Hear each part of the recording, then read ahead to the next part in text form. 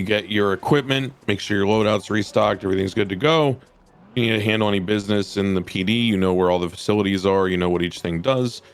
And we give you very basics on, you know, how to operate the radio, how to get on with dispatch, mark yourself under you're riding with someone like your FDO. Difference between a unit and an individual. The unit is the car. So if you're operating under 202, that's your unit. So as an example, when we say like 6 to 8 units can respond to Maze Bank with Air One, then that means, you know, 6 to 8 cars. So each car could be doubled up. The reason why we prefer typically not to triple up and things like that is because then it gets a little wonky, right?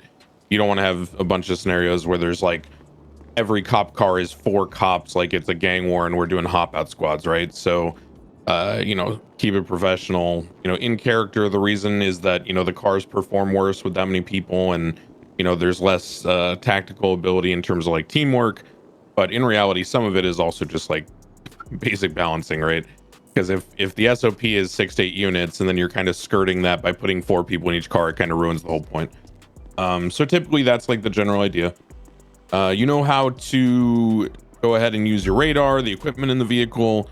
I know you guys don't have the megaphone yet, but hopefully you get that soon because that's very important. You know how to use your tools in foot bails. You know about tasers. You know about the protocols for foot bails, how to do traffic stops, all that stuff. So today we're gonna cover some of the same topics, some new, but we're gonna go into things that are a little more involved. So the first stuff we're gonna be talking about on the OOC side. One second, I left Tarkov open. It's playing the music in the background. Hold on. So on the OOC side, some of the stuff we're gonna be talking about today is that have to do with not only like in-depth processing, but the entire sort of court experience. Basically, if you catch someone in that foot bail right after that traffic stop, you know what goes on from there. And I'm going to kind of walk you through like start to finish some of the considerations you need to make out of character when going through this process. So we talked a little bit about medical, right? Yesterday we talked about the idea of needing to ensure that you're being conscious of everyone's time. It doesn't mean you need to rush, doesn't mean you need to ruin your RP or like skip anything. It just means, you know, there are ways to move things along in character that benefit everyone. Particularly, as I said, it is not about you needing to be the person in control of the scene and making shit happen. A lot of the time it's as simple as going to the scene lead if you're still on your feet at the end of a big shootout and asking what needs to be done. Or for example, if EMS is like alone and there's like 15-20 people on the ground, ask them what you can do to help, right?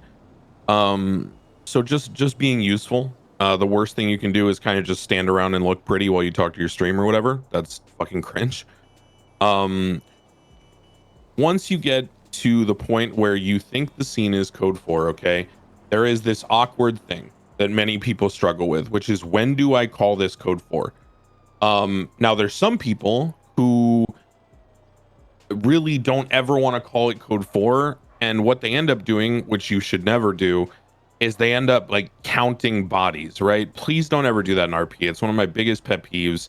It completely ruins my immersion on scenes because I'm trying to maintain like this approach to tactics and seriousness on Declan on the TRT side, where it's like, you know, I get people on rooftops and I assign certain people with batons and tasers to guard the suspects, and I stage EMS a couple blocks away, and the whole thing is meant to convey the seriousness of the scene, right? Because there was a mass shooting in a downtown area.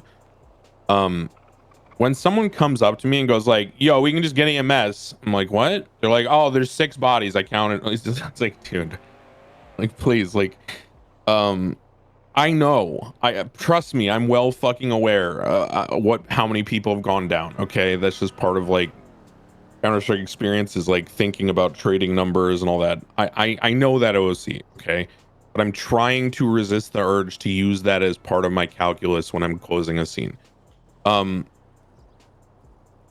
When you OOC believe that there may be outstanding suspects, such as a very obvious scenario, you do a maze bank, you know, there were like 3 or 4 people in the bank, and then a couple interference showed up. you know, OOC, that the rule of 6 is a rule, right? So in character, when you've got 4 suspects down on the ground and there's 2 outstanding, you know, you both out of character and in character know there's a potential that people can do the thing where they circle and steal a local car and change clothes and pick off one cop and then rinse, repeat, rinse, repeat, rinse, repeat, right? And that can drag on for hour plus, maybe multiple hours, depending. The way that we can deter that and make things more immersive for everyone is to stay on guard. We need to do stay on task and treat everything seriously. Now, there is a middle gray area where, like, well, do I call the scene code 4? Do I bring in medical? What if this guy's taking a long time to go switch cars and change clothes and come back? At a certain point, there's a reasonableness factor. Like, it's not a bright line test. You kind of just need to get a feel for it, which again is why we always say, you know, refer to veterans on scene, scene leads, things like that. If you are absolutely the only person on that scene who is in the position to make that call, I typically will go in stages. Okay, so if everyone in the current area that we know of that was aggressing on us is either shot down or VCB, I will call all units back to the scene, set up people on rooftops, set up a perimeter with like barricades and vehicles. I'll get a couple cars mobile but not too far away, so the units on the roof can see them, right? So no one gets picked off randomly. And then we will give it about it's indeterminate, but depending on the scene, it's anywhere from like 2 to 5 minutes.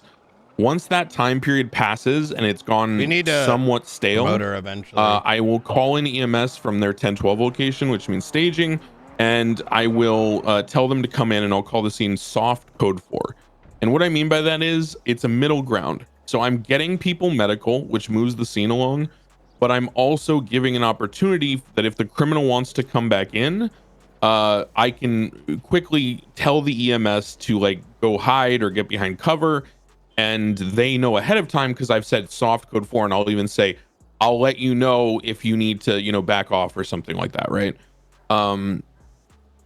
After EMS, about the same time it takes EMS to triage the scene. Triage is the fancy medical word for like prioritizing how you treat people, right? Once EMS has taken the time to do that, that is usually enough time to call the scene completely code 4. So once everyone's ready to move and EMS tells me like, hey, we're ready to load up, are we good to go? I will like double check with the people on the perimeter, people on the rooftops. Have you seen any of the suspect cars? Have you seen anyone trying to enter the scene? Has anything occurred? You know, anything at all in the last like couple minutes while we were getting medical? If they say no, then I give it like 30 seconds, which is a natural amount of time for people to get to their cars off the rooftops, everyone mount up, and then we move out to the hospital. Typically at that point, if it's a scene with a super dangerous gang that is known to try to break people out at all costs, I will maintain all units on the medical convoy.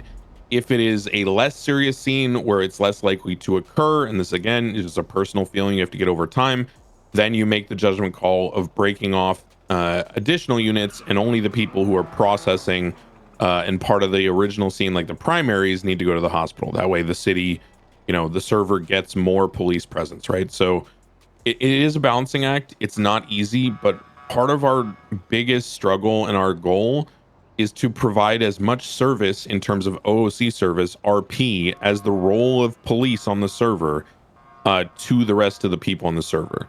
And if we get complacent with how we move these scenes along, how we judge things and all that, we either, number one, end up, you know, really screwing up the scene for the people involved, or we end up kind of screwing up the server for everyone else, because if we're sitting there dilly-dallying and taking too long and everyone's just talking shit to each other at the hospital and standing on top of their cars and talking to their stream, then anyone who set up a maze bank robbery or a jewelry store or whatever next may not get a response, especially in shift 2 and shift 3. Shift 1 might be different, but shift 2 and shift 3, it's unlikely. So that's like the general concept of moving the scene from wrap up to hospital. And then that brings us to the next stage of everything, which is processing. And this is where we're going to go kind of in depth. Does anyone have any questions before I start talking about processing, about anything I've said about the judgment calls, about wrapping up scenes, the time frames, all that works? Going once, going twice. Okay. So next will come processing. Processing out of character is one of the trickiest things to deal with. It takes a lot of time and a lot of attention to get good at making processing an enjoyable experience for the person playing the criminal. I don't mean that it has to be friendly, fun, haha, we're best buddies. I mean, you're trying to make it engaging RP when it is something that they've done, a million times, and it is the one of the less fun things to do for them a million times because they don't have as much agency over their character, right? Um, Typically what I try to do is from the point of you don't want to try to force people to talk to you when they just got shot down, okay? Because people are humans. We've all played video games. We've all gotten, one tapped, whatever the fuck. We've all gotten glitched out or desynced and died around a corner or whatever the fuck. Nobody wants to have you walk up and then be like, "Well, hey, buddy, what's going on? It's me, Declan Crane. I'm a weeb."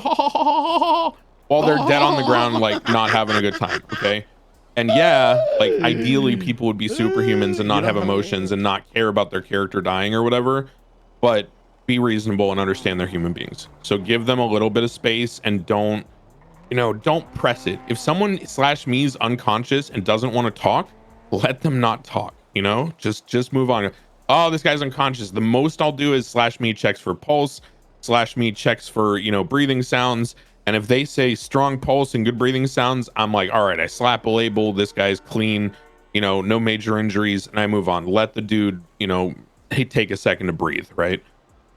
Personally, and I will just say this, 'cause I was talking to someone about this last night. One of the things that I think people misunderstand on the server that I think is really important is it is healthier as a human being to be frustrated in the moment, be mature enough to not express it outwardly to the people that you're not frustrated at but are there in the situation with you, and then give yourself time to cool down and move on. That is healthier than tucking it deep inside and then holding grudges and toxicity against people because you view them as this other entity. Remember we talked about like the us versus them, cop versus criminal players. Give people a chance to breathe. And then, so what I do is if they don't want to talk on the scene, I don't make them talk on the scene, get them medical. And then once I get them up on their feet and we're into the car, it's kind of a gradual warm up period, right? Kind of, you good to go, buddy? Got you up on your feet. All right, dude, get them to the car, commiserate a little bit. That was a rough one. If you got hurt in a stupid way, you fall off a building, I usually tell them that because it kind of, we're sharing in the misery of the humanity, right? Then on the ride to PD or wherever I'm processing him, that's where I'll try to like start, making conversation not about the shootout scene, just general life stuff. Again, you don't have to be the bubbly, happy, super goofy guy, but it's just I know I'm belaboring this point, but I really want you guys to understand, because I know a lot of people haven't felt what it feels like to play the character who goes through that long processing period after taking the L in a big scene for their gang or whatever it is, right? So it's something just to consider. Once you get to processing, then things are mostly about making sure that you're not fucking up. Now if your character is a fuck up, that's a totally fine avenue to take. I played a cop where I intentionally was shit at everything. He was like a serial killer type who wanted to just murder people legally, and he had like no social skills and no education. He grew up like rich. He was meant to get fired in the first month and a half. If you want to play a character like that, go for it, right? Like that's all you in character, but be ready for the consequences, right? Because you may have to make a new cop, and even though you might be accelerated through academy or hiring, it's still a process. You should RP out. But mostly the OOC stuff about processing is just making sure you're not doing stupid shit, basically. There's a lot of things that can go wrong with like the MDT and things like that. Just kind of be diligent, pay attention, build good habits, and you'll be fine. Okay, so now let's talk about the situation with like if someone wants a bench trial or they want to contest the charges. So there's ladders to this, right? So the first stage is making sure that you communicate to them once they're conscious and on their feet. Make sure you read them their rights, you know, all that stuff in character. And then make sure, me personally, I will ask them like as we're doing that conversation, like when we're like halfway back to BCSO or whatever. It's not a firm thing, but I will bring up, hey man, you think you're gonna need a lawyer for this one? I can go ahead and get that process started for you. You got anyone in particular, that kind of thing? If they say no, then okay, great. If they say I don't mean great as in that's good for me, I just mean great as in like, okay, we move forward. If they say maybe, it depends on the charges. If I know what I'm charging them with and I already have a plan in my head, which you should, about what leniency I'm willing to offer and where I'm going with things, then I'll start having that conversation in the car with them, because they're basically not sure, so they haven't invoked the right to an attorney yet, so you can kind of still talk to them. If they say yes, I want an attorney and I want to answer questions, I completely stop talking about the scene whatsoever. I'll make comments about my Oshi and whatever in character. There are multiple ways to get a lawyer. Number one, most common way to get a lawyer is open up the lemon list, search the word attorney, search the word lawyer. Okay. If they want a specific lawyer, some people do. Some people just want a priority. If they're not there, they'll take anyone. So make sure you know that first. If they want a specific lawyer, you call them. If they're not in the lemon list, then you look up their number on the MDT. If they want any lawyer, you look on the lemon list. If there's specific lawyers like not in the lemon list, not answering their phone, and there's no lawyer or attorney in the yellow lemon list, then there is a command in game, which you can all start typing right now just to see it, that is /request lawyer. Okay. What this does, it's a script that NNS made where it basically exports your message into a Discord channel. So there's a Discord channel for DOJ where it's basically like a prompt channel where anybody with the lawyer tag on the NoPixel Discord gets the message. Now, do not just say request lawyer, need lawyer BCSO. Why is that a problem? Well, what if that lawyer who's going to respond has a conflict because their other character is in a rival gang to the one that they'd be defending, or their cop is investigating this person, or whatever it is, right? So it's pretty crucial that when you say request lawyer, you say need lawyer, if it's any lawyer, need lawyer for individual's name, for, and then give a rough description of the charges. So the bare minimum would be like, need lawyer for Arnold Carl for gang related shooting, right? And that way you've put out the right information so they know whether they should respond or not. Because the worst thing you can do is need lawyer, and then like someone ends up calling you on the phone or DMing you on Discord and being like, who is it? Because I don't want to, like, you know, come on, you know, sign in if like blah blah blah blah blah. So like, yeah, need lawyer, BCSO, Arnold Carl, gang related shooting. So location, who it is, what the rough nature of the crime is. Now is the real question that everyone has, which is also like requesting bench trials. Like, let's say it goes to that. For bench trials, well, actually, hold on, let me rewind. Does anyone have any questions about the process of like getting lawyers? Any questions about any of that? Okay. So let's talk about, and I want NoPixel to chime in on this a little bit, because I think he probably has a really good stance on this, because I've talked to him about it before. Let's talk about, maybe you can talk to them, NoPixel, about your perspective on OOC, how even if you know what the likely bargain will be that they will accept and you're going to offer, you don't shortcut right to that. And OOC, you intentionally, even, and in character also for some reasons, but they kind of overlap, how you will threaten certain charges. And you're doing that not only because your character wants to, but also because you're giving the lawyer the opportunity to role play and negotiate and more interaction, and you're giving the criminal a meaningful process because they called the lawyer. Maybe you can talk about that a little bit. Yeah, absolutely. I think the first thing to kind of establish here is keep in mind we're what, like nearly 3 years into the wipe, question mark, something like that. So some expectations, like culturally, may be hard to bend, but that doesn't mean that we can't maintain the standard. And I'm sort of starting with that, which is watch what others within this department do, not rather than using a reflection of what you may see others outside the department do. When you charge someone, right? Hold on, they're changing the restart. Just by the way, the server's gonna crash. Just so you guys know. Oh, gotcha. They're resetting time. Go ahead. So, sort of regardless what the scenario is, everything, we should consider what was the situation leading up to going to processing. Was it a maze bank? Was it someone running away from detainment? Each one of those scenarios is probably going to bring a different level of energy, right? If it's someone that fled from a meager traffic stop, they didn't have anything, and maybe it was like a college kid and they're like, yo man, I got scared, versus a scenario where, I don't know, someone's like working for the Faceless and they just shot up a bunch of cops and they're planning to set off a bomb. Each one of those scenarios comes with a different temperature. So now you've captured that individual, maybe you went to medical or whatever, maintaining that, like, the RP didn't end, right? The certain crime took place. If it's a college student, you're probably not going to want to go in there and completely, treat him like, like the devil, right? But maybe in a more serious scenario where, it's terrorism related, maybe that's going to be you're going to be a little bit more like harsh, let's call it, in your temperament. The reason I bring that up is this goes hand in hand with the way we go about charging.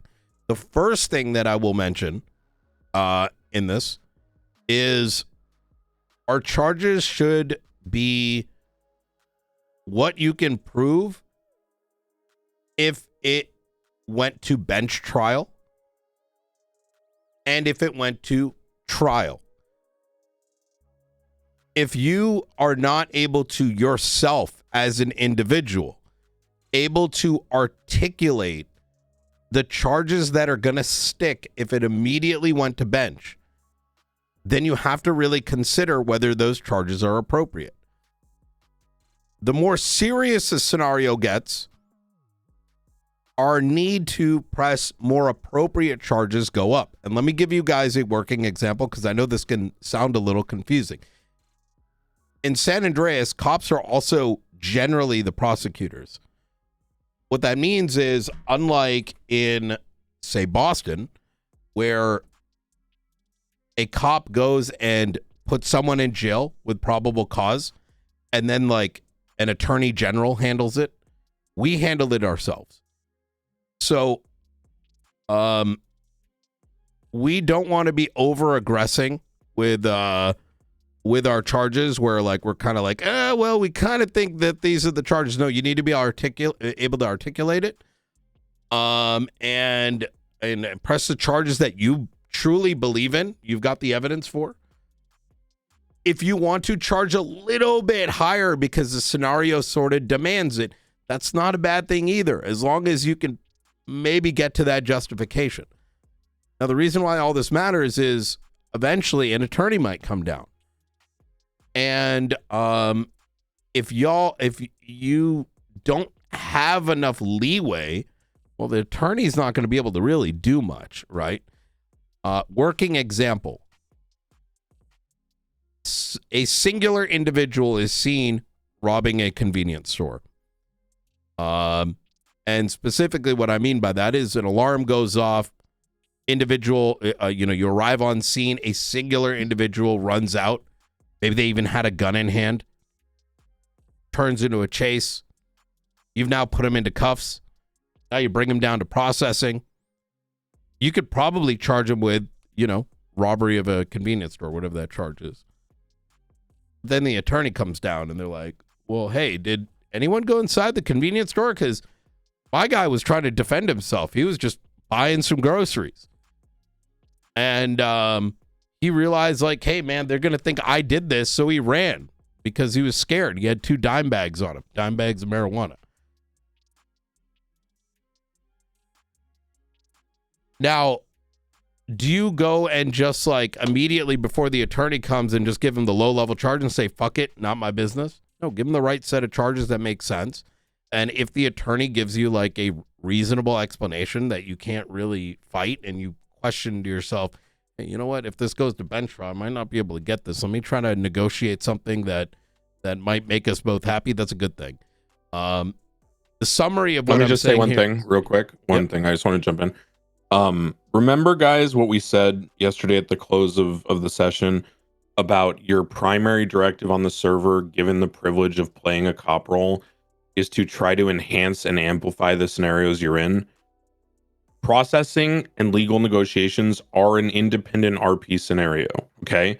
The lawyer was not in your 3-hour chase shootout epic long-term thing that you're kind of mentally tired from, and you just want to be done with it and go ride in a car so you can like semi AFK and like look at your fantasy football lineup on your phone and, you know, go get a drink and have someone else drive you while you say you're in your head for 10 minutes, right? A lawyer is like, oh man, you know, that's their ping. So be respectful of the fact that that's a person who wants to roleplay their character and wants to roleplay a scenario. The other person in the server who we react to, which is the criminal, we're reactive, right? That person wanted to bring the lawyer and do the roleplay with the lawyer. So if you do what Mehdi's talking about, where you just shortcut to the medium charges, you are basically saying skip to someone else's RP that wasn't even your choice to begin with. And that's fucking awful. Sorry, go ahead, Mehdi. I just want to make that point strongly. That's a great way to put it. There's two extremes, right? One is saying, I can't be bothered being a cop. I just wanted to go to the ping and drive fast and shoot. So this guy is claiming he didn't do all this. You know what? I'm just gonna give him felony obstruction. That is fucking ridiculous. That will get you just straight fired. That sort of behavior, quite frankly. No, you press the right charges, right? You look at the evidence. You use what's a reasonable set of charges based on what you personally observed. If you don't have enough information, talk to the other officers or that were on scene. Press those charges, and if an attorney comes in, you want to engage with the mental back and forth of, hey, is this guy making a reasonable claim, and do I have the evidence to back up what I'm pushing for? And that conclusion to that, your own mental, thought process there should be whether you agree with reducing the charges a bit, or alternatively, you believe so strongly in those charges, you say, you know what, we should take this to bench. Well, you probably don't want to suggest that, but if it comes down to it, obviously there's going to be scenarios where you may get a newer attorney, and that attorney may not, want to play back and forth. It may be an ultimatum based attorney, right? But those are scenarios that you'll learn over time. But the core premise here is, don't undercharge just to skip the cell RP, and don't overcharge and refuse to work with the attorney just because you want to be a badass. Both of those scenarios don't really result in any healthy outcome. Yeah, any questions about this? I know this is kind of, I feel like it almost needs practicals to really assess everything. I'll give an example, but if there's any questions first, let's do that first. Anybody got any questions about it? One thing before the biggest reason never to hyper undercharge, and I'm a big proponent of this, is I see very often people will just press felony obstruction of justice. Let's say someone does a maze bank, and then some random dude, not some random dude, but this vehicle shows up for a pickup. And we've gotten into a really bad habit, and I'm using this as an example. This can be applied to other charges too. But there's become this really odd and illogical logic of pressing felony obstruction if we didn't have a photo or some shit like that at the maze bank. That is beyond unreasonable. It's extremely lazy, because felony obstruction, those are still accomplices or accessories to the robbery. By doing felony obstruction of justice, you're pretty much saying, you know what, let me just skip the investigation and skip any mental thought process and just fucking send the person off. We don't want to be doing that. Why? Because that inadvertently screws over every other law enforcement officer throughout all three departments, because we're being the nice guy. You're being the nice guy in that scenario and reducing the standards and expectations across the entire board. Does that make sense? Like, why you don't want to be mischarging there? I got a question, if I may. What up, bruh? So you said for felony obstruction, we need a photo for that? No. He's drawing the parallel between people thinking that you cannot charge someone with a robbery if you don't have a photo of them in the bank.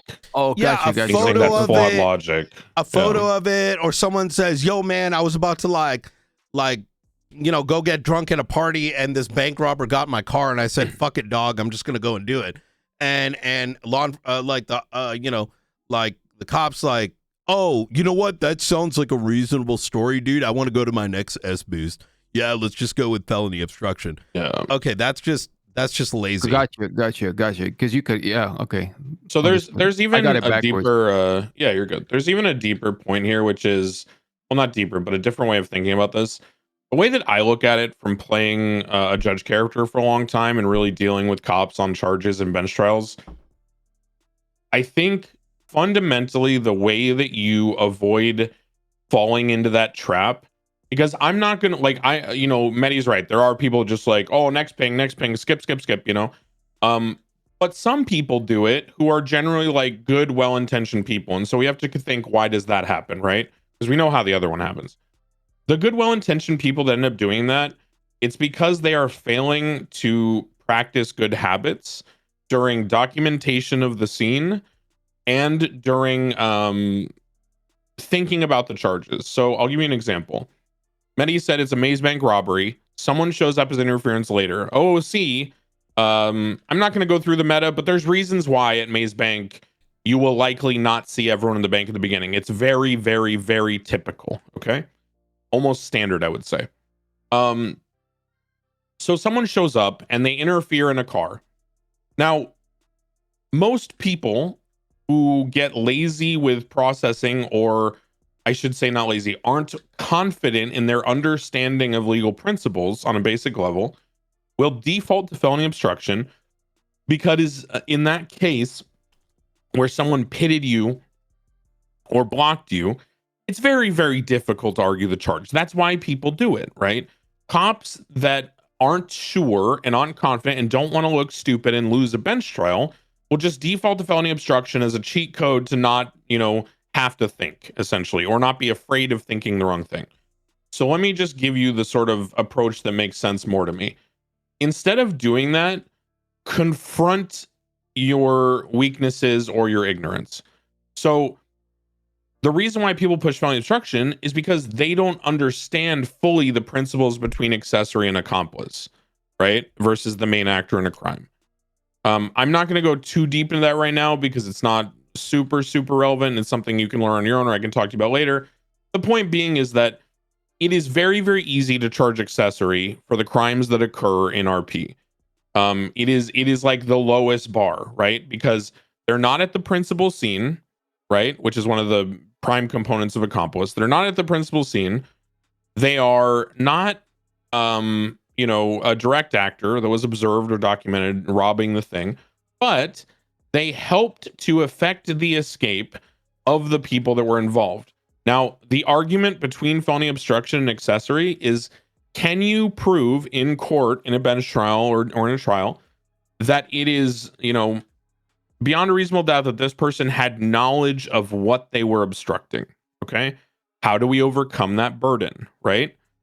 Well, what are simple things you can do during, can anyone guess what's a simple thing you can do during documentation of the scene and scene processing that overcomes that burden so you can press accessory with no question for a robbery where someone shows up as an interference car? It's a very common thing that cops should be doing on every scene, but very few people do it. Radio? Yes. Yeah. Run the radio channel, document the radio channel, make sure that everyone else processing has documented their suspect's radio channel. Because guess what? The ping chaser, slack-jawed moron who doesn't want to do their job and wants to skip and go to the next call, they're not going to do that because it takes longer, right? But when you see cops that are interested in pursuing that, you'll notice that good things come from it. Okay. So that's a way that you can very easily overcome that felony obstruction to accessory burden. And yes, some people who are, very intent on playing with the cops or contesting charges, like myself on my crim, will be like, oh, I did not know what I'm doing. I just wake up, get a text message, help, we shoot police, and I get on radio, and yes, then I come shoot police. I accept this, I did this, I understanding my crime, but I don't know anything about this robbery, okay? I've gotten people to drop that charge before because they didn't want to go to bench trial. Now, I was willing to go to bench trial and lose because I know I was probably going to, right? Because my character's tagged up as gang affiliated. He shot cops like 5 times with that crew. He's robbed a million banks with them, blah, blah, blah, blah, blah. So that's sort of what you have to contend with. And what Nathan just pointed out there is each one of those things is evidence, right? Has done a crime with them. Is actively wearing the same gang bandana, was intricately involved in picking up one of the suspects. And we don't, sometimes people look at these arguments as the equivalence. I love using this example. If someone gives an argument that the aliens came and intervened, that is not reasonable. And for you as a law enforcement to be like, okay, bud, like, you're in the same gang. You're wearing the same bandana. You picked up the bank robber. You're on the same radio. Each one of those individual things is an argument for you to maintain your stance. And we're going to support it. Yeah. That we're going to support that because that is the heart of an investigator. Whether it's a traffic stop, whether it's responding to a bank, you don't have to lean on mediocrity or, let's just call it low tier policing. Yeah. To even amplify that, because I agree 100%. Do not, please, for the love of God, do not fall into the trap of, but DOJ retarded, so I don't push any charge that isn't slam dunk because I don't want to lose. That is the most slack-jawed fucking brain damage shit you could do, because then basically you're saying, I'm just going to shoot myself in the foot and the person with me because I'm presupposing that someone is going to do something wrong. And that is just the worst way to go through life. So please, use the reasonable person standard. Do not use the insert judge that I don't respect standard here, right? Just be good faith, go forward. If they do something stupid as a judge in court and you lose the case, who cares? It's still RP. Okay, so that's kind of just general things about processing and bench trials and all that. Let's talk about the sort of OOC considerations for time management, which as you can see, is a recurring topic. When you are confident that it is possible you are going to bench trial, okay, it is imperative that you understand what is required for a bench trial. My number one complaint to cops, OOC, like high command and leadership and police on the server over the last few years has been, I can never understand, and I've expressed this in character and out of character, I can never understand why police spend so much time writing these convoluted, detailed statements after a scene that is going to a bench trial. If you are a primary witness who is pushing the charges on the person going to bench trial, you are going to give your testimony orally anyway. Your report is not factual evidence. It is something you could rely on, but the whole point of writing reports for real police in real life is that they don't go to the bench trial until fucking, 3 months later or something, or 2 months later, right? So you need it to fall back on your recollection at the time, contemporaneous notes, right? But in RP, the situation happened in the fucking past hour. So don't make every criminal and lawyer and judge and everyone sit there while you write, you painstakingly try to remember everything and write down this statement with every piece of detail. Go through a process that is much more simple. If you need notes to remember things, because maybe you're not a great public speaker or you're forgetful, just write bullet points, dude. And the way you do it is just do it by charge. Okay, what am I pushing? Maze Bank robbery, the guy was interference. Was his car stolen? First question I asked myself. If it was personally owned, part of the gang, not tampered with, not charging for that, not an issue. Okay, next. Was there anything illegal in the car related to the robbery? Anything on him related to the robbery so I can charge him as an accomplice basically because he had goods on him? No? Okay, moving on. Was he on the radio channel with the suspects? Is he in the same gang? Okay, let's say yes to all those. Okay, he's getting accessory to robbery, a maze bank, whatever, right? Next step. Did he interfere? Okay. We're charging the accessory, so we're not doing obstruction. Okay. Did he drive a car away from us in a reckless manner? Yes, he recklessly evaded. Okay, so reckless evading. How do I push reckless evading? He drove on sidewalks, oncoming lanes, 150 miles an hour through downtown area. Easy. Okay. Reckless disregard, general disregard for human life. Okay. Well, next step. Was there a foot bail? Did he run on foot? If so, resisting arrest, right? Because resisting arrest is basically just like physically removing yourself from an officer who's trying to arrest you. That's not breaking cuffs. If someone stands still and breaks cuffs, that's a weird one, okay? Because resisting arrest is written interesting in this jurisdiction. So we've gone through, right, and we've justified from start to finish the point of arrest, okay? Now the next stage is possessions, right? So we've done all. You do the actions first, and what you're charging for the actions and bullet points, and then possessions, charges that happen just because of what they had on him when you search them after you arrest them.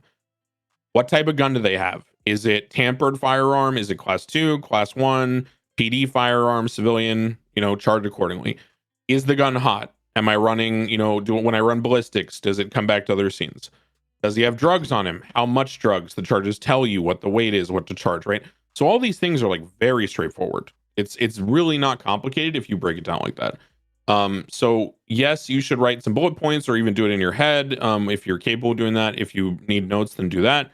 But do not write your full statement, because then what happens is not only do you put in a ton of information and a ton of time that just isn't necessary, you're going to have to say it all out anyway. So and if you read from a script, then you're not dynamically listening and responding to the questions that get asked of you. And it's very, very bad. So skip the whole writing the lengthy report if you are giving oral testimony at bench trial. As far as transporting them with the lawyer and all that, that's pretty straightforward. No big issues there. That should be common sense for everyone. As far as in the trial OOC, this is delicate and it's reading the room and it's hard to teach, but there is a middle ground between being good in court and being fun in court. Okay. You can be both good and fun in court. You can win cases and send criminals to jail with them enjoying the court experience. There are also ways to win in court and make people hate going to court with you. Okay. Do not object to every question. Do not seize upon your knowledge that you're proud of to object to procedural or formulative issues. For example, what I mean by that, if someone phrases the question in a way that technically could be objected to, because it might be slightly leading or it might be a compound or things like that, you don't need to strike down every question. Not only out of character does it make you just kind of like an asshole, because it's basically like, court. The way I look at court is it's kind of like when you do those things where you have the talking stick and you pass it around from person to person. That's what court is to me. Court is the great equalizer in RP, because no matter how famous or clouded you are, no matter how many followers you have and stream viewers, everyone has like equal chances to talk and express their character and their personality and their RP. So if you constantly object to someone, especially like a lawyer who you can clearly tell is like struggling with the legal mechanics, let's call them, you're basically, and I've used this analogy several times about why I don't play an aggressive lawyer on the server. It'd be like you going to like a youth basketball court as an NBA or college D1 player and like dunking on them and dragging your nuts on their forehead. Like it's just, you're just a dick. Like you're really just an asshole. Like you're not impressing anyone. You're not cool. You're not fun. You're just showing off when no one cares. Like court is supposed to be fun and engaging and good RP. Yes, there's serious topics. Yes, there are cases that need to be serious. But like, for example, you know, if you're in a serious case and the criminals behind you from the person's gang make like a whispered comment under their breath, you don't need to stop the whole trial and shut down all the RP and be like, everyone get their guns out, get this guy the fuck out of here, you fucking assholes, and then like start heavy breathing into your stream. Make a whispery comment back.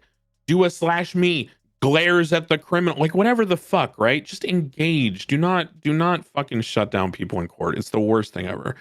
As long as you have the approach of trying to amplify and enhance the courtroom experience for everyone, judge, lawyers, you know, witnesses, everything, then everything will go great. But it is the ultimate test of your ability to respect everyone equally. And it is abundantly fucking clear to everyone in that room, everyone, when you don't. Because it is so obvious that you're just denying all their RP, shutting them down, not giving any leeway. Not doesn't mean in the case. I'm not saying like in terms of the facts and charging them.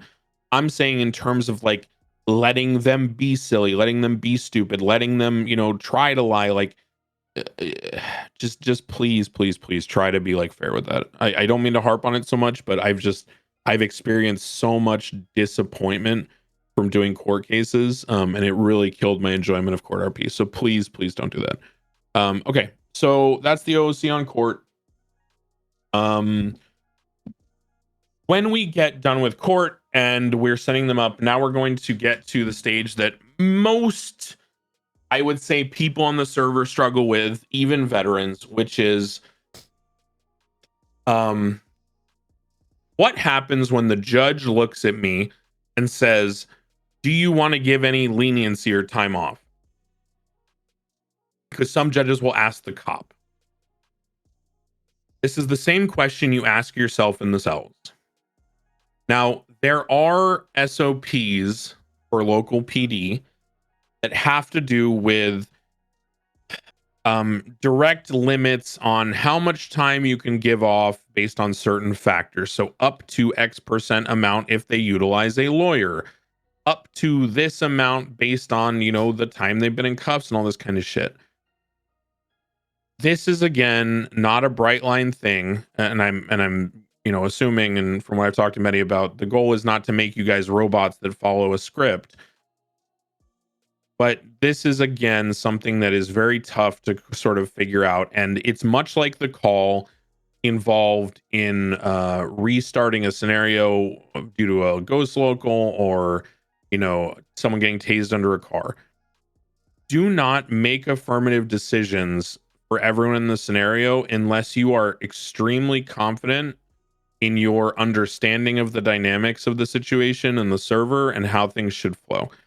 If you are unsure at all about how much leniency to give, you should ask the scene lead, ask the person most veteran on scene who's processing, coordinate with the other officers. That doesn't mean stand in a huddle in the hallway for 35 minutes, you know, circle jerking. It means do a quick check. Hey, you know, get on a processing channel. Hey guys, how much, hey Sarge, how much time are we giving off of this? What did you give your guy? That kind of thing, right? To make sure that it's roughly proportional. Now, obviously, if there's the criminal mastermind with a sniper rifle who's killed 3 people and his lowly henchman, you know, also got arrested for, you know, driving the getaway car, obviously there's a difference there. But overall, there should be some parity when people have equal charges. Does anyone have specific questions about leniency and shit like that?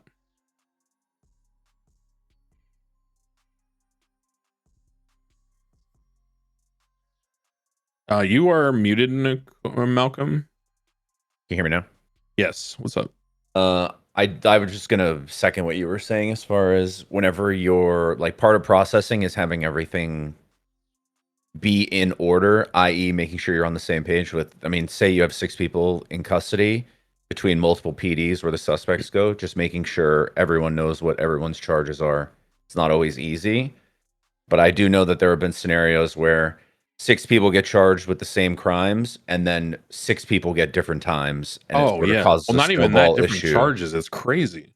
Yeah. But I think that just goes back to your point with making sure that if you are in charge of the scene, you do have everyone on the same page. I mean, if you catch 6 people in a OIS or a robbery or something like that, presumably the charges should be similar across the board, unless hot guns or very anecdotal circumstances. Yeah. But and I think that goes for time off as well, making sure everyone's on the same page for how much time you're giving off if charges are similar. Yeah, and I'm gonna go a step further and give like an example, guys, or a way to think about this, because a lot of this OC section is like the why and the thought process behind things, so you can make the decision more naturally once you understand it. The approach that I take to leniency is I only usually drop charges, like remove them completely, or take them to a much lower charge than I know I can prove in court, if there is something that I am either getting from them in character, such as information, cooperation, things like that. And I don't just mean, yeah, I'll plead guilty if you drop this charge. I mean, they open up to me about, why that call turned out the way it did, why the shooting occurred, right? Because in character, part of our prime directive is to preserve life. So although a lot of people get super excited to go to a shootout and do the action RP, in character, you should always be moving towards the idea as a law enforcement officer of diminishing violence. And so if you can drop a charge from someone for, maybe you drop the weapons attachment charges in exchange for them, confirming, what occurred on the scene and blah, blah, blah, blah, blah.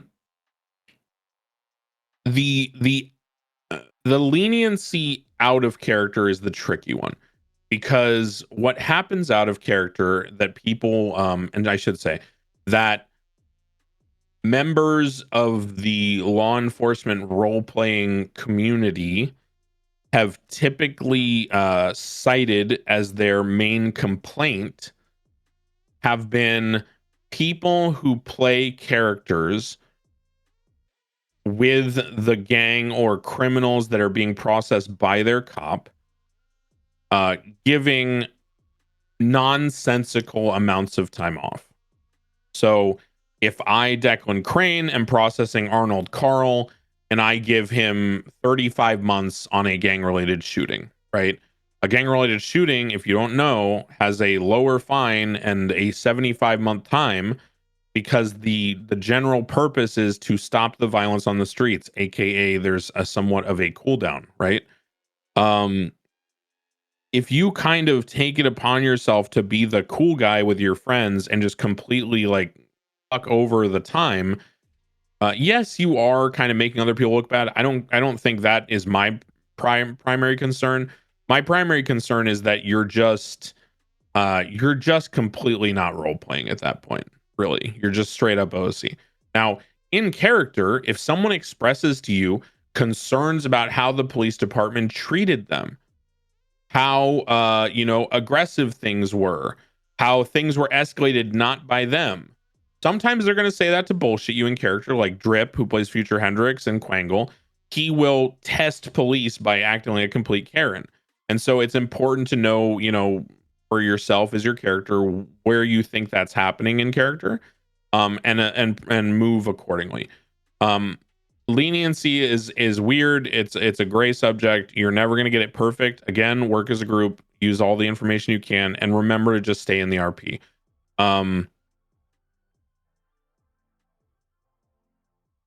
Do not let people make you believe that if you stick to your character and push the appropriate charges and time, that you are like a dickhead OOC.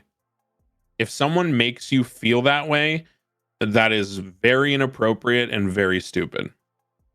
Now, I will say that there's the other side of the spectrum, and you need to recognize this, that sometimes when someone has like 3 warrants and hot gun charges and they just got out of a huge scene, and it's not terrorism, it's not a hag charge, it's not an extended role play scenario, I would like to think of it as, it's not a long-term charge, it's something that everyone forgets about in a day and a half. There are caps, right? Like, you're only supposed to give a max of like 300 and whatever months. And if you break that down, if you're not experienced with how jail works, that's 300 and something months divided by 60, because it's minutes, right? So you're looking at like, raw time, like 5 to 6 hours. And then you figure that if you're doing everything efficiently in jail, to like min-max the time, you're able to get it down to maybe 2.5, 3. But that's still like a significant amount of time to sit in jail and do electrical, right? So there are reasons why there are caps. And there are reasons why there are appropriate ways to take charges down. For example, I'll give you my logic in a big OIS scene. A normal bank truck, the cops show up, the other gang leaves. It's not a gang related shooting, but it's a bank truck where they do a holdout and they shoot the cops. Let's say we shoot them all down. They've all got class 2s, they've got, everything. Typically they'll hit the cap. My logic is, if they've, engaged in RP, they're clearly like still role playing and enjoying the scenario, and in character they're giving information, they're going back and forth, they're doing the cat and mouse thing. They don't have to be your best friend, but as long as they engage with the cat and mouse stuff, then it's good to preserve that relationship. In that sense, in character, Declan is willing to give them time off. I'll typically go down to like, if there's no extenuating circumstances and it's a max time of a cap of like 300 and something, I might go to like 200 months. Because at the end of the day, 200 months is still 3.5 hours, which even if you sit there and do electrical the whole time is an hour and a half or more just sitting in jail. Okay. So think consciously about, is there a concrete difference between someone sitting in jail doing electrical for 4 hours or someone sitting in jail and doing electrical for an hour and a half? Both of them are a punishment in RP, and both of them are OOC, an appropriate sort of like timeout from getting back on the streets and unrealistically engaging in another crime. Okay. That doesn't mean you need to cut it down more than that. It just means that should give you an idea of the factors that I think about OOC when I'm thinking about leniency. But try to keep it in character as much as possible. Anybody have any questions about that? I know this topic is like extremely difficult, and I'll just reiterate, always defer to other more experienced people and always work as a team to come up with decisions. But if anyone has questions about sentencing, leniency, jail, anything like that.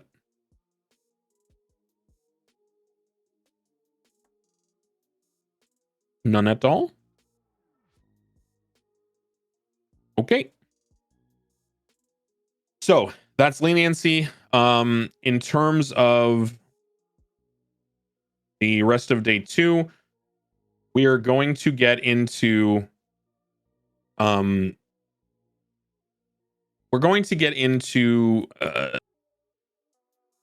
things about combat and driving. Before we do that, I want to touch on one more point that I forgot to talk about. When you run hot guns, okay, in character, the way that the law functions is that possession of a gun attached to a crime is presumptive of guilt unless there is what's called an affirmative defense. An affirmative defense is not where you say, oh, there's reasonable doubt, blah, blah. An affirmative defense is that could not have been me because I was here when this happened. Trying to find a good way to make those records work. I was in jail for a hag charge on that day. I was in the ICU. I was out of town, whatever it is, right? And if someone says they were out of town or something like that, that's kind of a weird one. You need to read the room on that. So when that situation occurs and you have these hot gun charges, you need to understand that there are limitations to recourse for them OOC. What I mean by that is, well, let me put it this way. Malcolm, can you explain why the process is more delicate for serving hot gun warrants versus normal charges in terms of having to fact check the warrant and why that's important? You mean like if I catch Joe Schmo with a hot gun and it, like, the validity of every single scene that it's coming back to within statute? No, I mean more so like, well, I'll just get it. I'll just get into it. What I'm trying to get at, guys, is there is no opportunity for them most of the time, 90% plus, to contest those hot gun charges. So you are now responsible as the processing officer for pushing a charge that you had zero involvement in, zero knowledge of, and you're just being told to push it because it says warrant, and when you ran the gun it came back to that person or whatever, right? Warrants need to be approved by command. Hot gun charges do not, right? So those are very different things. Warrants are fact checked. There's also the opportunity when there's a warrant for what's called a probable cause review, where a judge can check the warrant, a warrant review, institute that in 4.0. But if it's just a hot gun charge and someone wrote a report and said, guns were shooting on this scene, blah, blah, blah, shots fired, charge them with this, gang-related shooting, and no one's been arrested on that scene, and there's only DNA from like one gang, I'm not charging that person with gang-related shooting. I don't care what the fucking report says. You are not a mindless drone who has to just do whatever the other person wrote. Now, if it's established and well done and there's evidence for it and you think you would feel comfortable pressing it, not that you're happy to, not that you want to, but that you think it's reasonable to press it, then go forward. But question these things, okay? Be reasonable. Do not just blindly be like, not my problem. I don't have to go to court over this because it's a hot gun charge and I wasn't there. So I'll just press it and not give a shit. I want to kind of hone in on this one because this is just, it sucks. I don't know how this happened. So hot guns, you press, you run the, you've arrested someone, you run the gun, it comes back to like 15 reports. And we're going to dive this at an individual level later. So I'm only going to kind of touch on this at the surface level. The first thing is first, law enforcement operates on good faith. Secondly, when you press a charge, it's based on probable cause that you, as a law enforcement officer, are able to push. That includes the reports, right? The reports that may come back to this hot gun. Now, if you, let's say we got Sean Duncan, got a hot gun, you look it up, you open up the first report, and at the top it says, if this gun is found, you must press these charges. Press attempted murder. That is quite literally the most asinine, I don't know how the hell that hasn't been stopped 2 years ago, thing that anyone can ever teach or do. And I want to explain the why. If you open that, how did that law enforcement officer predetermine probable cause without the subject in custody? It's quite literally impossible. These things could obviously be solved in court, right? If someone were to challenge those sort of cases. But we should not be doing so in good faith because it's illogical. Now, raise your hand if you've ever run a hot gun and seen something like that at the top of a report. Raise his hand. Yeah, that is bad. I have been fighting against that for a while. We will not be doing that here. If you see it, let one of the command know. I specifically someone in SASM, because unfortunately the plague has gone pretty deep that people may think it's appropriate. Now, what should you do? And let me give you an example. Let's say you find casings that came back to, say, a shooting where a bunch of cops were down. When that report is going up, or for example, let's say, it was a OIS, a bunch of cops went down. At the top are the hot guns. At the top should be a summary of the evidence that was collected and the things that occurred. So that you, as a processing officer, when you find the gun coming back to it, you look at it and you say, oh, this is I arrested Future Hendricks. He had a gun coming back to an OIS. On this OIS, oh, look, his blood was on scene. And other Besties members got arrested, right? Yeah. Now I'm charging him. Boom, shakalaka. Blood on scene. He's got the hot gun. We're going to press the appropriate charges. If you were the person collecting it, the summary that you're putting on the top is all the evidence and maybe suggestions. If this gun falls into the hands of these people whose blood is on scene, consider pressing da-da-da-da-da. Is this making sense? And feel free to, because I know this is kind of a foreign concept, unfortunately, right now. Not necessarily among us, but just in general. So please do ask any clarifying questions around this specific topic.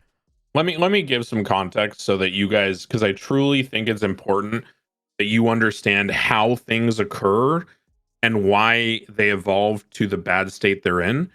The reason why this is now a thing is because in the past, there were bad actors in PD who would process their friends on their cop characters, and they would go, "Oh yeah, this report's dog shit. I'm not pushing anything. This report sucks." And it would be like a totally valid report full of probable cause. But they were just giving their friend a break OOC so that they could get back on the streets or whatever. Maybe they were going to sign on their cram after that scene, and they were going to go do a bank robbery, so they wanted that guy to be out of jail, right? Whatever it is. What the fuck? Okay. So as an overreaction, what started happening is people started demanding, and this is not like a management thing, this isn't a high command thing, this is just like an evolution of like groupthink, which is dangerous.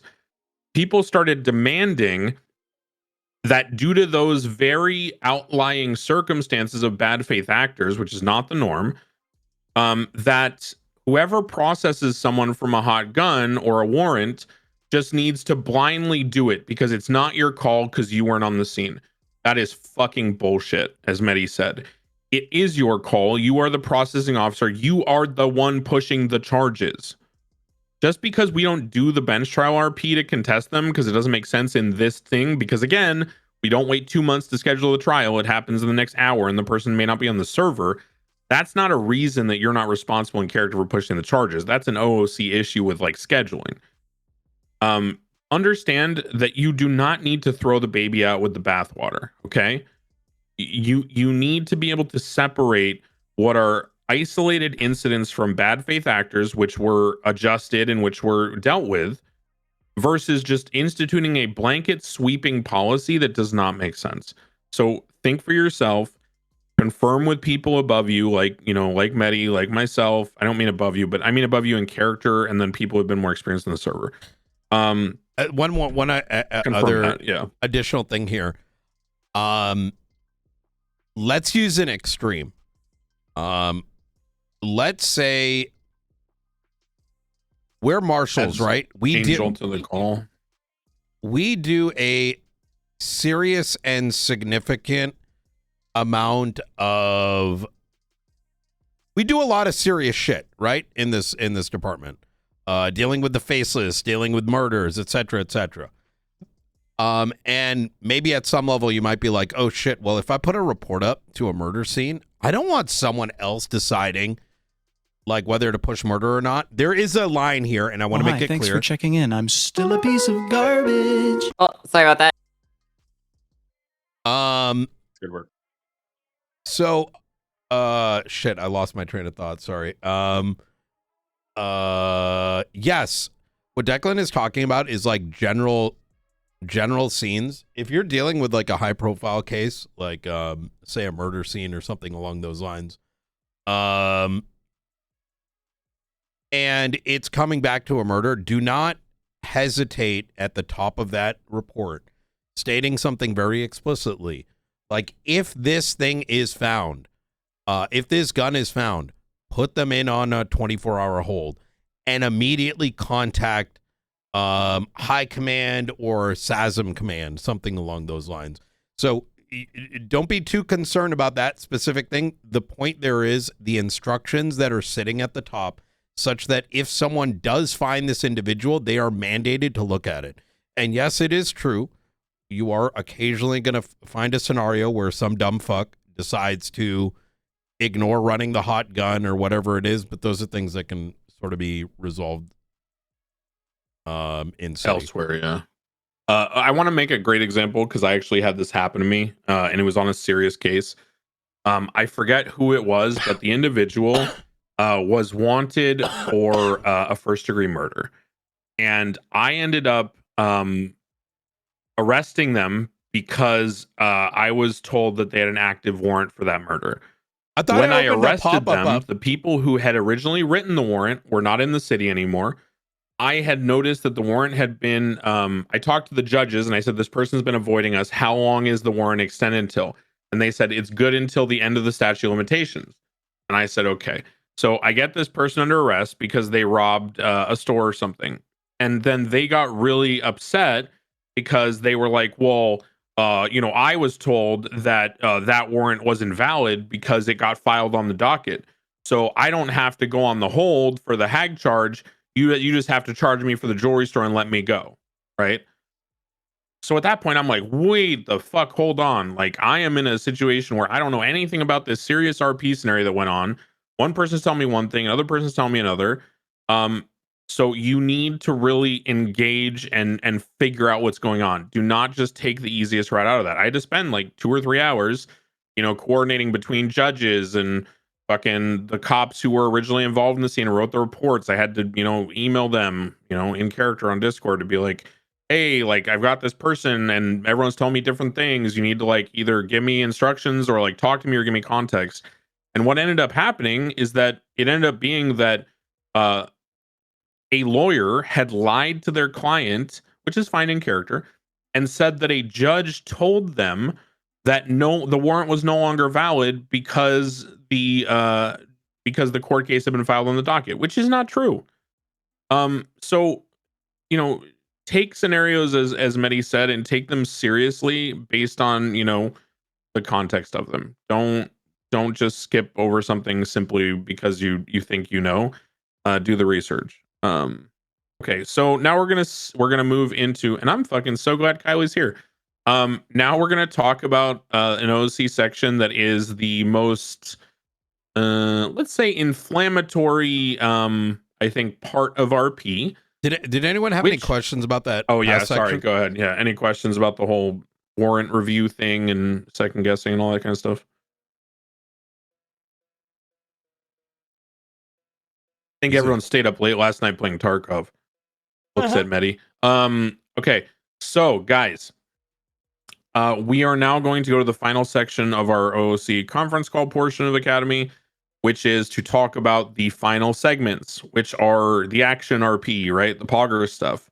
So the bank robbery into the car chase into the shootout. Okay. There are a ton of OOC considerations to that. It is some of the most rage bait stuff that can happen on the server. And now to give us her perspective on the nuances of the OOC considerations of pursuits and robberies and shootouts, Kylie Bacon. Oh.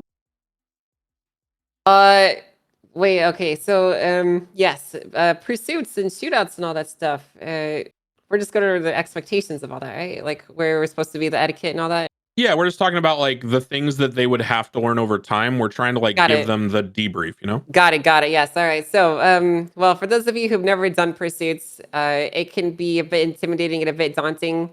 I know it can be kind of hard and kind of scary to be driving these cars super fast and worry that you're going to fucking ruin someone's day. And it's kind of because you kind of can ruin people's days, and you actually can really fuck stuff up and even get yourself banned from the server when you are doing these pursuits if you're not doing them right. But luckily, it's actually really easy to not fall afoul of any server rules. And it's very easy to be kind and considerate to your fellow role players while you're doing these pursuits and robberies and whatnot. Do you want me to focus on specifically pursuits or just anything that comes to mind with anything from a 90 all the way to the shootout? Cool, sure thing. So basically, a lot of this can be distilled down to we don't want our cops and we don't want players on the server to be chasing the W. Now, what that means is it can be kind of contradictory because obviously your character wants to get the bad guy, and that is also your primary objective when you're, chasing a criminal is to get the bad guy. Chasing the W doesn't mean it's bad to want to get that person to custody and do what needs to be done. Chase the W refers to taking actions that are a bit more gamey, that are more over the top, that are not considerate in RP for what you're doing. And that can look like a lot of different things. It can appear in a lot of different ways. but we'll use pits as an example because that's a really simple and convenient one to go off of.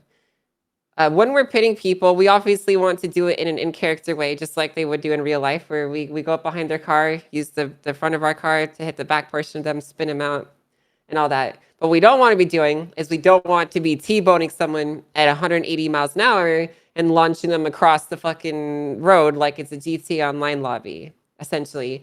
That is the distinction between chasing the W and just, doing your job as a police officer. I'm not going to sit here and give you guys a million examples about what you can and cannot do. I will more so just give you some more commonly seen examples of things that we behaviors that we stray away from and try to strive. Yeah, whatever. Things that we would like you guys not to do, things that you might commonly run into. Obviously, mistakes will happen. You're gonna be chasing someone and you're gonna fucking accidentally run into them head on at 180 miles an hour and disable their car, and you're just gonna have to deal with that. But as long as it's not an intentional decision that you made, you're very likely not going to get in trouble for it. It's all about your intention. It's all about how the way things are playing out. But, so we'll start off with, pursuits. Obviously, one, when you're spiking people, it is preferred and is heavily encouraged for you to not deploy spikes underneath their car while they're boxed in. That is something that we tend to not want you to do. We prefer if you didn't. I don't actually know if there's a rule against it. It's more so etiquette that we would like you guys not to do. You might get ribbozoed for that. Yeah, it's power gaming, and I'll take it a step further to what Kelly's saying here as an example. Remember how we talked about desync guys and like latency and all the issues that can happen with perspective? Yeah. Now think about how wide a bubble can be, okay, when you're trying to pit. Like if you watch Davenport pit someone, his car is like 10 feet behind them and he's side swiping the air behind them trying to pit them, right? Because he's in Australia, right? The same thing can happen with spikes. So if you're trying to spike a car, and yes, the car's like pretty boxed, but it's like maybe they can move back and forth at 5 miles an hour and they're trying to leverage their way out. If you run up on your character and like, you're heated and you're in the moment and you're gonna get this guy, and the chase will go on forever, and you run up there and you get out your spikes and you do the hover thing where you're going to place them and then you hit the place, you may think that you're putting them like in what you think is the right spot, but it may be that the other person in the server reconciles that the spikes are like on their tires. So there are plenty of times where someone's stationary, you'll just spike like 2 of their tires, even though you didn't think you were doing it. Same thing goes for running out in the middle of the street and doing it, right? There's desync spikes. That's why in character, there's SOPs about safety and protocol to how you should spike. We're going to go over that in character. But the out of character reason that is in tandem with that is you're protecting yourself from putting yourself in a situation where you're power gaming someone by abusing desync or things like that. Sorry, continue, Kyle. I just want to emphasize that. No, that is totally fine. So yeah, that's kind of that when it comes to spikes. There's some other things that we like to avoid when we're doing pursuits. Excessive ramming is one. So obviously, when you get into situations, sometimes it will turn into people ramming you, and you got to hit them back. That's fine. But where we draw the line at is we don't want you to just be battering their car over and over and over and over and over and over and over repeatedly to get them to where you want. We want to. Basically, we're role-playing, and we're role-playing as police officers, and it's sometimes better to just wait a second, get an advantageous angle, and use a decisive ram instead of just hitting them over and over again. It's essentially one way that I like to think of it is I think of it as upping the quality of my presentation. As I'm an actor in a play, an ongoing play, that's what role-play kind of is. I want to make sure that the effort that I'm putting in looks good, and it makes sense from an out-of-character perspective from a viewer that would be watching what is occurring. I want my actions to make sense from that perspective. I want them to be somewhat realistic and somewhat reasonable. And that is the lens that you can use to kind of cover really anything that you're doing. There's not really that many taboos when it comes to driving, because a lot of it just comes down to value your life. Don't intentionally crash, don't do excessive speeds for pits and all that stuff. Honestly, there's a lot of taboos that we could probably spend 30 minutes talking about. Can you talk about one in particular I want you to highlight? Yeah, which Can you one? talk about uh proper paralleling and why you need to stop ahead of time and why it's not acceptable OOC and it is a ban to pull out in front of people such that your car is getting T-boned? Sure. So when you guys are on a pursuits, I'm sure as marshals will probably do this a lot more than not, as paralleling. Your job is essentially to be on the side roads, be on roads that they could go to, but not necessarily that they are on. Ramsey, thank you for Um, the chat. when we're paralleling, we want to make sure that we're in a position to either pick up on the pursuit or be in a place to provide information for the vehicle if the primary were to lose eyes. But we're not necessarily trying to be obstructive, and we're not trying to be like a GT Online cop. If you ever play GT Online or GTA in general, when you're running from the police, they'll pull out in front of you and they'll try and slam into your car. That is behavior that we cannot be doing. We have to make sure that we're stopping before an intersection, that we're not sitting in the common driving line, that there is a way for them to maneuver around us at these high speeds that they're traveling. Because to do so otherwise, you're effectively choosing to put your character into a position where they could die, which is not valuing your life. So we just want to make sure that whenever you're paralleling, you stop before an intersection, you stop before where they would be driving. It's kind of difficult to describe over Discord, but No, I mean that's exactly don't sit in the driving line, yeah. basically. There's tendencies, guys, and you'll know this over time. The more experience you get, Angel's seen it, I've seen it. When a cop and a criminal, especially when U-turns happen after brief VCBs, there will be times where parallels will be trying to catch up and they will be driving exactly in the opposite direction of the criminal car unexpectedly. Now, if you come around a corner and you're going 150 and the guy's going 180 and you guys slam into each other, obviously that's no one's fault. But if you see each other coming down a road and you intentionally turn your car into them at 150 miles an hour because you're trying to, stop their car at all costs, you're just using your character as a meat puppet to stop the chase and catch them. And that is where it turns into this NVL problem. So really remember to stay in character when it comes to pitting and blocking, because many people will get sucked into the competitive PvP aspect of chases and shootouts and kind of lose themselves in their character, and they will just kind of turn into like, COD lobby, I want to be the top person on the leaderboard type behavior. So just really think about what you're doing and really avoid stuff like that. Yeah, 100%. We talked about some shootout stuff already. If I Angel could or just Kylie. Yeah, just go real ahead, quick, May, yeah. I put this in the text channel, but kind of to reiterate, people are going to make mistakes, right? So I don't want anyone to come think like, oh no, I've got to just sit in the corner here. I don't want to get in trouble.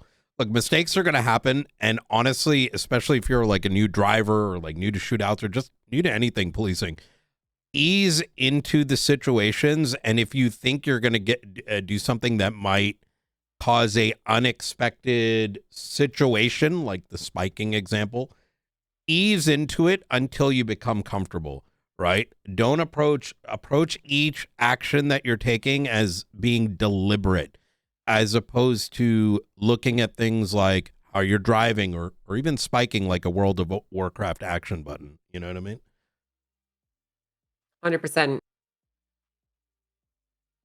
Can I add one Okay. thing? Yeah, Can I go add for one it. thing? Sorry. Like going back to what Kylie said and Medi and yourself, Nathan, when it comes to like reading the situations as far as the severity of the crime, especially when it comes to high speed pursuits, because they can just, I think a lot of us know, like these pursuits can turn into craziness very quickly over very minute things. Like you were saying, getting caught up in the moment, like crime is being committed 24/7, 365. Like if somebody gets away, you're going to see them later. So you don't need to try to fucking smash them into a wall every single time and try to get them in custody, because you're probably going to see them an hour later committing another crime and you can just kind of go again. So, And on the run RP is fun as hell, guys. You're marshals, right? What are marshals known for in popular literature and media? Warrant apprehension, fugitives, right? Task force, like going across country and hunting people down.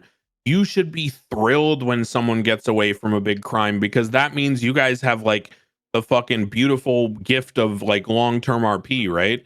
Like on TRT, I hate when I log in and there's no warrants, because I'm like, well, what the fuck? I can't do anything cool now. Like, really, really try to remember that your RP comes from the cat and mouse, the warrant apprehension, like the long-term investigation, all that stuff, right? So let's try to emphasize that. Okay, let's talk about another thing. And I think Kylie, I want to lean on you again, because I think you have probably the most experience here with this topic. Mhm. And you've seen it through a number of iterations.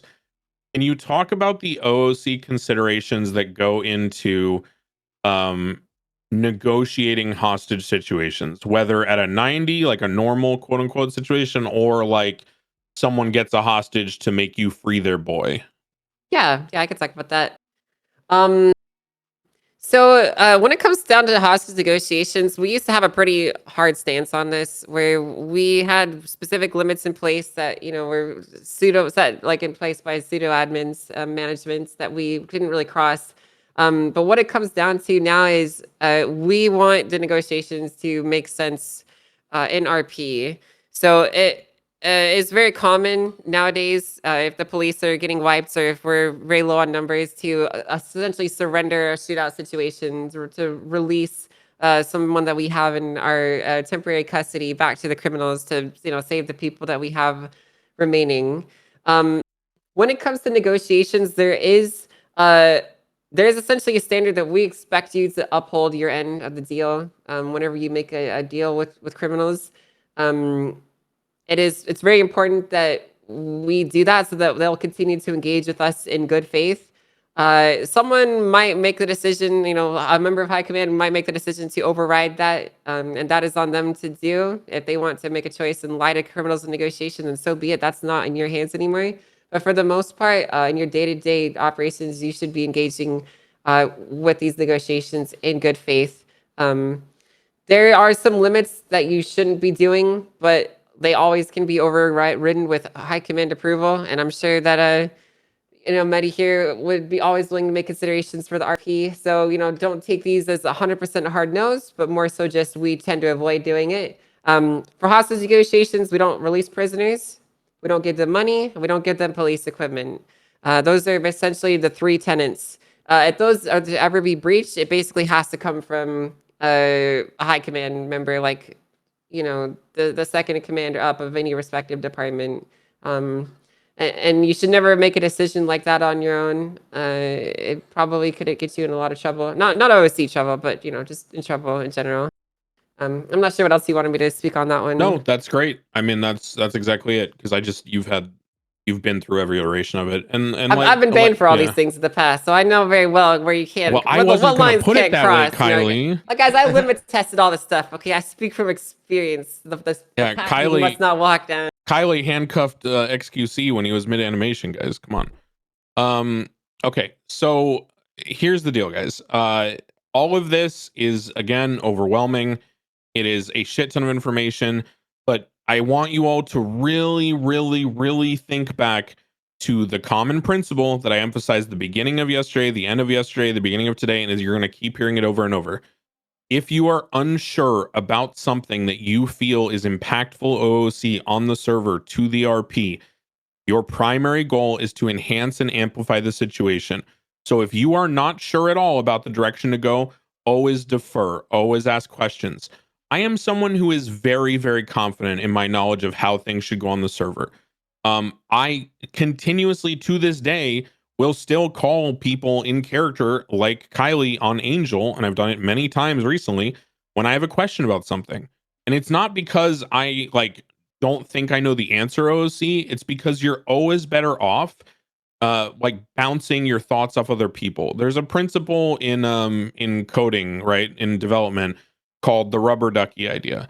And if you're not familiar with that, basically what people do is there's an idea where you would take an inanimate object like a rubber ducky, and then you have to explain how your code works to the rubber ducky in detail, right? Or explain it to a 5-year-old, right? So the principle is you need to be able to articulate how things are working, not only to yourself in your own mind, which has biases and justifications and all that, but to a third party who has independent thought and is objective and can give you feedback.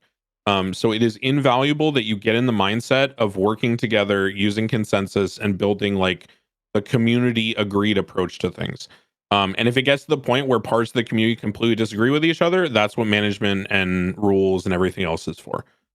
Okay, that has been a lot of talking. We are at roughly the point like we were last time. We're a little bit better last time. We went to almost 11:30, 11:15. So this is going to conclude the OOC portion of the talk for today. Does anyone have any questions on an OOC level about anything? Doesn't have to be about today. It could be yesterday. It could be about anything at all. Anyone have any questions they want to bring up? Yeah, go ahead. In pursuits. What's up, bro? Generally speaking, like in the past, yeah, like when I've had previous characters taking part in pursuits, I've tried to not put them in primary when it comes to like me in general, because I tend to have a lot of the same issues as a Davenport, right? So when I go to pit or whatever, I am Australian, so I will just launch someone into a bloody wall. And after a while, it does become generally disingenuous when you just say, "Oh, sorry, that was a bubble. That was a bubble." So how, like, is there any way to kind of convey that across? And to kind of, don't be sarcastic. That's the most don't hint important too thing. much. Yeah, don't break immersion. But I would actually say that I would avoid communicating that. Remember what we talked about yesterday, where we talked about how we might feel OOC that we should let someone repair their car because a ghost local literally appeared out of nowhere and just disabled their car instantly. And Mehdi was saying, don't get out of your car and be like, "Stop, guys! Stop the RP! It's me, dasMEHDI here. I have decided, yeah, it's your boy. Welcome to another YouTube video. Bang that like button, like, you know, stay in character and be like, oh shit, they're repairing, you know, and you know, oh fuck, oh man, I did squats yesterday. My legs are fucking exhausted. Oh fuck, I got a cramp. Oh shit, you know, whatever it is, man. And just, you know." There are ways to do things, right? So if you feel like you have a very bad bubble with someone and you've noticed it, I would say Davenport's a good example, because I think he strikes a good balance where he knows that his bubble is problematic. And so if there is good etiquette on both sides of that chase, then, you know, he's going to be mindful of his bubble and he's going to be understanding. But if, you know, it gets to the point where he's getting rammed and his car is getting, you know, pitted at 120 and all that, you know, then he's going to be less careful about his bubble, which is fine, right? Because at a certain point, when people are endangering your character's life, the SOP is that you put them into a wall. And, you know, even though Kylie is reflecting on, you know, her history with like doing things wrong, she's still, at the end of the day, just like I will, we have a point in character where we will slam a person into a wall. We will intentionally disable the car, right? Because at a certain point, it's, do we disable the car with extreme force, or do we just get out and fucking shoot this guy, right? And so if you're in a position to disable the car, that's generally a good idea. Now, there are hard lines in SOPs and character. We do shoot people when they do certain things in vehicles. If you feel that someone deliberately disregarded any sense of your well-being and tried to kill you with their car, then that is typically when you shoot. And I mean that very carefully, because again, there can be an OOC abuse of that principle where someone will be like running around on foot in circles trying to land the perfect baton or spike or something. They will get bubbled and fall over and take a little bit of damage to their character's leg. They'll be like, "That guy ran me over, shoot him, shoot him, shoot him." Or even worse, the cop who it didn't happen to sees it happen and then makes the affirmative decision to shoot. So a good principle is just like medical RP, where you let the person who the action happened to give the information to the rest of the people on how it should proceed.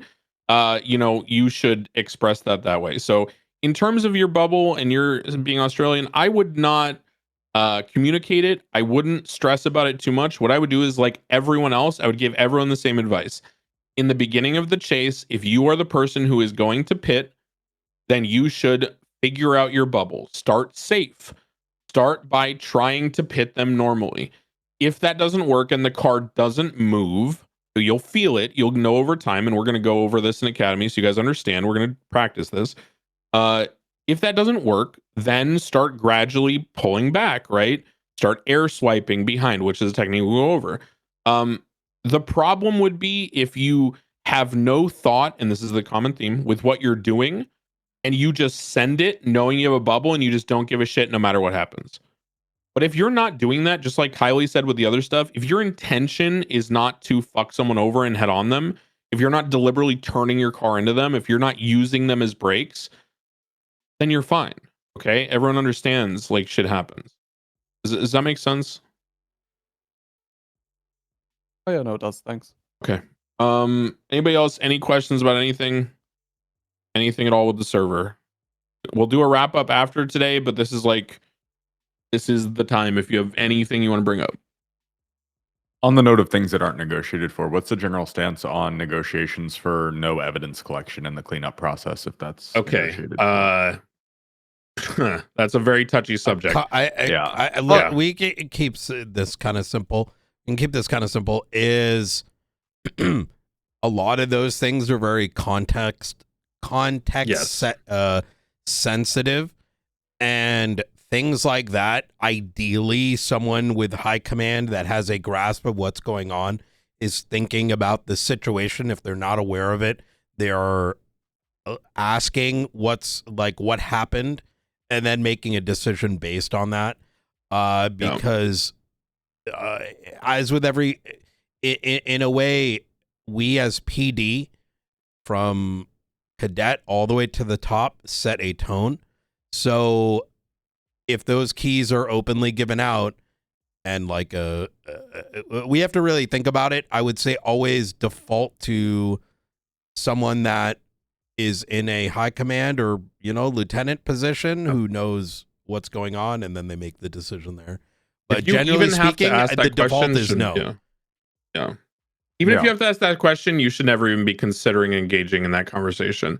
If someone now as a criminal contacts you and asks you to negotiate for that, and there's no one else on duty that's like on their feet of a good rank or a trustworthy position to make that call, and it's just you, just tell them you're not authorized to do that.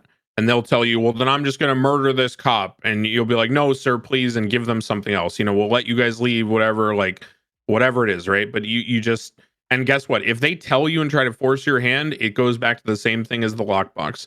If you're not comfortable making a decision in character that you think you might not be allowed to do, or you're not of the rank, both in character and out of character, to make that decision, no one is going to ban you for not going along with something, because there's two options here, right? What's the worst thing OOC that you could be guilty of if you not go along with something? Fail RP, right? Very subjective, very hard to deliberate, very, very contextual. Versus doing something on the server that is completely out of your role. And while that is fail RP, it also amounts to larger issues, right? And that relates to your power given to you by being in the role of police officer, which is a privilege on the server. So I would very much stay away from that topic. I dealt with that topic recently, where a member of high command, where a lesser command member on a scene of a bank truck shootout holdout agreed to let everyone go and not collect evidence, because it was a holdout scenario with 15 cops dead on a rooftop and 3 cops alive and 2 criminals alive holding the rooftop with 1 ladder with no air 1 left. No air 2, no air 1. And the call on the scene, the agreement made was, we're going to stop the violence and bloodshed, which again is in character what you do as police, you preserve life, and we're not going to collect evidence. Later, after that scenario concluded, a high command member then overrode the decision to not collect evidence and ordered people to go back and collect evidence, and then those were put into warrants. I then processed someone who had, or not warrants, hot gun charges. I then processed someone who had that hot gun charge.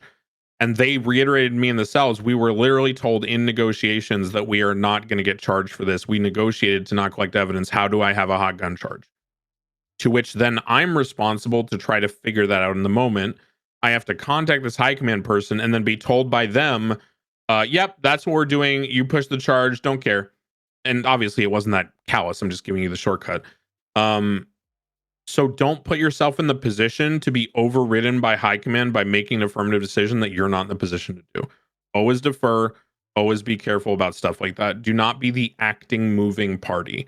Be the party who's more passive and reactive. Is that sufficient? Does that make sense, Blunt?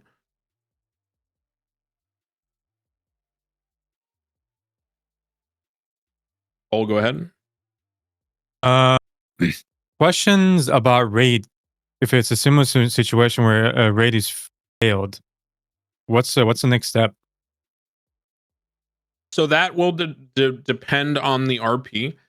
If you are raiding someone because of a basic drug trafficking, which is, I would say, the most typical raid warrant, which is, I caught someone dealing drugs. It was a felony amount of drugs. They had dirty money on them. It is the most guaranteed slam dunk warrant in the world. That if they have passed, drug charges, and it's going to amount to drug trafficking because they only need 2 priors to make the third one drug trafficking, then you're going to get a warrant signed as long as you articulate. It's more likely than not they have drugs and money related to the crimes in other properties or vehicles they may own. You're always going to get that signed if you articulate properly. So if someone contests like a drug trafficking warrant at raid and, the cops get wiped out, that's easier to kind of just go on with like, oh, fuck, we got shot down, and maybe you airlift and you forget or whatever. You go back to MRPD. Personally, me, if it's my warrant and that happens, I'm not repeatedly like re-sieging that property and over, but I am turning it into like, I'll probably leave it to the marshals. I'll probably give them the RP of like, hey, the PD got shot down trying to serve this warrant. Can you guys look into this long term? This guy, obviously had stuff. It's probably been cleared out by now.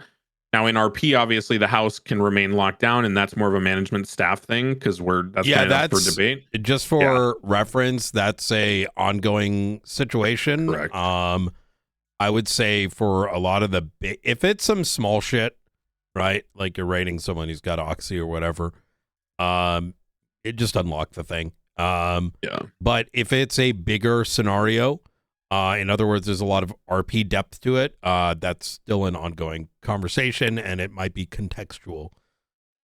You guys can see the answer, right?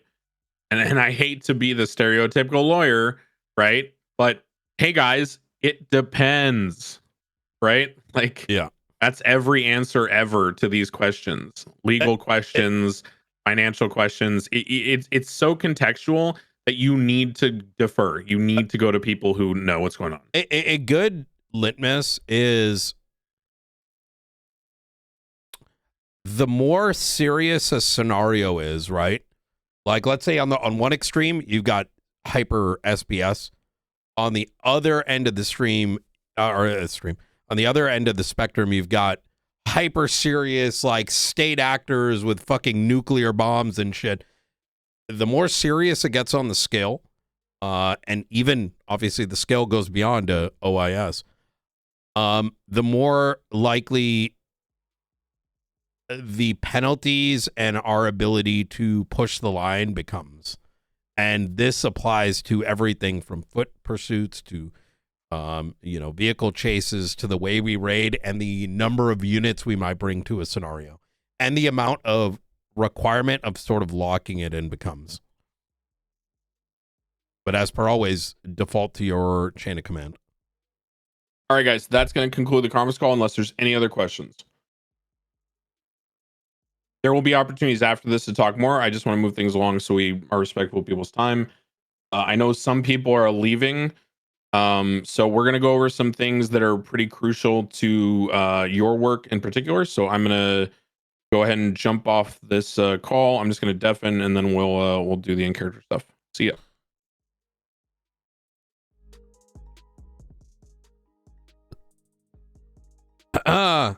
Wait, why can't I hear anything? Oh, wait. Like fully recharged and ready to go.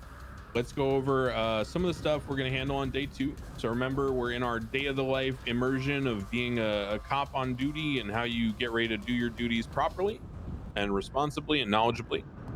So last time we left off at of basically concluding a foot bail. How are we going to move from there, right? The processing and everything behind that. I gave you guys some brief introduction to that, but now we're going to go more in depth. So if everyone could follow me up to the parking lot. Thank you. Rooker, can I get some food? Ooh. Same, please. Oh my goodness. Same. You know what I'm gonna do? You know Oh what? You my guys God, have a bunch food, of sharks. There's the box. Go for Guys, I think the hands gosh. Oh no, you picked Oh, Oh, you're that guy. Yeah, Boo. I didn't mean to.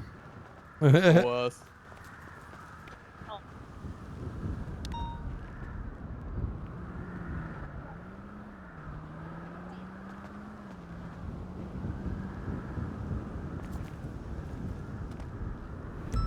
Hey, get your hands off of this, man. I'm just waiting till everybody's done. I'm splitting this up right now. Wait. Let's get our hands off it real quick. I'm gonna split Oh it gosh. a couple I did times. it again. I did it again.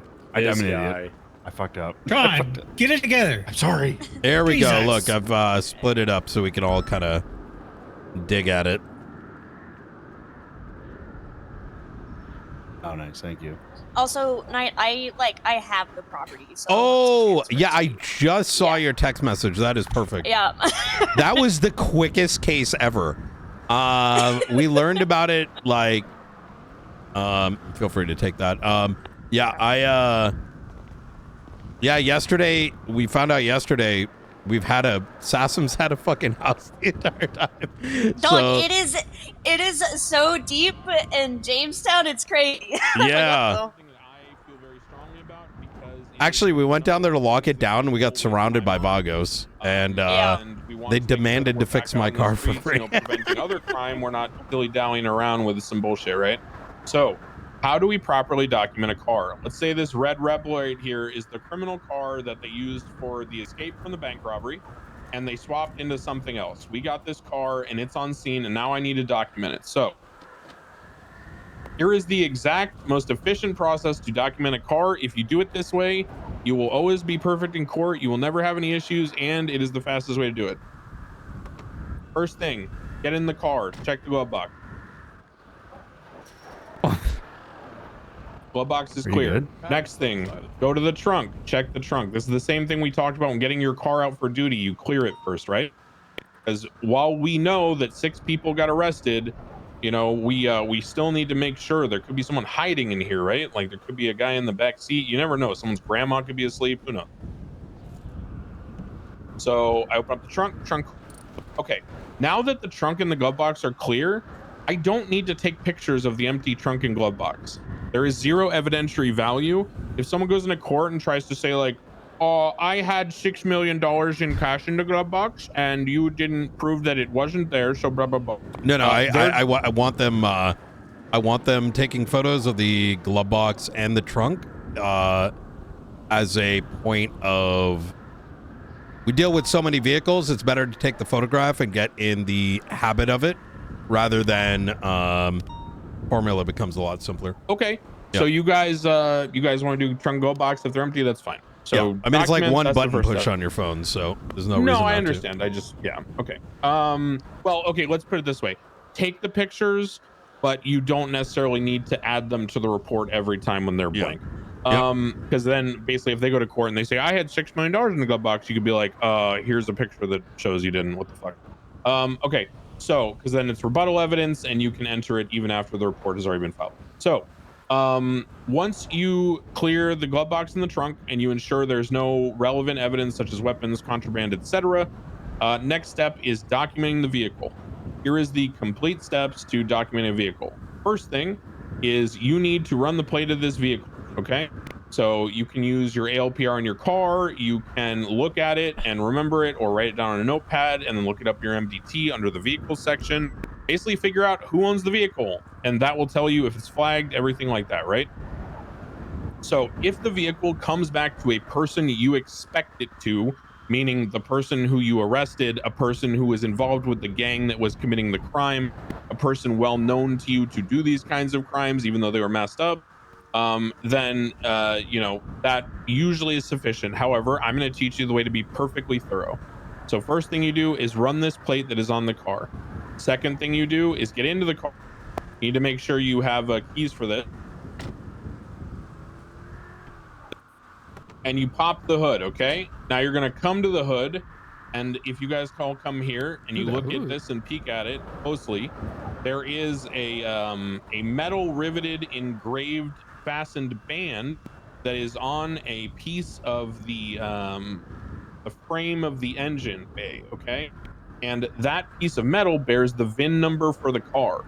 This is the unique identifying number for every vehicle. It is something that, is very clear if it's been tampered with or not, and the VINs should not be able to be tampered with.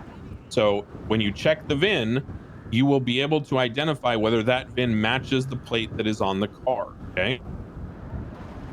So once you identify that, if the VIN matches the plate, the last thing you need to do, like let's say, just to be thorough, to do every step, then you need to look right here in the driver's side window, and you need to see if you can identify any signs of tampering. So typically this will look like maybe there's a screwdriver jammed in the thing if it's an older car. Maybe on a newer car, the wiring is messed up. Maybe you see a loose panel at the center console. Maybe there's an alert on the dashboard, a light that says, there's been, a theft or something, right? So check for signs of tampering. And you should just peek really closely at it and you'll know how to do that. Once you check for, yeah, go ahead.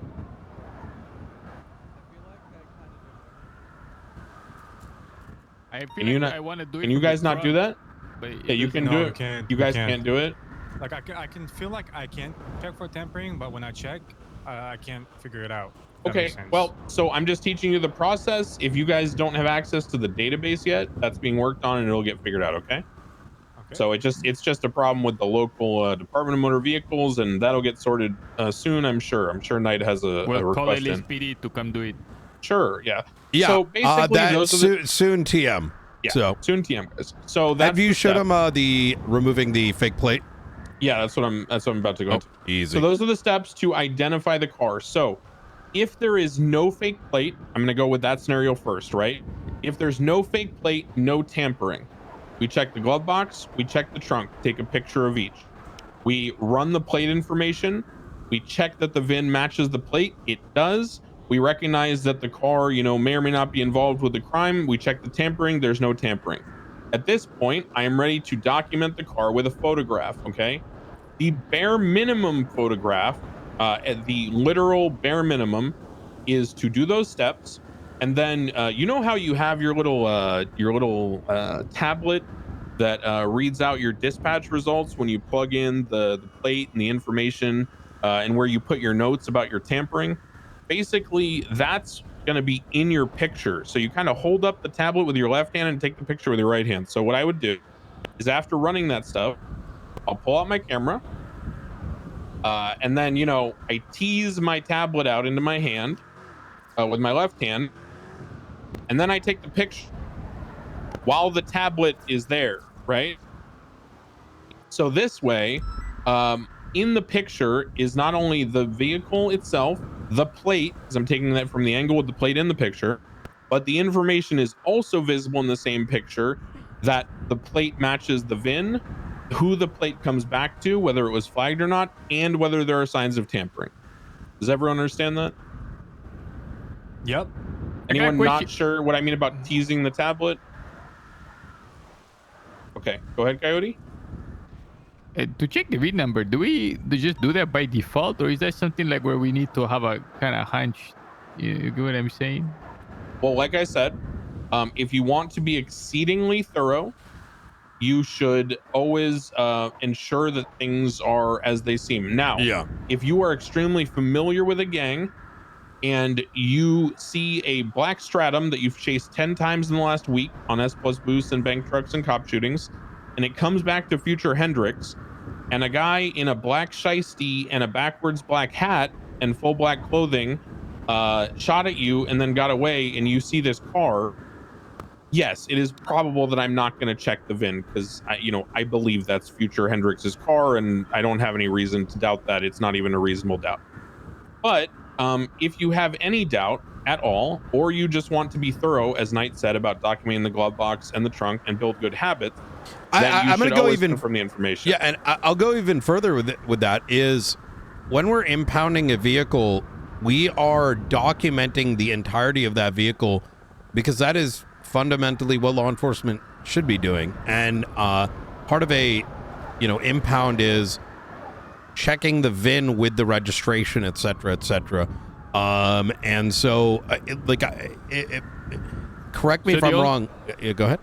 So the only advantage that would be, you know, suspect or have to rocking a fake plate is if he got away. Oh yeah, 100%. Correct. Yeah. 100,000%. Fake plates are a means that, well, there's probably a number of reasons, right? But the most obvious reason would be a fake plate being utilized so that law enforcement, as a part of the originating chase, can't identify them, right? Yeah, basically, are you a street racer who doesn't give a fuck and you think you're going to get away every time, so you don't care if you get a warrant because you know that you're going to get when you get chased? They might not have a fake plate. Are you a street racer who thinks that you might get caught in the future and the picture might lead to a warrant in which you could get arrested? Then they might use a fake plate. Oh. Are you committing a high profile crime? Might use a fake plate, right? Great example, right? There's a guy named JJ who works with the Faceless, and he was identified multiple times in relation to a bunch of acts of weapons trafficking, etc., etc., and he drove around without a fake plate, met at the Faceless house without a fake plate, and you know, don't forget, went to his judge gang member's house and Yeah. pulled out a car to use Yes. as an escape car in front of my And so- eyes, 10 feet away from me. Yeah. Therefore including her in state level crimes. Don't forget that one. And so, as someone who wasn't even on our radar initially, came on our radar as a consequence of his vehicle being there. And while you could say, well, what if someone else was driving? That's not like a reasonable first thought process, right? If you see someone's car, the presumption is that it's either them or someone has allowed that individual to borrow it. And that becomes like a investigatory point. And then you drive down that line. Now, had he a fake plate, we'd be like, we don't even know who this is, right? We can't even, there would be effectively preventing us from even having that initial thought process, who may even be behind the wheel. So, Coyote, I'm gonna take this a little more bluntly for you. Come look at this this plate on this car. You see how there's these two rivets on the top left and top right where you attach the plate, and then there's a fastener on the bottom that holds it on the car. I hear it. So these criminals, they don't want to fuck up their car and tamper with it to the point where it looks like super suspicious all the time. So they're not taking their plate off entirely and mounting a new bracket with new bolts and rivets onto the frame of their trunk there. They're slapping a fake plate on top of this one. I mean, it's good adhesive, so it's not going to fall off even in a crash. Like, it'll stick there. It's not going to just randomly come off. But when you suspect that it's a fake plate and you run the information and it doesn't make sense for the situation, and then you run the VIN and it doesn't match, you'll be able to come over here and pry that thing off by getting your fingernail in between the two, right? Or like, you know, your utility tool or something. So this is not something that you can't, you know, identify. It's just that we're not going to go through the process of trying to, you know, drive a wedge in there and pry something off if we're not confident that it might be there. Does that make sense? Cheap. One more sort of thing, because this might also be helpful. If you were a state trooper in say Boston, the typical steps that are taken, and I'm kind of reducing this a bit, is, you know, they do the traffic stop, they'll walk up behind the vehicle, they actually press their finger against the back in order to put their fingerprint there in case they get murked. And then when they come up to the driver and get their information, one of the steps and one of the reasons why the VIN number in a lot of states is imprinted on the dash is so they can actually see it. So when they're going back to their vehicle and looking up, you know, hey, what's your name or whatever, they have a registry of a shitload of people and the vehicles. They actually have all that information coming up. So in San Andreas, there's extra protections. In Boston and other states, when that guy is coming up, they can literally just like look at it and they might be like, what the fuck? Like, that doesn't even have the right information on it. And that's when they call in backup and it turns into something else. So I think it's only here in San Andreas that some of the how did you do that conversation sort of pops up. And I think I will just say it this way, guys, just to be blunt. When you do get the ability to read the VIN and check tampering, I think you have the VIN. You can see that right now. You cannot do that with the trunk closed. Yep. Or the hood closed. It just does not work. Okay. Yeah. Now, part of that is, just how things work in the city. Maybe the manufacturers don't like, having the little window that We have more puts it on the European, dashboard. Yeah, there you more go. of a European thing going on. I mean, this is a Rebla. Makes sense. So that is the proper documentation of a vehicle. Does everyone have any questions about documenting a vehicle, the process, the pictures as they've been described? So just to reiterate, if the V number doesn't Speak up. Coyote. Yeah, if the V number doesn't match the license plate, that's already grounds to remove, like just pry it off. Yep. Yes, correct. Copy. I have a question. Vehicle registration fraud, I believe. Yep. What's the best time to take care of all this stuff? Is it at scene, or because I remember last time I was at MRPD, they were doing it in the motor pool after the fact. Okay, so again, contextual. I'll give you a brief insight. If I am on a scene where I do not have a suspect, the car crashed out, an interference came up, picked up the suspect who was solo in the car, and the car is abandoned and disabled. Sometimes they will come back to try to repair it, which is why we typically will leave 2 units at the car. One to watch the person and one person to clear the car and secure it for tow. In order to tow a car, especially if it's on a sidewalk or in the middle of the road crashed out, you obviously need to do what's called an inventory search, because whenever you impound a vehicle, as we talked about yesterday, you need to clear the contents. That's for liability, right? As well as procedure. So I would say that if you are documenting a vehicle that is part of a quote unquote normal Did you know, Chad, in the US, the VIN is actually in the car door as well. It is very clear no one is coming back. Use the same calculus we talked about when calling in medical. Move in stages. If the car has been disabled and you've been there for a minute, I might have my gun out. I might be looking around. I might get in a defensive position, set up a barricade or something, and look for interference to come try to repair the car. This is especially true for certain calls. You'll learn that over time when the goods are likely in the I say vehicle. European because I don't. When it comes to I don't know why it works other the way calls it does where it's just on a swap and they the server. don't, they're clearly abandoning it. Then you move into what is like full code 4, where you document it. The person covers you while you're documenting it, and then you basically, once you do your documentation, your inventory search, you call it in for impound. There are times when you'll move it to MRPD.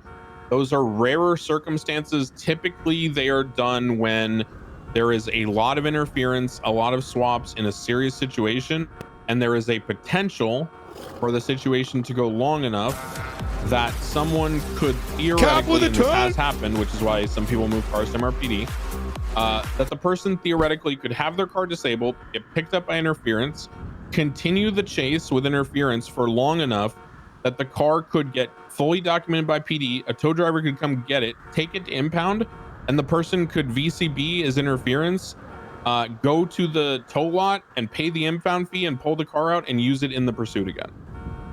Does that make sense? Yeah, it does. It does. Yeah. That's what we're avoiding by taking them to MRPD or another secure location. It should not be your default. One of the reasons it should not be your default, there are a number of cops that have been unnecessarily depriving people of their property for no reason by taking cars to MRPD under the guise of making sure that they have the car secured and it doesn't get used in the same chase. But then when that's over and they process their suspect, they just leave the car in MRPD for the rest of the shift and go back and respond to another call. That is unreasonable. And if I was a criminal and that happened to me, I'd probably sue the cop, because at a certain point, that is a deprivation of their property beyond the legal purpose, and thus that is a violation of their rights. So I would be conscious of what you're doing when it comes to moving cars and why you're doing that. If you have a purpose and you can articulate it, fine. If you're doing it just because it's a habit, you probably shouldn't be doing that. Got it.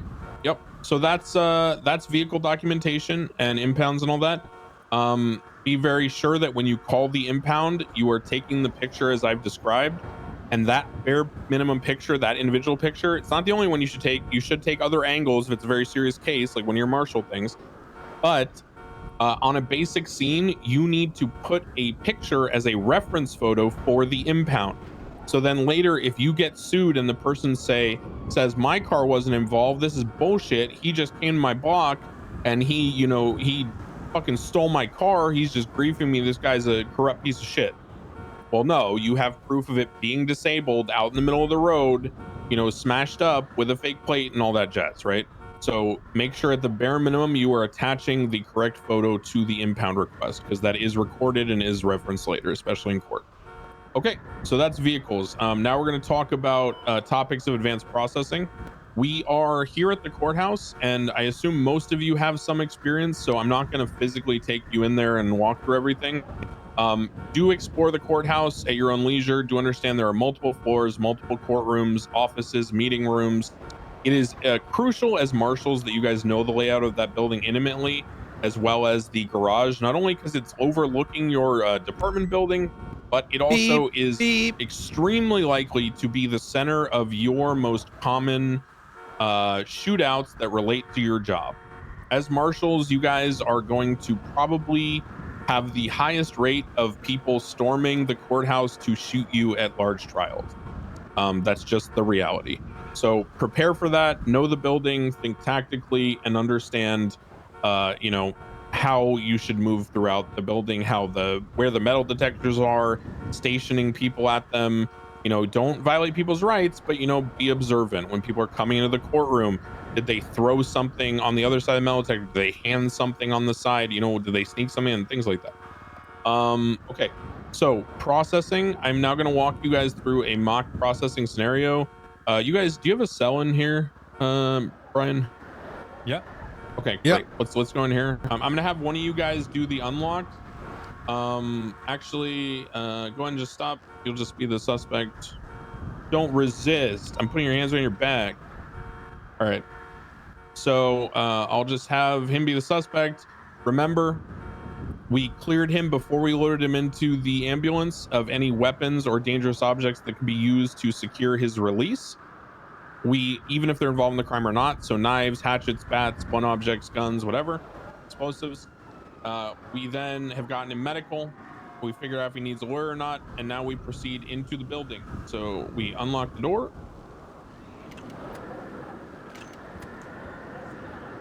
And we go ahead and head in. Where are your guys' cells? To the left. And where's your mugshot and processing room? Don't have one. We Don't have one. Okay, cells to the left. Let's go to the left. Okay, so we head into the cells area. Perfect. So here is the most common problem with these cells. Go ahead and open this one in the center, please. Okay. So I walk him into the cells. Sorry. Now, remember, he is not allowed to walk free unless Knight or someone, you know, on Knight's level tells you that he is. I then, you know, let him go in the cells facing the bars, close to the bars. I will then confirm to him, sir, are you firmly in the cells? Are you comfortable with where you're standing? Yeah, I am. Okay. And you know, he's gonna tell you the truth because it'd be crazy if he didn't. If he says that he's caught in a temporal wormhole and he seems to feel like he's outside the bars despite you thinking he's here and you're caught in that time shift, simply readjust his temporal footing like so.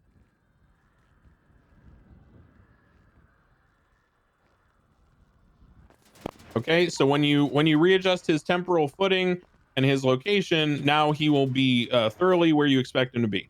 So then you will leave him in the place where he settles, facing the bars. You will then do your final sweep. You will inform him, sir, at this time, I'm going to be going through your possessions. I've seized XYZ items from you that are illegal and or I believe are related to the crime, such as your gun, your knife, your cocaine, and your RPG. I do see that you have a number of personal items on you. In order to make sure that these are given to you at the conclusion of either your processing here or your stay in jail, you will receive these from the DOC when you leave jail or from here from our attendant when you are released, if that is the case. So I'm going to place them in a bag here and I'm going to give them to the attendant. Now, sir, are you hungry or thirsty at all? No, I'm good. I'm Okay. good. Thank you. I see you have some food on you. I was going to leave that on if you were. If they are hungry or thirsty, take the food off of them. Make sure you've secured all their legal possessions. That includes checking like containers, everything, everything you need to process them, everything related to the crime or could be. Then you are going to take the food off them, seize their possessions, you know, by with your communications with the Federal One Enforcement Bureau, right? and you are going to have them contact DOC for you and seize their possessions. Once that is done, then you will put the food and the water in their pocket. Put it in the same location you got it from. This is crucial. The people who work at DOC, the locals, they're very stupid, okay? What they tend to do is, if you put that food and water in a position that it wasn't, and there was something else there, well, when they like let him out in his exit point, they might throw the other stuff they had in his pockets in the spot where he keeps his food and water, and then stuff might drop on the ground, and he might be dazed and confused from going through jail, so he might not even notice, and he might lose stuff, okay? So don't do that. So then at this point, I'm going to inform him, all right, sir, I've seized everything off you that is your personal property unrelated to the crime. To reiterate, I've seized XYZ from you.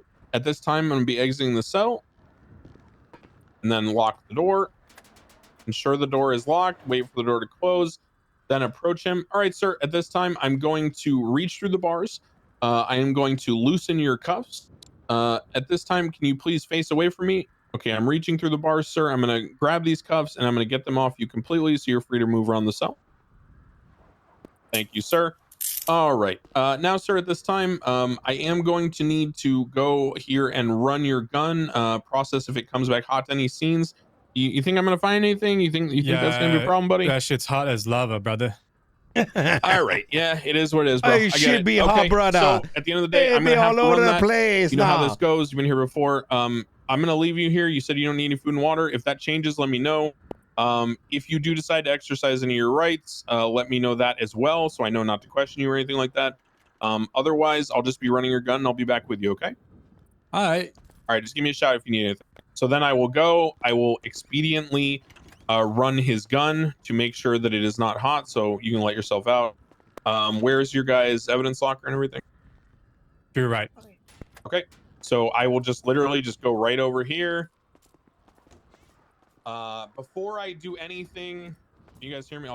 Before I do anything related to like writing my report, establishing the charges by going into the MDT and going thing by thing and checking boxes and all that stuff, I need to understand the full scope of the evidence first, right? So before I start going down this long path, when I don't even know what his plea might be, whether he's going on a hold, whether it warrants further investigation, I'm going to do us both a favor, and I'm going to run the gun first so I know where I stand. So, where do you guys test ballistics night?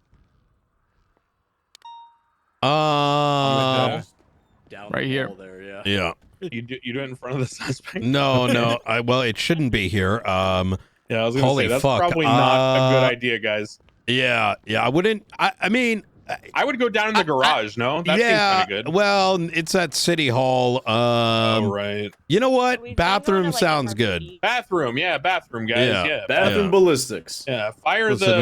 we got a new station coming soon. Titanium toilet down there. The water will slow the bullet velocity, and the titanium will not break. Actually, one thing I do want to point out is if it's a small situation where you're like the only person involved, letting him know, like, hey man, do you want an attorney or something? Perfectly fine.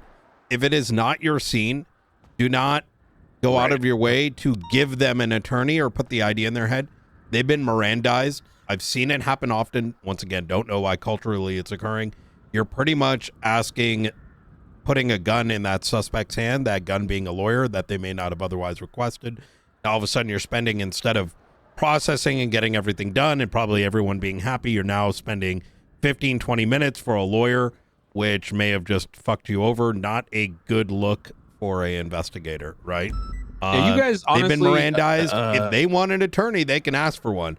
And don't hose yourself by just, putting the idea in their head, even though they can do so themselves, right? As marshals, you probably are not really most of the time ever going to offer an attorney, because you're not typically going to be processing people for small like infractions. I would assume that you guys are mostly going to be utilizing small infractions to build relationships and gain information. So yeah, probably don't default to offering an attorney. The only reason I, as a beat cop, would offer that is because I'm trying to ensure that I know ahead of time if they want an attorney, because they're going to ask for one if they want one anyway. So it kind of moves things along, and I can get the attorney coming while I'm running the gun, as opposed to doing everything and then they say they want the attorney and then blah blah blah. But yeah, for you guys, probably don't offer that. So we Yeah. run the gun. You guys do ballistics in the bathroom, titanium toilet, yada yada.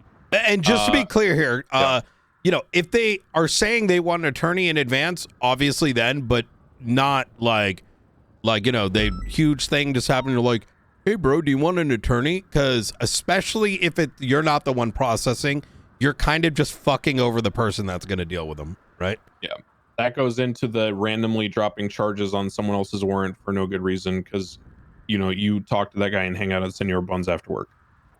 Okay, so in order to run the hot gun, this is very simple. I'm just going to do this because some people are relatively new to policing and you just need to know properly what to do. Make sure everyone's standing away. I'm just going to use this corner right here. You guys should use the bathroom, but for sake of time. So I am going to get the suspect's gun. I am going to ensure that there is no one around me in my line of fire. This is a deadly weapon. It kills people. You do not point a weapon at anyone, whether you think it's unloaded or not, unless you are willing to kill them if the situation arises. So that means you do not flag your partners or civilians or anyone that you're not willing to kill. Flagging means pointing the gun in a line of fire that their body occupies, okay? Same principle behind crossfire. So I take the gun. If there are multiple guns, I am going to be very diligent about this. I'm going to have the guns in, you know, different parts of my backpack and with space next to them so I can keep track, right? So then I'll take the gun, I'll aim the gun, I will 311 before I do it.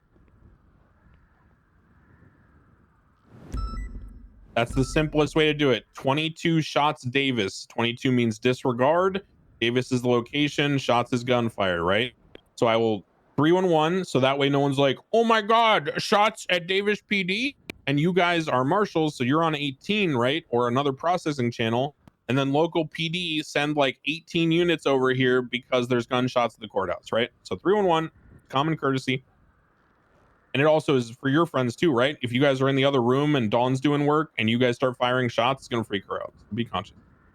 Fire the shot. Yeah, Raz is here. One shot. Put the gun away. He's here for, he's going to get the, oh wait, he Holster is the gun still here. completely. Everything is safe. Next step, flashlight. Use the flashlight to identify exactly where the casing and the relative projectile have fallen. Once you identify where they have fallen, you're going to step back. You are going, and this is the same for documenting any kind of evidence like this. You take a picture of the scene. For processing ballistics, it is not required that you take a picture of it. I sometimes like to do it only because it justifies why there are bullets and casings from a gun on a factual basis outside of your testimony. So you don't have to be called to explain it, that are in the case when the gun was never fired and the person was never GSR positive. Also, one thing that local PD do, I don't know if Knight wants you doing this, but this is an option. You know how we use the evidence lockers and they tie to the reports? You do have the option, say the report number is 1234. What some people do is they use 1234.1 to put ballistics testing, casing, and projectiles in. That way they stay separate from the evidence from the primary scene. Again, that's up to Knight. That'll be your SOPs. Yeah, I'd say, yeah, that's fine as long as it's at the top of the report. I'd say that's an advanced tactic that should only be done if you're already very comfortable with evidence, because there is a significant amount of brain drain across the three departments, and doing anything advanced might lead to other people getting confused, so I'd avoid it. Yeah. Be careful with you know, scaring the hey, herd. I got a pro tip. Y'all ready for this? Mm-hmm. If the gun, a long time ago, Knight and the late Sam Bass wished for our tools to be better, and they became better, which means when you go and put your gun into the evidence locker, there is a guy that will tie that gun to the report. If the gun is not scratched, right? In other words, it's got a associated serial number. You do not need to do this. Okay, so I'm gonna add one thing here though, one clarification. There are some guns that the black market importers have put serials on that are not legal weapons originating from this jurisdiction. So if you find a gun that's not something you know to be readily available to civilians or police, then you need to run the ballistics to know if it matches to a casing, No. Because while Knight is correct that civilian guns... No. You can do that with illegal guns too. Yeah, this is coming right from the top. That is the evidence guy will run the ballistics for you. So the only time you got to do this is the tampered firearm, like so the tampered firearm literally like that. Yeah, where it literally does not have a serial number. That's the only time you got to do this. Okay, All this that makes extra sense, stuff we've never had to do, but for some reason we do it. Sorry, I wasn't thinking. I forgot you guys have the local tech. Yep. So the local tech can run if there's a serial. That makes sense. If it doesn't have a serial, you need to do it because the local tech is not capable of processing. Okay. Yep. Everyone clear on that? Sorry, I was misunderstanding what Knight was getting at. Yep. Okay. So now we get to the point of collection and testing. Assume this was a deagle that I fired, and I need to make sure if it's hot or not because I can't run the serial through the local tech.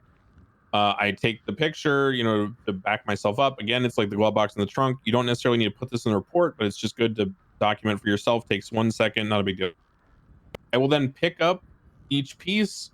I will pick up the projectile and the case.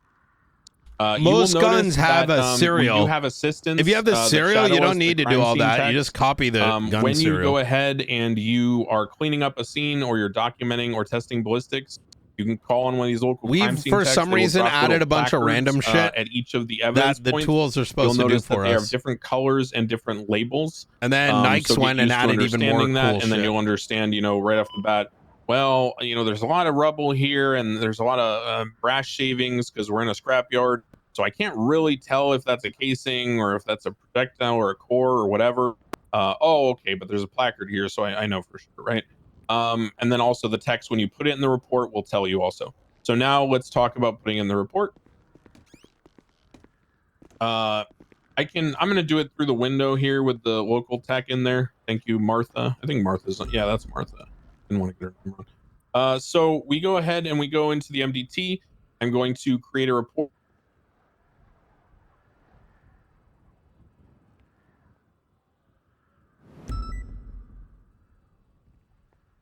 Okay, so I made a report called Marshal Academy. I don't have a suspect on this yet, so it's going to be an investigative report. I'm pretending that I documented a scene where there wasn't a suspect involved. I'm then going to note the number to myself, 37203. I'm then going to go into the open report locker segment here with Martha and ask her to please give me the appropriate box, which I forgot because I was thinking and not remembering. 37203. I'm going to open up that box and I'm going to specifically put the casing and the projectile and the gun into that box. So now, when I open up the report again, I'm going to go to my Marshal Academy report.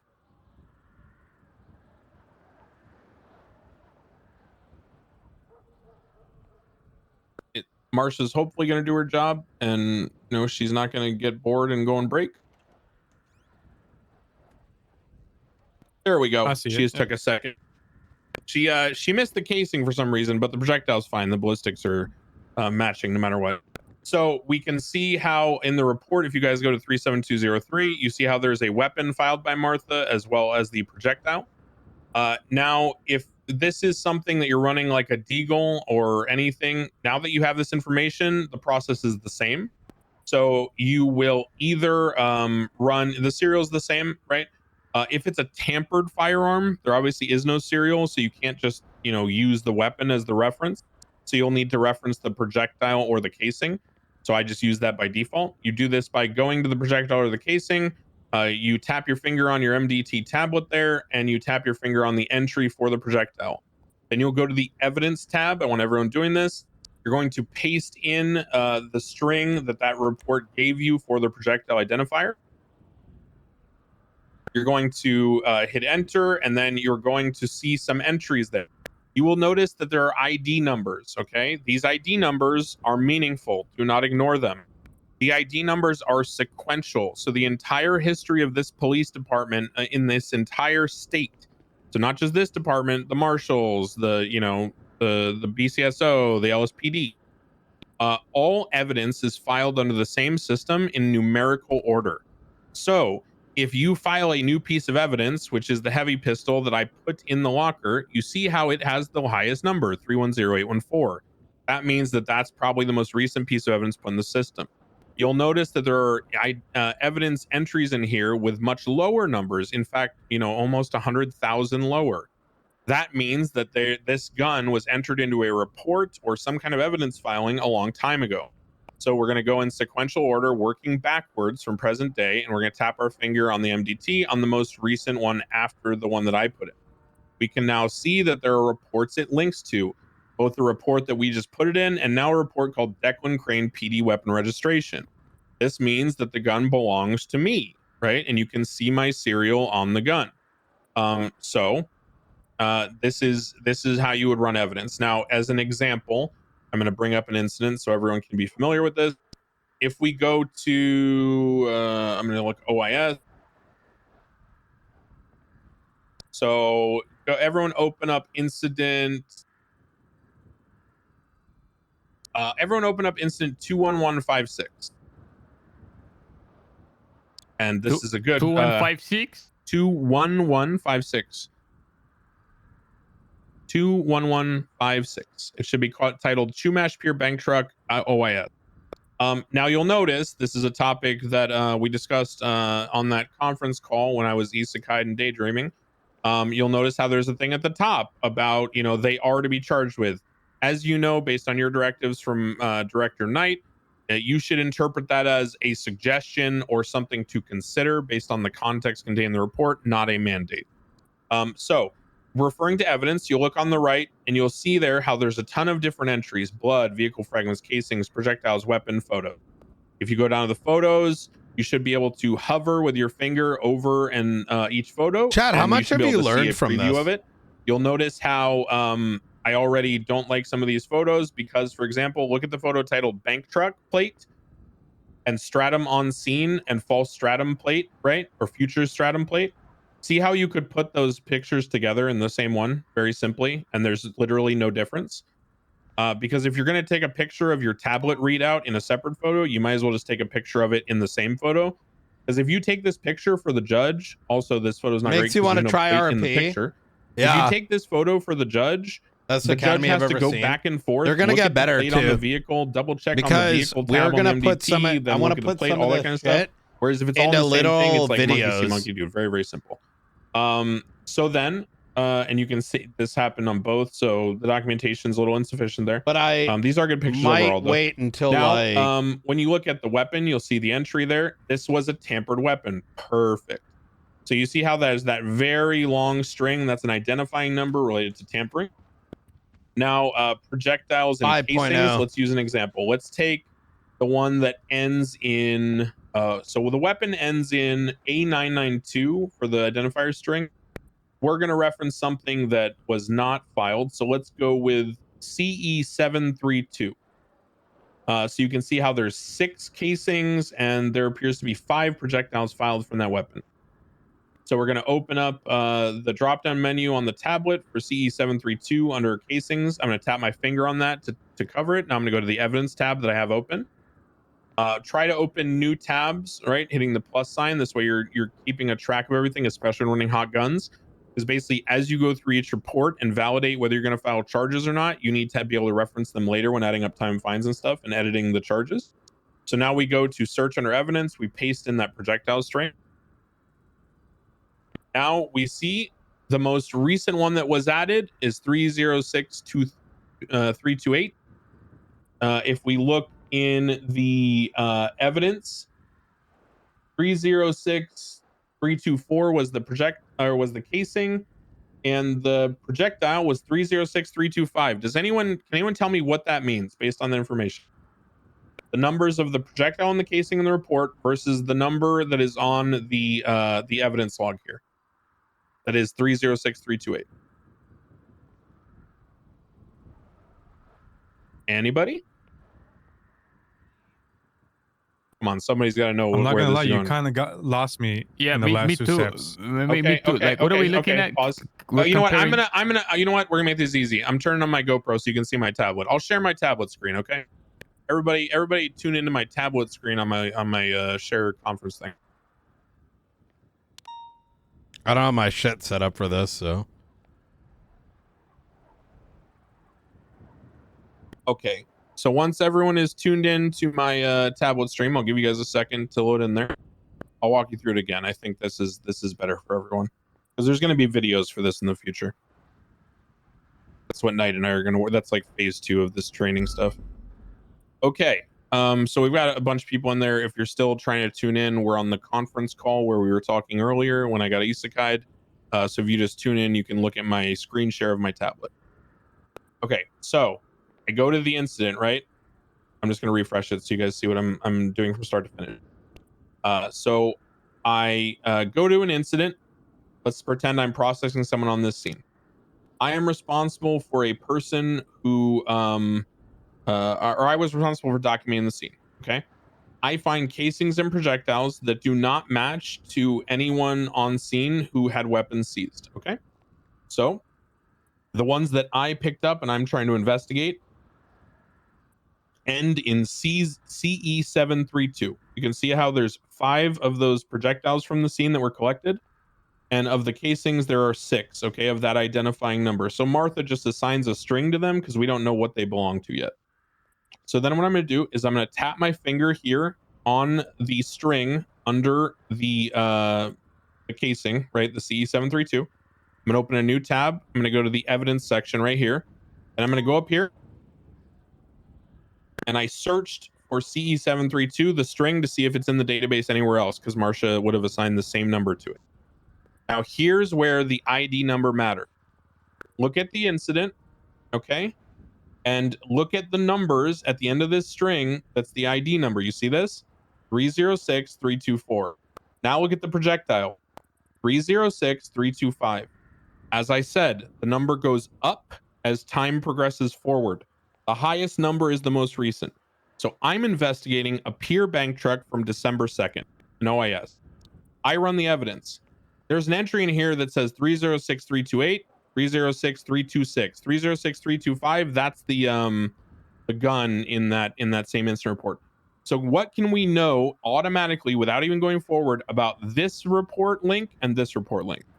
It happened after the peer. Correct. So this gun has been used again after this incident. So this gun's still out there. It's still being used in crimes. So if I'm investigating who the shooters could be, these incidents are highly relevant, right? So now I'm going to open up 2 tabs. One here. So that's going to do that. And then I'm going to open another evidence tab. And since this one is Cypress Bank Truck, now I'm going to look at this one. Same thing. Okay, so it's a projectile and a casing from the same scene. So we know there's one additional scene since that's occurred. We open up the Cypress Bank Truck report.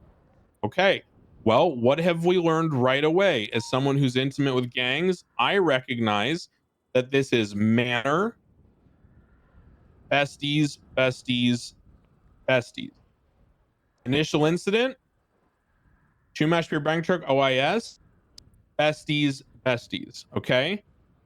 Now, the other person here, Luis Fernandez, I'm not sure about. I've seen him advertising in the Lemon List as like a mechanic and a guy looking for work, but I don't know what gangs or anything he's affiliated with, okay?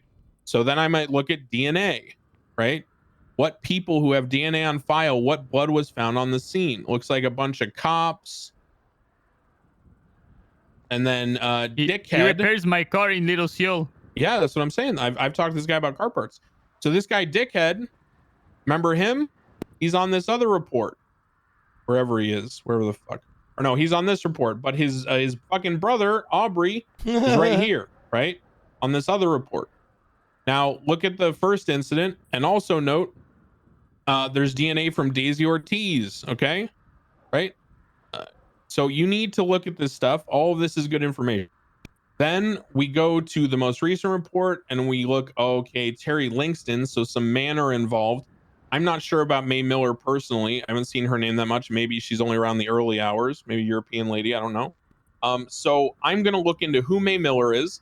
If she's also Manor, Then I'm going to look into who Luis Fernandez is, and if Luis is not affiliated with Manor and he has confirmed affiliation with a different group, then what I'm going to do is probably infer that because both besties are the consistent thing between these two scenes, that my evidentiary hunch is that the gun is being used by the besties and not one of these other people. Now, it is totally possible in this city and the way things flow that Luis could have had the gun and be involved with another gang, fought the besties. The besties could have stolen it off Luis after they shot him down. Then they could have done this other scene with a bank truck later, this could have, it's reverse order. This could have been done, and this could have happened, and there could have been the back and forth, right? So it could have gotten robbed and then reused against the same people. That is possible. However, more likely it's the besties using it. So those are all the inferences I can draw just from simply using the MDT to cross-reference evidence and do investigations. There is a wealth of information here that most people never even touch.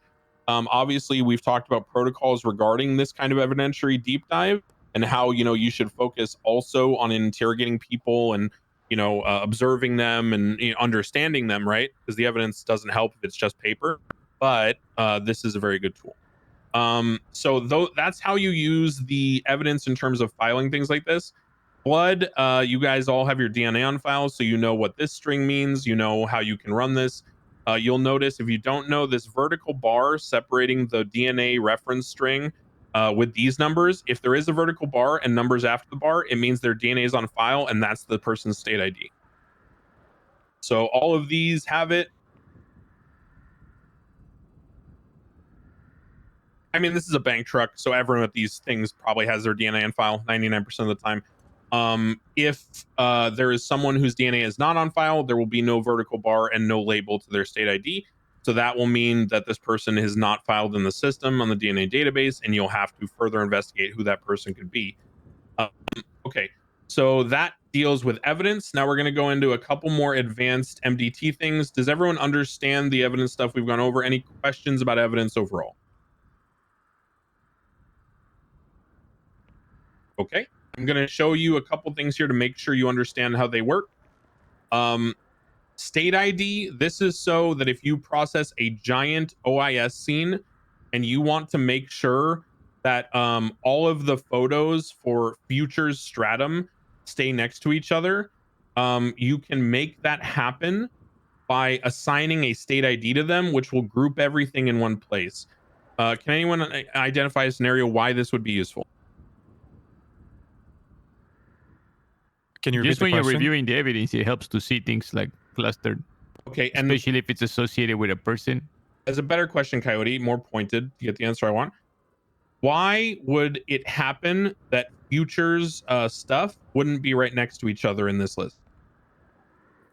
Because while you're entering one after another, someone else might have entered something too. Exactly. When you guys are all working at the same time, and I think I heard you, Rooker, also started to say the same thing possibly. I wasn't sure, but I'm MDT up, so I don't know who started to speak, but you also had the same idea, which is great. This ensures that if you guys are all entering evidence at the same time, it stays organized, which for your guys' investigations is fucking crucial. Because God, if I was a judge and I tried to read some giant report on a faceless incident and you guys had 60 pictures from 5 different people and you're all putting them in at the same time, I would lose my mind trying to review this stuff and go back and forth and figure out which one ties to which. So state ID is great for sorting things, and the more you make the judges' lives easier, the more they're human beings and they're going to be better able to focus on the reasonableness of the charges and not technical things that might piss them off. So very good thing to do. Other things to do with this identifier, this is where you put the string for a picture, for example. So you go to photo, you put the URL, it says here. If it's blood, this is where you'd put the reference string for their DNA strand. Casing, that's where this would go. This is if you're manually entering stuff. You don't really need to do that for casings and projectiles and blood. As you know, Martha does that for you. Glass and vehicle fragments are not as used. Vehicle fragment you might use as a marshal to give you context clues to the color. That is all a vehicle fragment is the color of the vehicle in that like RGB format. Okay, so you're pretty much just identifying there was a black car that got shot at and crashed on this scene. That's what we know. Photos, strains are useful for drug investigations. Again, this will be auto-populated if you give Martha the bags of weed and put them in the evidence locker. But if you need to do it manually, you can do it here. Okay, so there is something called VR. This is something that is pretty interesting. It is not something that you should use all the time. It is a very resource-intensive tool. We want to make sure that, you know, we don't run Brian's budget into the fucking stratosphere by having to buy millions of NVIDIA AI chips. Although I suggest you do that because I've been putting my savings into NVIDIA on the side so I can Good buy job. more Same. Dakimakaras of my Oshi. Big W's. But when you are using this, I will show you what it looks like. Oh, I'm gonna strap no, the I don't GoPro know to my about that, shoulder, man. so we don't have to do this one by one because it would I take don't know way too much about time. that.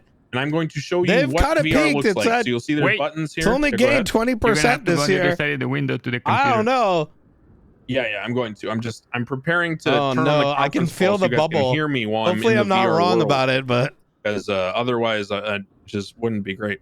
So I'm going to go ahead and get on the conference call so you guys can hear me. Make sure you can hear me on the conference call.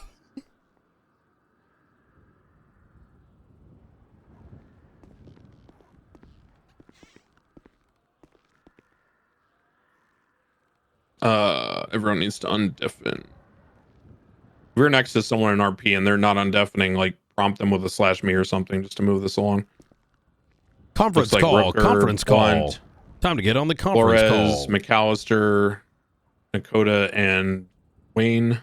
McAllister, Flores, Nakota, Shore, Rooker, Blunt. Please undeafen on the conference call. That was perfect. It's only Blunt, but he might be daydreaming about, you know, Chuck Norris or something. That hat gives me Chuck Norris vibes. Okay, so I'm going to access this computer. This is the only place, just like the only place these physical evidence lockers are stored, that you can access this. Okay, you can't do this anywhere else. Only PD stations. And just be aware that much like What's the that other voice? things we've talked about, like the armory, It's the Martha intercom is voice. a trained You like that? assassin with Black Ops experience.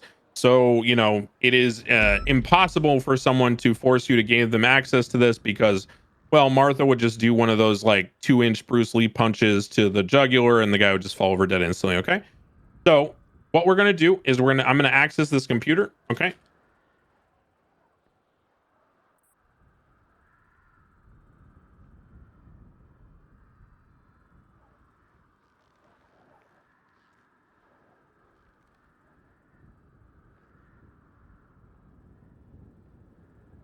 Oh, just ignore the rest of that. Okay, so we're gonna go into the evidence thing here. I'm gonna use my tablet to sync up with the VR. Double voice. Oh, sorry. I'm gonna use my tablet to sync up with the VR, and I'm going to go ahead and try to replay the scene here in VR. So as you guys can all see now, I have transported myself to a VR recreation of the area where this evidence or some of it was collected. Now you will see that you're able to see visually the identifiers for the various pieces of evidence. So it's good for you if you remember what evidence you are processing and what you're looking for to go ahead and look for the right things that Martha's marked for you in VR. So as an example, just hypothetical, let's say that we are looking to find out whose blood is 9479309176335. And let's say there's a vehicle fragment there, which is on scene next to casings and projectiles. And that casing comes back to a purple color. Well, if we were in the chase and there was only one purple car spotted, and we have a rough idea on an investigative hunch based on their build, appearance, structure, even though they're masked up, and we ran the play of that car and it came back to a person who matches that rough appearance, well, now we might have a very good suspicion that that blood is that person's blood, right? Or someone closely linked with that person be using their car in a crime. So this is the power of VR. The other part of this that's essential is if you're an investigator going to something after the fact, it is important to gain perspective on the locations of things, which will give you context clues as to how the scene may have developed. So if I'm looking to see who was shooting who, what you can see here is that there's DNA down here of this person. Let's say that's Jove Diavol from Hydra. And then let's say there's DNA up here, and that's me, Declan Crane. And I'm trying to figure out who shot me. Well, if an investigator like you guys comes along later, because you're investigating Joe for being for not having his citizenship and being here illegally, which definitely isn't the case, and you would never know that. Then you would go ahead and you would look and see, if you have context clues about what occurred. So from this, I would be able to tell you that it is highly likely if this projectile up here comes back to a weapon that was used by PD, see here a casing with a serial, maybe that's my weapon, then I can conclude that Declan was standing up here. There was a car here. There was a criminal on the other side of that car or in front of it, depending on, how the scene looks. And there were projectiles fired by the gun here, that thing that is an FPK, down to the car area, probably hitting the criminal, causing that blood. Now, whoever was standing there, very likely, fired this casing upwards at Declan. So Joe fired at Declan, and here's the projectile. And you can see that it matches, okay? 5 EE at the end, 5 EE at the end. So that is how you utilize VR to reconstruct crime scenes to gain information and context. This is a tool that should be used sparingly, as I said, because, it's very intensive on resources and costs a lot. But overall, this is a very crucial tool for in-depth investigations that you guys should familiarize yourselves with and learn how to use. Okay, and there are various settings and different things, but much like the radar, I'm not going to go into every single thing for you guys right now because you can spend time learning things on your own. Now, final parts of the MDT that we're going to go over, some tips and tricks and things that you should know for investigations. Tags are very good. You can create your own tags within reason. I would probably run those by Knight or a more senior person in your department as to the appropriateness of the tag, the context of why you're creating it, what's appropriate to tag it to, because tags are likely visible to everyone. So if you're investigating a new group and your investigation has a code name, if you make a tag, anyone with PD access can scroll through this and see the various tags that exist, right? So they'll have some context clues there. So if you're trying to keep that secret, maybe be very careful about what you put in here. You can attach tags to reports. Those are good to reference because you can search by tag. For example, if I go like this, right? And I want to search for Jove Diabol, and I want to see anytime he's been involved in OIS. Where is OIS? OIS. Has Jove been tagged with an OIS? Yes, Jove has been tagged in several OISs. Stolen PD gear leading to shootout. Fleeka turned OIS. Castle bank truck. Hydra bank truck turned OIS. Okay. So if we go in here, we can see that Jove was arrested on a Hydra bank truck. It looks like there was, there were people from the besties there as well. Miguel Almirian, Jasper Johns from Hydra. So it looks like they shot each other, and then there were also shots at the police. So this gives you context clues of, if I'm investigating Jove, do I want to see what kind of guy he is? I can just look up OIS and know, okay, this guy shoots cops. That's a very easy shortcut. Instead of looking up Jove and then, looking through every single incident that he's been involved in, right? So it limits things and you can narrow your search. So very, very useful tool to understand.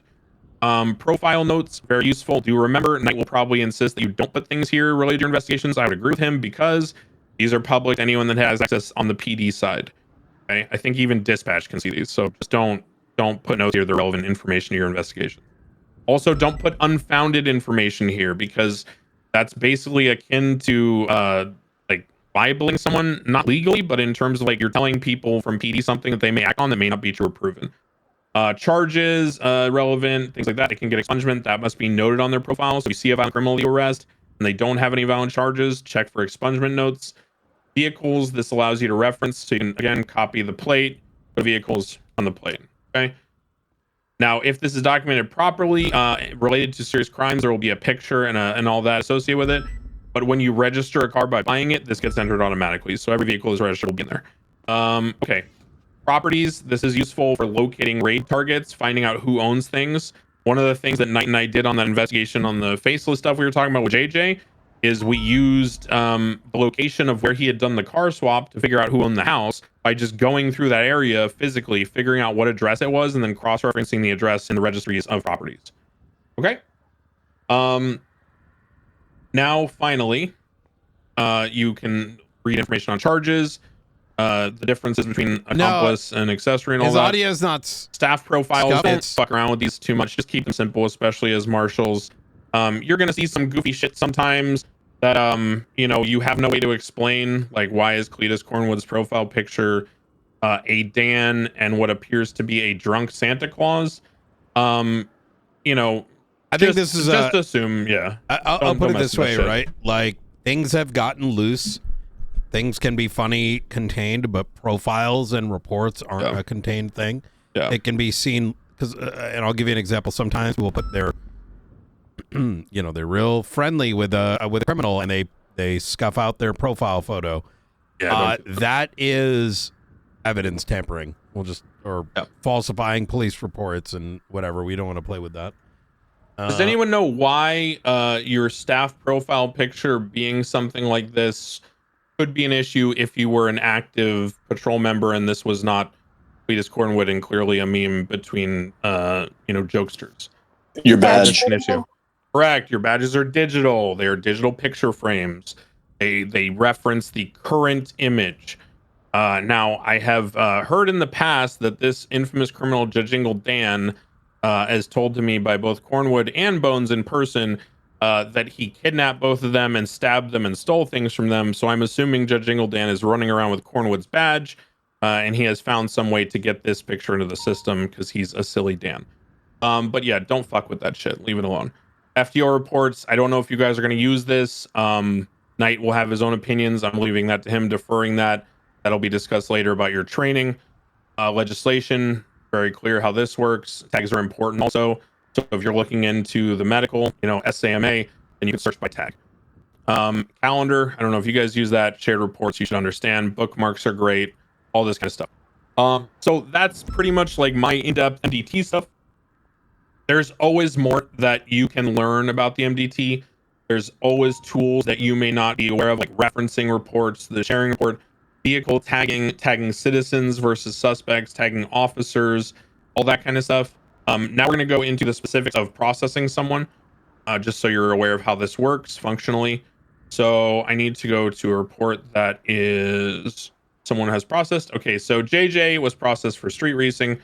To make sure you understand how this works, there are separate buttons on your MDT for saving the profile. On this portion of the profile, the notes in here, you press this button to save this portion. In order to make the charges, well, the charges will be here, but in order to make these buttons stick, you need to use this save button. This is an independent frame from this one, okay? So when you finish processing someone and you're marking whether they are processed or guilty, you need to tap those and then tap this save button. If you do not press this, these will revert to their default state, which is off, which means then in the future, these charges will not appear on this person's record. And I will tell you why that is extremely fucking important. I was processing someone from for a drug sale off of Fudge Lane by the liquor store. It was a clown who is well known to us to do drug sales. He uses an ATV. He drives up on the hills and does crazy jumps to get away. We managed to find him up in the hills after a lengthy chase where he had crashed the ATV and he was unconscious in a bush. We found the ATV, found him after a very long search. I then went to process him after arresting him. I found a ton of clean money, a ton of dirty money, and a bunch of drugs, which I know to be an effort in money laundering based on my experience as a police officer. So I then am naturally going to assume there's more drugs, more dirty and clean money, you know, more proceeds from robberies that he may have gotten the dirty or marked bills from. So therefore, I want to raid his properties to confirm and eliminate those things and charge him appropriately. But I need to figure out what I'm charging him with. Is it felony possession of drugs with intent to distribute them? Or is it drug trafficking? One of the prongs of drug trafficking is the 3 incidents. So if I look on his profile and he has 1 charge for sale of drugs and no other, you know, felony possessions or sale of drugs, then I'm not going to press drug trafficking because of this incident. Well, you know what happened to me? I searched up incidents in which his name was tagged in them by doing this, right? Okay. And when I searched that, his name came up in some of these scenes, but under the charges, it was never processed in a felony possession with intent to distribute case that was within statute, and it didn't appear on his record. So I look through the report, it all looks legit, it looks good, everything looks fine. And then I start researching and contacting people, and I get confirmation from the officer involved that the person was processed for those charges. I then get confirmation from a judge that it is okay for me to retroactively hit the MDT button because that's a clerical error unrelated to their actual, processing and guilt, right? It's just record keeping, reconcile. This was actually Brian's case. So Brian had done a thing a long time ago with the same guy, the same clown, the same drug dealing. He had gone to do the MDT. Sometimes it's not even your fault. Sometimes the MDT just scuffs out. Okay. So investigate thoroughly. And if, it should be processed, talk to a judge, talk to high command, your director, but that can be rectified. So then I rectified it. And guess what? Then I could press drug trafficking. So it's very, very, very important to check. Wait, is the audio crackling so on my end? It's something you should understand. Chat? Now, finally, processing using this. If you tap your finger on this, here's what happens. So because I copied that and looked at it long enough, right? I've now got the string on my tablet. And when I send the message to local DOC to have them file the person and they file the order with Martha on the ticket there, it goes ahead and I'm ready. I'm just ready to send it. So now if I want to give this guy leniency, all I have to do is this, right? Okay. Now I go like this. Same thing for the fine. See that? We do not adjust fines. Do not ever adjust fines unless literally only Brian tells you. If anyone else below Brian in SASM tells you adjust fines, double check because that's not something we do. Okay. Now I go like this. Same thing for the fine. See that? I think it's we do not adjust fines. Do not ever adjust fines unless literally only Brian tells you. All right. If So anyone now that else we're, off the below conference call Brian and in we turn the SASM tells GoPro you off, adjust fines, does anyone have any double questions check, about anything with the because MDT? Anything that's I not something we explained, do. anything I did, anything you've observed, anything you're unsure about? I just have one thing with the vehicle fragments. I thought that was associated with the model of the vehicle because we actually have a database of fragments from vehicles, like a report. Is that new? Is that the case, Brian? It changed, yeah. Oh, okay. Yeah. Okay. Yeah. So I guess the techs have Brain, done. if you're talking, we can't hear you. We got some real cool Hello? shit. Hello? Yep. Yeah. I can hear him. Oh, and they can hear me. Maybe I'm fucked up then. Okay, so yeah, so the techs have done deep dive analysis with their mass spectrometers. I think it was and something shit, with and they Discord, figured out maybe. the exact, material composition of the alloys that are finding those fragments, and they can pinpoint exactly what factory and what time of year and all that. Blah blah blah blah blah. You guys know. Okay, so great. So use all that information. Thank you for clarifying that. I genuinely thought it was still the old system, and now I'm actually going to use that more because I thought it was still just color. Anybody else? Any questions or topics? Okay, MDT is intimidating. There's a lot of shit. It's going to take you time to get in the groove. As with everything, build good habits, try to do things the right way, and eventually you will build good habits. Last thing, this is the most crucial thing I will ever teach you about the MDT. If you heard anything and you retain anything from the last fucking hour, retain this right now. If you open an incident, okay, I want all of you to open up the incident or the report that I created that was Marshal Academy. Okay. Now what I want is let go of me. Now what I want is I want you guys all, now that you have that report open, the Marshal Academy report, I want you guys at different lines to write your name. So all you guys choose a spot, write your name. You'll see how you can collaborate in the report. You'll see you can identify who's editing things. This is also logged. So if you do anything corruption wise with the MDT, just don't. As Rip Bozo, you're fired. See you later. Knight's going to just kick your ass to the curb, probably to jail.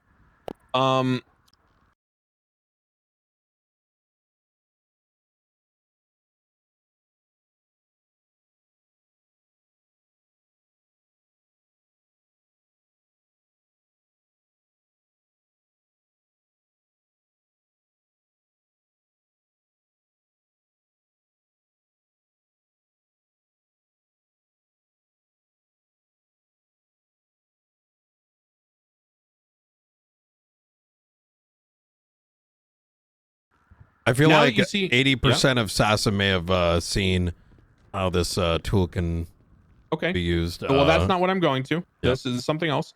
So this is more of a preventative trick.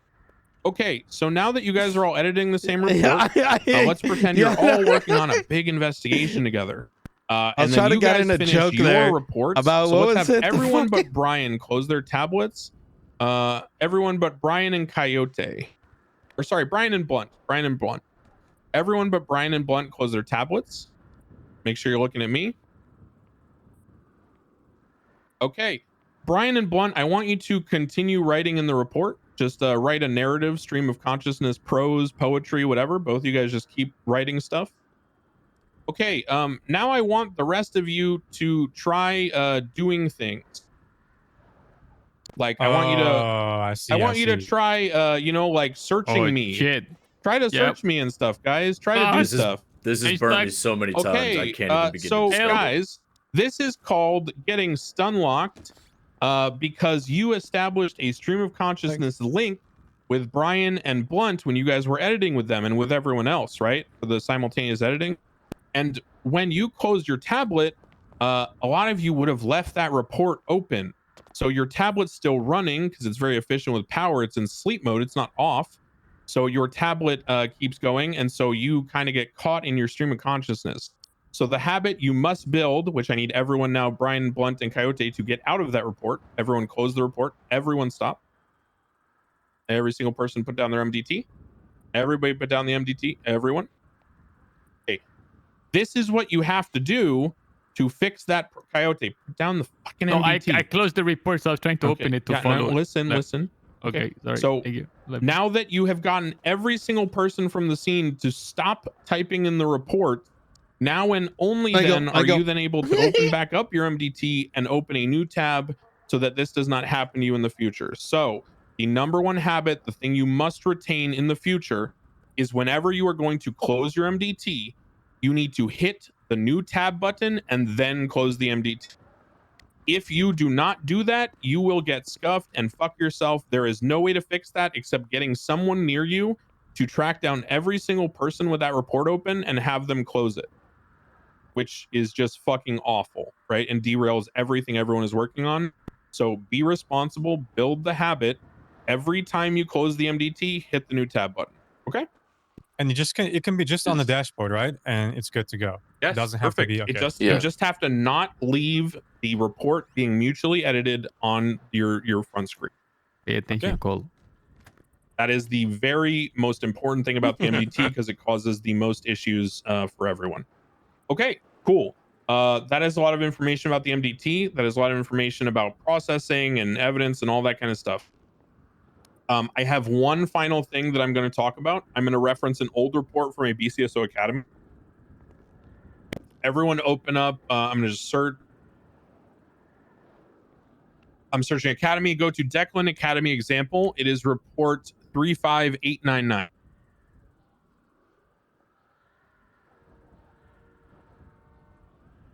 So if you open up 35899, you will see that there are 6 photos. I am teaching you something very crucial about documentation. See the pictures of the car? This is the example of what I wanted you to do. You understand how that shows there? You were holding up the tablet in your left hand while taking the picture of the plate. Then you have another picture of like a side view or the front or whatever. Now this is just an example of the pictures. There's no VIN and stuff like that. Oh no, there is. We did fake plates and everything. So here's another thing. How you document possession. You can do state ID, but I usually preface with the same thing for all of the evidence for per suspect. So you can see I did Jonas Slow as an example, Sergeant BCSO.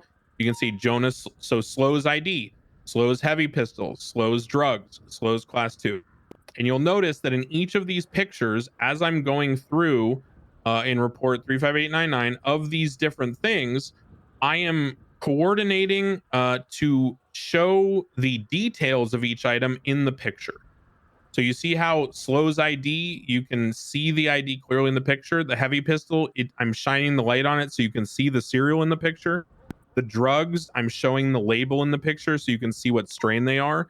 The class 2, I'm showing the serial, things like that. Does everyone understand what I mean there and why that's important? Because so judges, aren't stupid and go to you, well, there's no picture of what serial it is, so that could be any heavy rifle. Sure, Everyone, yes, sir. everyone get that? Okay, cool. Yeah. Build good habits. Knight is working on some things that might make that not as necessary in the future, but again, build the fundamental habits, do it the right way every time, keep your life easy. If you learn to do these things the right way now, they will become very quick, very efficient. It will be subconscious and habit to you, and you will never get your shit questioned in terms of like accuracy of your photos and shit like that. The way I like to imagine is that you come to a scene, and from the moment you're establishing RS to the point you have PC, and then the subsequent charges that may elapse from it, after a search or whatever. Every photograph that I'm taking, like, or drives by, I'm taking a photo of the radar after I run the RO. I'm taking another photo the moment they show me their ID. Let's say they step out of the vehicle and there's a reason to arrest them right then and there. Let's say it's a stolen car. I'm taking a photo of every little thing in their pocket. All those little things mean that the moment that guy says bench trial and wants to go to court, I've got my entire narration, even just in photographs, right? Yeah, and so my ability then to go just ahead. bang out like a report in 3 minutes becomes exceedingly easier, right? And that's exactly what Crane is saying there, right? These little things actually make life a bajillion times easier and more effective. You guys will notice too, to back up Knight's point, and this is not like bragging or anything, this is proof of concept.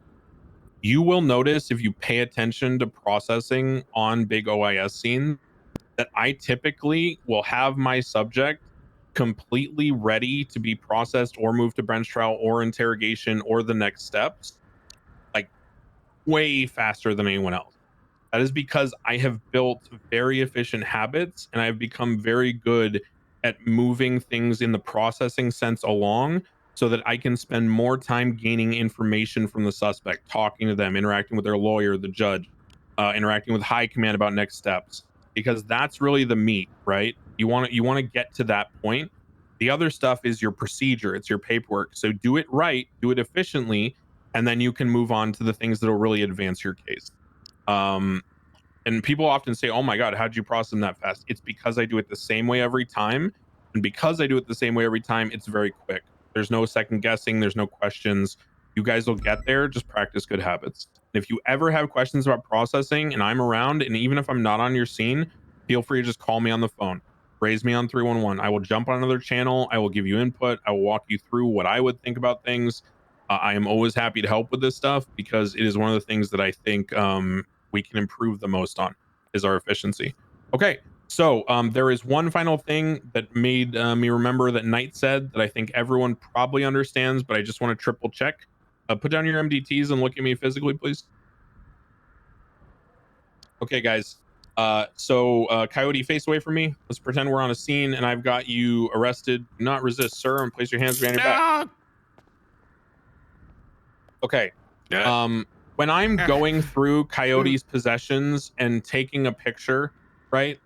I'm very clearly going to tell him, all right, sir, I'm just going to be documenting your possessions real quick, right? I'm going to be seizing your weapons off you. So I'm telling him what I'm doing, which is something we've talked about. But to be very clear, let's imagine Coyote is not in cuffs. And Coyote is standing over there selling drugs to to Blunt. Okay, so he's a little farther away. If I'm standing here and Coyote's selling drugs to Blunt and I'm hiding in a bush and I want to be really clever and make it so that, you know, I don't get detected taking the pictures on my stakeout, I don't have the new Ray-Ban glasses, right? I don't have the Google lenses, right, guys? All I have are my standard issued tools as PD, which is either my camera, which is like this, or the other alternative is I can pull out my cell phone in case I don't want to pull the camera out, and I can use that to take some shots like this. And if anyone doesn't know how to use the camera app on your cell phone, you're just going to film some shocking instances with it, and you'll figure out eventually how to use it. So just film the shocking stuff. Film shocking. So this is how you would take pictures. You do not have Google Glass. You do not have Google lenses. Do not be out in the field and just stare really hard at a car, and all of a sudden you have pictures of everything. Because if someone's watching you, like a criminal, or someone's observing you, like a private investigator, or another cop is auditing you, just like you would want you to do to beat cops, the locals, then it's very hard to explain how you got the evidence later, because when the marshal goes and testifies, yeah, I saw Declan. He claims he documented this car. I never saw a camera or anything, so I don't trust these pictures. I don't know their origin, right? So don't do that. Make sure you're actually using the technology we have given to you. All right, Knight, any other comments on this stuff before we take a break and move on to practicals? This looks good. Okay, guys. I'm going to double check my notes just to make sure that we're on task. Dylan, can I ask a quick question about processing and photos? Go for it. I noticed in this evidence photos you have, the person does have a pouch on it. What's the legality on that? Depends on the pouch. So these are things you should defer to veteran cops who have been through these situations, like Knight. But wait, I will what tell pouch? you that Sorry? in the photos it was of Slow, and he probably had a collectibles pouch, I'm guessing. Yeah. Yeah. Okay, Anything so, that is in a container or a book, unfortunately, requires a warrant, unless there's a level of exigence. The other alternative solution, but again rare, so defer to Knight and default to requiring a warrant by default usually. The standard is the same, and I'm just gonna. My grandfather rambled about this once when he was drunk, so I retained some of it. I usually hate law stuff, but somehow I remember this perfectly to explain it to you guys. So trust me on this one. It's the same thing as plain view. The way that plain view functions is the original case law for plain view. That's one of the sort of seminal cases that identifies in the modern age of how plain view works. Is a situation where a guy was theorized to have been dealing drugs out of his home. So he was involved in numerous crimes, but they were there searching for drug dealing, proceeds of drug sales, illegal money, weapons, things like that. They break into his home. They have him arrested. They start going through piece by piece everything in the home. They come across in his garage a series of racks on the wall. These racks have like 6 different stereos on them, like nice, 200 disc CD changers, digitally connected, like even a vinyl attachment. Like these things are really high end. And it's like, well, that's weird. Why does this guy have 6 radios, right? So what the cops did in that case is they went over to the radios and the stereos. They physically turned them around so the back of the stereo was now facing the interior as opposed to it being up against the wall. And then they called into their dispatch, and they had their dispatch run the serial numbers against a log of stolen goods. They found out that the goods were stolen, and so they charged the guy with, theft of goods for these properties related to the crime. That was overturned because that was found to be not in plain view. So when you arrest someone or you're searching something that you have the legal right to be there to search that thing or that person, you have the legal right to search that person for one, anything that is in plain view or readily accessible, such as a car. You can search the glove box if they're in the front seat, but if they're in the trunk, you probably shouldn't search the glove box. Vice versa. If they're a passenger in a car, you're probably not searching the glove box, or you shouldn't search a locked trunk without a warrant because you can't argue that it was accessible. So plain view is how you are allowed to use things and search things It is outside the scope of what you're there for without getting a warrant. Now, if, for example, there is, let's say this was a case in this jurisdiction. Let's say there's a cell phone. We have SIM cards in this jurisdiction. If you are arresting a suspect for robbing a bank and you want to get more information on him, right? You know, you might want to, you know, open up the SIM card slot and things like that. That's where things have to be determined by the courts. In that case, you can now, you know, when you have someone fully under arrest, you can document their SIM card. It's been legislated, right? But when it comes to like a pouch, it would be contextual. Is it locked? Can you visibly see inside the pouch just by searching them? And here's the other side of plain view. Is it This is going really deep. We reasonable can't that things effectively that you would do be that. looking for related to the investigation or the arrest could be contained This is in that hyper pouch? advanced, I think. Example, I suspect someone of shooting a cop. I then find that they have an Altoid tin in their pocket. If I'm looking for a 9mm Beretta with extendo mags and a laser sight, right? And that thing is welded shut. I'm not searching that without a warrant, right? Because how can I argue to the judge that it is likely that that thing contains illegal goods? Remember, what's the standard for warrant? More likely than not. How can I argue that? Because what I'm looking for is guns. Now, if it was wide open in his pocket and there were oxy pills falling out of it as I took it out, well, that's plain view, right? On its face, those are illegal if he doesn't have a prescription. So then I could charge him. Does that answer your question? Yes. Yeah. Okay. And those topics are very, very thorough and in depth. I would recommend talking to like a justice. I don't have a good relationship with my grandfather, but if you have like a very pressing question that you are very unsure about and you want to reference, I might accept a bribe of, you know, maybe I'll make you say something in Japanese or bow, or dress up in an uwu outfit, and maybe I'll reach out to him and get you an answer. Oh. Okay, that's good to know. I want to actually just say, look, if it's a container, don't open it unless you got a warrant. There may be some examples like Crane mentioned here, but even if you were to ask a judge or a justice, you are not getting an official DOJ legal response necessarily. You're getting an opinion of a infallible entity. So you go open up that pouch without that search warrant, and given the way that the laws are written, you could end up getting that thrown out, right? Because a different judge comes around and says, well, actually, you needed a warrant for that. You know what I mean? However, if you genuinely believe that there's something investigatory and you've got probable cause for it, right? In other words, enough that you could articulate a warrant, you can take it, right? And then just get the warrant written and hold it. Yeah, you can hold it for investigation. Do not do that abusively.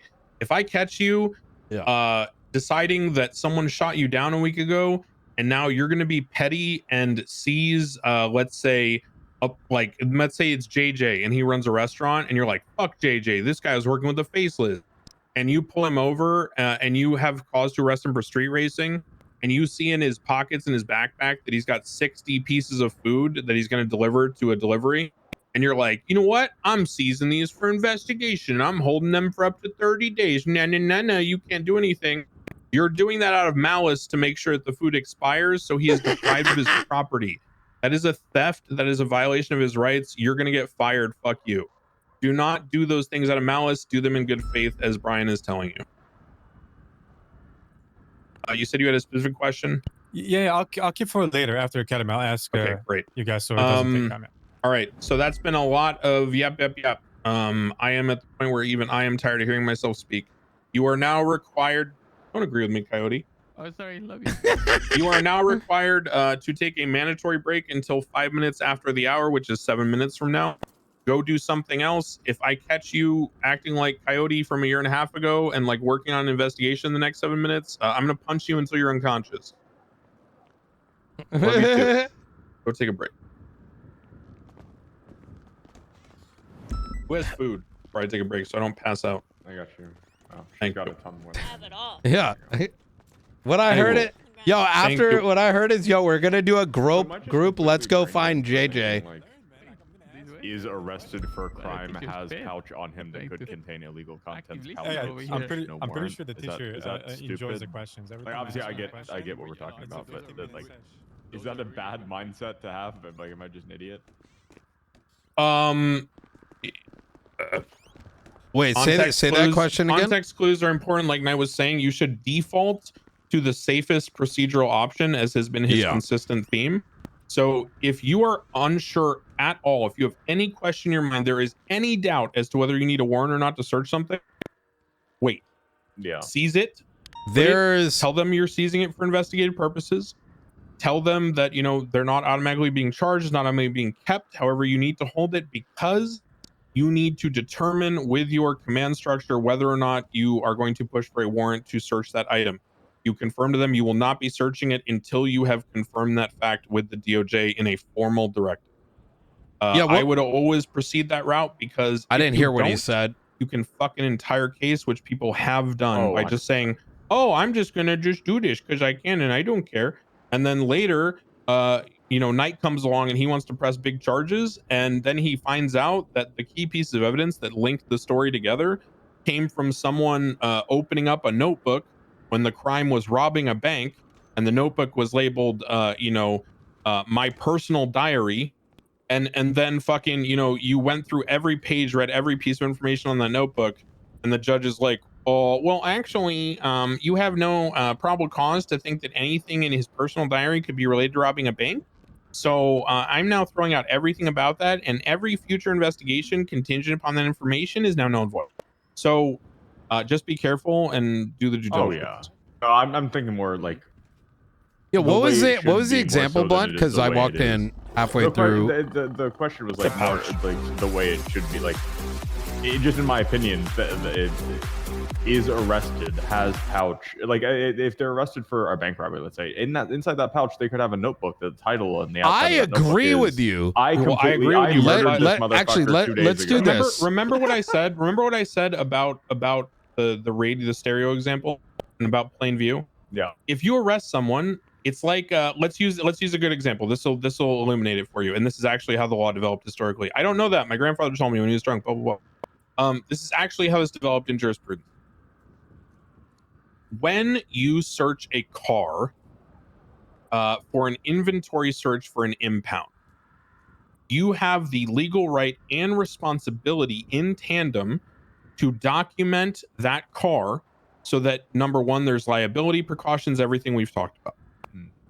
Now, what happens if you are impounding a car for safety purposes through an impound and there is a locked glove box that is highly reinforced, like let's say a black box hypothetical, like from an airplane, and it has a fingerprint scanner to open it? Okay, you have the right to search that car. You have the right to inventory it because you're impounding it.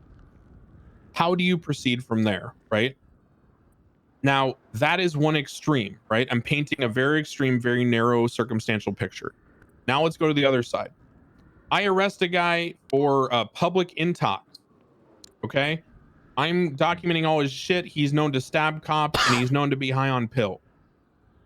If he has a loose sack, let's say a Crown Royal pouch in his pocket with the drawstrings, and the drawstrings are tied up real tight in a double knot, yeah, I'm untying that shit and opening up the pouch and looking through it, right? Because I have the right to inventory all his possessions. But things begin to get more and more gray the further you go towards that fingerprint scanner reinforced black box. Right. Okay. Because the way the courts address this is they typically consider the typical balance is the interest of the public in not having their personal property and person infringed in terms of the right to not be searched, right? Not be seized. Now, when they have committed a crime, that right diminishes and gives way to the state's interest in safety of the officers and the sanctity of the both jail and prison institutions. So that person is searched. There's a difference between a search in a jail and a search in a prison. There's a cavity search because, again, the prison has a heightened expectation of interest from the public and safety, and also conversely, a lesser expectation of privacy from the person being sent to prison. Okay. Now, in the sense of a generic search of someone who's arrested for a crime, their expectation of preserving their rights to have things be kept private is contingent upon the nature of the presentation of the item. So another example that gives you context clues to how the judges over time have thought about this.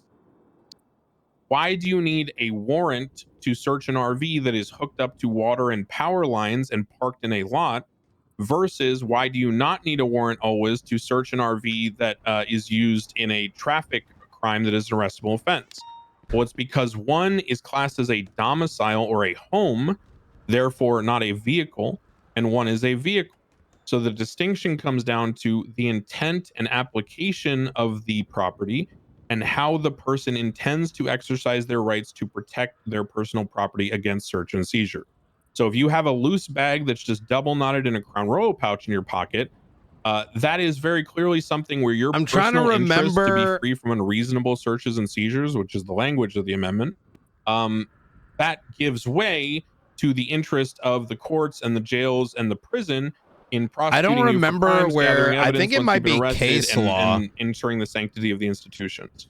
Now, as you go towards the lockbox and the fingerprint scanner, the expectation that you are trying to secure your rights, that you must have a warrant to search something, goes up. And if the interest of the courts and the cops hasn't changed, and it is simply an investigatory purpose and not something where you have principal probable cause to tie that locked item to the crime in question, then you need a warrant.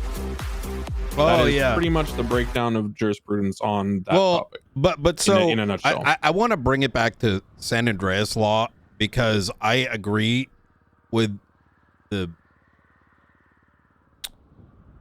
your legal look at it, because I share a very similar view. The issue is that Article 1, Section A reads, search warrant as written in this legislation refers to search and seizure warrant, subpoena of phone, bank, and other records located within San Andreas, search of electronical devices or notebooks and other personal effects / storage, and surveillance warrants.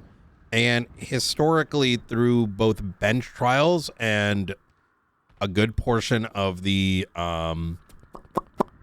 court cases, judges have ruled in the favor of we cannot open up a container of any type, whether it's a pouch, whether it's a notebook, whether it's this and that, absent the search warrant. And even if we were to personally derive a good reason to be looking, all it takes is a judge making a bad ruling, and then we're cooked. You know what I mean? Yeah.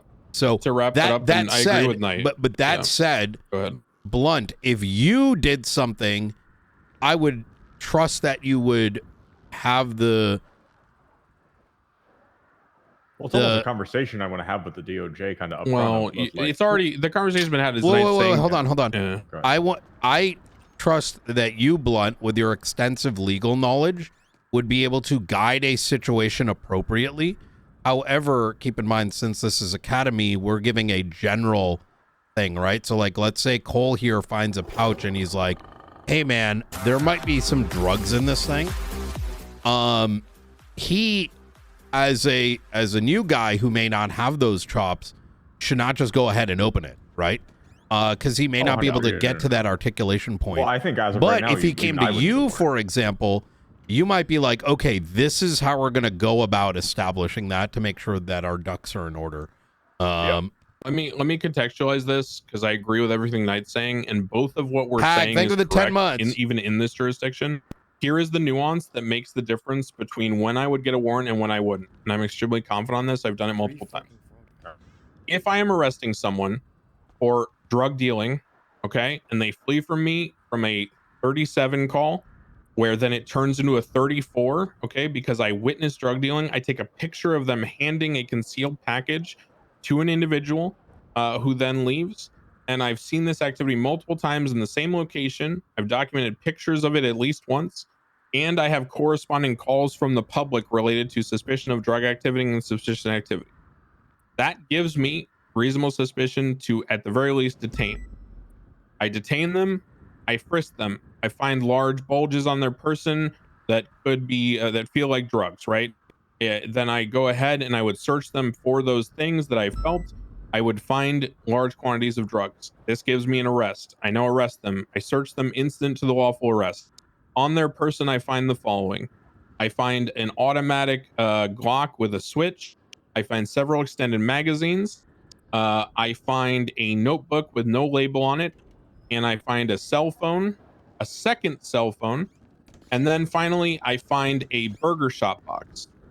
Yeah, some of our laws of those are items. I am getting a warrant. This is actually the problem with PD crying instead of actually working with the DOJ, which is why I shut it down as a marshal. And why is the law so crim friendly? Because cops cry and do not aim to change anything. And I say this because I played Nino. Cops never came to night with a solution. They're like, in the course of the time I was playing Nino, there was probably 300 to 400 cops that went through the thing. Nobody came and said, here's how we can legally change something. So he has the 2 locked cell phones. And so, yeah, some of these things exist. Oh, yeah, the notebook with no label. And some of them are cooked. Now, but it's the PD's own undoing, if that makes sense. There's probably notes in there about his criminal enterprises, because as Knight and I have found many times, these guys keep notebooks with a breakdown of their entire criminal structure, payments, everything, right? They're basically like accounting log, corporate hierarchy, essentially. But because I don't have the probable cause that is derived from it being inherently illegal on its face, and it is something that is closed and therefore not easily accessible to me, and the things that I'm investigating right now in the present moment that I saw him doing was the sale of a pouch, which then I confirmed to be pouches of drugs. I am not opening up that notebook without a warrant, okay? I need separate probable cause. I need a statement. I need articulation to get a judge to approve me to open up that notebook. Because at this point, I need to justify why it's more likely than not that there could be drugs and information-related drugs in that notebook, right? That's not like a default presumption that is likely. However, the burger shop box, okay? The burger shop box is just a box. It can contain anything. In my professional experience, those boxes can be used to conceal a number of things. In this situation where I physically saw him handing off pouches and packages, and they can fit in that box, I am going to search everything on his person that those pouches and packages could be hidden in. Okay? And that I would not get a warrant for, because I am confident that that is a search that is related to the incident to lawful arrest, related to my original principal probable cause. Do you see the distinction there? So that is where the nuance is, and that is what has been established in these courts. In fact, funny enough, I was a part of that case. Oh no, I was not involved with anything to do with any of this jurisprudence, but one time my grandfather told me about how he presided on a case when he was drunk and rambling that established precedent for the search of cell phones to obtain numbers on the SIM card, and how that wasn't legal, and you need to get a warrant to open the phone to get the serial. Just like in the example I gave you, you have to have a warrant to turn the stereo around and read the serial. They changed that. Yeah, that's changed now. Yeah, and then it got changed. Exactly. So he was drunk and rambling when he gave the ruling, or when he told you? So both. One thing, and this is, I know some folks kind of walked in halfway. This is one of the reasons why I'm very anti. I don't want to be hearing the fuck the DOJ crying about how our laws are shit. Historically, we as law enforcement have not been pushing for legislative change in a way that is constructive. Some of these holes that we are finding is a obligation by us, each and every member of the SASM, to bring these issues up the chain and present solutions that we put forward in front of the appropriate heads, whether it's the DOJ or the legislative bodies, or alternatively utilize our bar licenses to put legislation forward. So if we are ever finding ourselves in a rut where legally we cannot do something and something is foolish, that is an indicator that we need to push a change to the law. such as this particular case? And that was a really good question, Cole. So that's kind of the in-depth. Everyone, welcome back. Now that we had that aside, with everyone here with Blunt, we are now going to move on to what I would call the fun stuff. This is the active scene, active patrol engagements. You will deal with this at every stage of policing investigations, your stakeouts, everything like that. So first thing we are going to do, double check my notes that Dawn helped me set up to make sure I'm not skipping ahead unnecessarily. Yes. MDT advanced training. Current. We are going to load up and we are going to go to Sandy Shores Airfield. So let's get all the vehicles and let's head out to the airfield. Hey, we should add that to the list, by the way. I'm gonna get that. As I looked at it, I realized how much more cooked it was, because even with the I didn't even think of the fucking burger shot Burger shot boxes I searched. Yeah. I don't need a warrant for that. Fuck that. Yeah, but there's a difference between you doing it and the everyday person. It's all about articulation. Yeah, for sure. That needs to change. It actually reads "or personal affections." Yeah, like it's holy fuck. That's stupid. That needs to be clarified.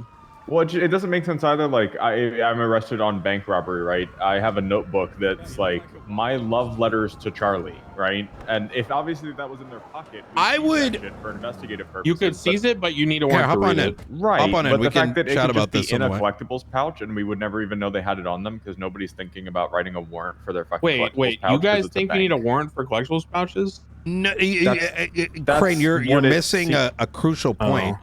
We literally just had hop in. We literally just had a case where 3 judges, and we took this on. no. Remember Don't say it. Don't the say one it. No, where they no. dismissed? Wait, what the fuck was the ruling? Blunt. No. Remember the one that we took with the ADMC? Dismiss with mistrial with prejudice. Yes. Wait, what? And that was a panel. Yeah, that was written on the docket. Was that the outcome of the case was a mistrial with prejudice? Everybody That's was like, not what the fuck how was that. What? That's No. not a thing. Yeah. Yes. So there's we have to operate within the confines of rulings, and if something like what you're mentioning, that needs to be outlined in law because people are cooked. I mean, right? that like technically can occur, but that's like if there was like extreme witness tampering or like intentional malfeasance. No. You ready for this? That's what it. That's what it was. However, it was a lawyer claiming, didn't even initially claim it. Oh my God! I'm gonna ask someone to shoot me if I go into it. On this. It was cooked. Let's just say the circumstances, because it mixed in with You guys PD have some corruption bad and a news, bunch of man. other shit. Most of us having a lot of problems. Yeah. Just grab different cars then. yesterday. Just take different cars. Fuck the UM cruisers. Just grab something else the UM that cruisers has are the like only ones decent stuff in it. Yeah, okay. I'm gonna talk to the techs. Fuck these. Shit. We have Let's just grab what we can, because we're gonna. Yeah, grab whatever cars you think are reasonable mid-range. They're not interceptors. Yeah. Okay. Worst comes to worst, I will literally go raid garages at BCSO and MRPD, and we'll just get cars there. Just get to fucking Sandy.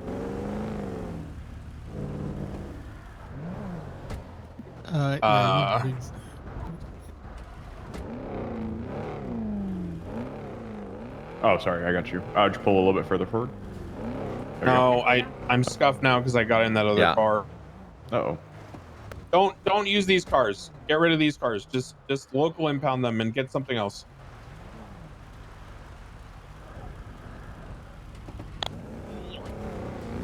Oh man, it's gonna be fun having you in the department there, Crane. Oh boy. Yeah. I mean, listen. I don't think these are bad things. It's we're solely chipping away. You know what I mean? I can't believe that that's a thing. Wait, they tried to get. Hold on. I think they just don't have keys to the cars. No, they do. No. Listen. Yeah. Trust me, this is one of those things that you don't want to question. We're not using those cars today. Okay. The best way I can explain it is, you know how there's chips in these cars now that have the underlying software that controls everything? It's a computer. When we bought those cars, they were imported models that aren't readily sold by Mosley's.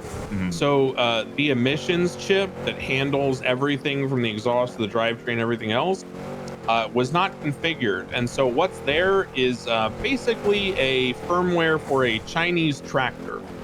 Gotcha. So when you start the car and you push the wheel and the pedals and everything, and you tell it to do things, effectively you're telling it to raise the bucket on a Chinese excavator. So it doesn't know what to do and it just shuts off. And sometimes that can poison your ability to drive other cars. So we shouldn't touch those until the firmware is updated. Gotcha. That's the way I can explain it. Until a couple days ago, I guess when the engines got put in, they were everybody was it is related to the upgrades that were done by the state mechanic. We did not properly tune them, so that'll be fine. That makes sense. I have already talked to them about it. But yeah, that's interesting to hear, Knight. I'm so glad that my grandfather has left such productive emissaries. Well, of his no. Look, I'm gonna be blunt about this. No pun intended. Law enforcement, when it comes to legislation, is the most extreme, embarrassing case of it. Most laws put forward have been, thank God for Dawn and even Rizal, to be honest. There has been an attitude where most laws were coming from precedents, but precedents set by defense attorneys making arguments why things should not be, right? And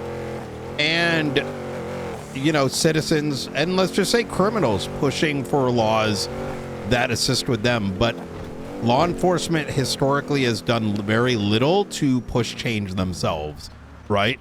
So, and that's something that needs to change, right? Because it's not like the DOJ isn't open to it. They've been very open to a lot of things. It just requires people to put it forward, I guess I'm just more curious about, I heard my grandfather ranting about this stuff once. Like, why would a case happen that attempts to challenge a standard by presenting nuance, which is the evolution of jurisprudence, and saying, hey, these facts are different than normal. I think the standard shouldn't apply and should be changed in this case, thus developing new rules and, deeper understanding. I don't understand why when that happens, the outcome would be simply writing a law or a policy that, as you said, is based on someone's argument and not simply the question being opened to solution. So for this thing about searching stuff, where someone just wrote, outcome, they're right. Old man Crane said that, that case, need warrant subpoena, blah, blah, blah, blah, blah. And then it's like, well, I can't open a burger shop box because it says personal property. Well, how did personal property, a vague term like that, even get into the writing of the law in the first place? And why is there no oversight into how these things are crafted? That's a bigger question, but for historicity's sake, this was originally put in on 7/10/2024, but keep in mind that the original search and seizure warrant hasn't really been or legislation has not been very much iterated on. So keep in mind, I don't think there's like malice here, right? I don't think so it's either. that there were cases where law enforcement was caused problems, right? People were digging through people's pockets and doing all the things that we just got done saying don't do. Keep in mind, we have an environment right now where law enforcement is actively writing evidence into command reports and hiding it from. It's a shit show. So let's as a reaction, I continue with them. Yeah. So don't overthink it. It's just shit needs to be evolved rather than Yeah, look up some stuff. Okay, guys, everyone get on 18. Everyone get on 18. Everyone get on 18. Everyone get on 18. Okay, good. Everyone should be on 18. I'm gonna demonstrate some very basic. He's stuff not to you. wrong, but the Now, if you history wanna- matters, we'll take right? this card. PD was doing brain dead shit, What I want continued you to do guys it. to do right Citizens now is I reacted, want you to, laws came in place, but those laws, understandably, follow because me it in didn't your cars include together. PD Doesn't matter actually who's providing driving. In fact, I want solutions the least and confident drivers to be historically just driving each crying car, about it, whoever resulted that in is. things getting written in a certain lens, and I want us to right? just So follow this me. We're gonna isn't get in a line here. DOJ's fault that they wrote it this way. This was to handle Line up certain single file cases, behind me. but it doesn't take into consideration other cases, There because are some PD very said basic skip. concepts of driving that you need to understand to make you not a liability in the field. The DOJ should don't not need have to you think to on be, behalf you know, of the police Max department Verstappen. I when they don't don't need you to be know Lando fundamentally Norris. what we Well, deal with on a especially not day-to-day Max basis. Verstappen and Lando Norris, That is because on us to put then it you'd be forward. intentionally crashing people out. Wait, what the fuck? Did you hear that? What was that? No, that was Yeah, a what figment of was your that? imagination. That definitely wasn't the sound of an F1 car made by someone's mouth. Okay, so at this point, guys, when we are going through and driving in pursuits, you need to not be a liability. What I mean by that is, if you don't understand basic concepts of driving, then you are going to spin out on corners and you are going to basically crash out every other car in the pursuit. And you know, your investigation is going to fall flat. Now, again, I don't care that you catch every person, you're the best driver. What I care about is that you understand how to not be a liability. So I'm going to teach you those very basic things. I am what is considered a shit driver. I'm probably better than most people, but compared to Meditation, good thank you for drivers the like 10 Angel, months. I am a shit driver. Thus, I focus on not being a liability, being useful, knowing how to parallel, knowing how to do passenger shit, etc., etc. But if I have to drive, I know how to be competent and not fuck shit up. So here's the principles. Everyone follow me. We're going to go slow rate of speed. First principle you need to understand when driving in pursuits. This is called a racing line. This is a basic theory concept, okay? So, the point of a racing line is how do I maintain the highest amount of speed to go through a corner? The best way to maintain speed is to go in a straight line. That's why when drag racing happens, it's just on a straight line.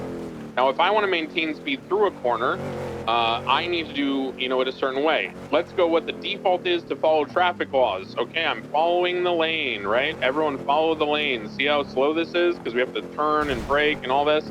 See how you ran into me because I'm going so slow? So that's like the default, I'm just following the lanes. Now, criminals aren't going to do that. And when you're chasing them, you need to match how they're doing things to keep up with them. What a criminal does to maintain speed is called a racing line. So, we'll show how slow it is to do the normal way. We have to go here. There's this little rock. Academy is going really good. Brake, we go around here. Right, this sucks, okay? And we're not going to catch someone doing that because they're going to be faster. So a racing line is going to be something where you basically maximize the turn by going from the outside of the lane on a straight thing, gradually turning inwards while maintaining as straight as possible. Stop right here. This is called the apex of the turn. You see how my car is perfectly The right nostalgia on of the Nino? point Oh of the my turn? god. So the apex of the turn is where my car is going to then start accelerating and leveling out, because the way that traction works is the more you're turning the wheels while accelerating and gaining speed, the less traction, the more likely you are to spin out, okay? So in order to maintain traction and optimal speed, you're going to come tight in here while being outside back there where the penumbra is, okay? And then when you exit the turn, let's imagine this road continues straight, you're again going to go to the outside, because if we go to the left and we turn more, we're losing more speed. So then you send it to the outside, and now we're back straight again, okay? So the optimal line through the turn is not actually following the line of the road. It's going from the outside, the extreme edge, inwards, and what that does, it allows you the most time to execute the turn to get to the apex, which means you have to turn gradually, which means you can maintain more speed and more traction. Now, on a double turn like this, you would come to the center, out, then you go into the apex again, and then you'd send it straight again. So now we're going to wrap around, follow me slowly, and I'm going to sort of gradually increase speed, and you're going to try to follow what I do. Try to follow my movements, okay?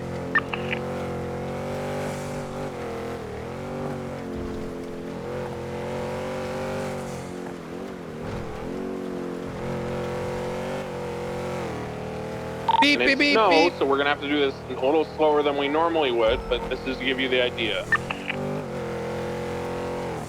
Feel free to dispatch mute.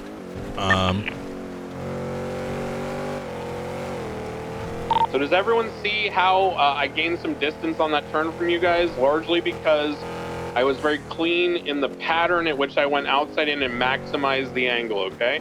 Same thing here, I'm cutting on this rock and I'm ending up straight at the border. So I'm not having to turn drastically, which gives me the amount of speed I need to continue chasing.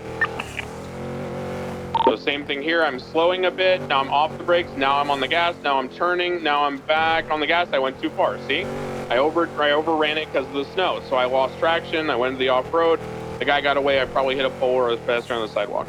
So in theory, if you practice this concept and learn how to be efficient with the throttle and the gas and your lines, the more likely you are to be able to keep eyes on the suspect. Now imagine if you're really bad at this and the suspect's really good, you are going to get gapped by them, and we're gonna slow down and stop here. Some people in pursuits, some criminals will literally go to, open your map.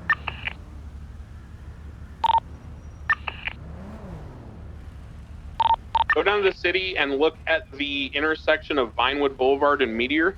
It's just to the east, southeast of the vault, to the west of the LS Freeway interchange of Mirror Park.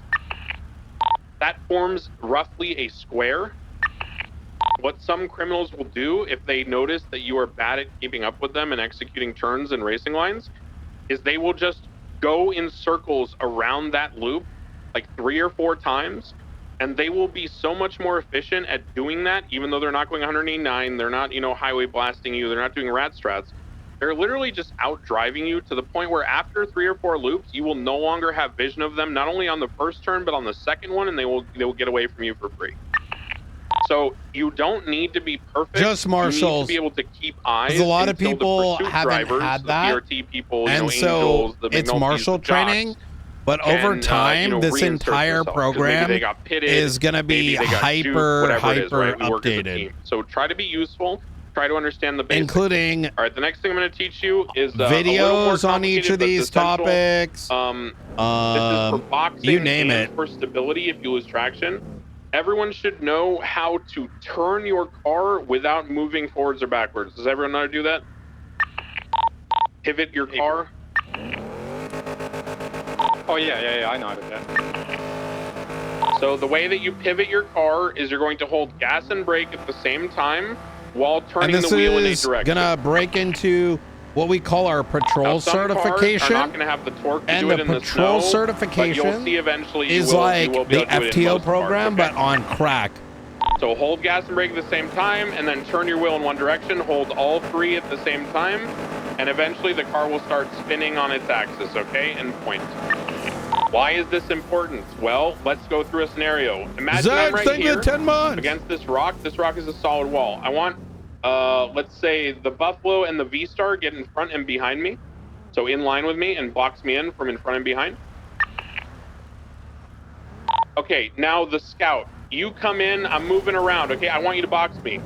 So you pin me, right? But now there's too much, no, stop. You guys are ramming too much. You're gonna lose the box. You gotta be very gentle with this, okay? You're gonna fuck this up if you do that. You're giving me too much space. Just hold the position that you guys are in. Now the Scout, you're only gonna have a short period of time to do this, okay? In order to do this correctly, you need to simultaneously keep pressure on the vehicle against the wall while rotating to cut the angle. So I would put your, just stop moving the engine so we don't fuck the cars up. So what I would do with the Scout, point the nose of your car at my driver's side front quarter panel by the tire. So back up, point the right front quarter of your car, the right tip at my driver's side door. Now you would put pressure there. The 2 people would push front and back, and then you would slide. Yes. Do you see how this almost guarantees you to complete the box? As opposed to if you both are like slamming into me and I'm doing this, and then the Scout comes in and he tries to hold me in place with the point of his car without doing that motion, I'm getting out every time. So that is a very important skill to have for boxing, and it's very important to know how to be gentle. Remember, you know, there's thickness in the air, right? So it's not just at high speeds. Sometimes it's how you collide with a car. sometimes, you know, your car gets like an extra gravity boost or whatever, right? Maybe you had a couple, I don't know. Wait, in your Tacos, vision, Locos, are the Doritos, marshals tacos last larger night, than and BCSO you're a little bit and heavier. LSPD? So when you What do you tap mean into larger, me, even though brother? you're only going 50 miles an hour, you send my car flying back into this guy. And now I've got space because guess what, guys? Crim cars with engine swaps have much more torque than you guys. So they're going to get out of that every time if Larger? it's just you two. So learn that skill, learn pivoting. You need to, you know, learn how to be cautious and effectively use your car. Not to ram things, not to be overzealous, because if you do that, you're just going You to mean bump in them and they're just going to numbers? get out. And you're going to cause escalation because they're going to start saying you're ramming them. That skill is also useful for another part of pursuit driving, which is very crucial. That is, if you begin to slide out, okay? I'm going to do this right now where I'm going to mimic a slide out. So if I'm driving, I'll do it in front of you guys. So if I'm driving and I'm going like this, right? And I do this, my car will slide out, right? And I'm just hitting the e-brake to make that happen. So let's say I lose the back end and it goes out to the right, okay? Like this. Now, how would I correct that to not completely spin out and lose the chase? Well, I would do the exact same thing that we just did boxing, No. remember? Except while it's mobile. We only have So like, for a brief second, and this is gonna take including practice, which our we're gonna do in a like, second. For a there's brief only second, 25 the way that I will do marshals. this is when my And that car begins to includes slide like out people to the like right, Don. what I'm going to do is I'm going to briefly Most people engage that the say brake the and gas marshals at are the too same big time are like while actual IRL counter-steering, retards. which means I'm going to turn the wheel Which in is the why I same think some people direction think the car that. is sliding out in. So if the back end is sliding out to the right, I do the slide to the right. What does that Yeah, there's do? like barely well, 20. As you can see, that pivots the back Technically, wheels, there's which is about the drivetrain in most 25, cars, but to reality, the left. yeah. So if you're pivoting And, to the left briefly by holding the brake for a brief second, then letting go once it corrects itself, you're going to realign your car in a straight direction, regain traction, and be able to continue the chase. It's just So most the of more the marshals efficient you get are at correcting active. those things, the less likely you are to We've made a completely very crash out and enjoyable slide out, and the environment, more likely so you are a to lot of only lose marshals a are little very bit of speed and active distance. and been able to do So quite a bit. follow me. What we're Like- gonna do is we're going to go And around so this I think circle people in the think same that way, it's a doing huge lines, department, but there's literally 20 and then eventually what's versus going to a happen total of is 400. you're going to try to do it faster and faster to the But point that's why where I want you. That's why I'm very blunt about it, because the whole notion of like there's too many marshals is one of the it's like actual IRL retardation perspective. I'm going 'Cause, to like, start there's driving having it faster and faster. You guys try to keep up with me. Inevitably, Yeah. you might slide out, and then I want you to correct it.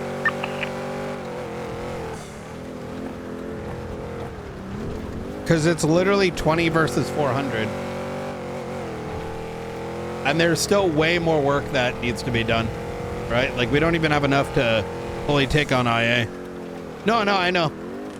I know you're not knocking it. I'm just pointing out, like, where that perspective is coming from.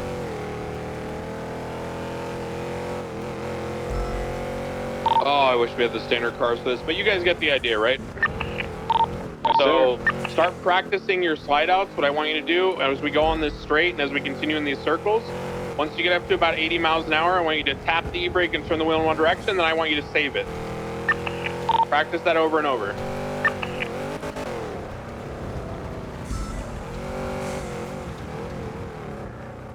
If you've ever seen someone drifting right and not in a drift car, like it's a cop doing it with a normal transmission, normal wheels and everything, that's pretty much what they're doing. No, They're I mean, we're slamming gonna the keep wheel in one hiring direction until so the back end slides out. we will and then hire they're until basically counter steering and continuing off we have the enough gas, people to do you know, the things that need to and be then done. sending it through the corner, right? So it's the same concept, just saving it versus doing it intentionally. Okay. So if I go ahead and I do and I counter steer out to the left, I'm gonna realign the car, right? And stuff like this will also teach you spacing, very important. Okay, so those are the basic concepts of driving a car in a pursuit.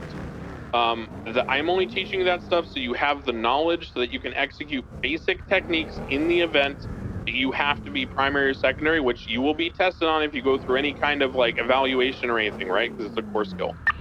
Now we're going to talk about hits and spikes before we go into active scenarios. So what I will have here is, let's have the Scout in front of me because they're both pretty heavy cars. We're going to drive up to the end there and then U-turn and come back, and then I'm going to pit him in front of you if you guys just pull up to the side here.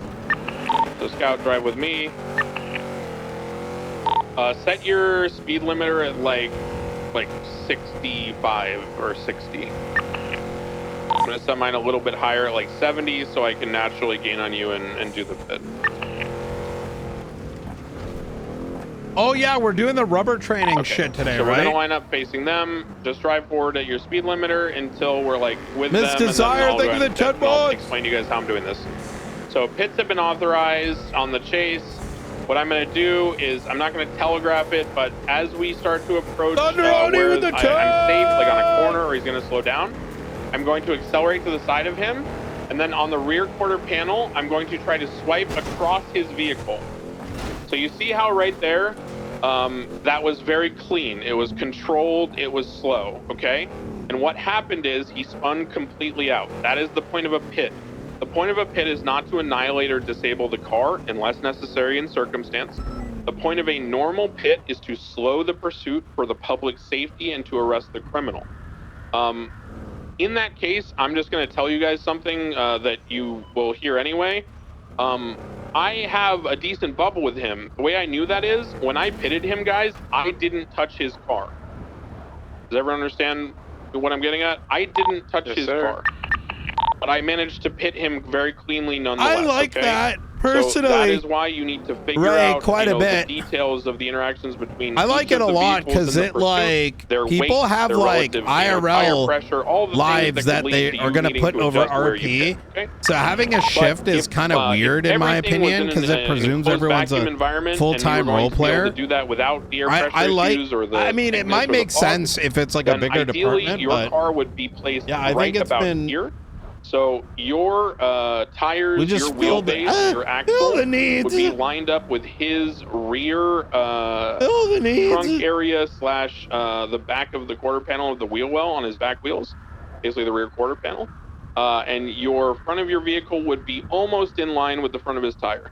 And so when you then turn your wheel to the left, you are directly creating pressure, right? As if your vehicle was just doing this, My right? voice. If I just do this at a slow speed, what happens? Well, he's going to spin, right? Because I'm hitting the wheelbase. But that's not safe because perpendicular, shit is not going to work. So when you swipe from left to right or from right to left, that is how you will execute a pit technique. The rules for pits are typically we keep things under 100 as that is deemed to be one of our components of recklessness. So for us to then pit above that speed would be illogical and stupid. The only times we do pit above 100 is when it's authorized, and it will be authorized based on the circumstances of the pursuit. So when they escalate, when they're, pitting you at high speeds, or when they've swapped 5 different cars and it's a very serious incident, terrorism thing and blah, blah, blah, blah, someone on the scene will authorize pits over a high speed. This goes for everything else. There is nuance. You will not get it right in the first, year of you doing cop work on this force. But, you defer to other people like everything. So that is pitting. Any questions about pitting? Okay, now we're going to go through spikes. Everyone get out of the car and come next to me. Okay, does anyone have spikes either in the lockbox or on their person? Oh, fuck's sake. There's no way we all don't have spikes. I can run to Sandy real quick. Double check the lockboxes. Okay, so. There's no way. None of these have them in the lockbox? Unlikely. These aren't cars that usually get used very often. Okay. I swear, Marshals, we almost have a spike. Yeah, it's all good. Oh wait, I won't because we can't access the armory at fucking BCSO. You might need to get a crank. Actually, I can't. Never I'm mind. going. Oh, you can. Okay, good. Okay, so I'm gonna start directing you guys on some of the little things to do with spikes before we actually do the implementation. This is more the theory side, okay?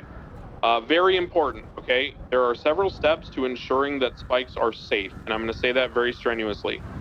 You need to always ensure that whatever you are doing in the field is safe. That is the primary principle. Remember, our preservation of life, prime directive. Everything falls under that. When you are going to try to execute a spike, it will always be under the same conditions at a minimum. There may be better conditions and easier spikes, but this is the limit. This is the limit. This is what must be present. This must happen in order for you to execute a spike. First thing, you must have approval. This comes from either a command member or the scene lead. Say that again. Command member or the scene lead. Now, once you have approval for spikes, there are some calls you'll learn in patrol that are PBS right off the bat, like those armored cars that people use that are very serious crimes, things like that. Some are PBS right off the bat. It's pretty rare. Ask for confirmation. Once PBS has been approved, if you want to spike as a parallel unit, you should announce your intentions ahead of time when there is a free moment in comms. Typically, I'll say something like 31176 Peaceful Street, setting up spikes, southbound. So they get a heads up in their mind subconsciously, hey, Declan's going to go, do this. Like, all units be advised, 311 going Peaceful for spikes. I'll get spikes on Peaceful, So then they know ahead of time that that's probably going to happen if they approach Peaceful Street. There's a mental cue there. Thank you. Once you have gotten permission and you have clarified your intent, you're then going to go to the physical location. Very important elements in this consideration. Number one, do you have what is known as hard cover? Can anyone tell me the difference between hard and soft cover? I don't remember if that's right on Marshals when I'm in the Marshals, Barrett. Oh yeah, man. I'm glad you've been enjoying. I think it's been good. I'm very excited. You from being run over or shot. I feel like so much has been done in so would be hard fast. Cover if I hide behind this wall, okay? But if I'm just sitting in this bush, this is not hard cover. This is soft cover, okay? Now, bushes and trees are great for spiking because you get a surprise on the person because they won't see you. But what's the problem with that? It is very likely the criminal might decide to take a racing line you don't know about where they drive through the off-road portion or a sidewalk. And if you're just sitting there without hard cover, you're just going to get run over. Especially if you're hiding in a bush because they don't even know you're there. And then it's your own damn fault, right? So when we talk about hard cover, I mean either you have a physical piece in the environment that is either a tree, a wall, a metal barrier, something that is fixed to the ground and cannot be moved by cars or shots. Or what is the other option for hard cover that you guys could think of that we could use that is available to us? Barriers. No. I realized as I said that how someone would say barriers. Don't deploy barriers in active pursuits. Only use them for controlling scenes. That's my fault. What I was referring to is our vehicle, okay? Because think about active cover, hard cover. When you're in front of a pursuit paralleling, what have you been taught to do? Go in front of the pursuit, but in a safe position where there's still room for them to navigate. Be there ahead of time so they have time to brake, and have your lights on so they recognize there's a police officer here. I need to not just slam through this intersection on this angle. Same thing goes for spiking. If you do not have any cover, park your car at an angle around the point where you want to spike. Get behind your car, preferably on the shoulder or an off-road portion next to the road. And then you will take cover behind the car with your lights on, and then you will prepare to spike like so. Now, this is not very advantageous. It's not very stealthy, right? I agree. That is why it is best to try to find spots where you can both hide your car and get hard cover. I'll give you my favorite example. What did I just teach you about racing lines? It's about maintaining speed, right? Yeah. Everyone open up your map. Everyone on your map, on your tablet, go look at the intersection just above Vespucci by the Red Garage between Vespucci and Peaceful Street. Give you a second to get there.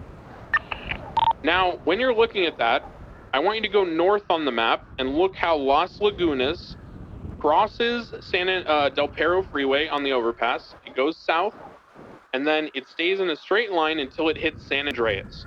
And once you hit San Andreas, you'd be forced to take a pretty drastic turn either left or right. But there's a third option there, right? I can maintain my speed and just slide into the feeder into the feeder section into Peaceful Street. So there is a very strong tendency, once you understand racing lines, for some drivers who use lines and are very fast to continue the most efficient route to maintain their speed. So I like to spike on Peaceful Street. Why? Because most people take Peaceful going south and to San Andreas from Las Lagunas. Second reason, there are bus stops that are steel and fixed to the ground and bolted that I can hide in that have billboards on the side that not only obscure my presence, but also are hardcover. They're right next to the road. And third, there is a plaza with patio chairs right below there with a low ground area where I can park my car and hide it. I don't need to have the lights on. So I am fulfilling all of the principles that I'm teaching you, and I'm in an advantageous concealed position to land spikes. So what I will do is I will set up in one of those bus stops. I'll park my car down in the plaza. I'll be in and pretend this front of this car is like the edge of the bus stop and night is the billboard so they can't see me. I will crouch down, and then I will confirm via radio comms to the other people in the pursuit my intentions, again, where I am, what lane I'm spiking. This language is very precise, and I'm going to be very careful about how I say this because you can fuck this up. It happened to me on duty 2 days ago with Ventura, and we both called it out and talked about it when we heard it. If you are spiking, never use prepositions. What I mean by that, the correct way to call out spikes is all units 311 spikes South Peaceful Street, correct lanes. Units hold left. Or all units be advised 311 spiking South Peaceful, spikes oncoming lanes, units hold right. So I either said correct or oncoming, right? I didn't say incorrect. I said correct or oncoming. And then I told them which direction to hold to reiterate where their path of travel should be and where the spikes are. The reason why I say no prepositions is because if I said all units be advised 311 spiking South Peaceful Street, incorrect lanes. Which lane am I spiking? You don't know, right? Because incorrect sounds the same as in space correct. So now you're going to spike the entire police force because they don't understand what the fuck you're doing. Yeah. So you either say correct lanes with no preposition, or you say oncoming lanes for the opposite lane of travel. Now, Peaceful Street is a one-way street most of the time, the way that people drive it. But, you know, there are technically multiple lanes there. So cars could be coming up the north side, you know, from the south. So you want to be clear about which way you're spiking. The other reason for this is even if the road is very narrow, like a windy mountain road, you want to leave room for the cop cars to pass because even a spiked vehicle, if driven in a straight line, can continue speed, especially these sports cars, because the tire, you know, the rubber's not going to fall off immediately, and the traction is the thing that allows you to box them when they're spiked, not their inability to drive forward. Some of these cars can still go like 170 when they're spiked. Okay, so once you do that, you are ready to spike. I like to coordinate with the main driver, the lead in the pursuit, the primary. So I'll say, give me a 10-second heads up of when you're approaching, when I should spike. I'll also do my own due diligence by kind of peering around the corner of the car and making sure I'm timing it right. Don't try to do it at the last second. You want to be safe about this. Remember, we're not trying to just get the arrest. We're trying to be safe first. So when I see them coming down the road, I am going, if I was doing it right here, I would spike probably about, if I'm looking up to the west over there, behind you guys, to my right, I'm looking to maybe the second clump of bushes up the road on the right-hand side on the shoulder. So if they're at the first clump of bushes, that's too close for me to be spiking, okay? Because it takes some time to throw these things out and get them in place.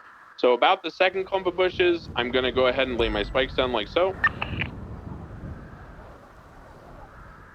So let's say that the lane closest to me is oncoming, the lane across from me is correct.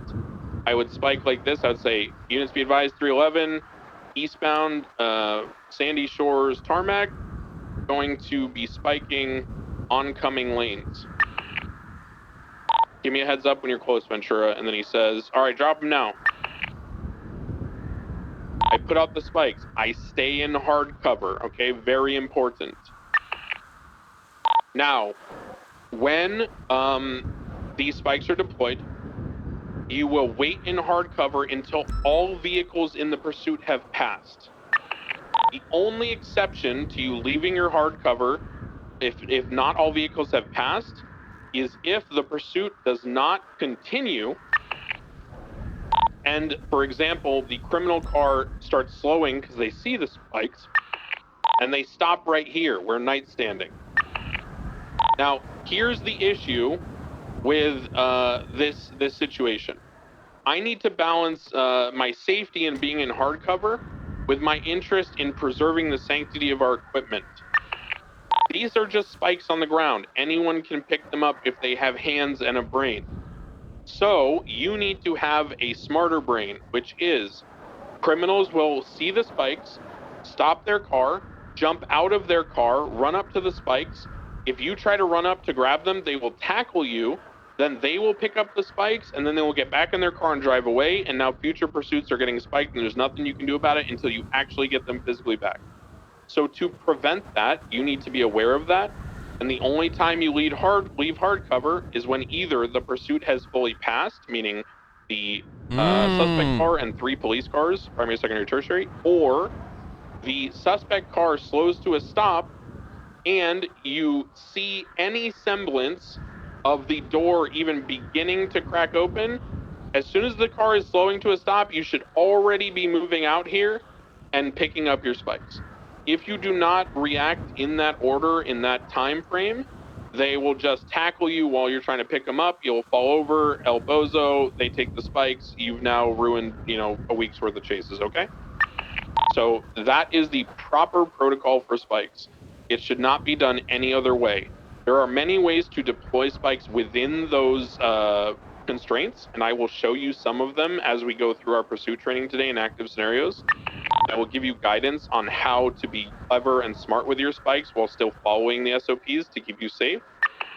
If you do anything else outside of those SOPs, you will have a lot of people very angry with you, and for good reason, okay?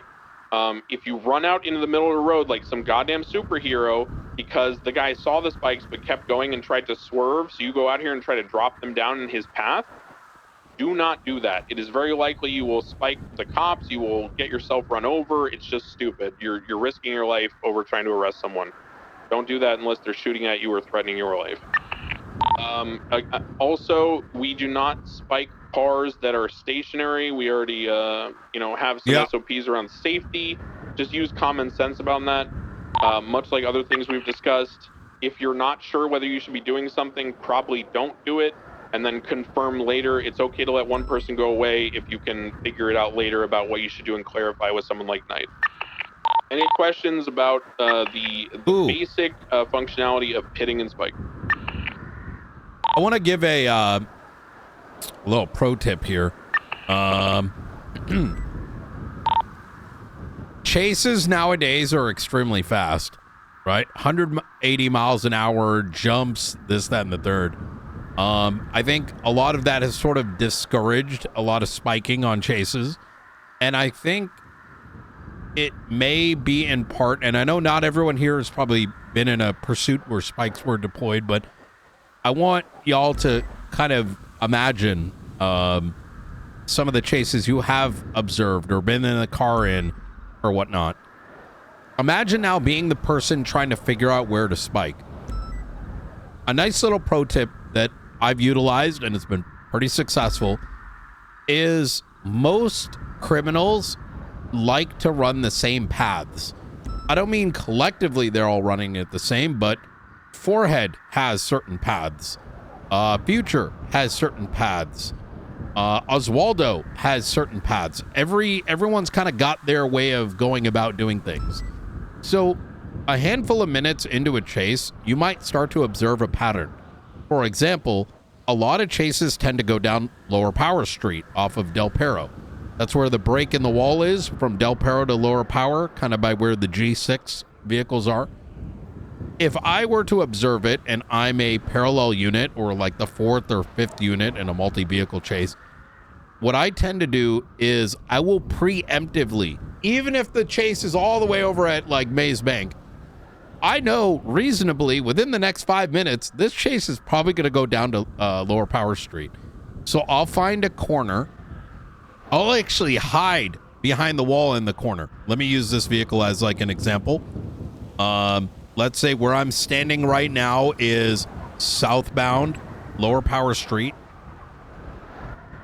Right here is northbound Lower Power Street, right? So in the direction I'm now facing would be like the G6, stand. I'll go on the corner so I can't even visibly be seen. My lights are on. I could turn them off, but they're around the corner so the chase can't even see my car. And when I notice on my GPS that they're starting to rear in a direction that is towards Lower Power Street, I will preemptively deploy the spikes, knowing full well that they're likely to gonna take Del Perro and take that little turn onto South Power Street. And I'll let units know, air right, spikes lower power. And boom shakalaka, there you go. If you're ever trying to spike just 2 blocks away, it's gonna fail 90% of the time just because of the spikes. Strategically thinking about the route can lead to a lot of success.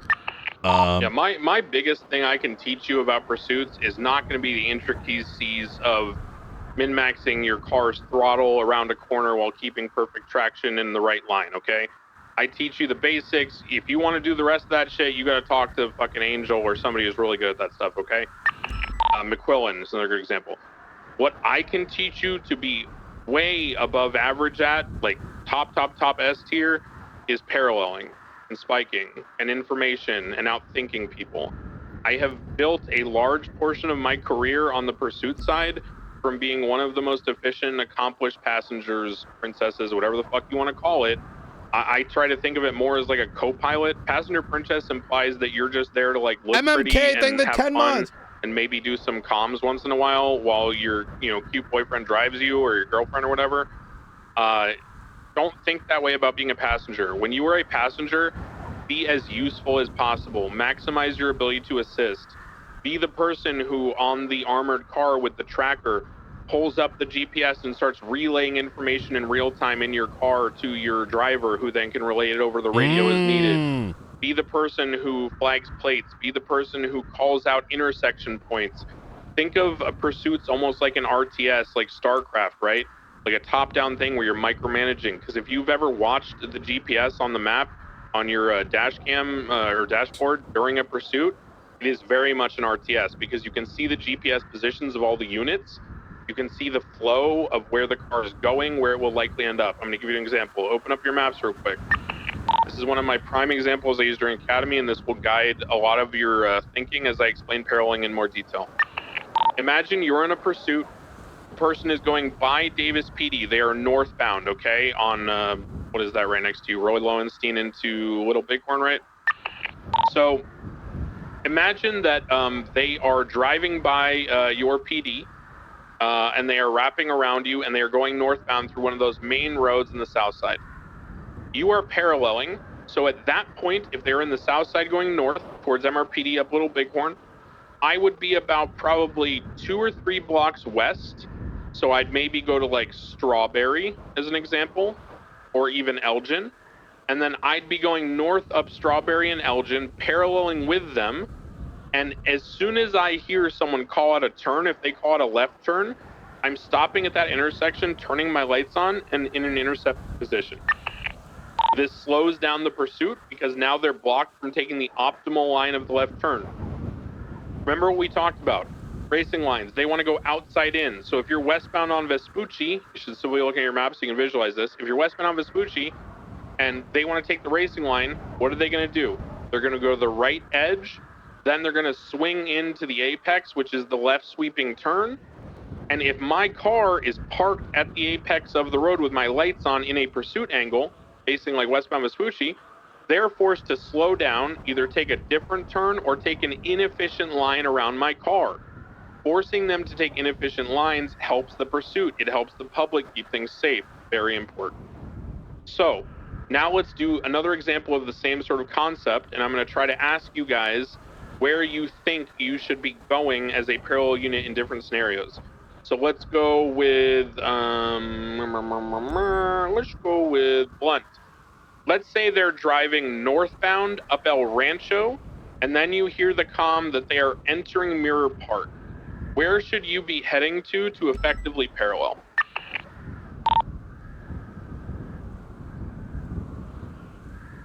I can't hear you if you're talking. Yeah. Uh-oh. There you go. Oh, You're good now. it's working now. Hello. Oh, I was in the map. Sorry. Could you I'd be could you somewhere ask around, that like, question Elgin one more and time? Vinewood Boulevard. So, for everyone who's going to be in the map except for Blunt, so you can look at this as he gives his answer, I am saying that the pursuit, the prime 3 units and the suspect car are going northbound El Rancho, which is on the east side of the city towards the oil fields. They're going northbound El Rancho, and they are sending it into Mirror Park. The last comm you get is entering Mirror Park Boulevard northbound. Where would you go to parallel Blunt? I'd be somewhere along either Alta, Power, LJ, whatever I could get up northbound towards like Vinewood Boulevard, assuming they're going to exit Mirror Park and keep sending it down Vinewood. Correct. So the incorrect answer, the amateur level theory of paralleling, the wrong answer, in my humble opinion, would be I'm going to go up Popular, and then I'm going to go to the intersection of Glory and Popular. Now, why would someone do that, assuming good faith? The reason why someone would do that in good faith is because they're thinking about how they want to be able to insert themselves into the primary 3 positions as easily as possible. That doesn't mean that they're trying to be malicious about it. It means they think that they're a better driver. They're assuming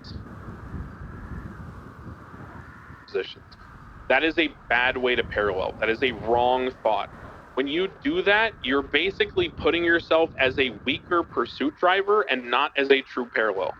A true parallel will trust the people in primary, secondary, and tertiary, and they will go to a position that will assist keeping eyes or slowing down the chase, either 1, in the event that the person gets away from all 3 units, or 2, that the person is just simply taking good racing lines and maintaining speed.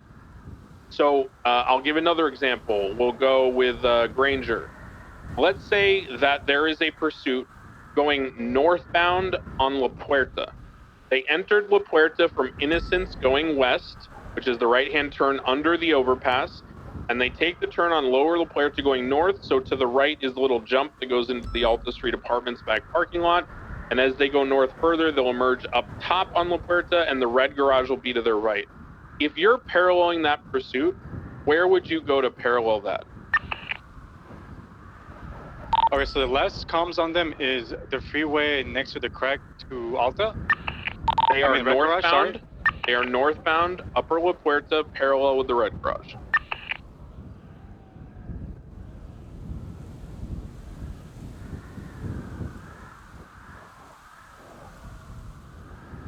By the way, probably somewhere in Las Lagunas. Ooh, okay. Okay. So that's not a bad good. call. Yeah, that's not bad. And again, this is contextual, right? So as Knight was saying, this is where Knight's point comes in that I want to amplify. Knight's point about tendencies. If this person's a street racer and they just like doing racing lines and sending it as fast as possible because they don't need to do tricks or jumps or rat routes because they think they're better than the cops, then they are very unlikely, okay, to take a bunch of drastic turns right away. So when they cross that road on La Puerta, right, and they are going to take an off-ramp, they're most likely to take the gradual sloping right off-ramp to head eastbound on Del Perro. So if I'm chasing Octavio, aka Goofy, I'm going to parallel by going to Del Perro Freeway. I'm going to get on it going eastbound from Las Lagunas from the off-road, and then I'm going to sit in the median between the 2 lanes in a pursuit angle. So when I see him coming down that ramp, if he's gapped the cops behind him or they crashed or something happens, I'm going to be able to maintain enough eyes by getting a rolling start that I can keep eyes on him before he gets off on Elysian Field somewhere and we lose him. But if it's someone who drives rat routes like Future or somebody, they're less likely to just go on the highway and send it.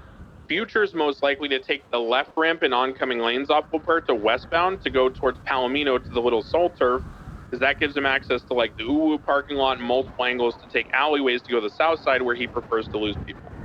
So the theory is you need to think about the person you're chasing, what they've done in the chase so far, what their past tendencies are, Then think about how you can be most useful in the event that they somehow get away completely from the people pursuing them.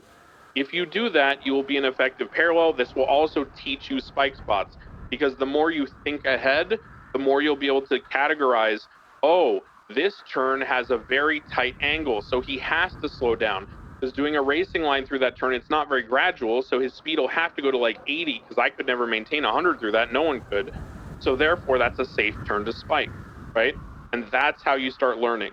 So don't be, someone who just responds to the stimuli in front of you and just does the thing that we call Congo lining, where you just try to listen to the comms and attach to what the comms are doing.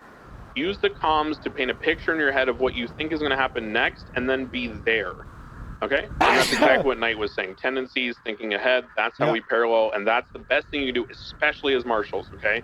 Because you guys are very rarely going to be primary pursuit drivers. Most of the time, you're going to be paralleling, shadowing people, surreptitiously surveilling them, and these are the techniques you need to learn. Any questions about parallel theory, about anything about that, before we get into live exercises after taking a short break?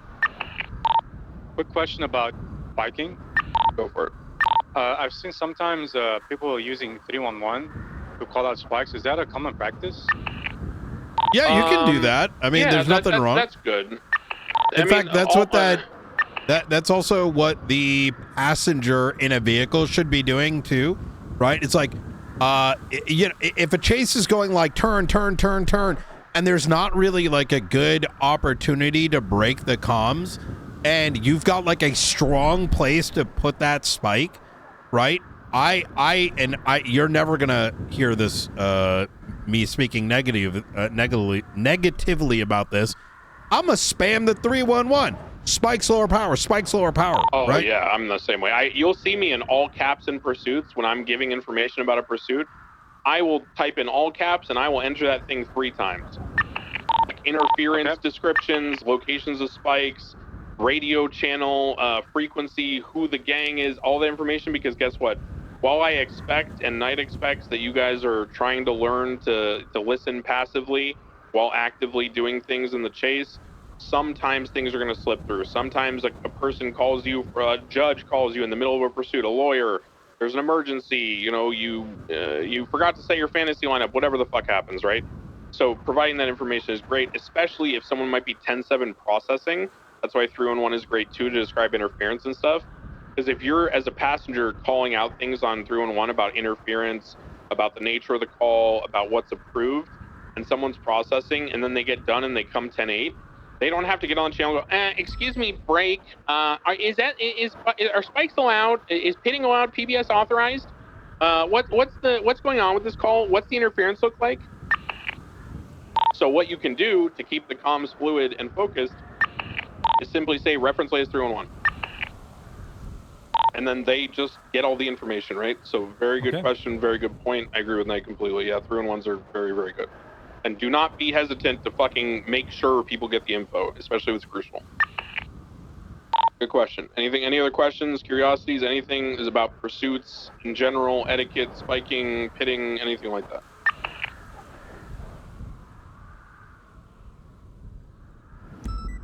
All right, everyone clear about the speed for spikes? We do not spike at positions where people could likely be at or over 100 miles an hour. So I'm just going to make this very simple for you. You are not spiking anything that is not an actual turn, okay? You are not spiking anything that is, let's say, a merger. So I would never spike, as an example, I would never spike San Vitas southbound into Las Lagunas going over Del Perro.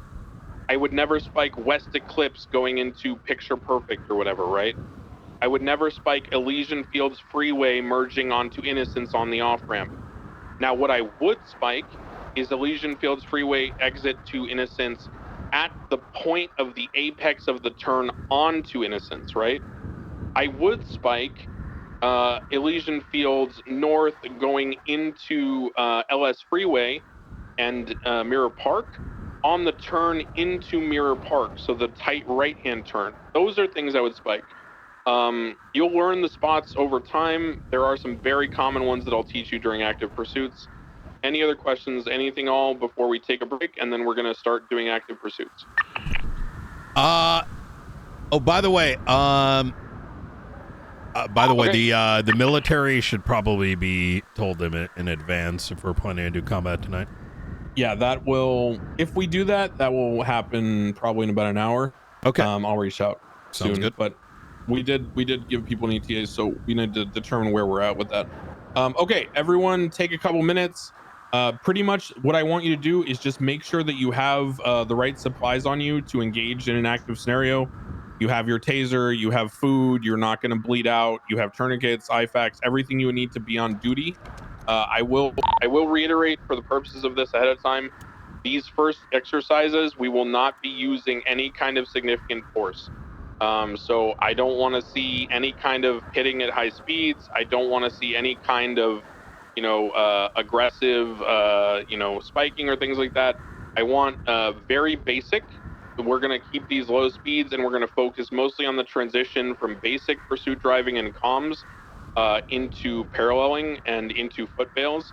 Then we'll reconvene, go over things we've learned, and then we'll go into more advanced stuff. Yeah. So take a couple minutes. When you are ready, after you've gotten water or stretch your legs, get in your cars so I know when everyone's ready. And just as a quick reminder, just as I said yesterday, this is a lot of information to take in. No one here is expecting y'all to have mastered it just by attending Academy. Each one of these individual segments will be one-on-one, two-on-one, honed in on over time. So Yep.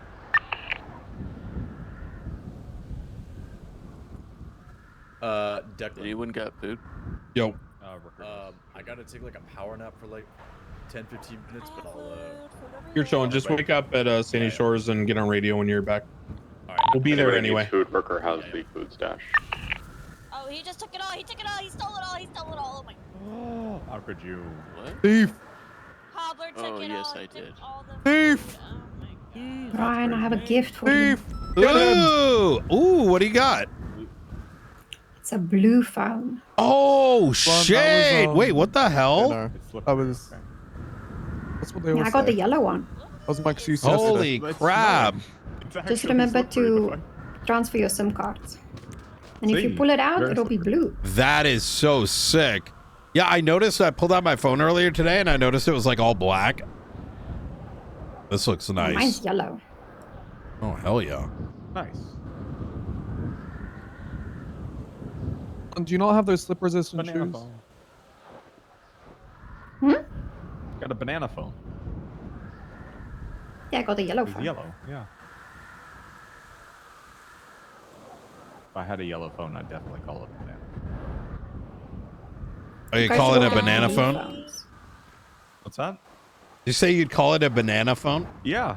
Yeah. I mean, it makes sense. It makes sense. Yeah.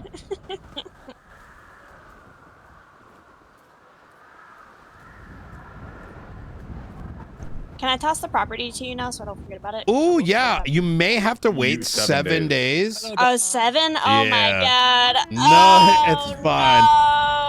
I mean, we don't need it immediately, you know? Yeah. I'm just glad. I was surprised when I learned we had a property. I didn't even was know that was surprised I just assumed Jamestown apartment maybe he owns a place that's his. I didn't know that was a state asset. That's good to know. Yeah, he was like, yeah, it's from, Richard Dart gave it to me for SAS and stuff. I was like, dog, I didn't even know about not that. on my radar, but Yeah. yeah, all right, I'll We take it. we learned about it yesterday, and I was just like, you know what? Let's just throw it up on the docket. Alright, if you and guys are, I guess if you it guys are worked. good to go, 'cause let's jump I in think cars. it took 40 minutes for him to be like, oh fuck. Yeah, I mean, did anyone just ask him for it? Did he say no? I'm not gonna give it back or some shit? Or Well, I mean, he's not around, right? So okay, fair enough. Yeah. and he actively has been avoiding me. So right.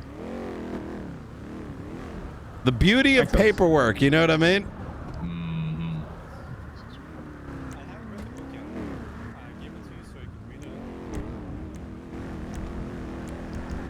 Oh, we do that later, obviously. If you guys are just talking, get in the cars, please, so I know who's There not we here go. and who's here. Yeah, last night I was like, yeah, go put it up on the docket. And like we Like had we're it just waiting almost for one person, immediately. and then we'll move out and start doing the discussions about basic comms and basic pursuit etiquette. Burr, burr, burr, burr, burr. Like a Marshal phone. Knight. Knight, do you want to do me a favor? Yeah. Can you get in with, let's put the Penumbra as the parallel car? Okay. So I'm going to have the other 3 cars. So I'm going to have the other 3 cars, Knight, the Scout, the V-Star, and the Buffalo. They're going to be primary, secondary, tertiary. The Penumbra is going to be the parallel car. So what I want to happen is, wait, who's driving the Penumbra? I am. Oh, well, never mind. Knight, come back. Yeah, I was gonna one of the say. cadets get in with Nakota. I thought a cadet was driving. I wasn't sure. One of the cadets get in with Nakota. Whoever wants to do parallel first. I think we might be waiting on McAllister as well. Yeah, no, we are. I'm just, just trying to organize. We'll have McAllister do it when he gets back. So for future reference, guys, the way we're going to structure this is whoever is in the Penumbra with Nakota, you are going to be paralleling. You are going to have your radio on. You are going to be listening to the comms. But I want you to turn your radio down a little bit, and I want him to narrate to you his thought process about where he's positioning the car, what he's thinking about the pursuit, where he thinks they're going to go, tendencies he's noticing, and why he's doing things for parallels. Because the most important thing for parallel is understanding the mindset and the theory behind it, not so much anything to do with driving or comms. So whoever's in that car in the future, because I'm going to have you guys swap over and over, that's what you're going to be focusing on with Nakota. Everyone else, if you are the driver of the car, you're just driving. If you are the passenger, you're doing comms.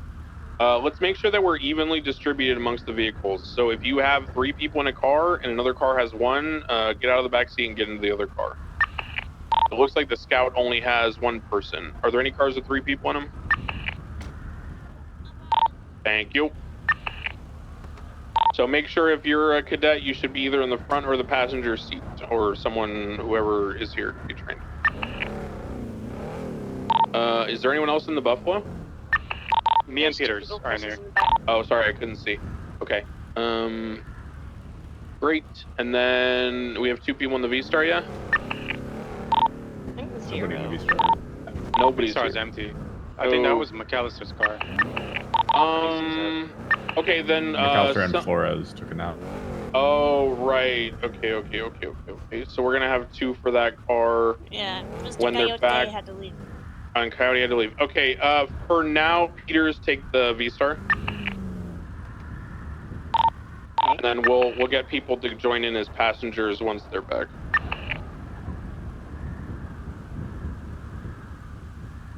Now we all get to watch if Peters can Slim Jim a cop car. Yeah, that's gonna be. Come on, man, you gotta learn. It's gonna happen in the field. No, don't cheat. You gotta learn.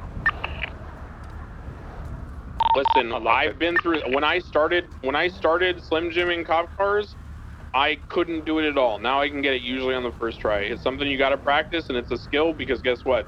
Sometimes primary is going to crash out in Bravo, and you need to get their car and get them to safety. Sometimes you're in a shootout, and you need to take a cop car that's not yours, you don't have keys to. Sometimes, you know, you need to commandeer a cop car that's in the upper motor pool because some jackass left it in the parking spot, and you can't pull out your car to go to a 78's call. There's many times you're going to need to Slim Jim a cop car, so you may as well start learning and practicing.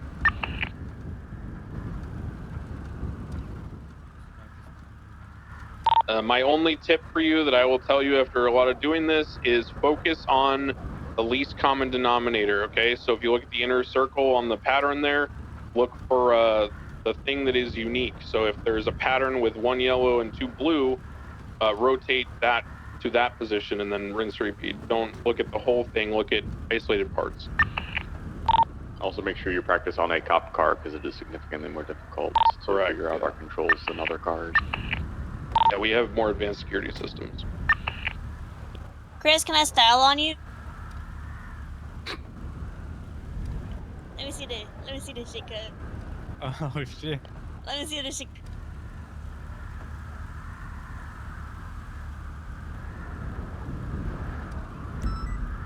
She said, "Let me see that shit cut." Hey, bro, He's hack got his this. bank, bro.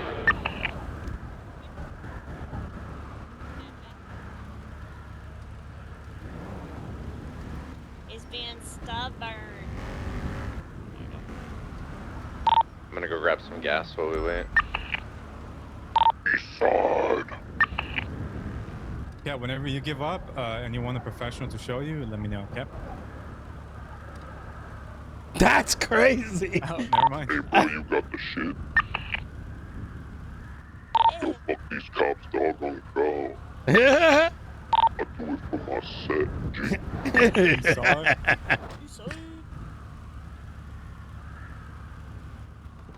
I don't know why you had to do computers like that. Yeah, but whatever.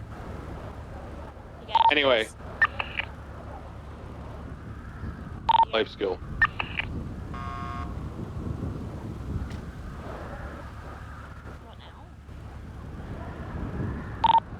Okay, he's like taking a bit. We're just gonna get started and they'll join. Oh, then perfect timing. Go get in the blue car. You're with Nakota. Be right back. I'm getting gas, Declan. Where's the blue car? I don't have eyes. It's not here, it's not here, it's not here, it's not here. To my left. Oh no, it's not left. here. Yes. Oh shit. Oh, he went to get gas. Get in my car. I'll drive you over there. Come here. Can you not hear me? We can hear you. I don't know if it's on the radio. Here, Copy. just come get me after. Oh, okay. Get in. I will take you. Just get in the trunk, bro. All right. If little Tug shows up, it's All right, over. we're gonna go to the Sandy gas station so I can drop him off, and we're gonna be doing things in downtown Sandy anyway. So mount up. Let's go. Close the door. It's cold. There's no heat back here. That's why you should always wear a scarf. You really gonna complain about how cold it is after the shit you pulled yesterday? Wait, what happened yesterday? Oh. Yeah. The foot bail. Yeah, the foot bail.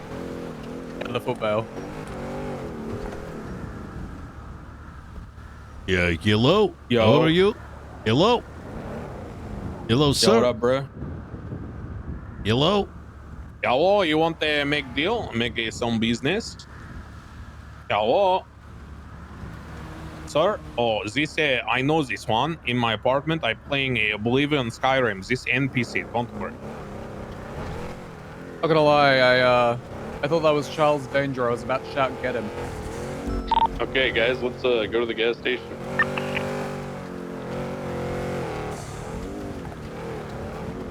Everyone's gonna meet up here.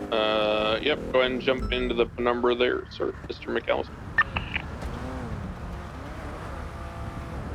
McAllister, because you weren't present, the person in the penumbra is going to be instructed by Nakota in paralleling. I want you to turn down your radio so you can still hear the pursuit comms clearly, but you're also able to listen to Nakota primarily, because what he is going to be doing is narrating his thought process to you of what he's doing in parallel and why, so that you can learn the theory behind it.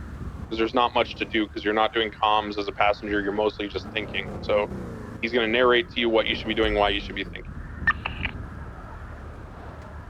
For everyone else, primary in this pursuit will be the Buffalo, secondary will be the V-Star, and tertiary will be, what is the other car? Scout? Remember Scout? Yeah. Buffalo? Scout, yeah. Yeah, perfect.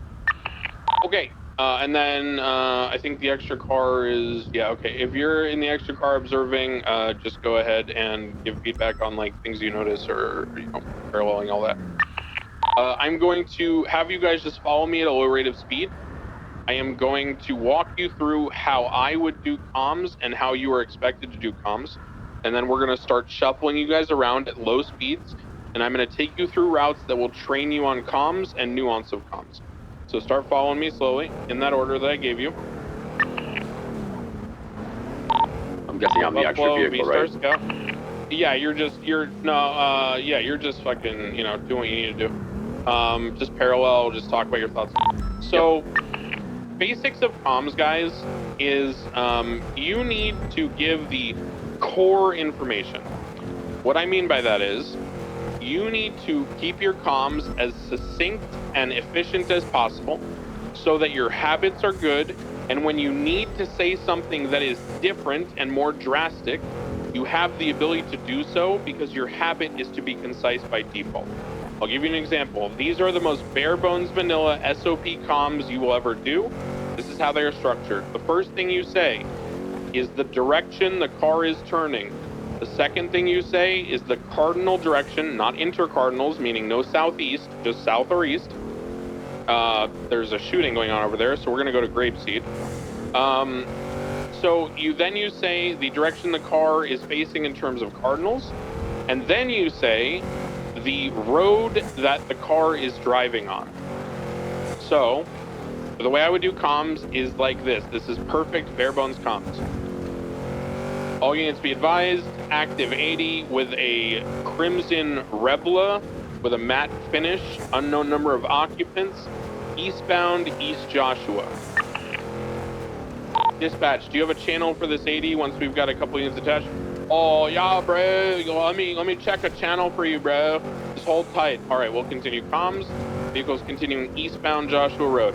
Oh, yeah, bro. I checked channel 2. It's clear. You guys can all transition. For the sake of this, don't transition. But that's what you would do. Then you would all transition to channel 2, which is very imperative that you have the ability to do that with the tap of a button on your radio. If you have to bring open your radio to change channels, you're doing it wrong. You need a button to do that. So now that comms are on a private channel and I have the airway, as I am either a passenger in the primary unit, that's known as being doubled up, or I am the secondary vehicle with one person in each vehicle, either way, I will then continue pursuit comms on the vehicle. So continuing westbound Seaview Road,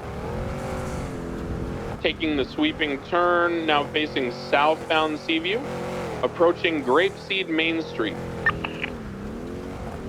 Vehicles at a slow rate of speed, about 60 miles an hour. Conditions are snowy, I haven't so be careful about loss of traction. I haven't Traffic seen up like ahead, half vehicle these continuing texts. on Seaview, merging to the north to Grapeseed Main Street. Vehicle continuing Grapeseed Main Street. No module on Legislative. Disappointing. I've got the some. clothing store. Continuing northbound Grapeseed Main. This guy, he'll be riding it. Vehicle approaching the gas station off Grapeseed Main.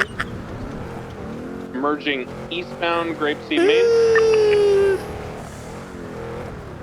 Vehicle continuing eastbound Grapeseed Main past the Hoop Huts. Vehicle struck another vehicle, 1050 still mobile. Continuing now left eastbound Union Road.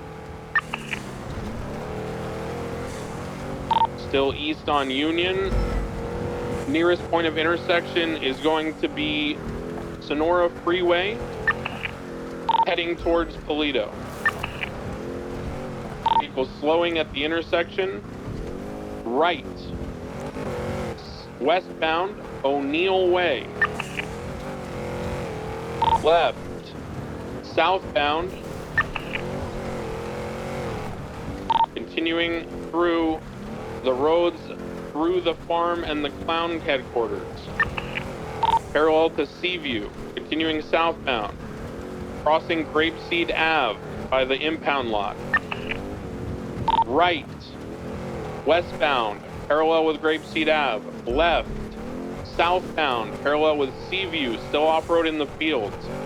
Continuing south, intersection can either be East Joshua or the highway. Right, westbound, parallel with East Joshua. Okay. So those are efficient, clean comms. You'll notice that there's space between what I'm saying. I'm calling it when the turns happen. That's a hard habit to get into, okay? But when you're behind the suspect vehicle, there's a very common tendency for people who are bad at comms or inexperienced and don't know the road names to give the comm when their vehicle turns, not when the suspect vehicle turns.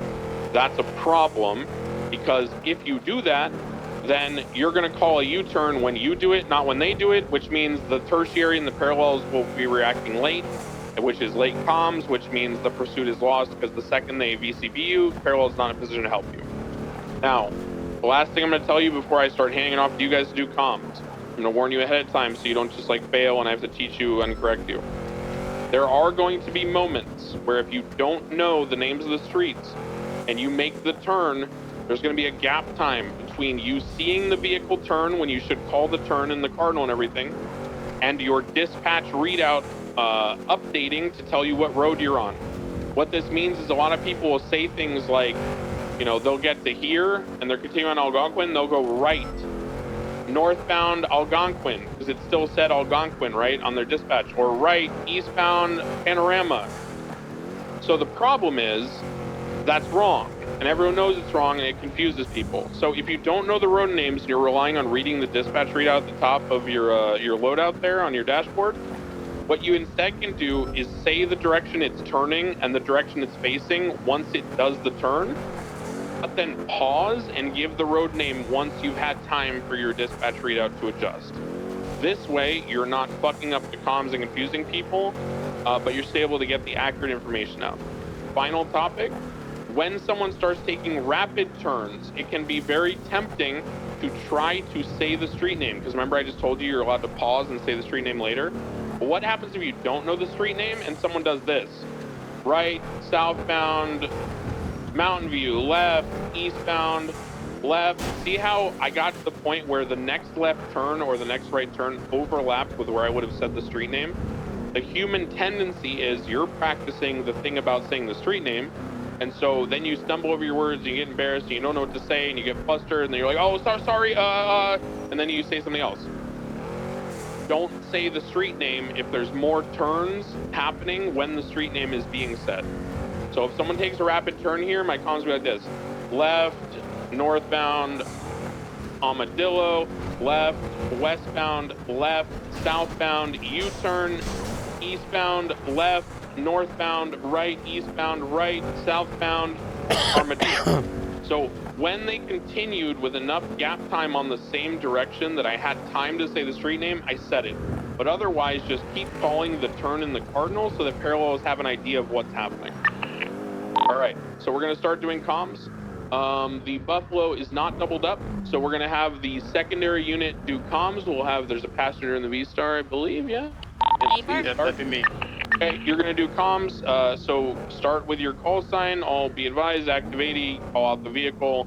Again, the description first, the direction, and then proceed with normal pursuit comms. I'm gonna take it easy at first, and I'll slowly over time ramp up. Do not be embarrassed or frustrated. I will correct you in a kind of a Pavlovian way. If you say if you hesitate, if you do things like that, you say extra words, I will say, nope, say it again, okay? It's not because I'm a dick, it's because I have to train you the right way so that it becomes a habit. All right, let's go.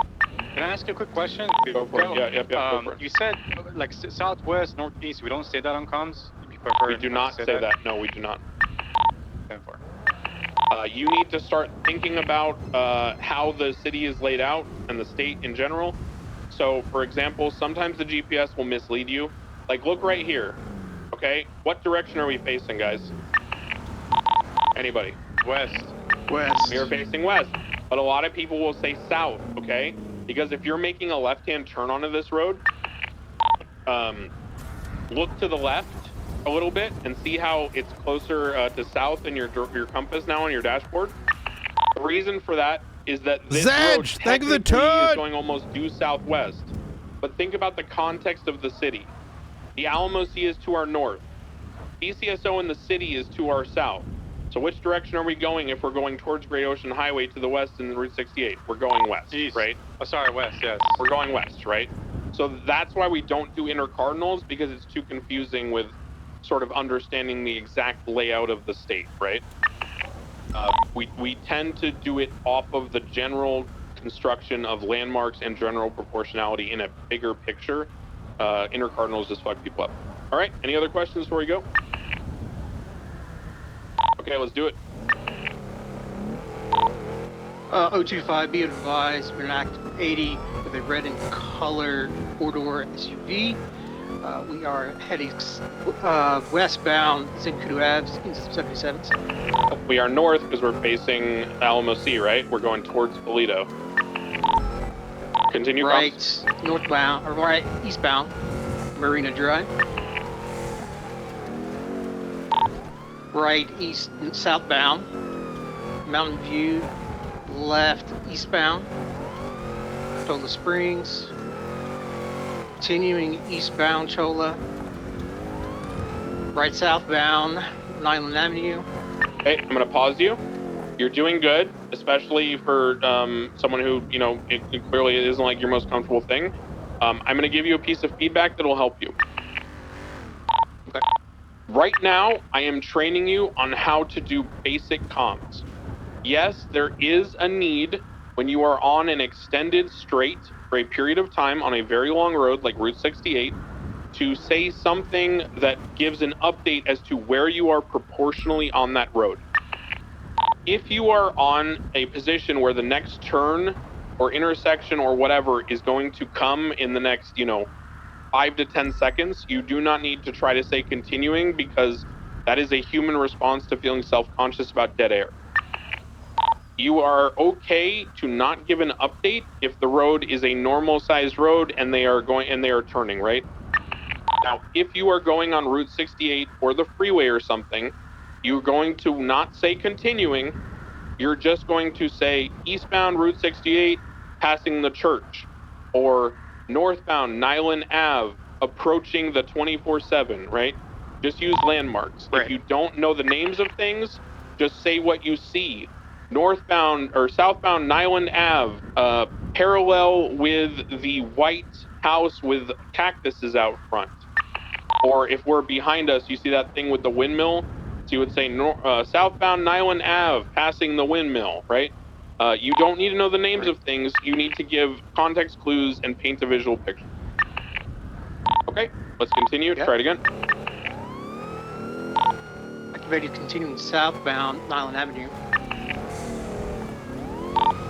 Right westbound, following Harvard Drive. Passing BCSO. Very good.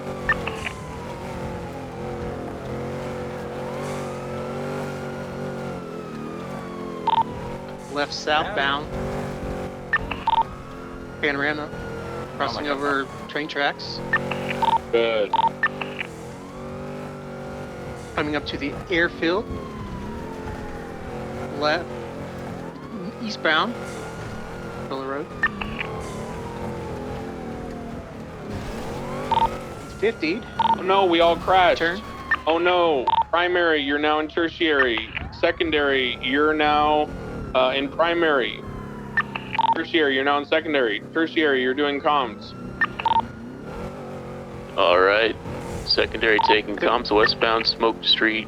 Never say Smoke tree. secondary taking comms. You'll piss people off in the pursuit team and experienced cops. The reason is everyone knows what the SOPs are, right? So we don't need to know that you're taking comms because you're secondary. Just say, start doing comms, or say, I got your comms or something. Don't, you know, just make it more direct and efficient. Continue. Copy that. Right eastbound Alhambra Drive. Left northbound Mountain View Drive. Right eastbound Algonquin Boulevard. Left northbound Armadillo Ave. Left westbound Cholla Springs Ave. Right northbound U-turn heading south on Mountain View Drive. Left eastbound. Okay, see right there? Remember what I told you? Do Yes. not commit to saying the street name. Recognize what's going on. Don't get caught up in your head about making sure it's perfect. Get the core information. The core information is always prioritized by the direction you're turning, then the direction you're facing, then the street name. All right, continue. Southbound, right westbound Alhambra Drive. U-turning eastbound Alhambra. Left northbound. Left westbound Zancudo Avenue.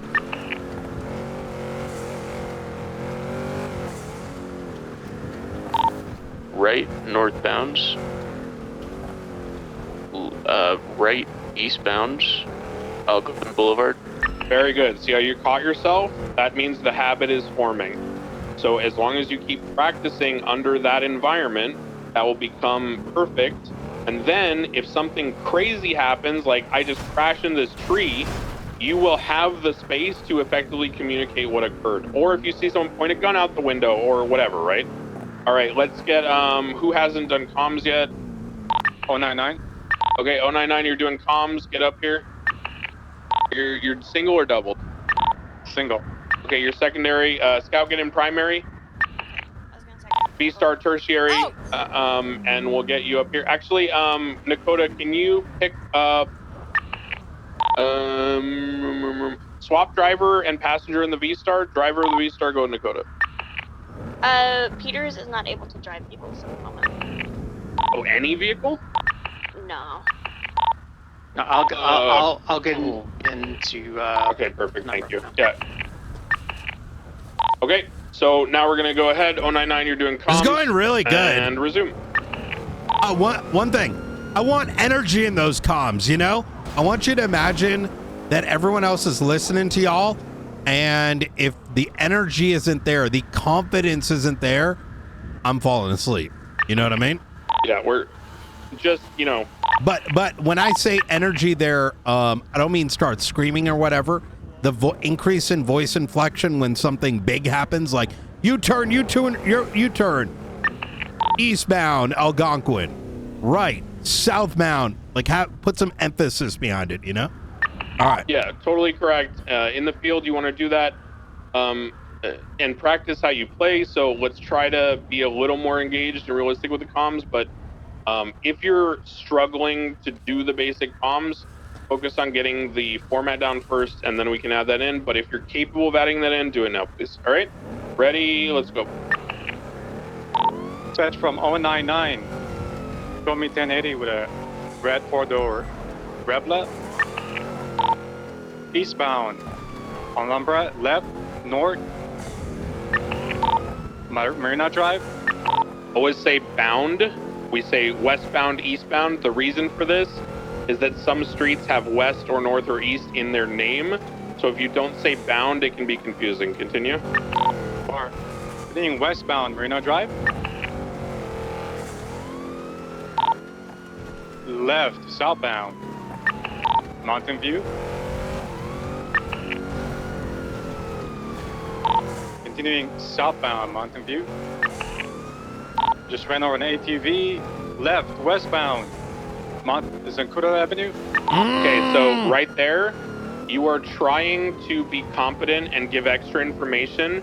It caused you to miscall the direction of the turn and call the first turn late. Do not try to be overly confident or competent right now. Stick to the very basics and show that you can execute it perfectly. Go again. Or continuing northbound, Marina Drive. We are going east. Remember, the Alamo Sea is to our north. Continue. Or continuing eastbound, Marina Drive. Driving by the shore, right. Again, westbound. see? Don't add extra stuff, because you don't know when they're going to turn. Go again. Continue. Right, westbound. Halliburton Boulevard.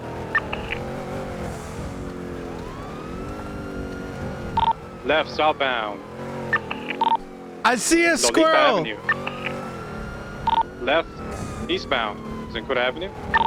Just point of the left right is only if you need to drop the left right, don't hesitate. That is something that's an old way of doing things. If you need to drop it in order to get the comms out, I'm perfectly fine with that. We would just say southwest, southbound, westbound. Yeah, like let's say it's turning real quick, right? Like there's a lot of these fast turns. You can just say westbound Alhambra, northbound Panorama. Pause. Are you sure about that? Yep, 100%.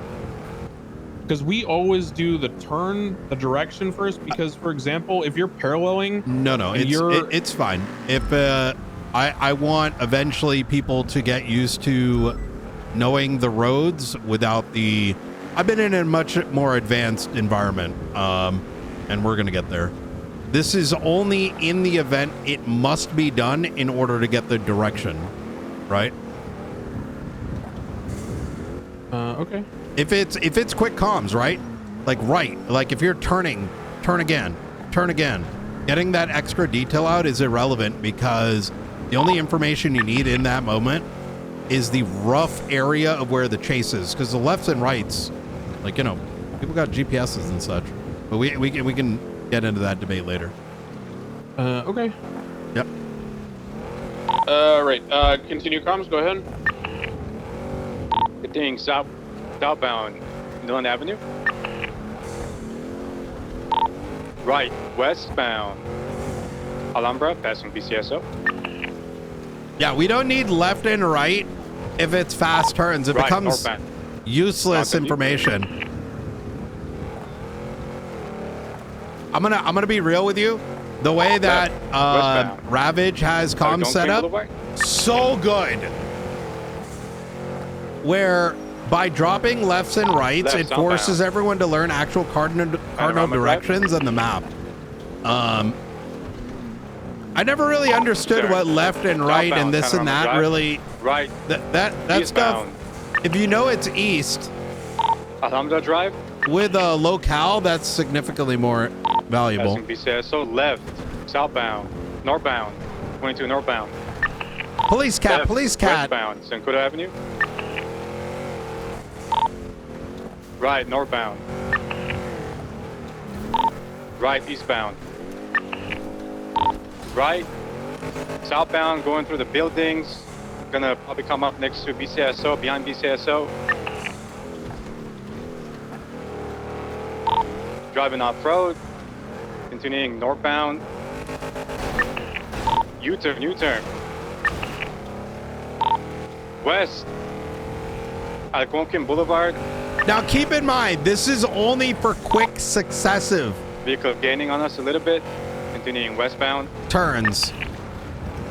Alright, 055 as your comms if you can't keep them up. Westbound Algonquin. Headed left south onto the mountains. U-turning. 22 that. Continuing southbound on the mountains adjacent to Joshua. Might be cutting through on the railroad tracks. Between Hobbler, Chris. East onto Joshua, priority comms. Parallel has it. They're east Joshua Road. Eastbound on Joshua Road. McAllister Tried to ankle brake, has some continuing decent east on comms. Joshua Road. Passing BCSO, slowing. Still trying to ankle brake. Left, holding off road. Northbound, they 50'd. Still mobile. Left, southbound. Trying to go through an alleyway that they can't get through. Oh no, bro, we're boxed. Get out, bro. Go on foot. They have them boxed. I'm not They're chasing that. reversing. One's out on foot. Oh, main vehicle is back out on the right. Northbound Eyes on VCB. the Call it if vehicle. you see it. Continuing westbound on Sankuda, right next to BCSO, making a left. Eastbound. Left, eastbound. Hey, get in, bro. Get Southbound. in. 22. Oh, God. Get in, bro. Oh, my head. Driver's picking up the suspect on foot. Oh shit! Oh shit! Continuing westbound Armadillo Avenue. There's only one mobile unit on this. Left, westbound Marina Drive. Okay, let's regroup. I want to swap some people out. Whoever hasn't done comms yet, either be in passenger in the front vehicle or get in the secondary.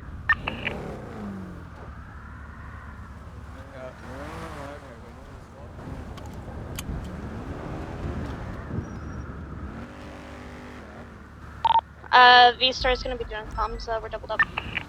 Report. Let's get a new person in parallel with Dakota. Somebody swap out if you haven't done it yet. And I'll go parallel with Dakota. Ow! Owie. Then V-Star is going to be alone, and I'll go. Wait, you're driving the V-Star? He can't drive. He'll be in the. Oh, well then, yeah, swap.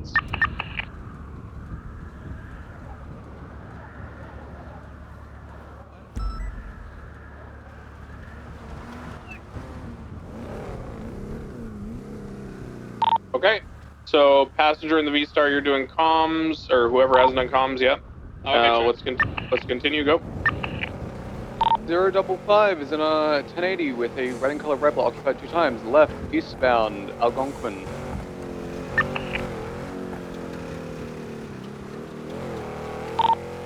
Passing Newland Avenue. If you're not sure about the number of people in the car, don't be confident about it. There's 4 people in this car. My car's having problems. Okay, let's wait. Just get out of the car, get back in.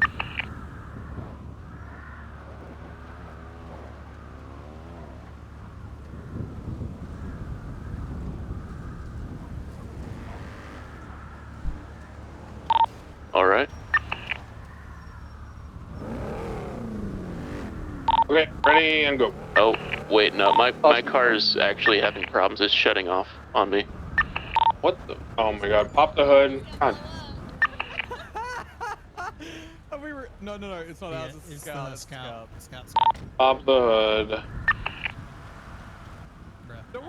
This is the engine?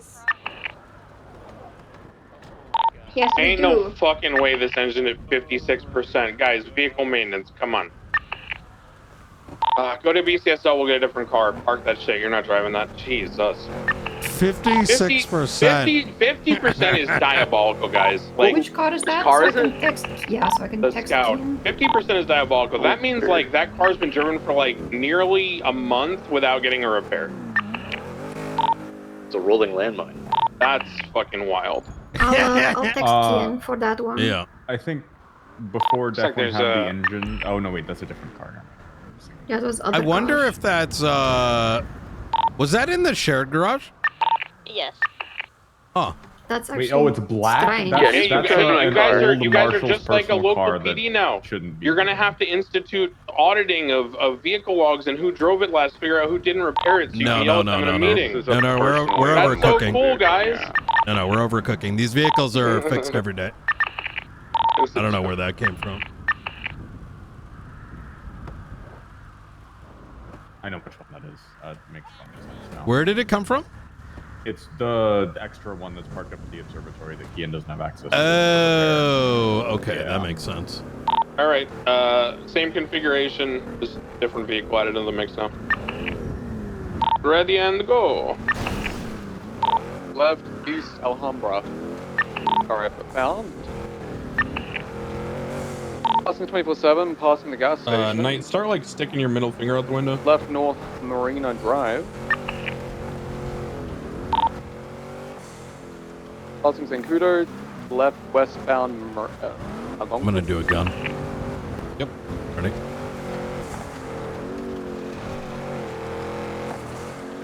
Passing Armadillo. Left, southbound Mountain View. Why has no one said anything about the fact there's a gun being pointed out of the back window of this car that you're chasing? Actually, very hard to see. I can't see it. Primary, you can't see it? Yes, I can see it now. Okay.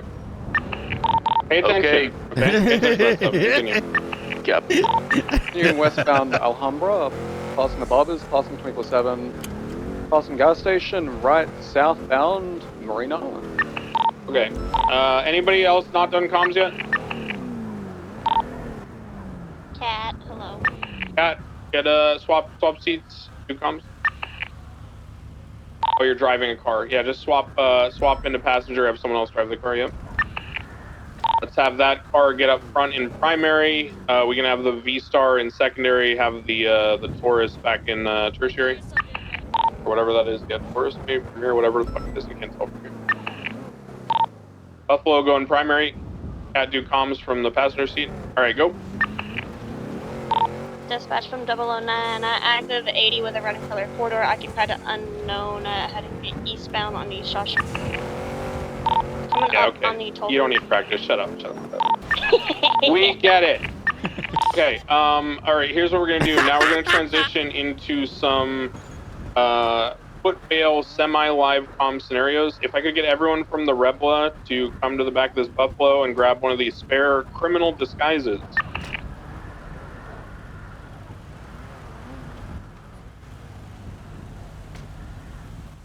Wait, do you see the... I don't see it here for some reason. No, only the people from the Rebla. Only the suspect car is swapping cars into criminal disguise. I think I gotta take a nap.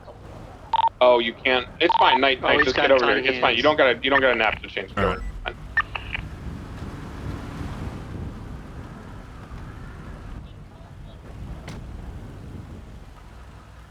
His hands are just frostbitten. Okay, for point of reference, Knight is wearing a no hat in the cold, so he's a criminal because only criminals would be that silly. How to put Okay. my running shoes on? Everybody else get mounted up. I don't care about the configuration or cars. Just have the 3 cars and then the parallel. All right. So this is going to be a live scenario where I am going to drive away from you guys. This is not full active because I don't want to just have this be about us losing you. So we are going to stay on duty. So you still have the blips and things like that. If you try not to look at the blips, try not to cheat because you need to, practice how you play. If we lose you, I will call out, Air 1 comms so you can reacquire. This will go up until the point of you arresting people on foot and us trying to get them out of custody, which means you will be able to deploy tasers in this scenario. You will be able to employ batons. These are all things that you've been trained on in terms of protocols, okay? So adhere to what you were trained. If you're unsure, coordinate. Nakota, and who's driving the Buffalo? The blue one? Peters. Oh, okay. So Nakota, you will be leading the scene from the police side. Only interject as I would as basically like a monitoring unit. So you're going to parallel, you're going to give them comms to help them if you need to. No spikes right now, but just kind of guide the scene if they need guidance and you want to interject. I'm going to just play as the criminal the whole time. Okay, I will call when the scenario is over. If I don't call it, understand that someone's probably still coming and interfering and the scenario is still live. All right, let's go.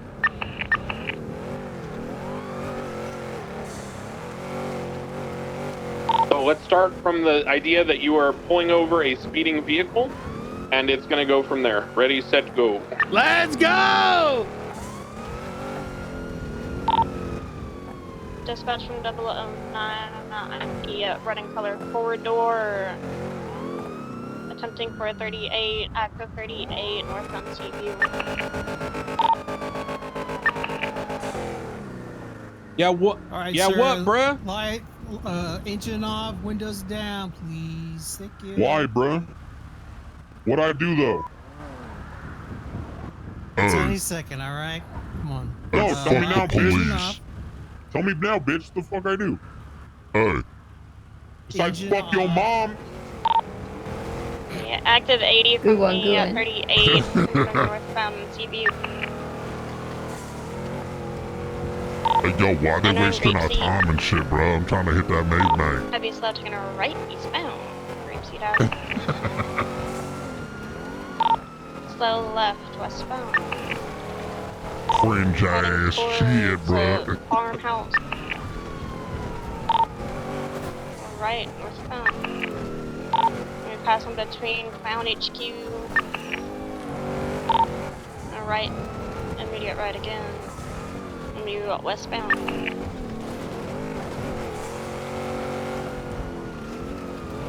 Passing the farms, coming back out onto Seaview. Hold for direction, left eastbound. Rooker is like a sleeper agent. Or she's not a sleeper agent. Slow, right? Is like a sleeper Transition westbound. pro.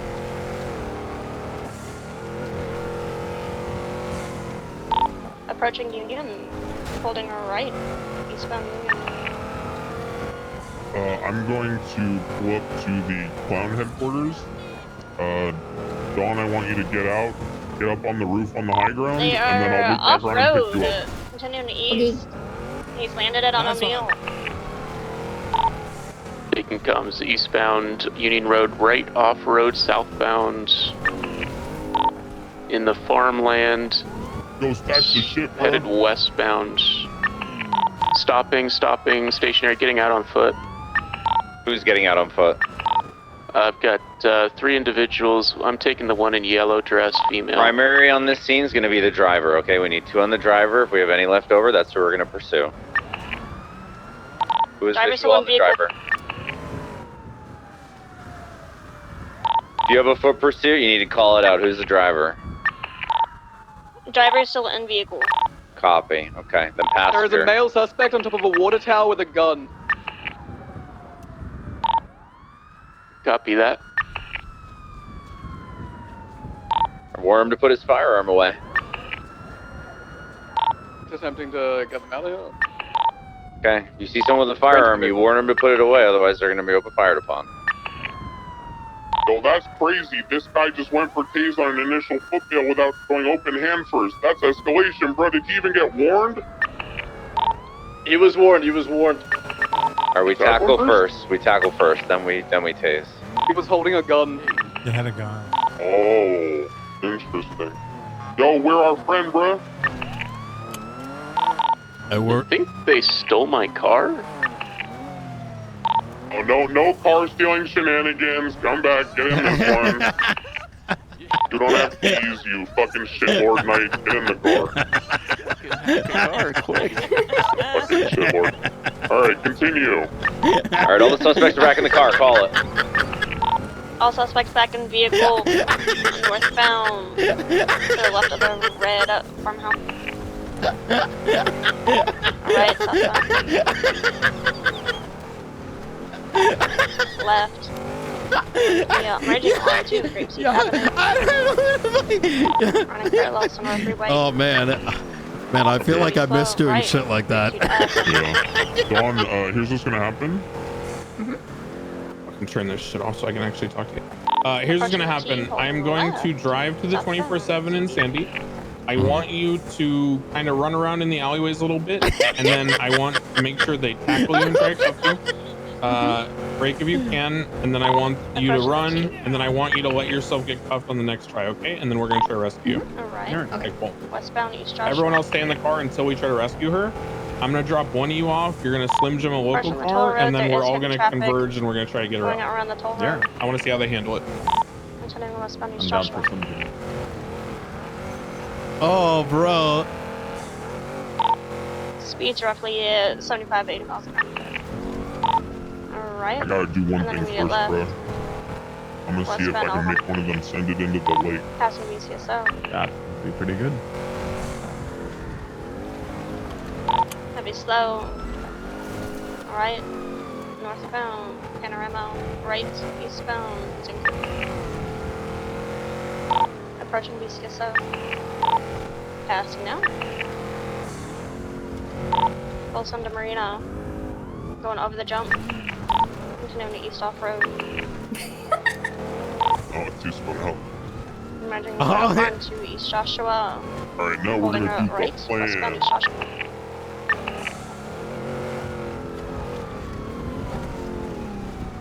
Right. Immediate left. Westbound on Alhambra. Yo, be easy. Stopping at the Go rob this 24/7. store, bro. Don't you do Don't that. rob me! Suspects getting out. 24/2 now. 2 suspects out on foot. Driver still in vehicle. Continuing westbound Alhambra. Alright, copy. We have a foot bail. There's one individual out on foot. This person is going to take primary for now while you continue the pursuit, okay? Confirm. Alright, suspects out on foot. They're running eastbound behind the gas station. Now westbound on Zancudo.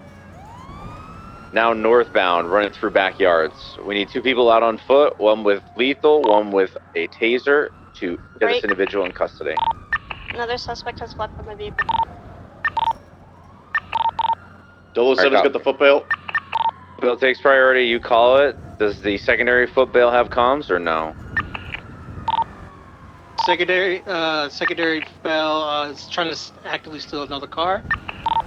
Okay. Alright. Don't. 005 has your comms. We're continuing southbound, adjacent to the gas station.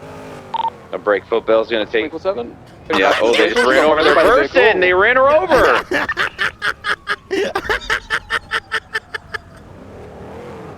Individual in yellow is still running. Yep. Continuing southbound. Yeah. How's the secondary foot bail? He's inside the scrapyard. Back towards the suspect's vehicle. Oh, she tackled. Oh, she's been tackled. Going for cuffs. Okay, we only need 2 out on the foot bail. Behind you guys. She's now back on foot, southbound, now right westbound. She's headed back towards the suspect's vehicle. She's behind the gas station. Do not tase. Please do not tase. She's getting back into the suspect's vehicle. Oh, no, She's I trying to. Let's see if they accidentally run them locked the over car. It here. would be a shame Someone if they please just tase her. got her because of that. She can't get in. Oh my god, I'm so weak.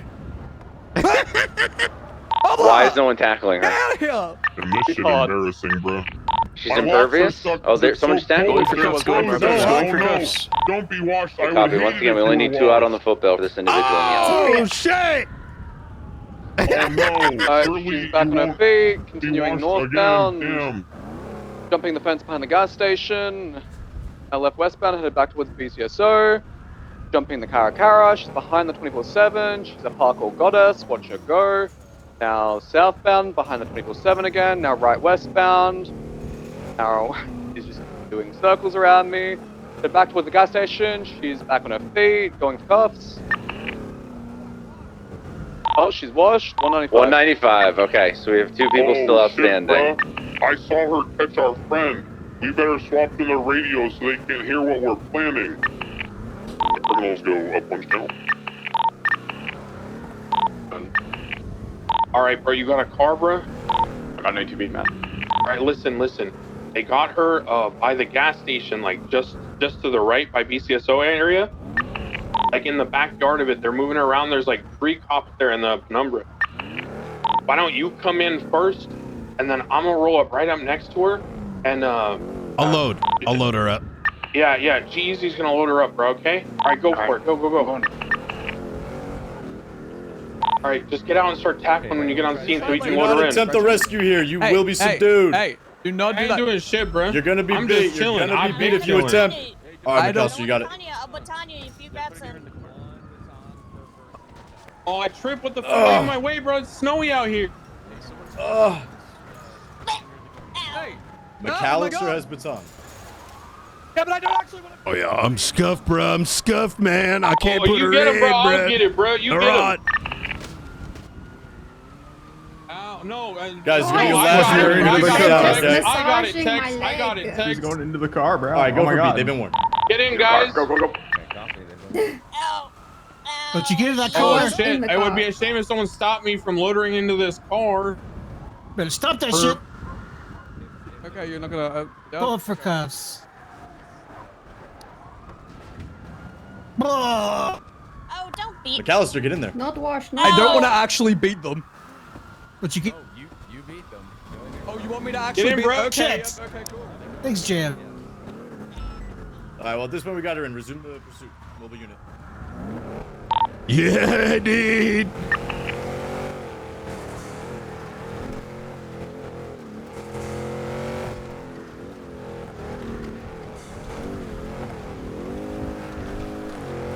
Hey, where's Okay, the bro goal at, here dude? is- The goal here is to build confidence, so we're gonna let them all catch us in a second. Yeah. What I want us to do is, I'm gonna take a really stupid jump to make sure your harness is on so you don't die.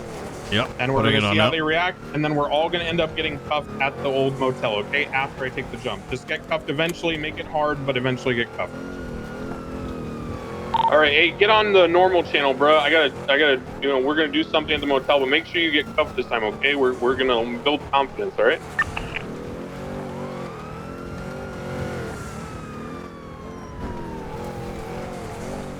Left, southbound, off-road by the broken buildings. Left, eastbound. Panorama Drive. Correction. Choda Springs, right, southbound. Mountain View. Right, westbound. Go Queen Boulevard. Break really quick. Left, As soon as the other units get up here, we need you to take primary and secondary. We shouldn't be chasing this vehicle in a penumbra. Let us know when you're ready to overtake. Yo, I got the plan. This will work for sure, dog. Good Avenue. Alright, take the pursuit. Westbound, Zancudo Ave. Taking the jump over the motel. They sent it. Shit, the car's out. We're Run, getting bro. visual. We got him!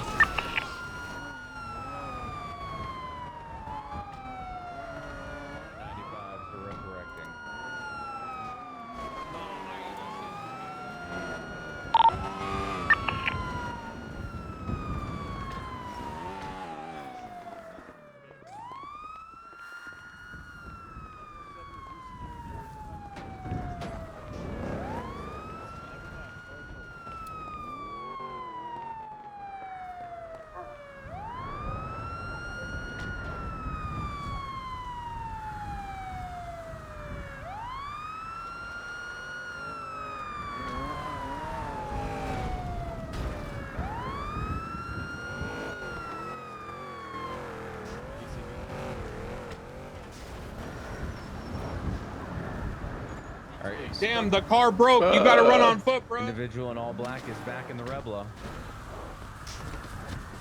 Once again, I see way too many people out. We got suspects. I got you. Stop right there. You're under arrest.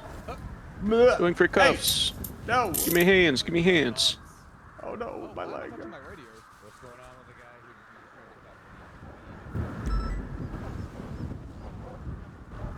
who 007's in a foot bail alongside double ones, 195. Going for cuffs. Yo, bro, what the fuck, bro? Holding lethal. Give me your hands. We're attempting to cuff one. Suspect resisted.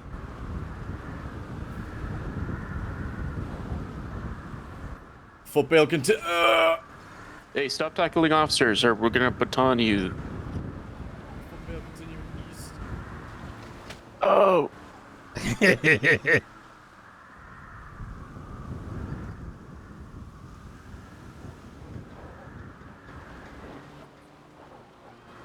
Our suspect's heading towards BCSO.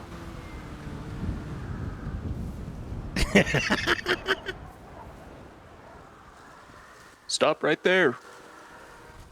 Sir.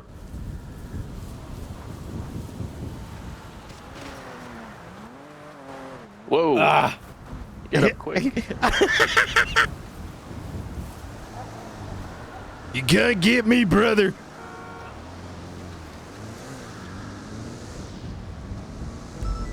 Sir, stop resisting.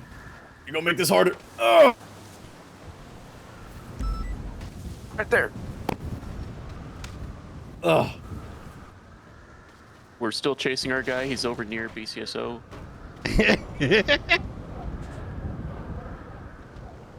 Hey, stop right there. Yeah. Ours headed northbound near the boathouse. Headed towards the boathouse.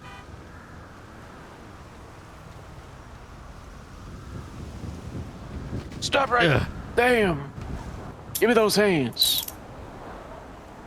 Oh, damn, you got me. What the fuck? 195. Oh, yeah. I'm a Make that marshal. 295s. I There you go. swear. Mm-hmm. All right, You called 95, let's right? secure this 95 here. All right. Scene hasn't really been declared. I would say the scene would be at the hotel, but yeah, we'll secure him here. Oh my god. I'm gonna see. Oh, Can there you they scale are. this? Can you get up on top of this? Man, I had some tactics there. Alder, can you get up on this? Yeah.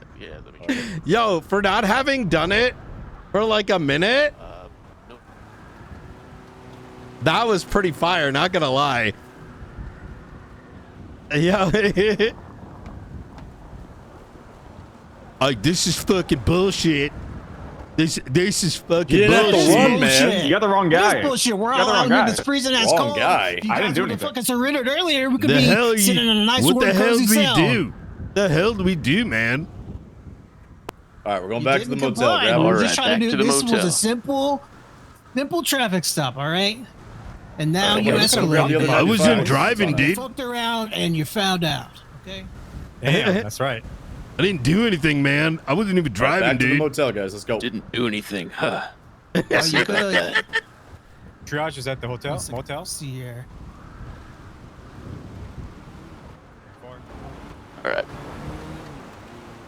Y'all are gonna learn. I'm gonna get myself a $2 million grant and buy guns to kill y'all. There's no need for threats, sir. That's fucking crazy. Okay, everyone Mirandize. Let's Mirandize each other. Yo, Divide, think of the 10 months.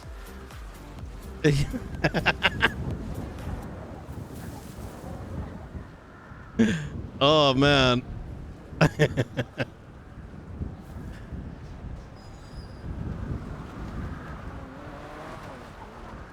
Okay, so we're gonna talk about some things that went right there, some things that went wrong, and then we'll get like your feedback, and we'll reset and do things again. But we'll swap up some starting roles and things like that. Okay. So first things, general comments that I want to make about good things that I saw. I saw good listening when your scene lead Nakota gave you direction. You guys were good at adjusting to the things that weren't going great.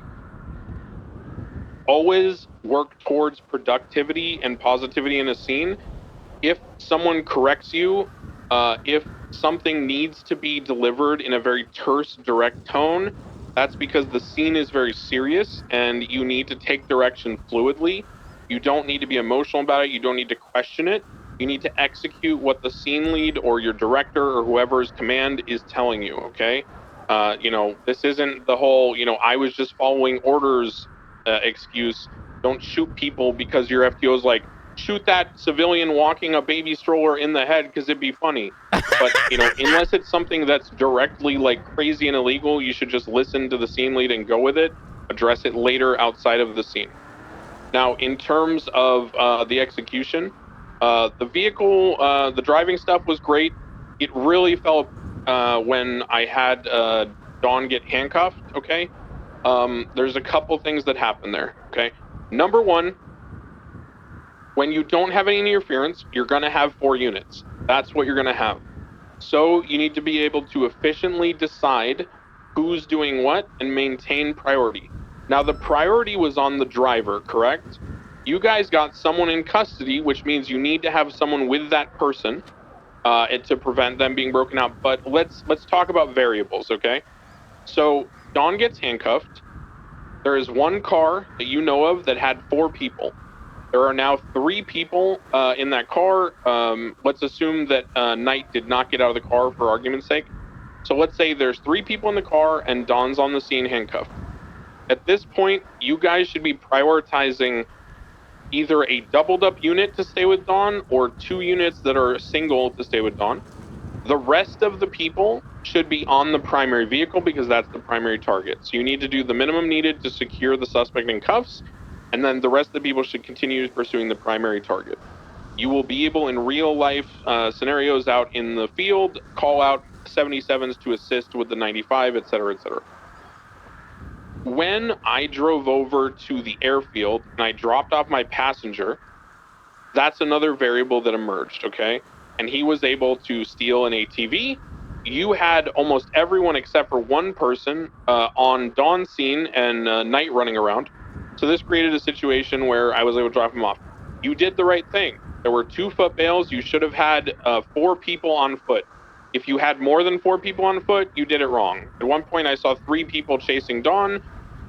Whoever was the third person to attach to that, either it wasn't communicated clearly to you and then it's not primarily your fault, or you didn't pay attention to the comm if they did communicate it, and then it is your fault. Either way, you guys need to delegate properly amongst yourselves. You are all equals out in the field unless you're the scene leader or commander or director. So as a result, you need to work together and give feedback. So if you see someone be the third on a foot bail, say, hey, me and Knight got this foot bail, get mobile, right? Something like that. Don't cite the SOPs. Don't be, stupid and be like, well, actually, you're doing that wrong. There's only 2 people on a foot bail. Excuse me. Just say, hey, we got this foot bail. Go mobile. I got this. Go mobile. Whatever. Right? So all that was good. You did pretty good on the scene security. The reason why you guys failed at dealing with us is because you kind of, what's the right way to put this? You correctly tried to escalate gradually, but you were too gradual. And I know this is like really hard to deal with and it's all gray. Once there is any kind of swap, secondary foot bail, right? Like already 1 foot bail happened at the clown house. So when that secondary foot bail happened, there's no need to tackle anymore. Those people are getting tased, right? You warn them, but they're getting tased. When Dawn got cuffed, you assign 1 person with taser, 1 person with a baton. That person with the baton, you did a great job. I don't remember who it was, but you warned very clearly and very loudly, if you get out of that car, you're getting beat. If you take, you're getting beat.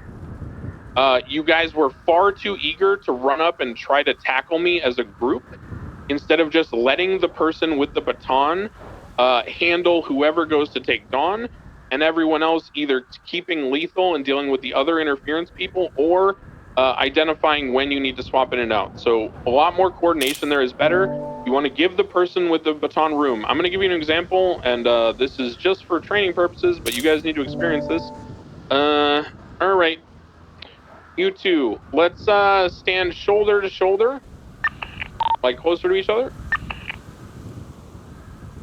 So the reason why you want to give the police officer a lot of space, even closer if you can, like face each other, maybe.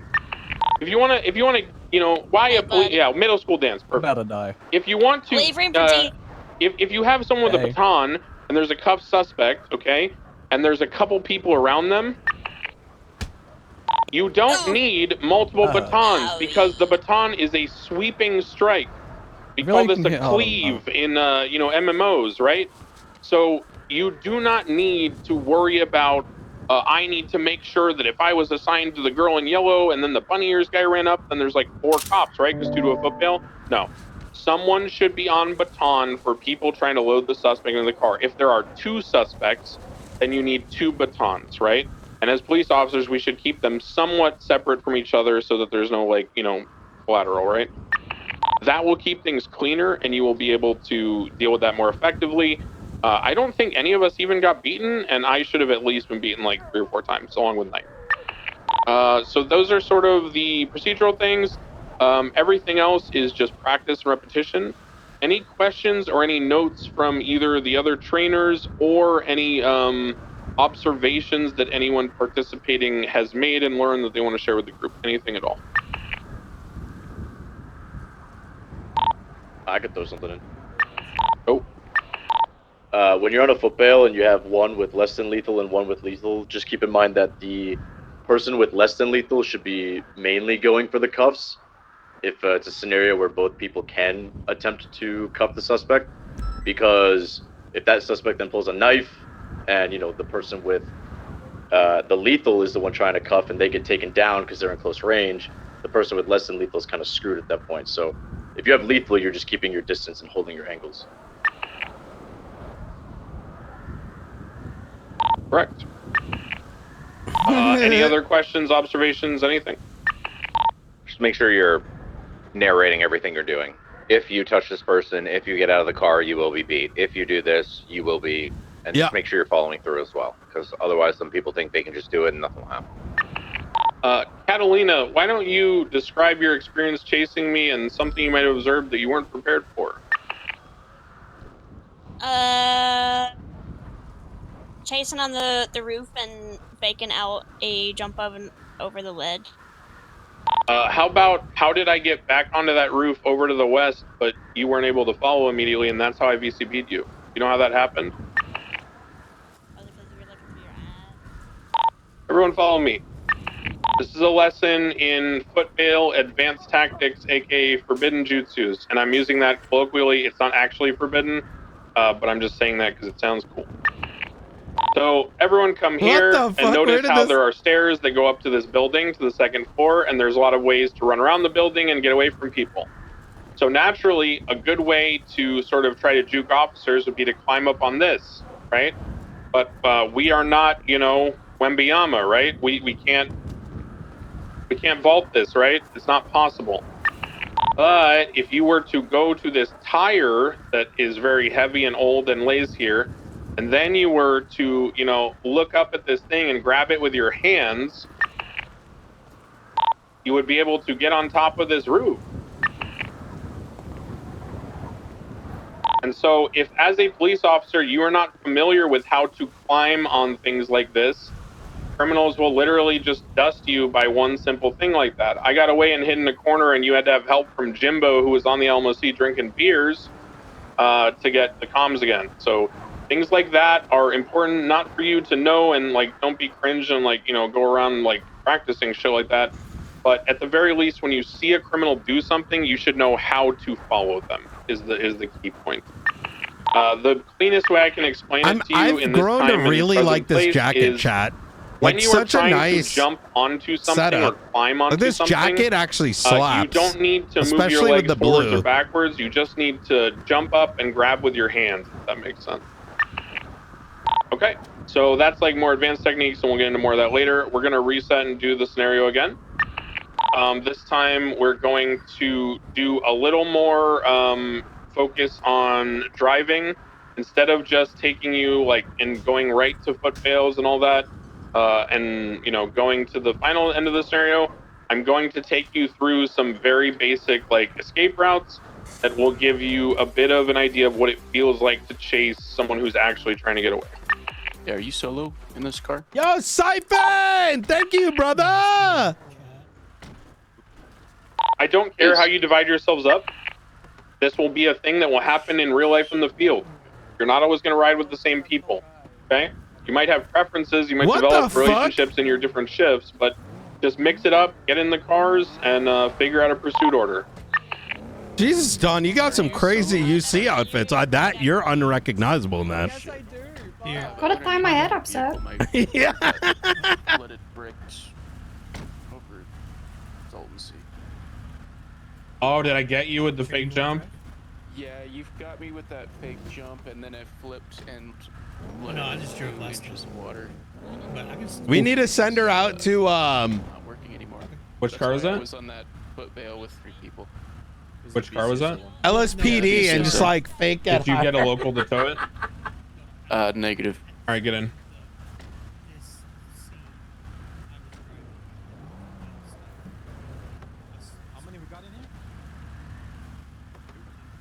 We're gonna get another car out, and we're gonna get that local towed.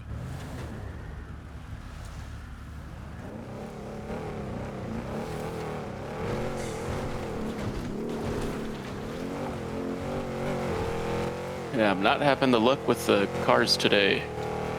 Yep, it won't be the first or the last time, bro. Yep, everyone gas up. Make sure you're at least above half, like 75% preferably. If you're below half or right around there, you should just refuel the full. We're gonna get a local tow called for this car, and then we're gonna pull another one out. And then once we're all ready with gas, we'll go ahead and do the next session.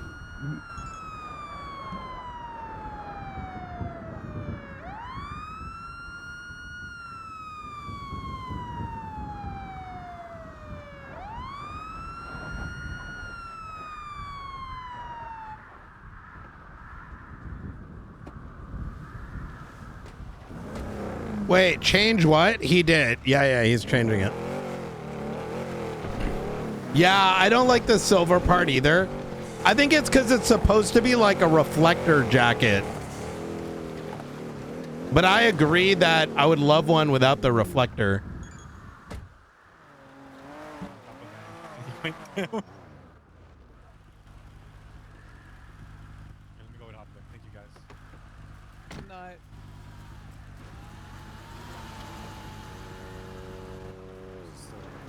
Please, local PD, tow this piece of shit with a half-broken engine out of the way so I can get a car.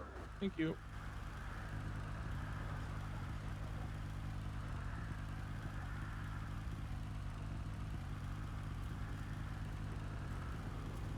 Any questions so far?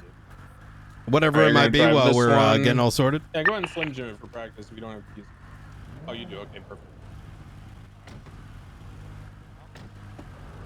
All right. I'm gonna need gas in the Rebla. Make sure you check if you're hungry at all, because this next scenario is gonna go for a little bit, so we need to make sure that we're not like passing out of hunger and having to stop things. I still have a couple combos on me at the gas station. I could use one if you have food. I'm good on water. This has been going really well so far, to be honest. Over here. Got this Thank you. Wham bam. Thank you, ma'am. There it is. Mm-hmm. Picks up with left hand while refueling with right. Has 2 hands. I'm gonna think about something real quick. Okay, you're showing. Eats food with left hand. Actually, I can't eat. I think that's unsafe. I choose not to eat at the gas station while refueling. Despite having 2 hands. I feel like that would like fuck up the flavor. Just wondering what you guys doing. Yeah, I'm robbing all these cops, bro. Really? Yep, they're all my hostages. Shit. He's so cool. I got motion like that, bro.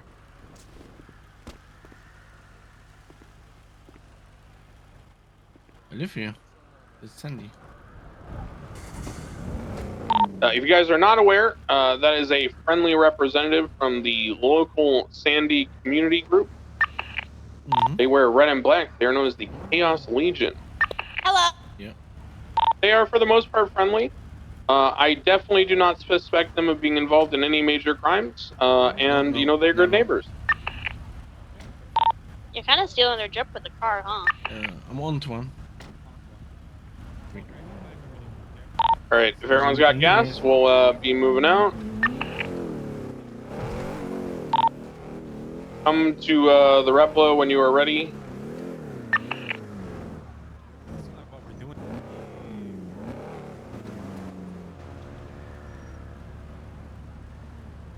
Okay, this will be an active live scenario again. There may be interference. There may be other things like that. We are not doing any kind of shooting. We are not doing any kind of stabbing. We are not, the criminals do not have handcuffs. We are not going to try to detain and rob the cops. We don't have keys to their cars.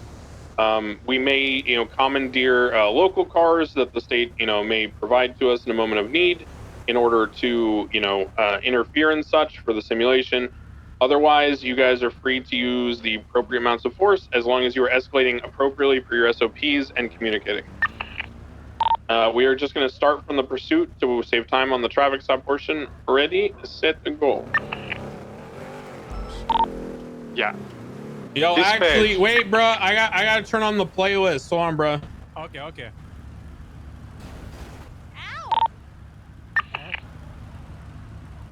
If you say bubble, I'm gonna. Comms are off the clock. Not in my eyes.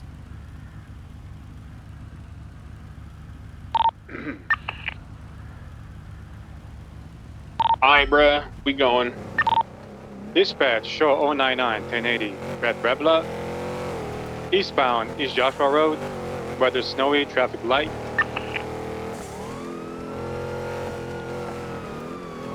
Continuing eastbound, East Joshua Road. Right off-road.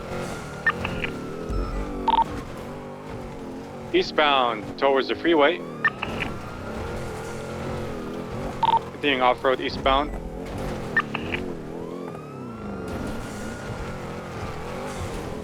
For conditions approaching the freeway. Primary is flipped.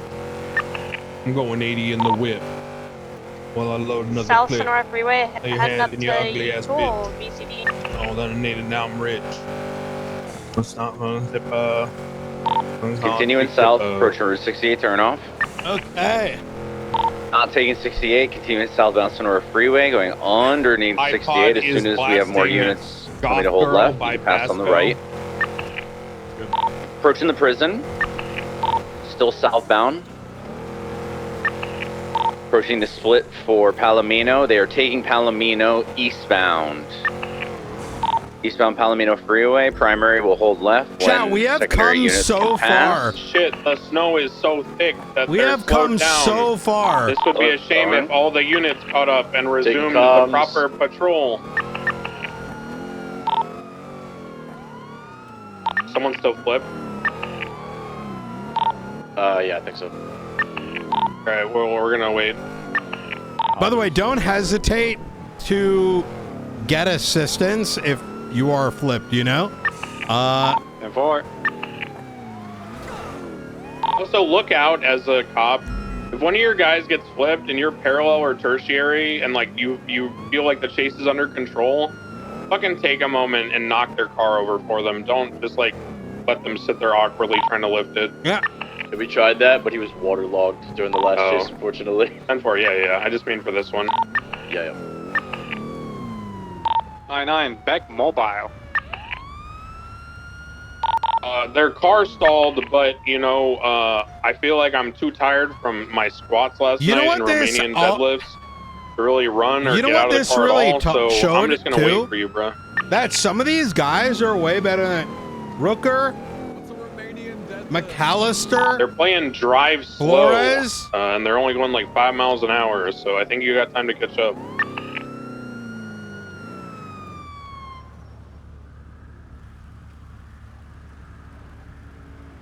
Oh shit, they're taking off. You'll have to catch up. Some of these guys are a lot better than the perception seems to be. Now, don't get me wrong, everyone's got their faults, Primary but who double. doesn't? Yeah, from We are southbound Ellis Freeway, taking the Palomino Freeway, taking the exit. Off-road, continuing south. We 50, take over. Continuing Olympic. Yeah, giving in this environment, Off-road, merging back onto Palomino. dealing with all those Southbound Palomino, investigations and travel. building up a department, it's Russian 24/7. it's really good to see. Despite all the hardships, Not taking it, continuing southbound Palomino. we're thrown into the deep end. Speed's roughly 120.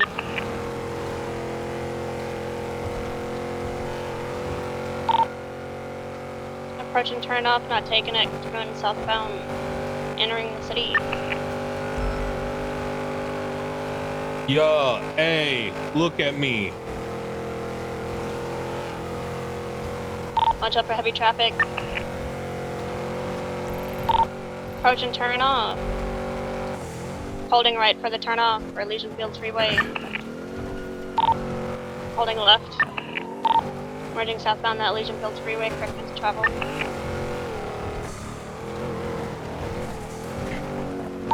Heavy slow, taking the exit.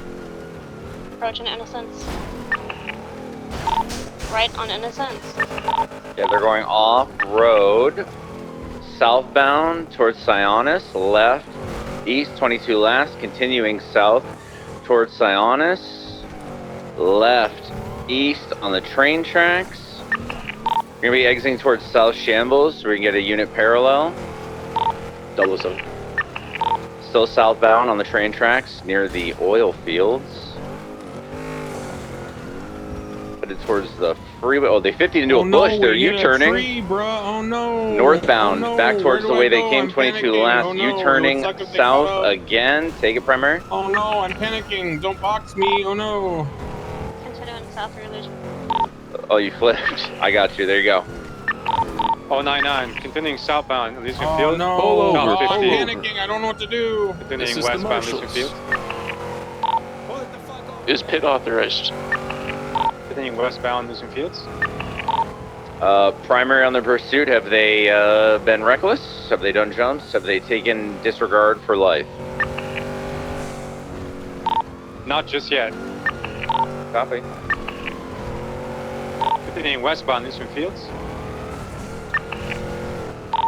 Opposite lane of travel, westbound.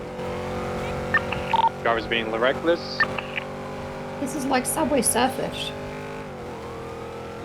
Continuing on ongoing traffic. It really westbound is. Alberta Freeway.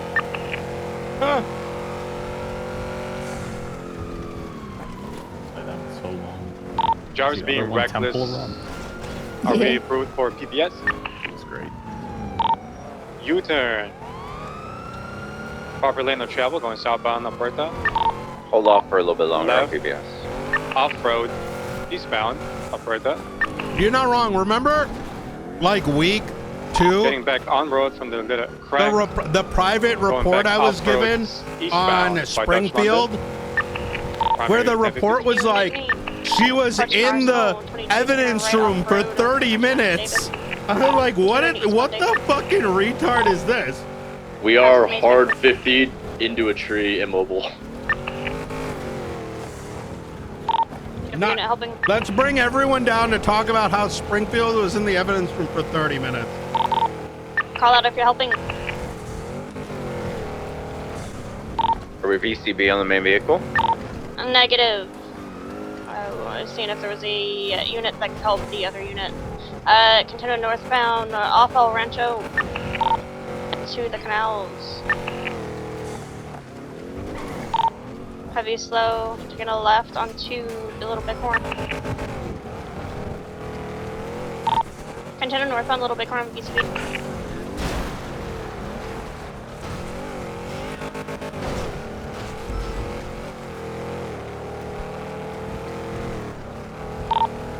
We've got them heading westbound on Capitol.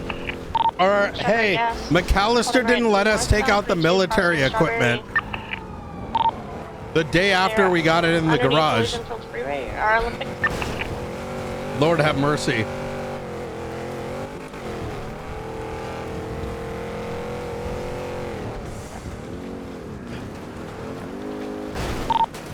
BCB. Oh no! Oh shit, dude! Their car's out and they're repairing. Air One, hold on, we're catching up. Oh, it looks like they're on the peak where all the gangs take on Olympic. Alright, 3 All out right. on foot right now. 1's repairing in Bunny Ears. There's 2 out on foot. I'm alone. I cannot approach. We are on the upper ramp headed What towards you gonna do, pussy? Lower La Puerta, What northbound. you gonna do? All solo dolo alone like that. What you gonna do, huh? Nothing What yet. you gonna do? Why don't you get out the car, bro?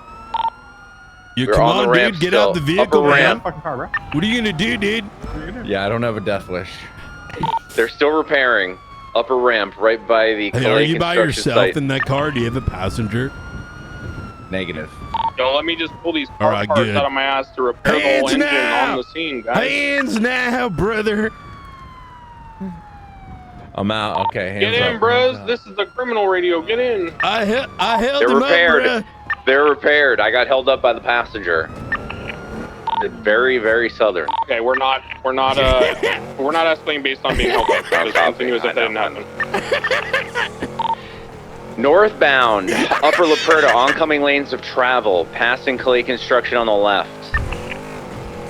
Coming towards the Del Perro and Palomino turnoff, holding left, west, sticking on Del Perro Freeway, westbound, oncoming lanes of travel. Just need to correct lanes, still westbound, approaching North Rockford turnoff. When other units catch up, please let me know and I will cede to you. Taking the exit, slowing right, northbound, North Rockford, passing Colorful Garage, immediate right, eastbound, through the movie studio. Exiting onto Heritage, east, slowing. I'm gonna give a parallel suggestion right now. So east on Heritage. Hey, so if let's say you're trying to catch up on a chase, one good tactic is try to see where the chase is going and get up ahead of it. It's easier to do that than catching up from behind most of the time. What? All right, guys. I continue. There's an actual block here going on. Oh. Oh. Yo, bro. We are now westbound Del Perro Freeway, taking the exit. Comes up. Right, northbound, North Walker Drive. Right, eastbound,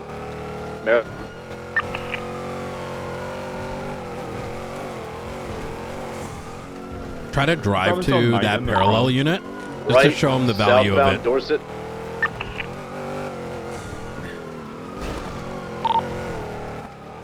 Right, southbound Palomino. Oh, taking a U-turn. 9 right, eastbound Palomino Avenue. Is pit authorized? The lane of travel. Reclaim him. Yes, yeah. You're repaired. PBS is authorized. Go ahead. Safe speeds. Eastbound off-road. Las Lagunas, making the jump on the freeway, continuing eastbound Del Perro. Cole is Taking our the most off-ramp impressive, eastbound towards Pillbox. like, recruit. Right. It's kind of crazy. He Right hasn't above had Pillbox formal Street. training, and he's really picking up real fast. South 50 is still mobile, continuing westbound. Yeah, right. Got your Westbound comms. Elgin. Westbound Swiss Street. Right, northbound Integrity. Howard, correction.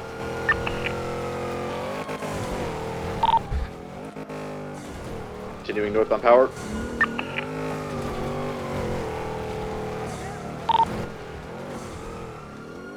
Left, westbound Vinewood Boulevard.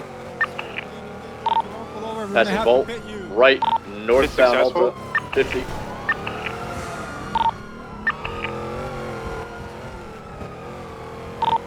Northbound Alta. Did we lose tertiary? Left, westbound Alta Street.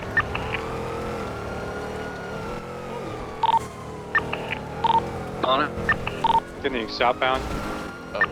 22, right, we're disabled. PCB. Got comms. We are westbound Gentry Lane. Dude, Cole has been doing amazing. Like, he Left, legit has westbound Dinian. no U-turn, training, U-turn. and he's Doing picking the up squeeze. so fast and asking the right questions, and you can Southbound towards see it in him. Roosters. Like, he came in with a mission to become like a Marshal, you know? It's good to see. We are deadlocked at the moment. Reversing. Still facing west. Follow primary. We are still in the same backyard. Heading east, back the way we came. Back out the same way. Left, westbound, Didion. Holding right. PBS is approved. Affirm. Continuing west, Didion. Left, southbound, Milton.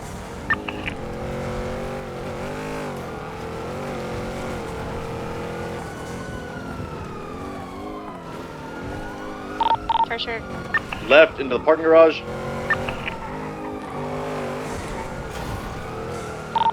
Out the other side, northbound. Left. Oh, stand by. U-turn.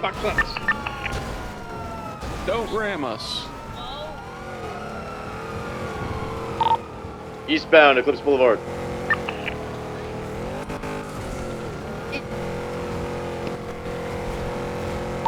Passing Gentry Manor. Passing Vault. Eastbound Vinewood Boulevard. Driver is swerving very recklessly through heavy traffic. Still eastbound, Vinewood Park. Entering Mirror Park. Left. East Mirror Drive. Headed southbound East Mirror Drive.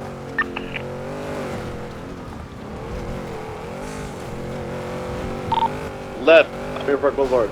Right, westbound, San Andreas Avenue. He's gaining distance on us. Over the bridge. Still west, San Andreas Avenue. Still gaining distance.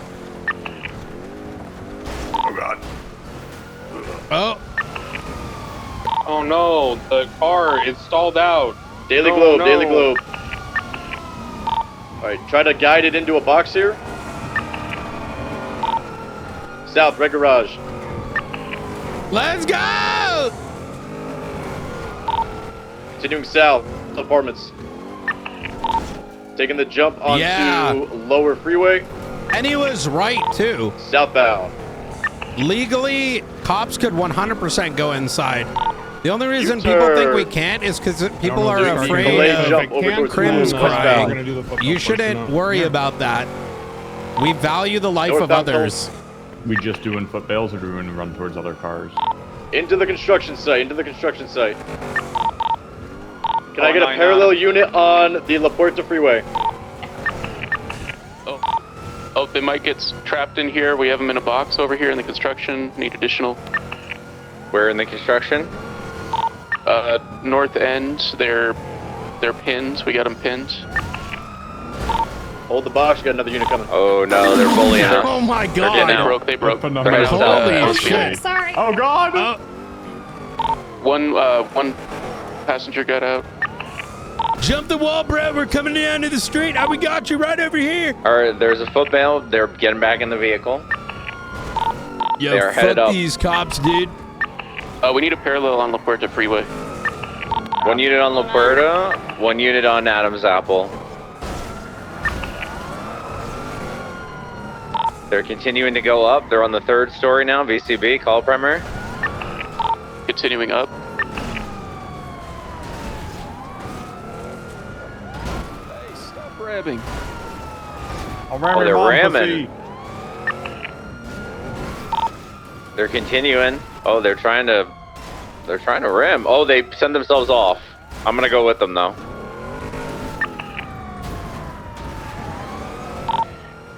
Facing southbound This towards Rebel Calais. has so much torque. Holy shit. Yeah, it seems great. They're U-turning. I'm gonna give you a tip. Every civilian car has more torque than PD cars. They are on the southern ramp going up That's onto Calais crazy. Construction on the 1st floor right now, going up to the 2nd floor. Now facing south. Typical, we need units on Upper La Puerta, Calais, and Adams Apple. They 50'd off. They're on the Adam's lower apple floor covered. now in VCB. They could. I think I still heard them under, or they might be climbing. I'm VCB temporarily. Back to, I believe. Saw them go there. North Calais. Copy. Call it if you have it. They buzzed by me at a high rate of speed. Lost visual. All right. Code 6 form. We Cars need out, units run on into Adam's the Apple, garage and units hide. on San Andreas, Cars units out, on run into the garage and hide. Vespucci. Oh, I have a vehicle crashed out at Brown Garage on Palomino and San Andreas, Vespucci, excuse me. Vehicle's empty, which means we have 3 foot bales. Yo, bro, I just saw Marshal. That's crazy that they knew we were here, man. That's crazy, dude. No I'm visual on definitely any not foot- implying anything at all with that comment, bro. Female foot bale is hiding behind the wall on the western side of Brown Garage. Let's go after her. Western side. Two comms, she's headed up the stairs, headed to the second floor. There you go. She's currently on the second floor. She's currently dropping items on the ground. She picked them back up. 2 people on the foot bale? Hey, firm. Copy, keep calling it. Currently U-turning, heading back up the stairs on the eastern side. The 3rd floor. Is there someone still outstanding on foot? The vehicle was 3 times occupied, means there's 2 outstanding. Jumping the floor, she's on the top floor.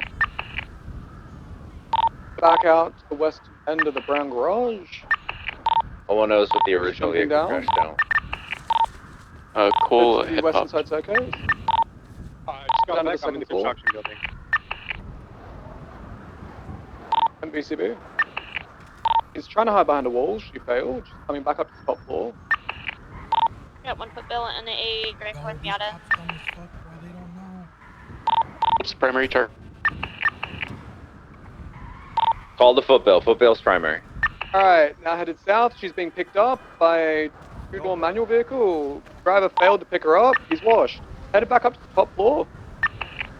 I need 77s here. I have a male attempting to pick her up. MVCB? Pickup vehicle is a dark Vehicle's blue, gray, 2-door sports vehicle. Blue vehicle is drunk. He doesn't know how to drive.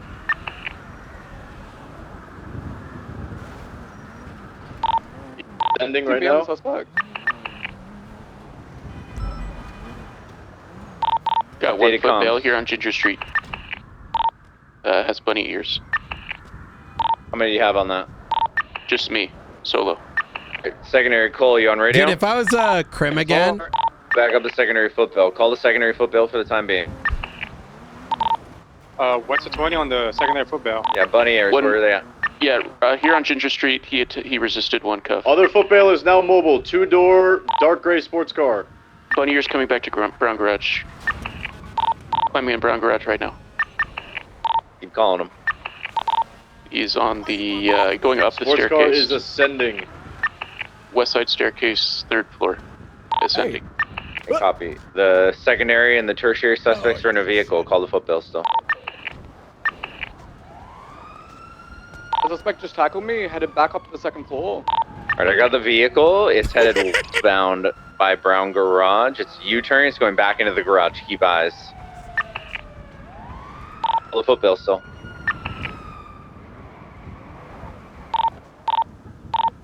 Foot bale and bunny ears. Driver. Keep going. 2 additional foot bales from the 2-door.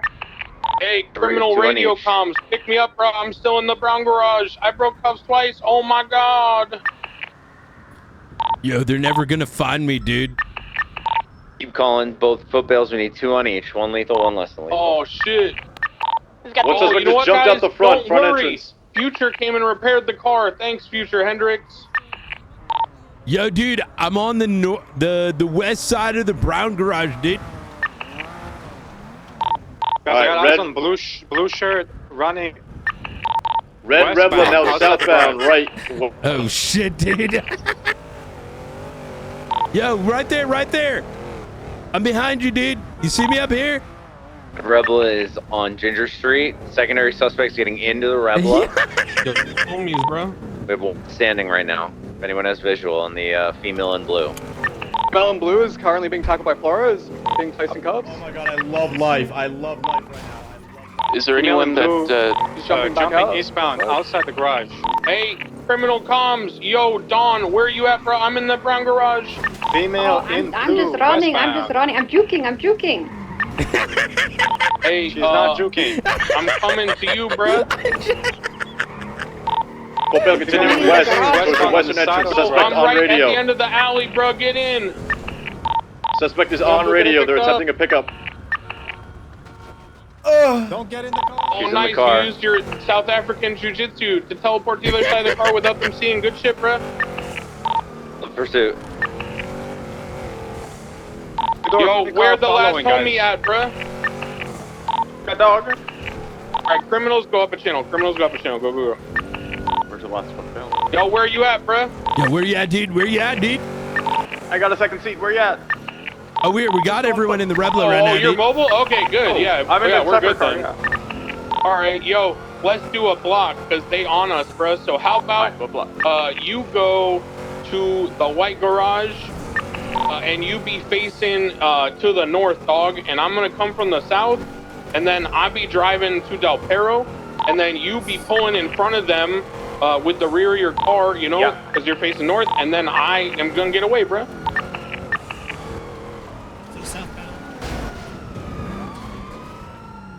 Ready, dog. Alright, bro.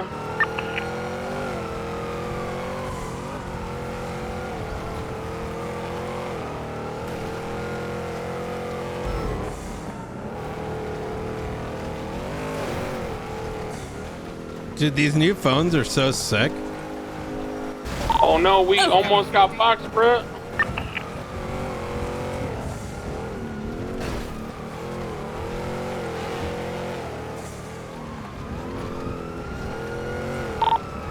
All right, dude, we're almost over there, dude. We're just gonna loop around, bro. Oh my god, bro, these cops are pitting me, bro.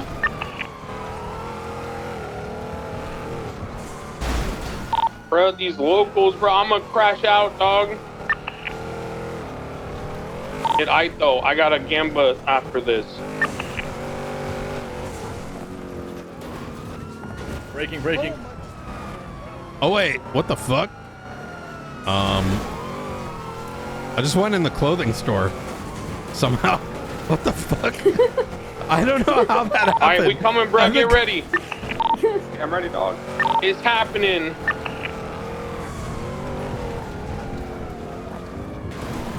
Yeah, dude, we're coming through, man. There's a local car parked here, bro. This All right, awkward as fuck. we're We coming, though. going through. Blocking now, dude.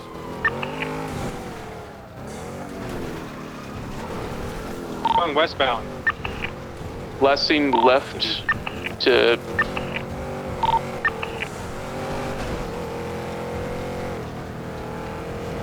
Shit, he did a fucking NVL block. God damn it. Hold on, I'm going back. All right, pause.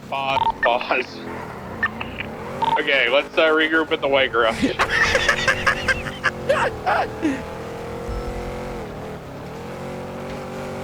All right. Whoever just did that block, you're now banned for 7 days.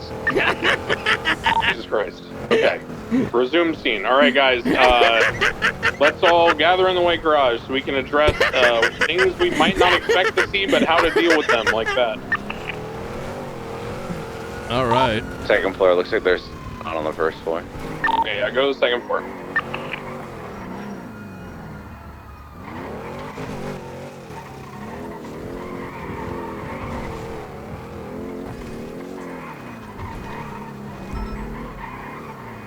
All right, get out and repair your cars. I'm gonna make a couple comments on that, and then we'll do a shift into robbery scenarios. Oh, what the fuck? Hello? Hey. So. Oh, hey. How you doing? The reason, so that block, for reference, that you will normally see in the white garage, they are going to be in the first alcove, as if you drove in and you're under the first level. You're on the ground floor. Let me see if I can get you on and you're comms facing here. north, going down cadet. the ramp and then out the other ramp onto Del Perro area. What he did is some. Yeah, why not? I don't think I got the time commitment. I'm just here having my part-time to help out right now. Gotcha. All right. I just need you to be a shitlord during this. Oh, that's easy. That's easy. I got it. Injured if they do that. If anyone pulls out in front of you in a high-speed pursuit, perpendicular like that in a small sports car, that's something you should bring to high command's attention. Someone like Knight, myself, whatever, right? High command or someone that you trust to handle that situation. For you, and we can talk about that later. Typically, what you'll see with that block is you'll see the car waiting to the left of the tunnel at an angle. You guys will drive through. The driver will drive past the car. The car will pull out behind the driver of the suspect car, and then you'll basically ram into the back of the interference car. Is how that block normally will look. When that happens, you should have someone paralleling. Honestly, anytime I see someone going up Filet northbound and I'm parallel, I'm going to the other side of the white garage and towards Del Perro Freeway. Because that's very common, because then there's like a three-way 50-50 that they can take. A 50-50 obviously between the first two, and then there's a third. So you really need a parallel there. Any questions or any comments about anything that happened there? Anything you guys were unsure about, hesitant about? Any question is good, by the way, even if it's like a small one. It's not really a question, but a comment. But there was a point where nobody wanted to take comms, and Peters, as tertiary, had to keep it up. That is going to be something that will happen in the field. Yeah. On duty with very experienced officers. Sometimes they'll just like not want to, do comms. Many times you'll know that someone is doubled up in primary and they just won't take comms. And so eventually you'll just start doing them. It is what it is. Don't, call it out in the moment, address it later. You can prompt them gently, like, you good, secondary? You got comms? You good? That kind of thing. Otherwise, just do your best. If you sense on a scene that there is no clear scene lead who is directing things like who should be taking comms, where parallels should be going, if you feel like you have relevant input, feel free to add relevant input. On a scene, everyone is equal except for obviously the scene lead and then the command structure. So whether you're a deputy, a senior, whatever, right? You guys can all make calls on scenes. So yes, that was not great. Yes, the comms were shaky, but it happens in the field anyway, so it's going to continue. In terms of priorities, you always want to prioritize the foot bail because that is the most dangerous. When someone's in a car, it's more unlikely that they're going to be stabbing and shooting cops. It can happen, but it's more rare than someone doing it on foot. So you prioritize the foot bails for the comms, and then you basically will have the people pursuing the car attached silently to that car. You may interject if the foot bail goes for a long time and there's interference, and you'll say, hey, how many units do we have on that interference penumbra, the green one? And then someone will be like, it's just me. And I'll be like, okay, can I get a 77? Someone identify and respond who's going to attach to that green penumbra. And then someone will be like, oh, I got it. And it's 202-76. And then I'll say something like, continue comms on the primary pursuit, right? So work on thinking about delegating if no one's doing it. Don't override people, but, gently work as a team. Any other questions about anything you observed? Questions about issues, anything like that? I just had a small point of feedback, kind of piggybacking off of yours when it comes to interference vehicles. I noticed, especially like the brown garage, but just in general, when we had a foot bail, there were a couple times that Rebla kept coming around to circle back in. Very common, right? They're going to come and pick up the homies. There were cars behind it the entire time, but I didn't hear any comms of, hey, that vehicle's coming back in. Like, for example, at the brown garage, I heard people calling out a female on foot that was running in the garage, and there was a blue penumbra behind that Rebla, and the Rebla just pulled into the garage, and nobody said, hey, it's pulling in now, it's pulling up to her. Just make sure you're giving those other units that are on the foot chase that heads up, right? Because then they need to prepare to probably try and tase her if she gets in the vehicle, or tase the driver, maybe pull the driver out, stuff like that. But if their back is to all of them, they're chasing her, and that car pulls up, it's just going to be a snatch and grab, and they're going to dip. So. Yep, and guys, none of this is perfect. None of this is easy. As always, remember, this is a ton of information, a ton of variables. There are cops who have been doing this for years that still struggle executing some of this cleanly. Do not get self-conscious. Do not worry about it. Just try your best and improve every time. Don't be one of those people that calls everyone in to do a debrief after every scene because you want to tell people how to do their job better. Focus on improving yourself, and if you have a partner, focus on improving as a duo. Don't police the police is the best way I can put it. Unless you're high command, and then that's your job. Okay. All right. Any other input? Any other comments before we do robbery training? Yeah. The notion that Rooker brought up that Tersh had to bring up comms. If you feel as though, like, if your primary and secondary is not chiming in, I would just start saying the comms and, like, as Declan said, nudge secondary to kind of kick it back off, because you never know what's happening, right? Like, someone might have a dog in the car and they may have jumped on their lap while they're driving or whatnot. It's important that the comms continue, and so this is team play at the end of the day. So if you think someone is being prevented from saying something, you know, pick up the slack for a little bit. To back that up, I, Declan Crane, sometimes get Bluetooth conference calls in my ear unexpectedly while I'm on duty. So I may not be able to do comms. There are very valid reasons someone would not be able to do comms. Don't judge them. Just as Knight said, work as a team. That should always be your core belief, right? Mhm. Benefit of the doubt. Extend that to your fellow officers, your fellow, marshals, etc. Okay, speaking of which, I actually do need to address this Bluetooth conference call right now for about 10 to 15 minutes. So I'm going to humbly request that this very muscular, intimidating gentleman here. That's the commissioner. This is the commissioner, Who? right? No, I'm not the commissioner. That's the Wait, commissioner. Max? Yeah. No, Max? no. I'm just here to help. Wait, Max is back? That's crazy. Anyway, this is just a faceless guy, and definitely not Uncle the Faust? commissioner known as Sandbass and Flax and other names. Wait, like he's Best faceless? Alfonso. At the end of the day, guys, there is going to be this gentleman right here is the primary kidnapper. Yeah. We're going to have Dawn as his assistant in crime. We're going to have Catalina, you are the hostage. Vest off, you're going to be the hostage. The getaway car is the red car. This parking space is the place they're robbing, for sake of argument.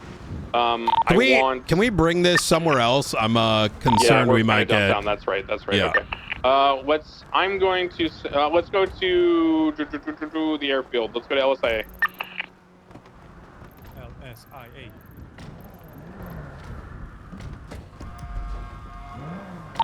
Guys, I can't believe that's the faceless right there. Yeah, this is the guy that gives out the black cards. Oh shit! I can hear you on the radio. Oh shit. Oh my god! Read it on radio. Go through one.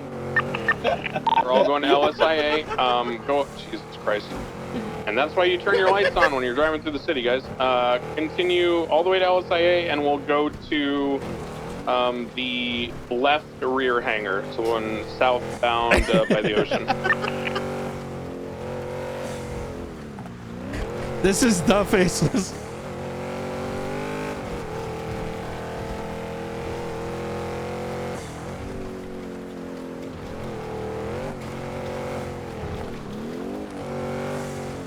Yeah, sorry, Knight. I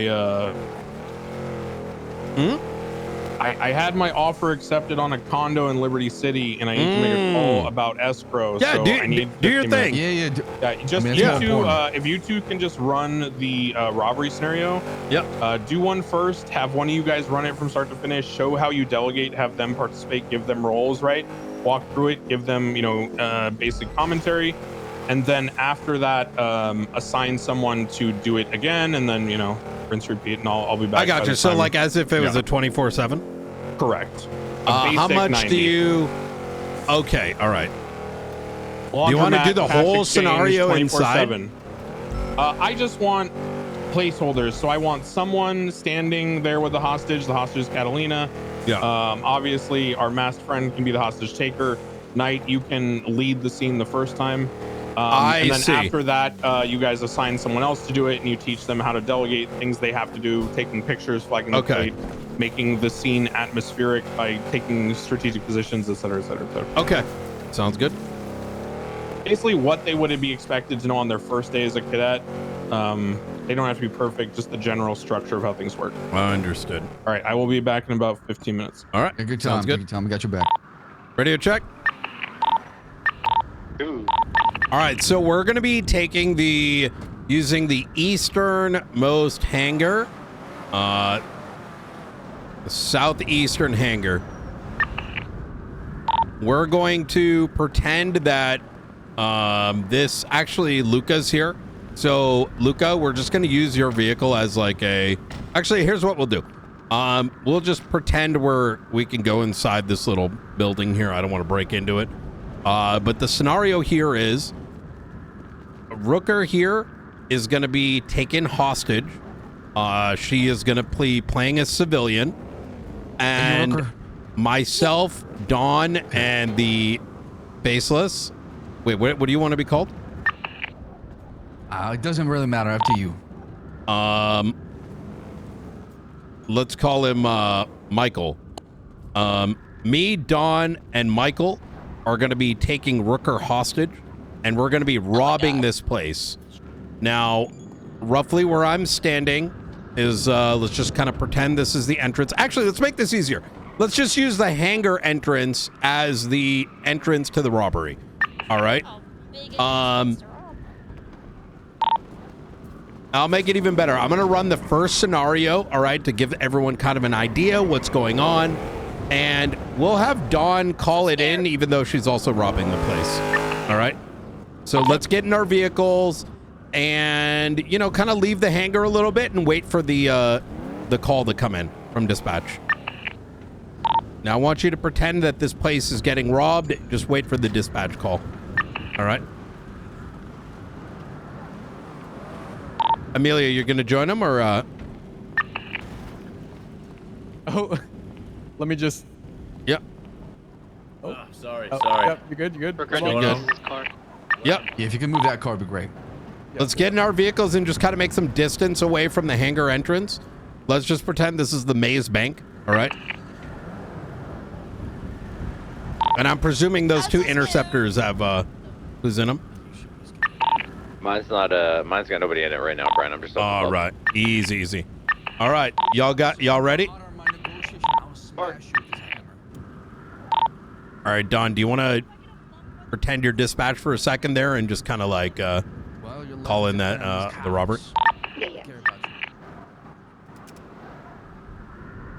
Oh my god, do we have any available units? There is a robbery at Maze Bank right now and there's one hostage. Do we have anybody nearby to respond? 495-76. 007-76. 099, same traffic. 495 is going to be on scene. It appears to be that there's a 4-door red in color Rebla parked outside the Maze Bank.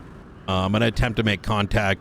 Let's have McAllister, if you can go ahead and just pass on comms to everyone on station while I negotiate. No, don't actually do that. I'm going to just use the radio comm so you guys can hear how I kind of chat with them. Actually, get a little close just so you can hear me. Ew, it's the How y'all doing today? This is State Marshals. I'm doing fantastic. I got a hostage and I'm gonna rob this shit. All right, sir. Just hang tight for me, all right? We're just, Are you telling me what I should do? Sir, look, I don't want anyone to get hurt. Maybe I don't want to hang tight. Maybe I want to be doesn't like loose. Well, all right. Look, I understand. Look, I'm not going to question what you're doing inside. We just need to make sure that your hostage here gets out nice and safe, all right? What can we do today to ensure her safe return? I need you to honor my demands, and if you don't, I'll kill her. Hey, firm. There's going to be what appears to be 2 individuals holding up a civilian inside the Maze Bank. There may be others inside as well. I'm going to attempt to ask. How many people do we have inside today, sir? We got 2 inside. It's me and my sister. We're robbing this shit. All right. I'm back here too. Oh, we got 3 inside. All right. Me and my sister. I understand, And sir. my cousin. And your cousin. All right. How much time do you need in there? We need 5, maybe 10 minutes. All right. And I need you to listen very carefully. I'm listening, sir. I want to make sure I get out of here without getting hurt or shot. So I want free passage to my vehicle. Understood. And I want to make sure that there's no funny business. Look, no barriers, no blocks. Like we're only no spikes down the road. Nothing like that. I understand, sir. Look, we just want her safe return, and that sounds more than reasonable. I'm just gonna walk away for a second. I'm just gonna communicate this with the rest of law enforcement on scene. All right. Yeah, make sure you guys are on the same All right. page. You fuck up, I'll kill her. All right. It appears that there's gonna be actually 3 individuals inside. One female assailant, sort of light bluish green, maybe turquoise jumpsuit. We've got a second individual with a white shirt, black mask, and a third individual that hasn't been seen just yet. He's probably somewhere in the back. They're requesting the Los Santos special, no spikes, free passage, etc. How many units do we have on scene? 007. 005. 001. All right, A-firm. Here's what I'm going to do. Chris, you're in the back. I want you to start taking a photograph. Yep, already got pictures of the. All right. Of the 2. Officer, I'm waiting on your answer. All right, what's going on, taking sir? so long? Yeah, we're just making sure everything's good outside here. What's the question? No funny business from your end, right? There's going to be 0 funny business. Here's what we're going to have you.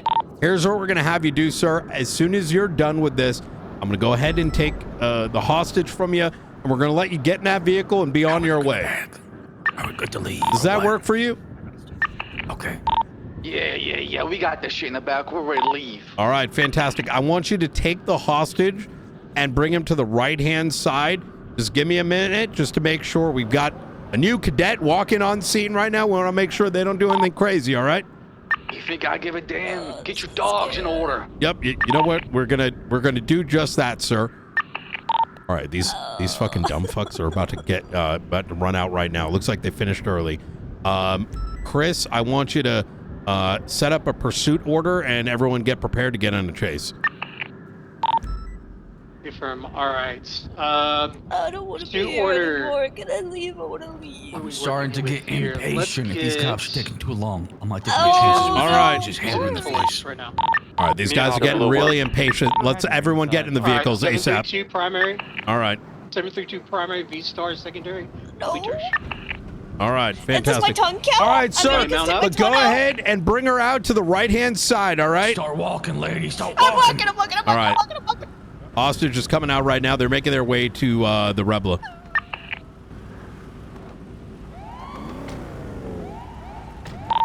Oh, 99, vehicle taken out northbound. All right. Runway 1. We can go ahead and reset. We're going to do the chase bit afterwards. This time, I want us to rerun the scenario, and we'll continue. We're going to run this a little bit more realistic this time, in which the communication will be between the negotiator and those inside. We won't use the radio for that. So for the additional units that are arriving on scene, position yourself in a way that allows you to pursue and be far enough away to handle the situation, right? Cole, I'm going to have you do negotiations, all right? And let's just kind of see how this goes. 10-4. All right. We'll be the first unit that arrives, right? Me and Hubler, or you want us to just start? Yeah, you'll be the first ones that arrive on scene, so wait for the dispatch call to come in. 10-4. And what I want you focusing on is, assigning someone to get the pursuit order once there's sufficient units. But first I want you to establish contact, let units know what's happening as units arrive, assign someone to do pursuit order, assign someone to take photographs. Effectively, everyone on scene is being directed by you as the primary. Including but not limited to, you can assign someone to do the negotiation. It's actually a good tactic as well. All right. Let's have one of these interceptors assist as well, because we only have 3 mobile units. So, Nakota, could you also be one of the units just getting directed by Cole in this? Yeah, firm, I'll get my vehicle. Awesome. Beep, beep, beep, beep, beep. Dispatch all units. It appears there's a call being made over at the Maze Bank. Anyone able to respond? 09976. 007, same traffic.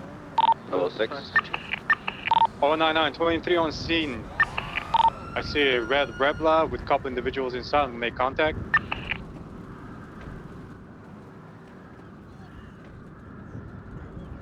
Hey, how we doing today, guys? How we doing? What's going on here? I'm not Wait, doing pause. good because you're here. Pause. I'm gonna make a quick commentary. We're not coming to watch a movie, are we? And what does that mean? It means these vehicles that are coming on scene, the primary vehicle, it's positioned fine. The additional vehicles, they need to be set up in a defensive position.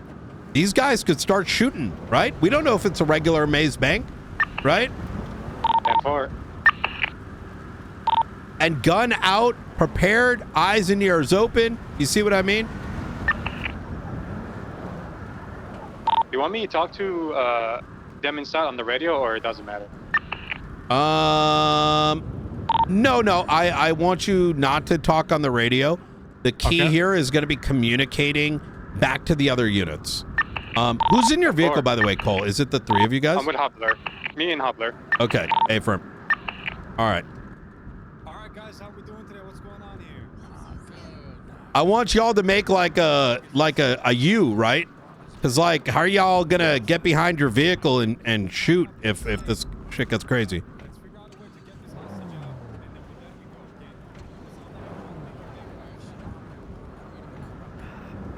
There you go. Perfect. That is perfect. All right. And McAllister, are you doing Academy today? What was that? Sorry. What is this? What is this? What is what? Sorry. You got your hands crossed with the gun? Oh yeah. Sorry. All right. Yep. All right. Good positioning right there. No. Let's not do that.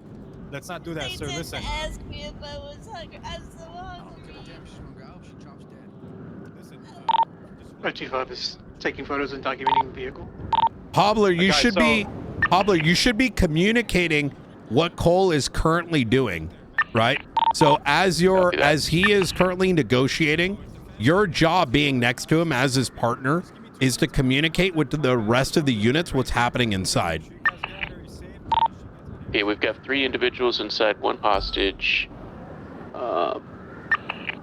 Alright, guys, just to touch base with you guys, I just talked to the people inside. We have 1 hostage. It's a family robbery, a sister, a brother, and a cousin. Okay, Hopper, I want you to take over comms with the hostage and negotiations. All the other units, can you identify yourselves real quick? 025. 007. All right, so 007, you take primary. 425, I think that's what you said. You take secondary. Hobler, you go ahead and negotiate and keep comms with us, okay? 010 South 1C. All right, very good. You take tertiary. We're gonna stay back with Hobler and take the hostage. I didn't ask for your name. I said ask for permission. Can I speak with the hostage? Sure, I'll give you permission. Go ahead. Cole, go ahead and ask again. Like, what is the pursuit order? Because what if they didn't hear you? From the pursuit order, everyone's good. Actually, I didn't hear that. Could you repeat it? All right, let's pause there. Instead of saying, is everyone all good? Because, you know, people are less likely to answer that question. Ask, what is the pursuit order? Have them repeat back to you what the comms were. Units on scene, what's your pursuit order? 007 is primary. Secondary? 025 secondary. 010 tertiary. All okay, right. guys, just make sure you guys point your cards towards the road on the exit. Get ready for a 1080. I'm gonna make contact with the negotiator. I'll get you guys some comms. What class of weapons are we dealing with?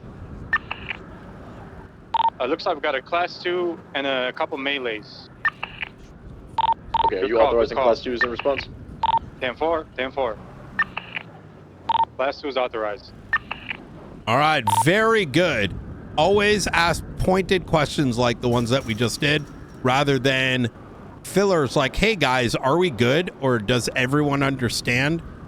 Because let's be honest, most people in San Andreas don't answer that question because they're shy. So, All right, guys. So the suspects inside went safe passage, no spike strips. Make sure the passage is clear. Get ready for a pursuit. We're gonna get the hostage out to our right. Once the hostage is right, the suspects are in the car. Start the pursuit, please. Okay? 10-4. Hostage will follow us out. We'll leave her in the back of the trunk of the vehicle. We'll wait on Hobbler's go, whatever you want. and we'll take it from there. I mean, she's gonna walk out with us and stand behind the car. So if you try anything, I'll just shoot her on the Let way us know when out. they're ready to come out. Oh, I don't want you to shoot me. Just don't do anything to the hostage, okay? And the hostage cannot get in the vehicle. No, she won't get in the vehicle. I'll leave her behind. Okay. Well, we need the hostage to come out to the right, okay? That's not much to ask. It's I not like the even left. safe. I want her to go left. They're demanding that the hostage go to the left when they exit. If you think they're being reasonable and we can get this going, that's fine. Just tell them that she can come out to the left. Okay, copy that. Very good. Are you guys ready? We can accept that demand. Yeah, we're ready, we're ready. Left, okay? Yeah. All right. Ready when you are. Oh, looks like I'm service. walking They're out. coming out. I'm keeping the gun the hostage. I'm walking You do out. anything Ready to funny, pursue? I'll blast her. Over here, hostage. Oh, don't hurry. Okay, they're getting in the vehicle and they're taking off. All right, good shit. Very good. They took everything. Okay, at this point we clear the place, make it safe, park the hostage, touch base, search her, and then we're good. Very good. I want to point out some of the good things you did there. They were negotiating, so we asked them, bring them out to the right-hand side. They wanted to do the left. That's reasonable, right? Not every robbery needs to be seen as like a script. There are things that are going to happen that are abnormal. And if things go, let's just say, off script, that's not a bad thing. As long as the demands and the asks are within reason. We've dealt with situations where they want food. If they want food, let's try to get it for them. Is it reasonable? Is it something that we can accommodate without over-escalating? What may seem small to us may be big to them. And the only objective right now is to make sure that hostage is safe. Right? So, very well done, Colt. I'm down to run it back again. This time, let's have McAllister. I want you to be the primary on the scene. All right. So let's do a reset, and I'll call it in. And McAllister, you're going to be the first one to call in to the robbery.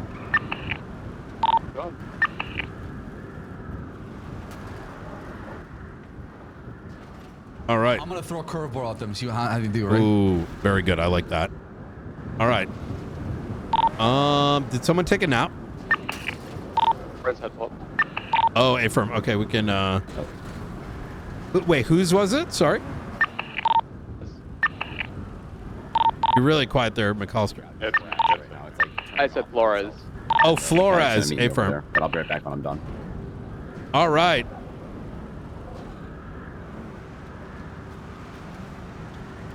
Declan's in his head out.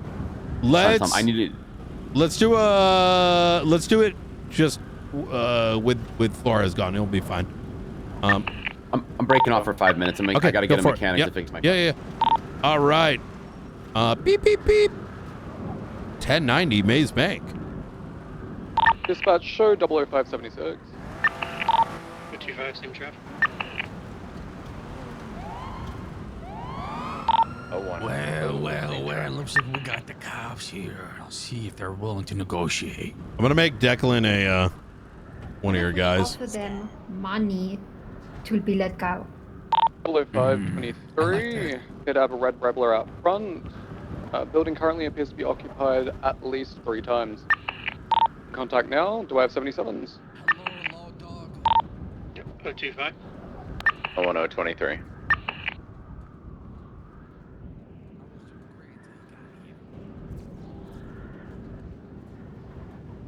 Yeah, but you have to do your job, and your job is catching me. I don't like that.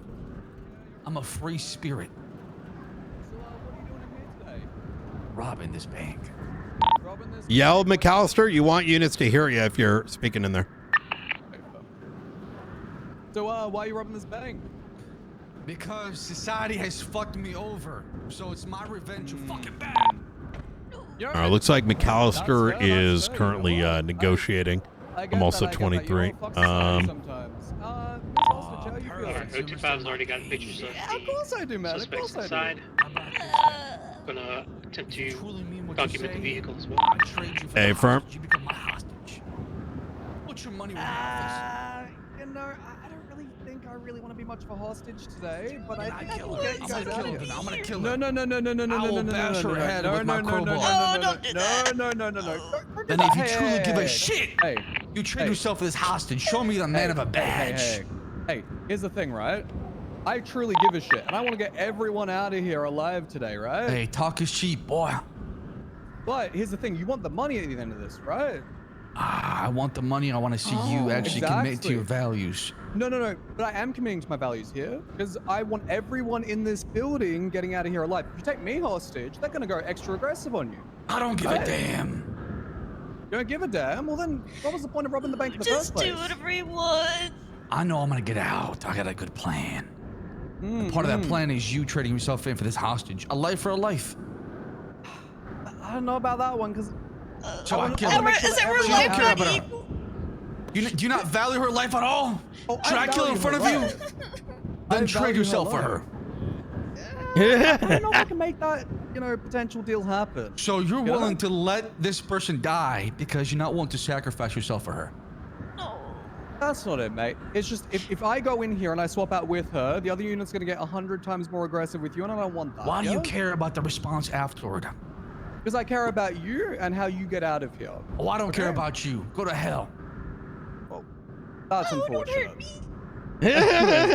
I'm noticing now that I haven't gotten all the information with this wrong. Would you mind telling me as to how many people are in here? Oh. Sorry, what was that, mate? I think you need a cough drop. Oh. Me or him? No, I think they do. Can you hear him? Yeah. No.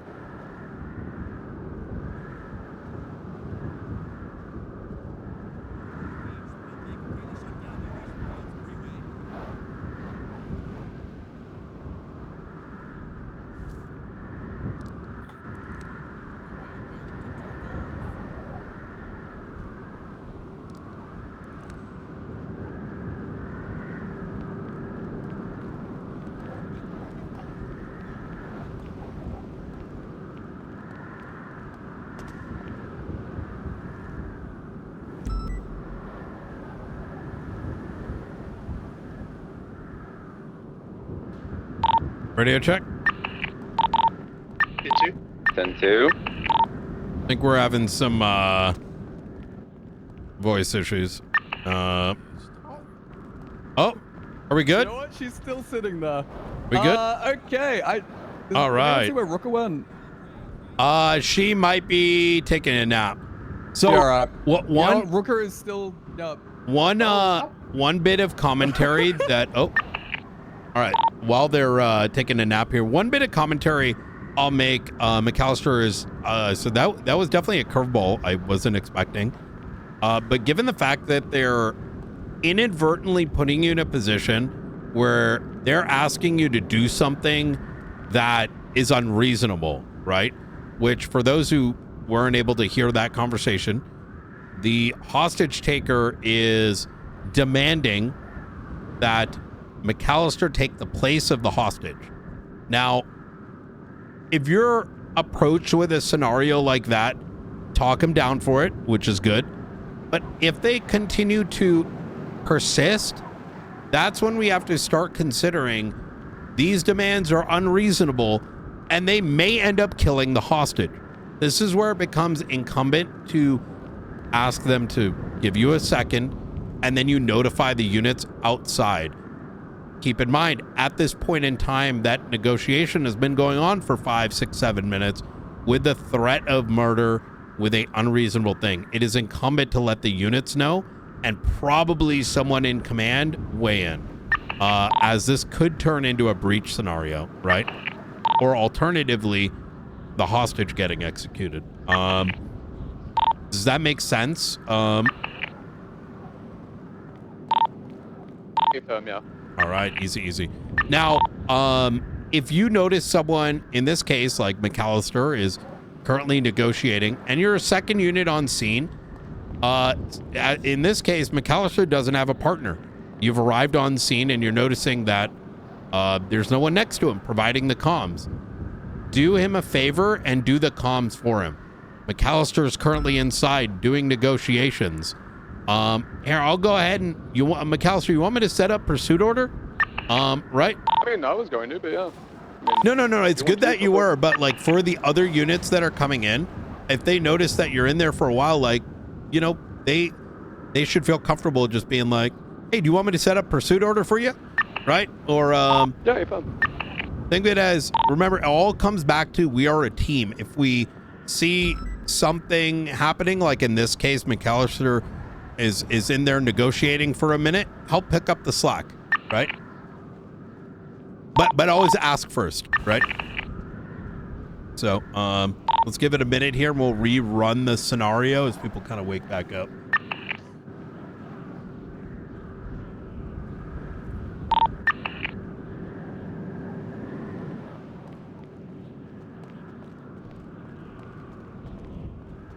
Where we at? We ready to go? Or a lot of head pops just now. We're just kind of giving it a second. Yep. Give it a second here. I think we lost half the units.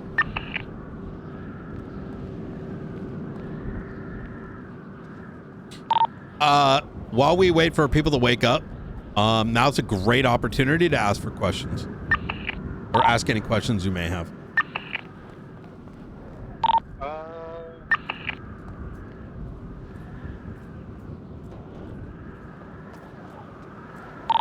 I brought up the notion of breach. Know that breaching is something that should always have command approval. You may not have command on scene. And if you feel like it's getting into a scenario where someone might get hurt and things might go south, that's when you start spamming 311. Say, yo, is anyone on command on scene? These guys are fucking asking some wild shit. What do we do?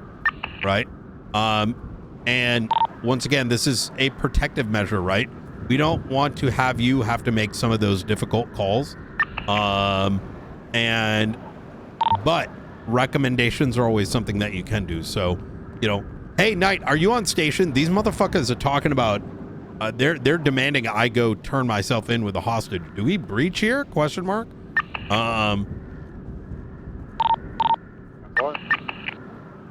If there is no command on duty, do you just have to make the call? There will be usually. There's very rarely a time where there's absolutely no command on duty. 10-4.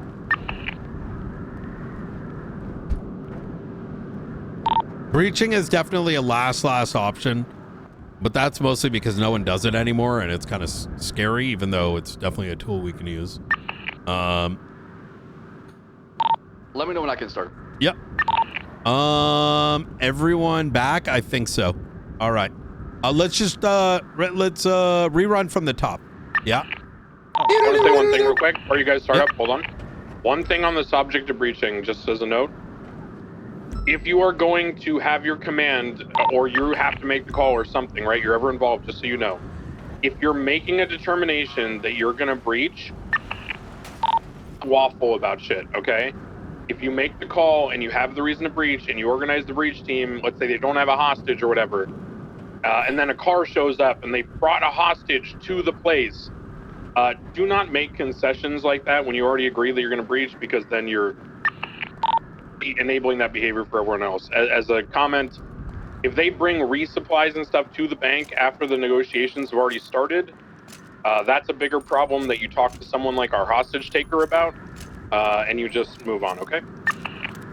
Okay. Beep, beep, beep, beep, beep. 90 Maze Bank.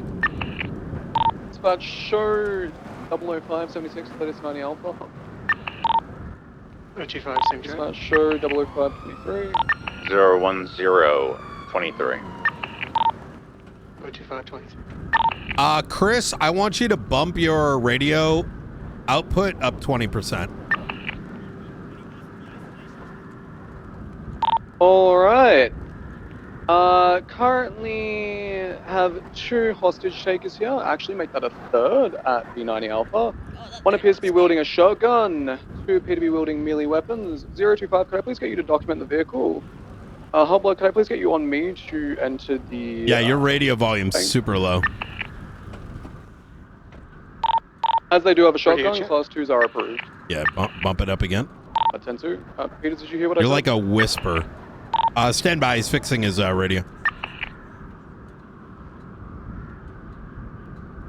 Right before I can move. There should be, like your, you wanna, but we can fix it afterwards. Just kind of keep it in the back of your mind. You're as quiet as a mouse.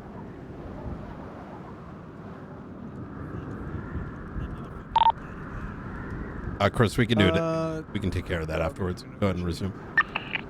Okay, firm. We'll just pretend like 025 is documenting the vehicle. Hubbler will be negotiating for me today. Well. Who do we got here? Ain't no robbery. This is a large withdrawal. Get it right. What is this, a hostage? What do you Currently think? wielding a crowbar. What do you think? The one still has a shotgun. Is to be holding This why nothing we but hate you pretending to hold a cops, gun. bruh. She a person. She got a name. She not just a hostage, bruh. Yeah, I have a name. Yeah, you should know even more than, bruh. I'm gonna hurt her if you keep talking like that. Threatening to hurt the Physically, hostage. no, but you're hurting me mentally. You're hurting him threatening to mentally, hurt the emotionally. I'm gonna hurt her hostage. physically. Tell them with the questions. Keep distracting them. Okay. What are your demands to get this hostage out safe today? Well, you know what? I'm feeling spicy today. You care about this person? Yes, of course. What do you Are want, you hot willing to sauce? die for the badge? What do you mean by that? Well, why'd you become a marshal? To protect the city. Does I'm part of protection the make... city. Hostage. Does protecting the city means making the sacrifice for the city and its people? What? I'm asking you. What does this have to do with the demands? Well, my demand is you become the hostage. Hostage is currently asking for Hobbler to swap places with the initial hostage. 495 frequency. You trade Send with it. her. We'll let her go. We'll be here. We'll not Hostage hurt taker you. at the current 90 Alpha is We asking just want to for see Hobbler if you're switch committed to the places job and you with the care about the hostage. badge. Sorry, 10-9. I was just having sex. Lovely. I thought you were about. The hostage taker is currently asking for Hobbler to swap places with the hostage at the 90 Alpha.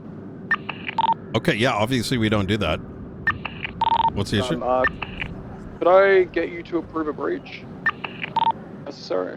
Oh, just tell them no, we're not going to do that shit. Are they being insistent? Insistent? Yeah, they're being Hobbler's trying to insistent. say Are no. they... Can we Well, talk them down? walking out.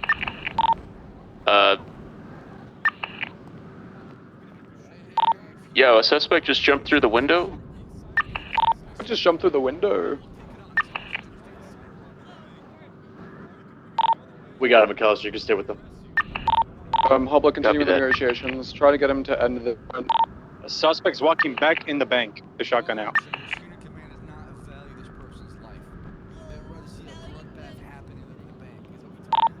Sorry, I was still wiping my shit off. What's going on exactly? I is currently negotiating to renegotiate the terms. Hold.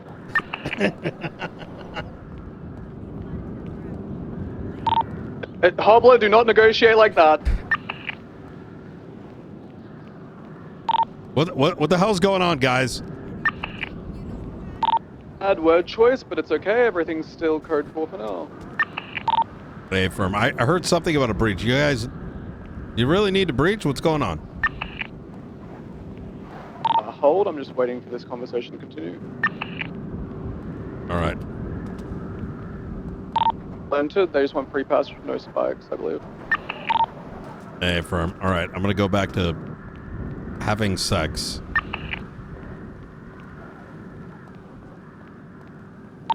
They're back on their original point. 495. Can I get you on location? All right. Okay. On the way. Really ruining Brian's night with this. 311 on scene. Is that hostage taker holding a shotgun at the negotiator's head? Holding a shotgun to Hobbler's head. 105, you're more experienced. Can I please get you to take Oh over? my god. Okay, just breaking off. Yeah, let's call 78s.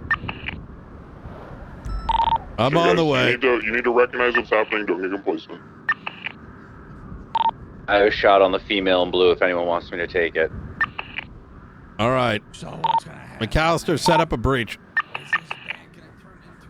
Please get 2 units on me. Third, can I please get you still behind the vehicle? If you have a shot lined up, take it when I say. I got a shot on the skull mask. What class of weapon? 2s, they have a shotgun. That's no dealer. Guys, I'm not have gonna. a class 2. I'm not gonna be able to make it there. You guys are gonna have to make the call. Frodo broke my car and didn't fix it.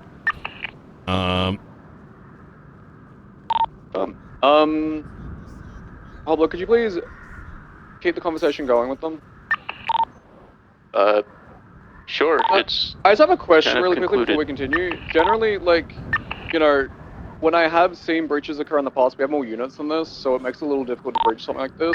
Yeah, I don't want to really go too much into breaches. I'm gonna be honest. I don't think we should go into It's breach. more about breach like training, letting to be them honest. know what a what do you think? unreasonable demand is. There's so few, and if they're sorry? trying to make one, you need to really stress about the fact that what they're asking for Oh, is gotcha. not plausible, Okay. and they need to just shift. Yeah.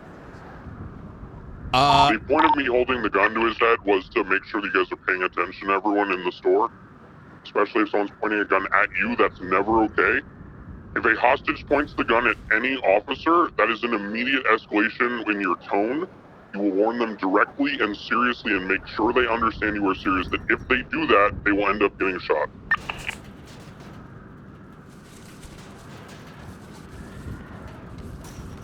I think that just added a point of confusion, to be honest, because I didn't notice what the hell was going on there either.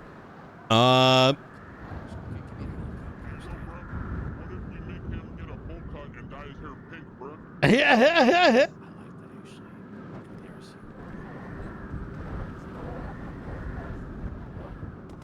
Don't give me that attitude. Go Okay, they're requesting that I get a bowl cut and some kind of face paint. Alright. Swap out with me real quick, Cobbler. Copy. See radio comms for me.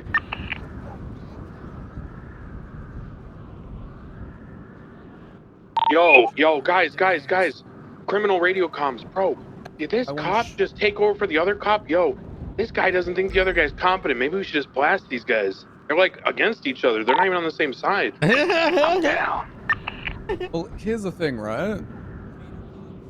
I think, personally, if you want to embarrass Hobbler, I have a photo right here of him. It's super, super embarrassing. Would you like that instead? Nah. No, you don't want that instead? What, you really want the pink bowl cut? You really want the pink? You know what? After this, I'll get him in that pink bowl cut and I'll get it on Twitter. How's that sound? You have my word. Oh, is it happening again? Yeah. Yep. Okay, McAllister's speaking with them. Just hold tight. God damn it, indeed. Oh. I think it's good now. I think it's good. I think we're good. There we are, I think there we're we back. All right, so to be clear, how many people are on the inside of this bank? There's the 4 of us. 4 dogs. There's the 4 of you. How much more time do you need? Okay, they have We're 4 ready. people We're inside. ready. I want my Are you demands to ready? be honored. Fantastic. Okay? Well, I'll make sure your demands are honored after this pursuit. You know, No, we'll get there's him. no after this. Who's the okay? primary suspect? You want to have a negotiation? Give me something equal in value. No primary suspect. Well, I'm giving you something equal about. I'm giving free passage, no spikes, and immediately care after this, about that. I don't I'm care taking about that. I don't Hobbler care down about now, that. and I'm going to order him to change his I bloody want haircut. you to take him now. You bring him in front of me, and I see the bowl cut. You know what? Can someone grab Let a me, photo of everyone Let inside? me see what he's comfortable with. Okay, Pretty let's sure change what it. you thought did. What about this hostage truck killer? No. That's not why. That's not I why. am tempted to because- bash her head. No. You have a hostage on the ground right here, right now, yeah? And we want to make sure that she's like completely uninjured, right? What do you mean on the ground? She didn't answer that question earlier. You did not answer whether she's Got a injured or vehicle not. approaching. Want to make sure she's I mean, okay. take a look yourself. You got eyes. Okay. Are you physically all right? I'm okay. Okay. If you don't let us out of here, man. Okay, yeah, no, I get that. I'll make sure and, of it too. Do you mind giving me a little bit of time to make that happen? Told you I got all day. Go ahead. All right, cool, gotcha. Give me the bulk up, boy. Can I Little please ass boy. get 2 units, take Hobbler down to the local barber shop and give him a pink bowl cut? Seems pretty All right, reasonable, we'll if you just ask me. fast forward. Yeah. Let me know when you're back. So this is actually, let me kind of pause here for a second. So, this is actually very important. Is it unreasonable what they are asking? Yeah, kind of. However, what? Wait, can you guys hear me? Yes. All Yeah, right. I can. So asking for a bowl cut for someone to change their appearance may sound unreasonable. It is unreasonable. However, if they're really demanding that, it's best to give in. Now, I know in past we have had scenarios like this where law enforcement be like, I'm not going to do that. Well, you're also not going to work for SASM. You know, and so, yeah, it kind of sucks. Yeah, it might be your hair. We'll get you a wig. We'll get it. You know, throw on a wig if you need to. You know what I mean? This has happened multiple times. I've done it on the criminal side. I've done it on the other side. Okay, just to break the wall for a second here. At the end of the day, guys, do not allow your personal feelings about things to stop someone doing something different. Because what you don't realize, because this is all new and shiny to you, is that when you've done 590s, anything different is like very encouraged and welcome. So, you know, try to go with shit that someone's tempting to make things interesting for you. Please, please, please. Yep. Don't feel like you can't negotiate them back, right? Use that opportunity. However, if they are stubborn, you got to say, okay, for some reason these weirdos want a damn bowl cut. Let's go and do it. It's not the end of the world. But what you don't want to do is refuse at the cost of her life. And can you leverage safe passage and spike strips in return for the other requests? You can try to negotiate that, sure. Like, why not? Are you willing to shoot them? Are you willing to breach? Because that's the implication, right? Not really. Just like I think he's asking, how about I get a bowl cut, but we get to spike you 2 minutes in. You know what I mean? Is that your question? Yeah, exactly. Yeah. Okay. Some sort All of like a pretend back and I'm forth. Australian, okay? For a second. Pretend I'm Australian. Oi, mate. I don't give a fuck about anything you got to say, mate. I'm going to shoot this woman in the fucking head, mate. And if you keep being dumb cunts, then I'm going to fucking do whatever I want, mate. And now imagine this person just keeps screaming at you over and over and over, and no matter what you negotiate, they just keep threatening to shoot her unless you give them exactly what they want, which is free passage, no spike strips, and the bowl cut. What do you do? Give them what they want.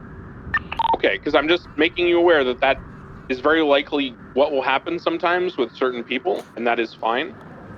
You need to learn how to be willing to default to preserving life, right, as our prime directive. If you get in your ego about it as an officer and you want to make a show and how we're not going to stand for this and we're the police, you better damn be sure that high command's going to back you on that. Because if it's something that you shouldn't have done that over, then that's a serious problem. And Bart. Wait, what happened? I think McAllister head popped. Yeah, okay. By the way. Oh, did he? I'm going to say one thing, All right. too, because we're not going to do this scene like a secondary scene. We're not going to grab a hostage. I'm just going to make this abundantly clear. If there is a secondary hostage, like let's say you guys capture the imposing muscle man with the wife beater, right? And he's handcuffed on Popular Street, and all the cops show up, and you're holding him up with a gun, and you're like, I want free passage, and I want you to let my friend go, and then I'll give you this person's life. Like they literally, their interference drove to Cinder Buns, got a worker, got them in the car, brought them to where he's handcuffed and in custody, and then threatened to kill her unless you let him go free and let them drive away. In that point, you are authorized by high command, by policy, you know, directly authorized, I'm telling you that for certainty, that you may lie to them, You may tell them you're not going to shoot them. You do anything you can to get them to release her and start to drive away. But as soon as they start driving away and she is covered from being shot by them, you mag dump that car and you put them all down. You do not tolerate secondary hostages. That is not a thing that we tolerate in PD as a standard. In fact, I even have done a scene where that happened, and I walked up, a cop was held hostage, and I told them very loudly, okay, guys, so we agree. If you put down your gun, get in the car, and you let the officer go, we won't shoot you. And I was just hoping that people understood that I wanted them to shoot them, which High Command was on scene. It was Angel, and she made it clear that they were going to shoot, which is good. But in those scenarios, you do not let them just go. You do not give them a chase, quote unquote. That is not a thing. If you do that, you're going to get some real shit from people like me, Knight, and maybe this masked guy over here. So just don't do it.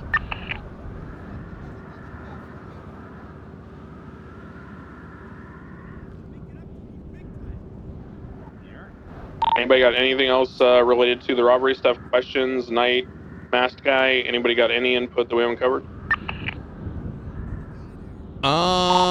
Just try your best to calm the individual down, right? Try to not escalate if you can. The more you escalate and pisses people off, it will lead to something that is bloody. And your ultimate goal is what? Yeah. Preservation of life and getting the hostage back. 100%. Yeah. Look, some of us are badasses, right? But the negotiator... You ever watch one of those movies where they bring in the negotiator?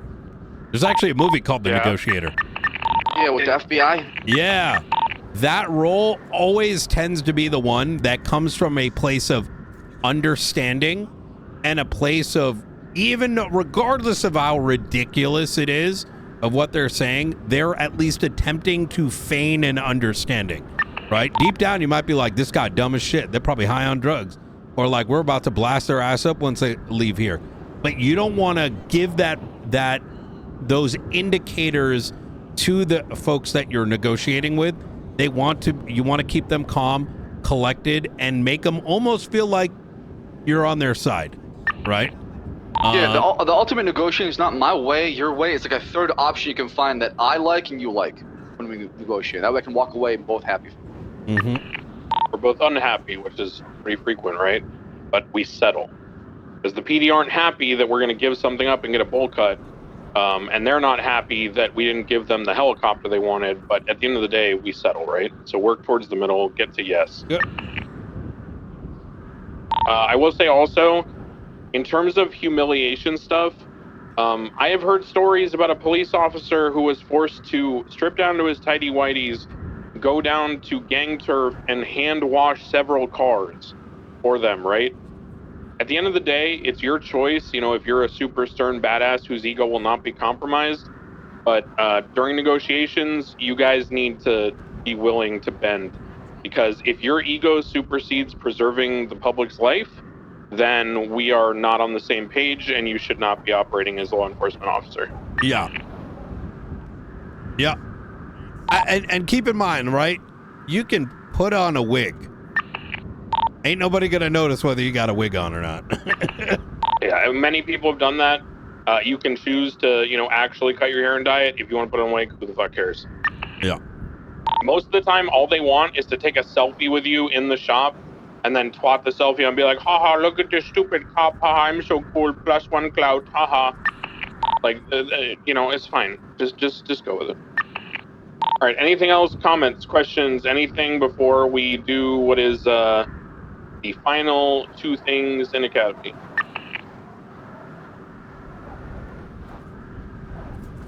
Going once, going twice. Okay. So the final 2 things in Academy. Let's put the weapons away.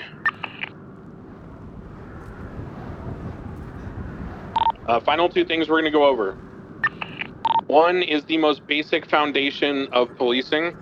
And I am not one where I expect people to be able to state word for word the way you should learn things. I don't believe in that. I think it's stupid. But this one, I want you guys to understand the specific wording because it teaches you how it works. Okay, the wording is important. I'm going to give you the definition for RS and PC, and I want you to understand that it is important how you phrase this, not just the general concept.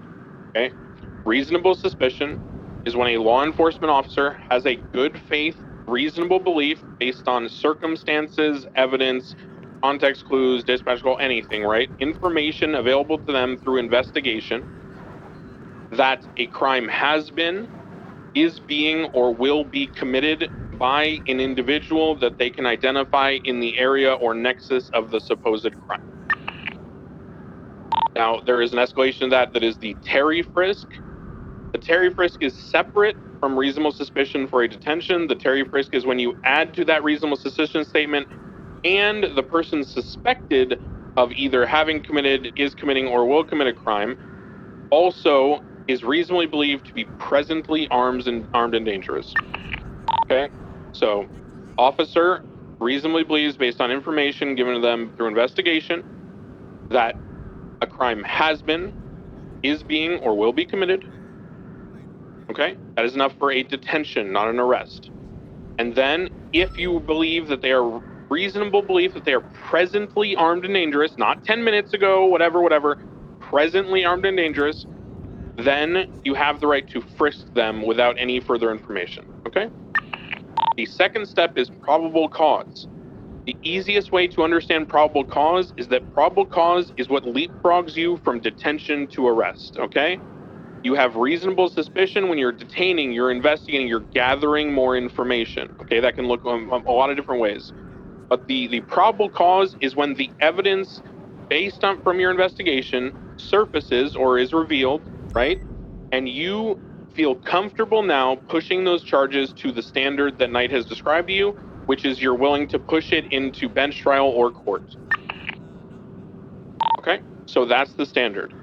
You need to understand how those things work, because a lot of people will just be like, RS is detention, right? And yes, but there's many more important ways to think about that than just detention, because if you start thinking that, then you don't understand nuance, right? Like, what happens if there's an active scene and you detain someone? Are you allowed to move them? Because, you know, if I don't know the law, then I'm like, oh man, wait, can I move someone? Because if you move them, that's like an arrest, right? Because I'm like not only depriving them of their liberty, but I'm like, they're in my custody and it's like an extended period of time, right? All those things matter. So think about what you're doing. Are you transporting them for their safety because they're detained and you don't want them in the middle of the road or in an active shootout? Or are you moving them because they're in your custody and you don't intend on letting them go at all? If it is you don't intend on letting them go at all, you need to read them the rights and tell them they're under arrest before you move them. If it's just for their safety, you need to inform them they're only detained, but you're moving them to make sure they don't get shot or whatever, right? So there's some nuance, but try to think about that stuff. And we can talk about that stuff later if you have questions. Go ahead, Knight. The key word to everything is articulation, which is just a fancy way of explaining yourself based on facts and circumstances. You know? Hey, I went on this scene and I saw a female suspect in teal jumpsuit, and she was holding up someone. So I pointed a gun at her, told her to put the gun down. I then went and placed her in cuffs, and You see where I'm going with this, right? Every single thing you do, as long as you can explain it with a reason, right? That's 90% of policing, quite frankly. Yeah, 100%. The example that I always used for Academy since day one, after the financial collapse in this city, is Benji Ramos and Auto Tune Tyrone are standing on a house, a front yard in Sandy Shores off Marina Drive. You've gotten several suspicious activity calls from concerned neighbors. You've got a drug sale call coming in. You drive up. You see several local residents of Sandy Shores bleeding out on the ground, unconscious. You don't know if they're dead or just knocked out, but they're definitely injured. You see several masked individuals standing around. You're not sure who they are, but Autotune and Benji are standing there unmasked. You observe as you walk up, both Benji and Autotune at the same time, handing a package to a local who then walks away from them, okay? In that situation, you can articulate very easily why you can detain everyone in that yard, okay, for the potential sale of drugs or accomplice, etc. Now, there are other crimes from that, like maybe they assaulted the people on the ground. But let's flip the script now. Imagine there's no drug call. Imagine there's no handoff. You just roll up suspicious activity, and there's people on the ground bleeding, and there's just a bunch of guys in masks standing over them. Can you detain them? Are they under detention for what? You suspect them of what? Beating up those people? Why do you suspect that? How do you articulate? Well, they're standing over a body. They must have hit them.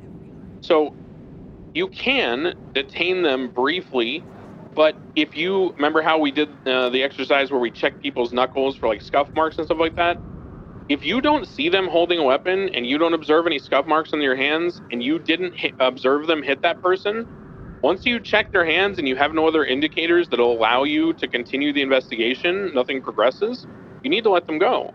You don't have a basis to continue holding that person, right? So there's different ways that can evolve, and like Knight said, it's just about how you can articulate. Use the rubber ducky thing I taught you about. Run it off your friends, run it off your partner.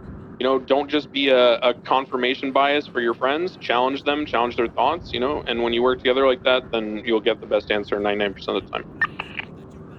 Okay. Any other questions about RS and PC before we go to the last part of Academy, the final thing? If you nail RS and PC, you already have a strong foundation as a cop. 100%. You can infer most things that you want to be clear on how to do as a cop. As our best friend said here, literally just from that. He's 100% right. If you only know that, the SOPs will make a lot of sense. And when they don't make sense, it's something you need to ask Knight about anyway. So pretty easy, guys. All right, we're gonna move on to the last thing. So we're gonna take like 2 minutes if you need it. If you don't, then step outside of the hangar. If you need 2 minutes, stay inside the hangar in the shade. We are going to move into what is the final scenario. This will be 4 criminals in the Rebla. We are going to pretend that we did the negotiations and we're going to do the chase from the robbery. This chase will involve everything that can happen in a real robbery scenario, up to and included. I am now waving my magic wand with the help of my masked friend over here. And now all of these weapons that you're holding now hold rubber bullets. So when we go all the way up to the north somewhere and something happens, if it escalates to that point, lethal force via these rubber bullets will be authorized and you will handle things as they normally would be. Now, we are not going to be on duty for this as criminals. You are not going to have GPS blips. We are not going to be on radio. We are giving you no guidance. The only person who will be giving you guidance will be Nakota, and Nakota will be doing that only when he feels it's absolutely necessary to step in, as if he was a managing command member overseeing a scene, but not attached, okay? Everyone clear on all that? And far. All right. Okay. Get whatever you need to get ready. You know, check your equipment. Make sure you're good to go. When you're ready, step outside into the light. Otherwise, take 2 minutes if you need it. Stay in the shadow. I'm gonna take a quick nap here. I should be good. Man, this is going really, really well thus far.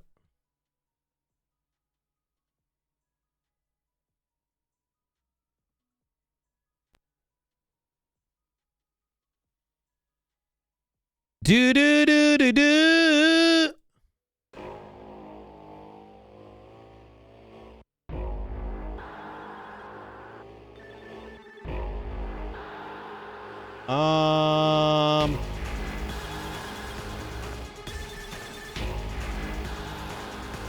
Lot of information packing a lot of this. Lot of information pack.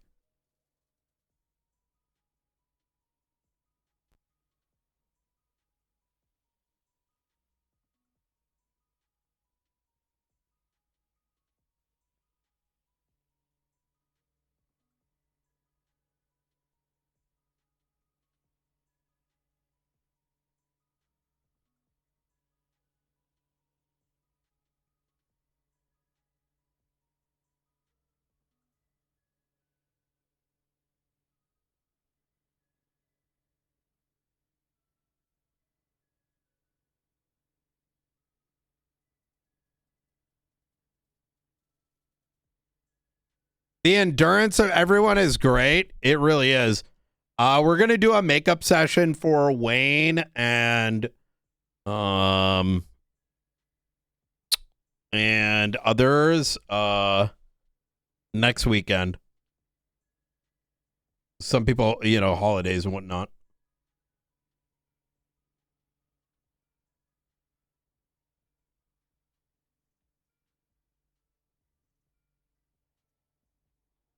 Do. Well, they don't have to know every little detail because they don't need to remember every little detail.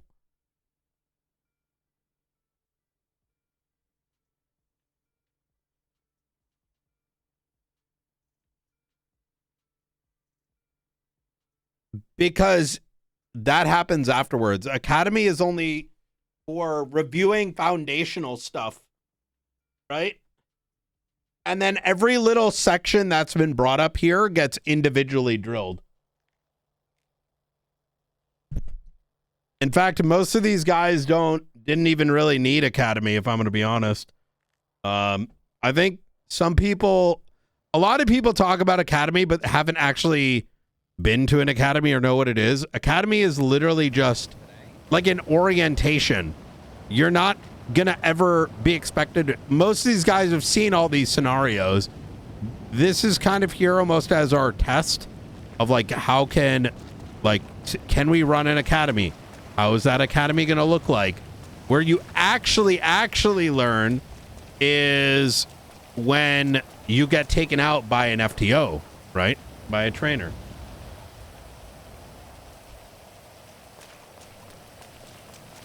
Like, Academy traditionally is like, here's how you use your MDT. Here's how you add evidence. Here's how the basics of what a robbery looks like. Here's the basics of this. But then when you go out on your training sessions on one-on-ones or two-on-ones is when those things begin to like really get drilled in. What's your PayPal, Knight? It is 806.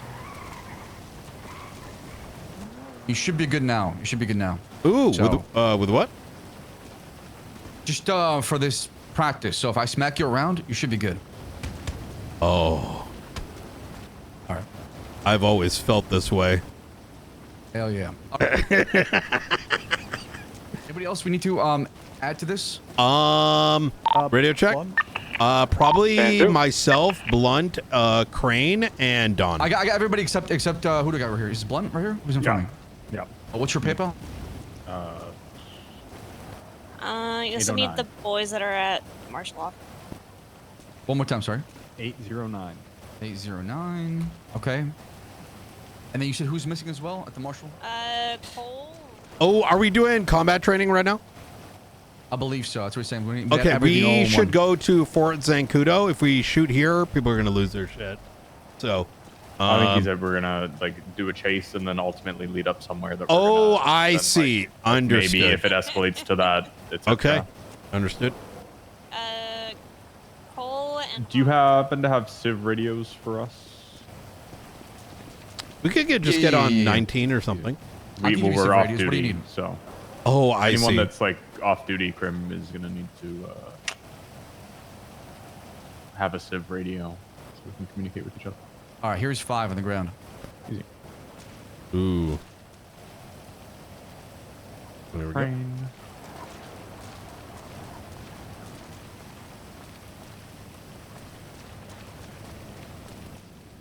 All of the cops, including 78s, never found him. Ran right past Crazy, him. Bro. Can't believe that would happen. Wait, what happened? What's up? Oh no, I was telling him about an anime that I watched. Yeah. Any particular radio channel you guys want to go on? We will go to 20. We have 20. Civ radios because we're off duty. Yep. Oh, I just handed you one. I don't have a Civ radio, so. I just gave you one. Yeah, you got one now. Yeah. Yeah, he handed you one. I'm not off duty yet, so I need to do that.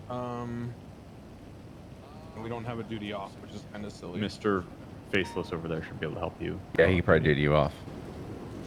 Oh, can he? Dude, what is going on? If you guys look at evidence locker, Crane or Declan, is there anything in there?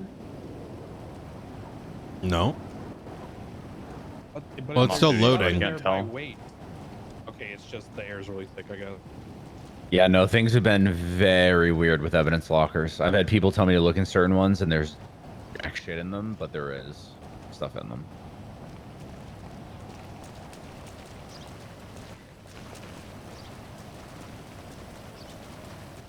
You need help going off duty?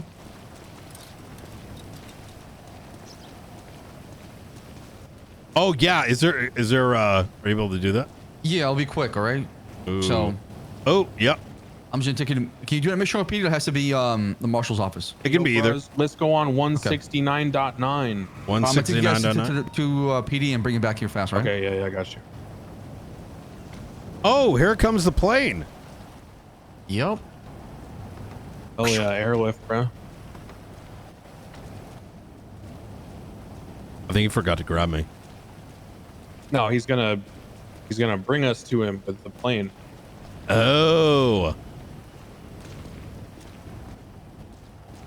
Don't worry, our ride's almost here. Right. I'm good.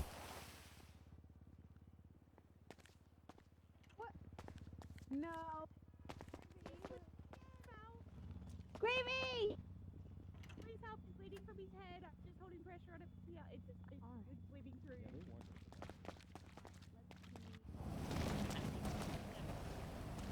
Did you want to drive or? No, I didn't have time. Fuck. I'll bring you back. Oh fuck.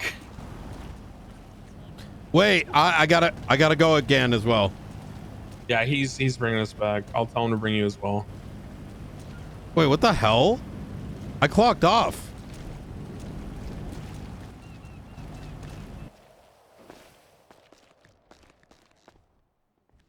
Okay, there we go. You got to do it twice, I think.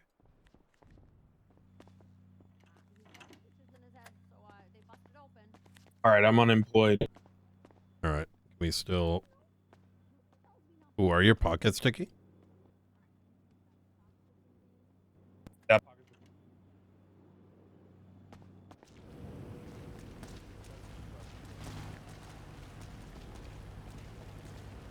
Oh, there they were. What channel we're going?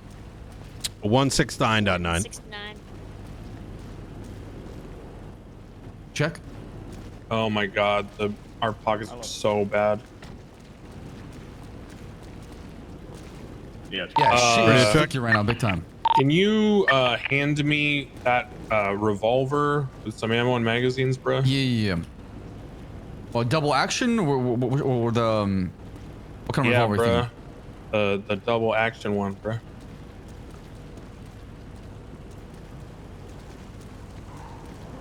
I mean, if you got a time machine and you can go back to when there was an arcade dog and you give me that revolver, I promise you all these cops gonna die, bro. It gonna be like one down, two down, three down, bro. I got you. Just one tap each one. No, bro. I think I.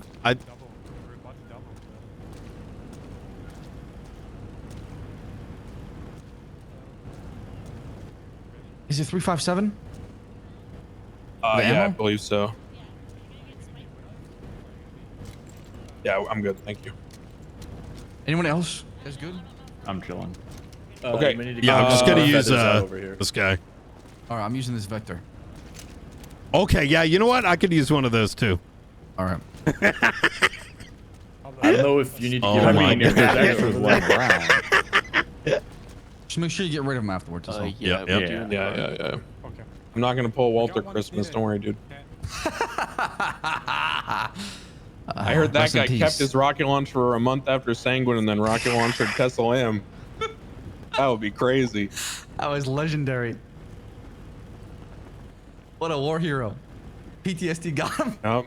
He now works at the hospital greeting people. He mostly Yo, just watches car crash let's videos go. on the computer. Have I been Do you know what the vector used as far as magazine? Talk to 5.56 probably, or no, 9 Vector is an millimeter. SMG caliber. a feather. So, It's 9 by 21? 45. No, Oh, it's 45, 45. The guy with the mask. There are different versions, but 45, I believe, is the one that's in our city. Chris. Wait, this guy See is the that- faceless.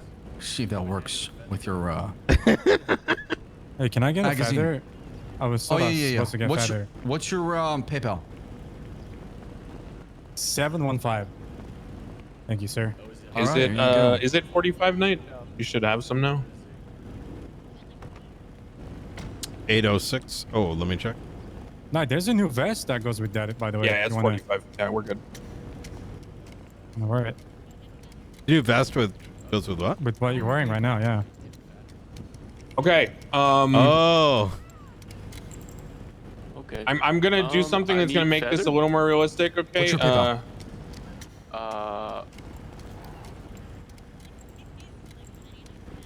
166. Oh, with my PayPal? Oh, 696. 696. Okay, do you feel the feather? Hey, Oh, that's good. Oh, yeah. So we'll just change all the bullets. That way they don't hurt nobody, right?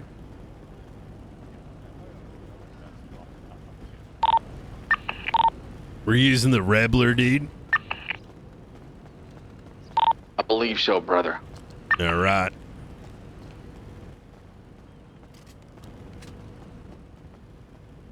This thing looks sick.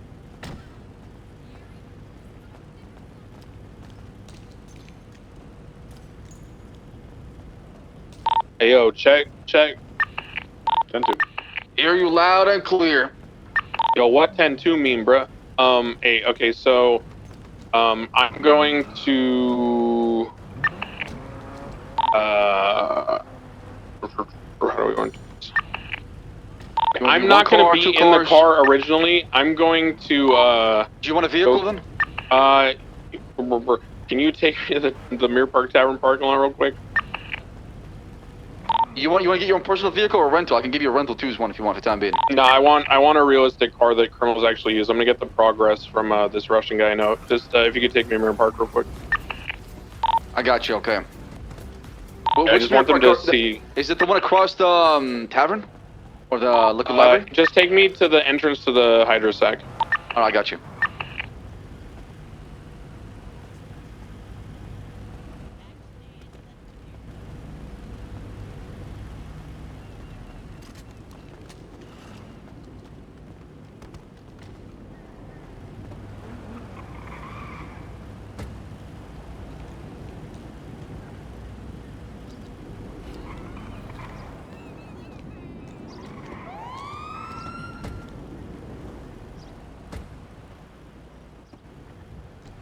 Yes.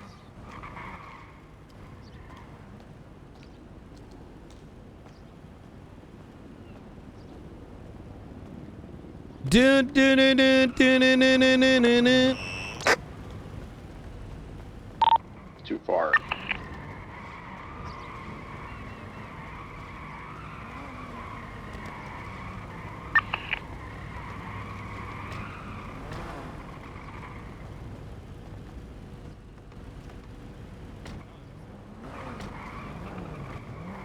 Also, we should just stayed on duty and gotten those GPS to safe stores. Oh, That would've been way easier. Yeah, that's a good. Yeah. We should notify the rest of PD before we do the shooty shoot, just in case. Yeah. I think. Hold on. Hey, let them know on radio that the shooting should be confined to Zancudo. I will let PD be aware that it's rubber bullets, and that in case they get shots fired, right? Wait, The shooting will be confined to Fort Zancudo. If it do not shoot does. outside of it. Yeah. If it does No, are we happen, not supposed to be will on your rubber guys' bullets like only, yeah? Civ radio? No. I don't know yet. I'm gonna. Okay. Crane will explain. Okay. I'm sure he's got an idea in his head. He's just. I'm not sure what it is. Yeah, just because yet. all I'm saying is I grabbed a Civ radio and I'm on your guys' frequency. So. Oh, good. We could help pass information that way. Okay. All right, I'm ready. All right. Who's I driving? think we're waiting You want me for to drive? Crane. No, he said dropped off he Crane in another car. Yeah, he's gonna be joining us in a different vehicle. Okay. Has anyone explained what's happening? No. Not fully. Crane, I'm gonna give him a call. He's not on. Oh yeah. He's not gonna be able to hear us because he's too far. I need keys. We got keys. Hey, I think I have a feeling he needs keys. Who does? Maybe yeah. Crane. No, it should be good. Does he not? It's his car, isn't it? There was a. I'm just gonna say there's a 3-on-1 that came through. He said he didn't give me keys. Oh, I see. Okay, I got you. Okay. Hey, the only thing I was thinking. Okay. We need to be on duty with the GPS disablers because the radio and not being able to communicate is a pain in the ass. Yeah.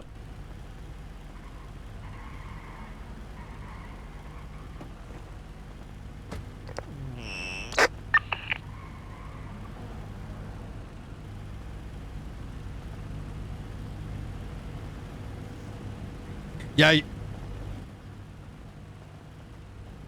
All right.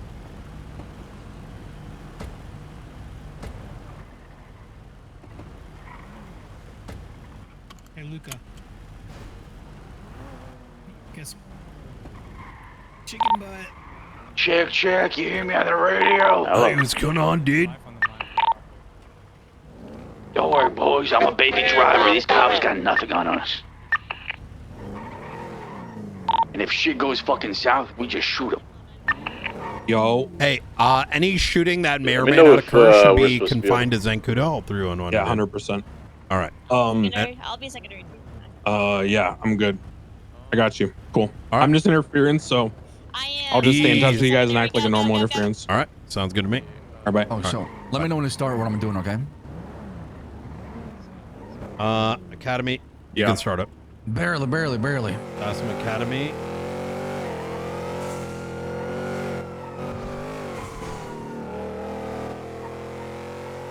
Oh shit, brother, we're being chased. I got marshals on my ass. Near the airport, LSIA.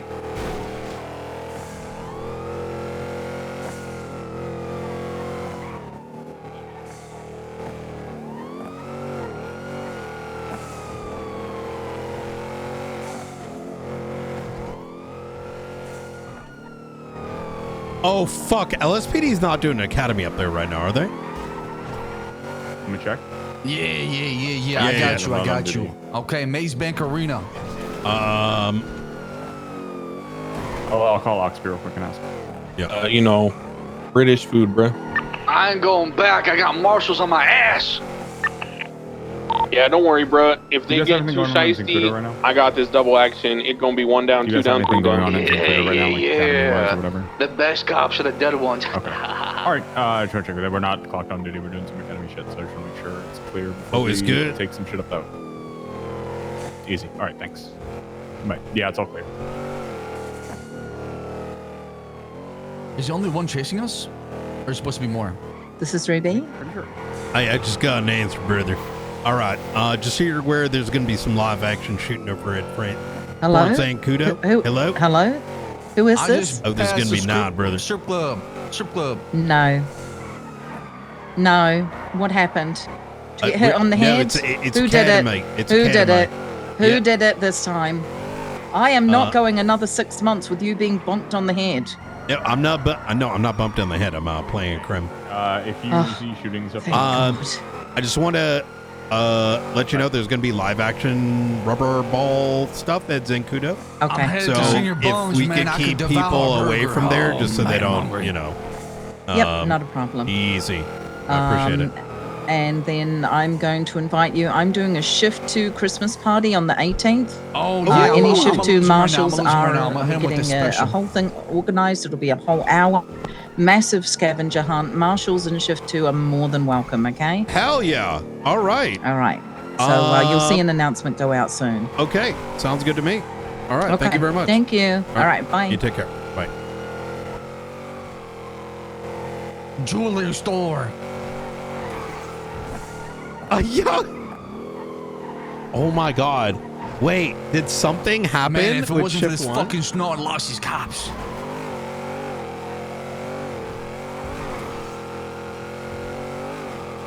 Car ice white in the snow.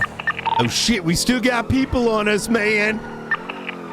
Hey, bro, let him cook, bro. Let him cook.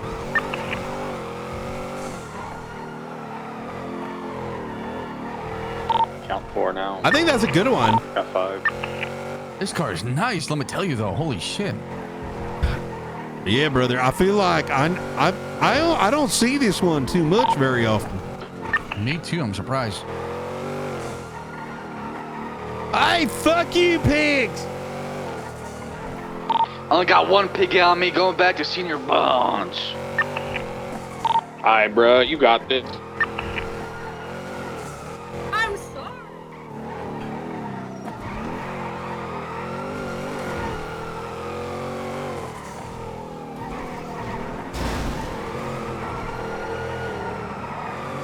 Damn, you squished my finger against the wall, man. Oh my. Yeah, fuck you, pigs! Hey, watch where you go, Hey, asshole. fuck you! I'm gonna get you. All right, we're like, we're cooking these guys, man. Hell yeah, bro. I hear you. Underground garage, you senior bonds. I hear you, bro. I'm right next to you. These cops so dumb, they don't even know I'm with you. They're about to find out, that's for sure.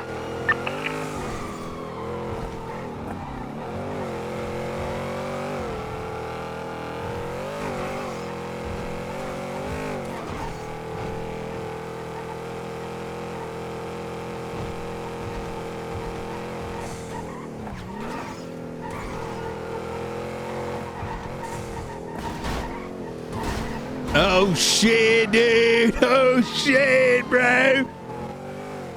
Shit, that was close. Who do we have FTO-wise actually listening into what they're doing right now? Well, kind of Bro, all my the car was marshals, kind of pretty fire much. in the snow, dog. Yep. Between us, I'm it's slipping a and double sliding right now, academy. big time. Yeah, that rebel have I've traction. been paying attention to like which one of the deputies and marshals is like locked in. You know what I mean? Yeah. And Rooker and Flores actually are bubbling way to the top. Callister's been quite good too. Slide with it. I got you. Yeah. Has Rooker got a lot of experience? Because like, yeah, I've been telling you forever she's that constantly Rooker's promotion impressing is me. long overdue. Oh yeah. So she's solid as well. Yeah. I don't know how the fuck they kept her like boxed in just doing paperwork because she knows her shit better than like 95% of the people I deal with. Yeah. Like, and she has zero ego, which is crazy. Their ankle's hard. That a different chase. I'm done, bro. You funny, bro. You funny, brother. Construction site near Low Stall. Between us, I may have already promoted her and then I forgot to update it, but now I don't remember if I did or not. So just do it again. Okay. I'm having headaches, bruh. I'm having headaches. You be alright. Need some Tylenol. Do more whippets, bro. I don't Yeah, I think remember. she was confused because she's like a helper, but also a rookie. So she's like, You know what it is? am I? Because we don't have our roster shit updated. So I moved everything during the academy to the database. Shit, you, And that's when I noticed, I'm like, wait, she's still a rookie. What the fuck? Yeah. Yeah, Don has an updated roster. Did I? I'm chasing you now.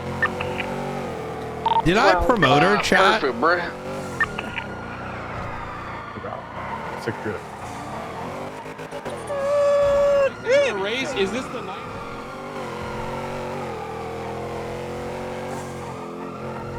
I thought I did. I mean, say classic, but none of the shit was written down.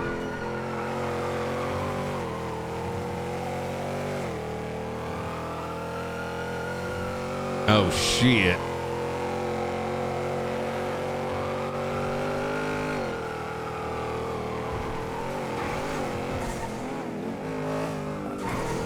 Oh, shit. Yo, And that dude, was you wicked, good? bruh. Yo, you good, dude? Had to get off the chase. They said they was gonna pit me, bro. Oh, shit, dude. I told them I thought it was a night race, but I be knowing what it is actually. Yeah. What are we doing? Where are we going? All right, I'm about to show him the highway demon. Time to blast the freeway. All right, bro. Yeah, dude.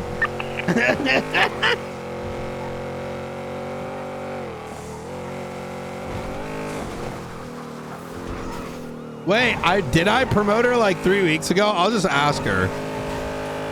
I thought I promoted her already. But like I said, we didn't have like a good spot for it all. Now we do.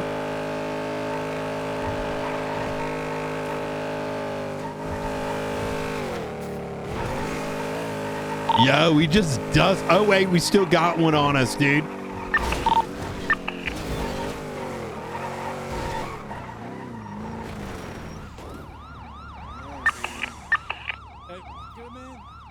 Oh, there we go. We're good. We're good. Oh shit, dude. I was having a major headache. Oh my lord. Oh my lord. Yeah, I was seeing wondering. things. I thought we were flying for a second, man.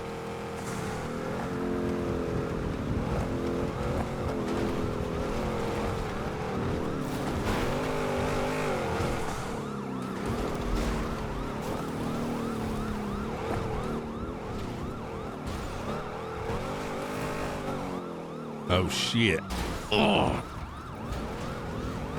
Oh shit. Oh shit. Oh, I'm about to flip. I'll flip it. I'll flip it. Hurry up before Marshal show up.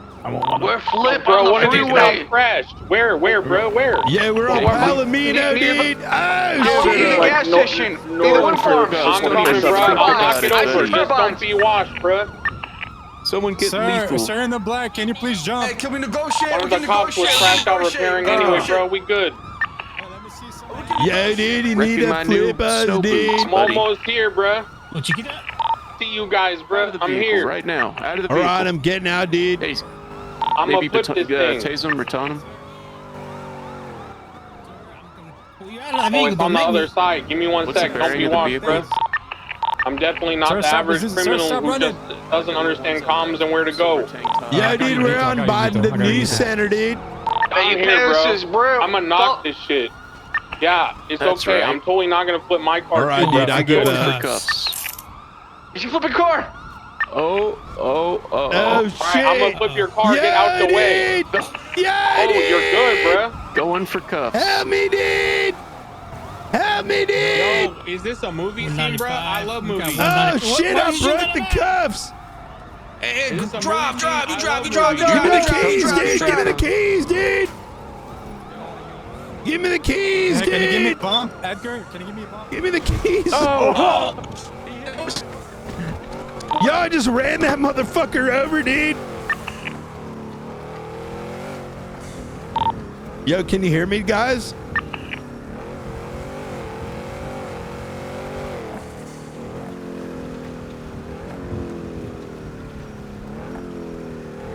Yo, can you hear me now, dude?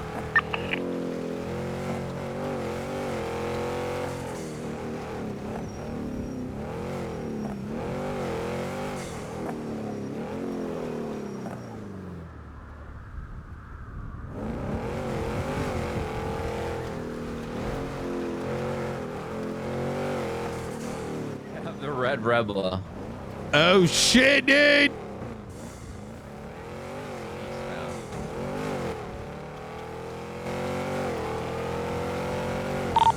Yo, can you help me? Hear me, dude?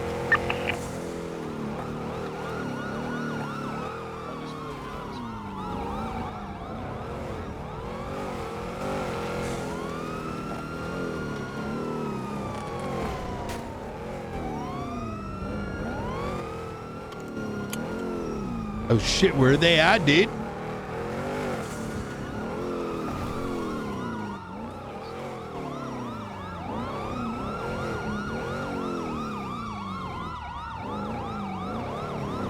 Yeah, what up? Was that? We're kind of holding still here. Oh, head pops? Yes, exactly. Oh, gotcha. All right. Okay, Rebla knows we're taking 5 here.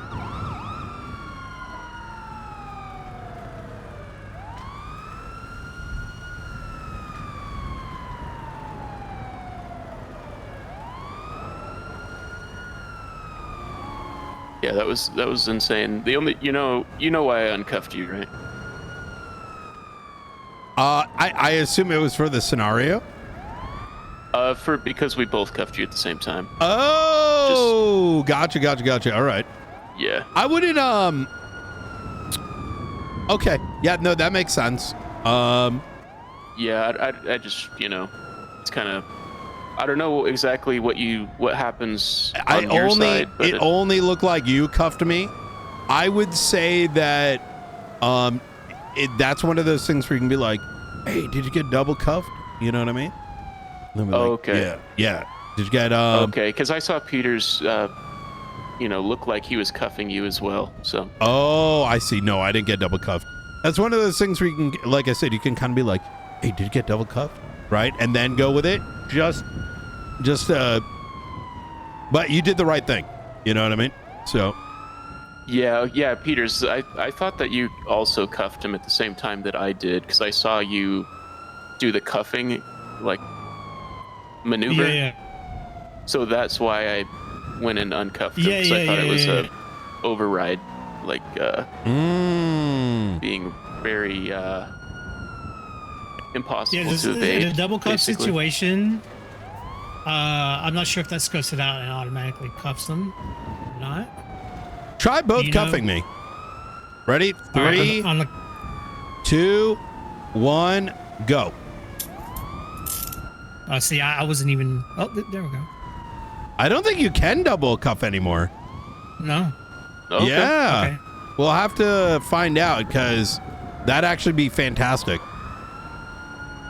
Maybe it looks like it, but it's not actually a double cuff. Okay. But might be one of those things that, like, you know, our cuffs got better, but no one knows. Yeah. Before, what would happen is if two people cuffed, it would feel like I have to break them twice, if that makes sense. Yeah. Or actually, let's try it again. You do Chris, you do it on the count of 2, and Hobbler, do it on the count of 3. Okay. 1, 2, 3. Yeah, I didn't even. Oh. I didn't get the sound. Like, my cuffs weren't in my hands. Oh shit! That's actually really good to know. Yeah. So it looks like you're doing it, but you're not. Mhm. But if you hear it, then you're the one actually doing it. Interesting. Because I heard it. That's all. Well, how we looking, dudes? That's interesting, because I would still be at a disadvantage for a moment because I'm doing the motion. Hello. I think we're still waiting on Crane Man. Yeah. And Yeah, Rooker, it's and interesting. Rooker. Oh, and Rooker T, dude. What about our masked friend? I bet he's on the way as well.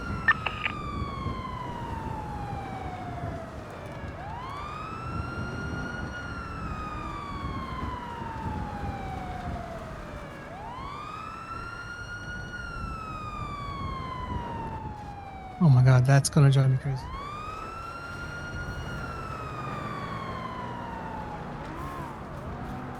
Dude, diddle-diddle-it, diddle-diddle-it. Do a lot of us have headaches? Yeah, I think so. I think we're just waiting on Rooker and Crane, and we should be good. Are you guys good though, as far as the feather? You should be good, right? Or you still need help with that? Still feeling nice and light. Okay, fantastic.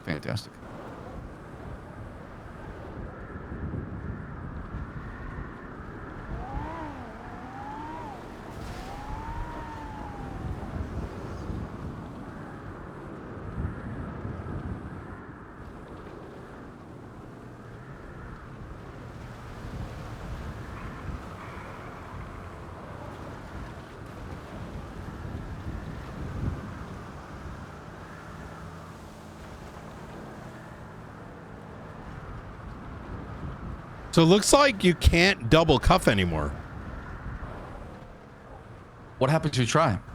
We were just messing around with it because they uncuffed me because they thought they double cuffed, but it looks like you can't double cuff now, which is a good thing. Yeah, that's good.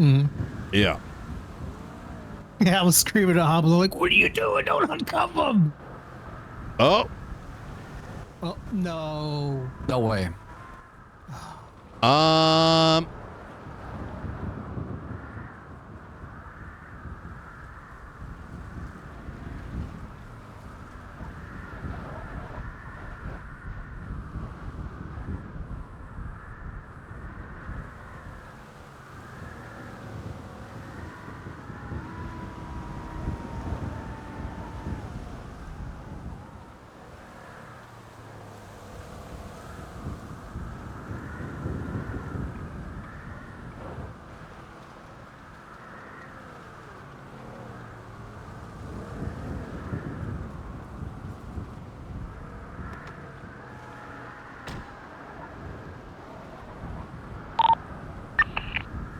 If you let everyone know they're on their way in right now. Okay.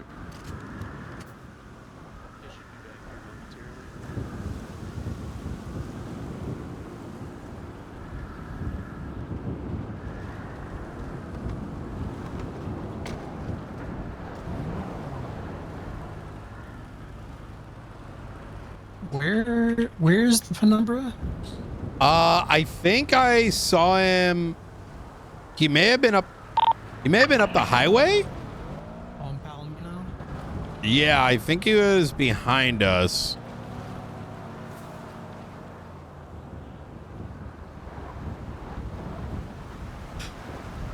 Oh, maybe not. Maybe he drove it back down this way. I don't know where it is.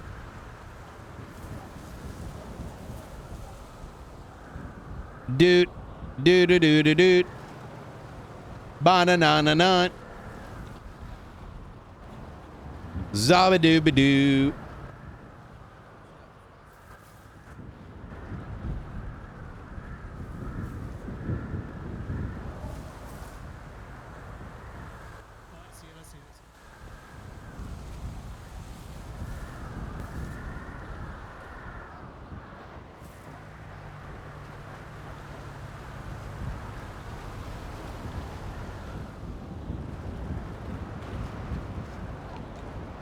We might need to postpone it. Looks like everyone's fucked.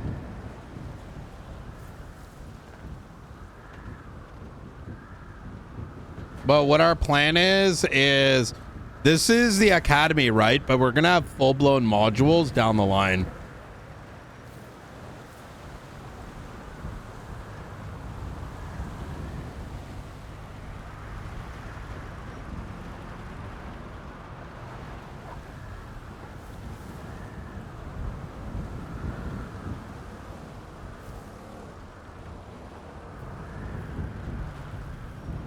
I think we're gonna call it here. It looks like half the people are fucked right now.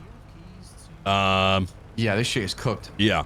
Our plan was to do like modules in the future, so we could probably get one set just for like combat related stuff. Yeah, let me know. Let me know.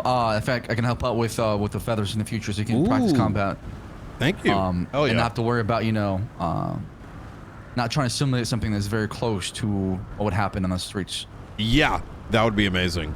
All right. All right. Well, I'm gonna go back to my apartment then, right? I appreciate your help. Thank you so much.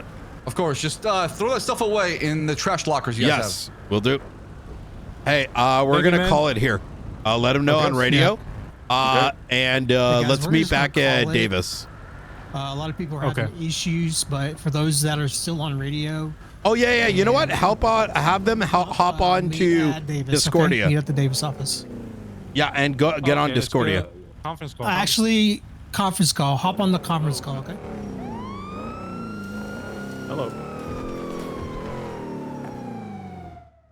Conference. I saw Brian unmute, so I thought. Yo, what up? Okay. Hello. We'll just wait for others to unmute. We're gonna put a pin on it. This is a really good academy. I think we got a lot of the basics out of the way. Actually, seems like some people are still deafened. Crane, McAllister.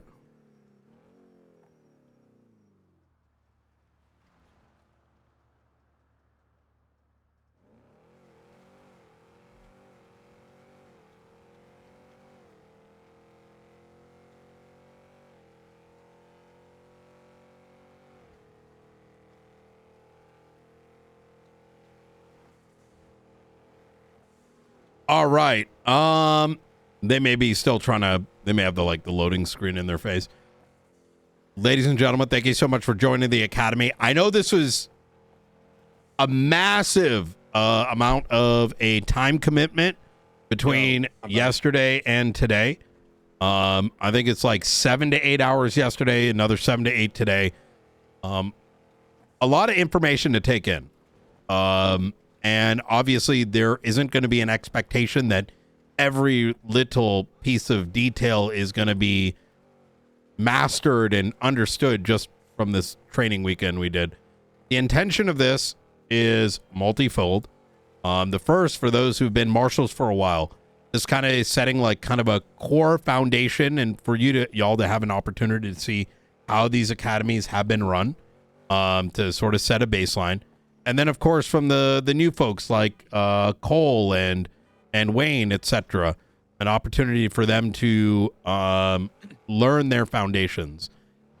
Over the next couple weeks, we are going to be rolling out our patrol certification, which is our fancy term for the FTO program, in addition to more advanced training modules aimed at developing you to the standard of a senior officer or a senior deputy. As that program rolls out, very similar to an FTO program, there'll be checklists that we go through, you know, the basics like RS and PC, but also expanding into, you know, do we know how to run? Does the individual know how to run a scene at a bank? But also extending into things like, how do you handle a situation with, say, the Faceless, right? Where there's fucking, you know, attack helicopters, this, that, and the third. The goal here is to advance your individual abilities on the field and to develop and hone those skills. And it will be an opportunity for those, you know, that did attend to take on the trainer role and to help us train and evaluate the marshals we have today, and as well as the marshals we have, you know, coming through the pipeline. I'd like to give a huge thank you to Crane, who, as well as Dawn, for developing this program in over the past week and dedicating their time for this, and for all the participation. Crane, I'm sure you got something to say. Honestly, you've heard so much bullshit that, and I don't mean bullshit, you know what I mean. You've heard so much info that there's no point trying to summarize and reiterate everything. So I'm just going to say this. We closed yesterday with try your best as your prime directive, after like preserving life, obviously, including your own, to amplify things that you were a part of, the experience for other people. And if you pair that with a firm, detailed understanding of RS and PC, there is almost no question you cannot provide a good response to. When I mean good, I mean like you don't fuck it up, right? You don't get in trouble, you don't embarrass yourself, you don't embarrass the marshals, by combining those two things. If you combine those two things and you act in good faith, it is very, very, very, very unlikely you will do something that fucks up a scene or gets you criticized or ruins the reputation of the marshals on patrol. Part of the reason why I'm volunteering to do this is because you guys have a terrible reputation from the past. Now, people shouldn't judge you off that reputation, but we all know that people do judge and they hold grudges, okay? So it is your job as the you know, well-trained inaugural class of marshals under Knight to be a representation of him, okay? You are representing the marshals, you are representing him. So do your best, put your best foot forward, try to learn, try to progress, be humble, and change the impression people have of you, okay? And you're also a reflection on me, because I'm vouching for you because I trained you, and I'm going to continue to be a resource for you. So do us both proud, stick to what you're doing, you guys will be fine. Besides that, you know, I'll see you guys on the field. If you ever want to ride and I'm around, I will. I'm not super full time, but you know, if I'm around, I will, and I can definitely schedule time if someone wants to do something in particular. So thank you. One thing I also would like to bring up is, as we're developing up this program, we are going to be leaning on the deputy marshals and the full marshals to help hone those skills in. With that said, I'm sure there are some people that are more interested than others to focus on the training bit. So if that is something that you're interested in, you know, in other words, doing evaluations and being a part of the training process. I didn't realize that you guys couldn't hear what I could hear. Please let me know, and I'll add you to our short list. yeah, I think that should be it. Any questions about the program today or what the intent is? And quite frankly, anything. Now's a great opportunity to kind of open the floor. No question from my end, but I just want to say thank you for you guys sharing your years and years of knowledge and information, very valuable information. And it taught me a lot. Thank you again. Good shit. Absolutely. For sure, bro.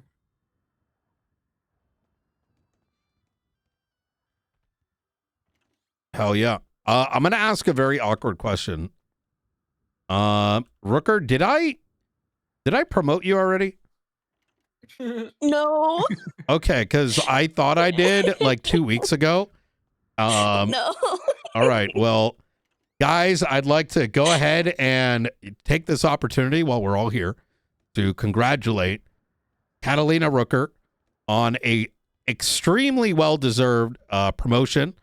In fact, she's been doing so fantastic going back to the Babylon case, in which she meticulously went through the entirety of it, noticed that there was things that were missing, and ensured that cooperation with those that she was working with to develop up that case alongside others. Rooker, amazing comms today.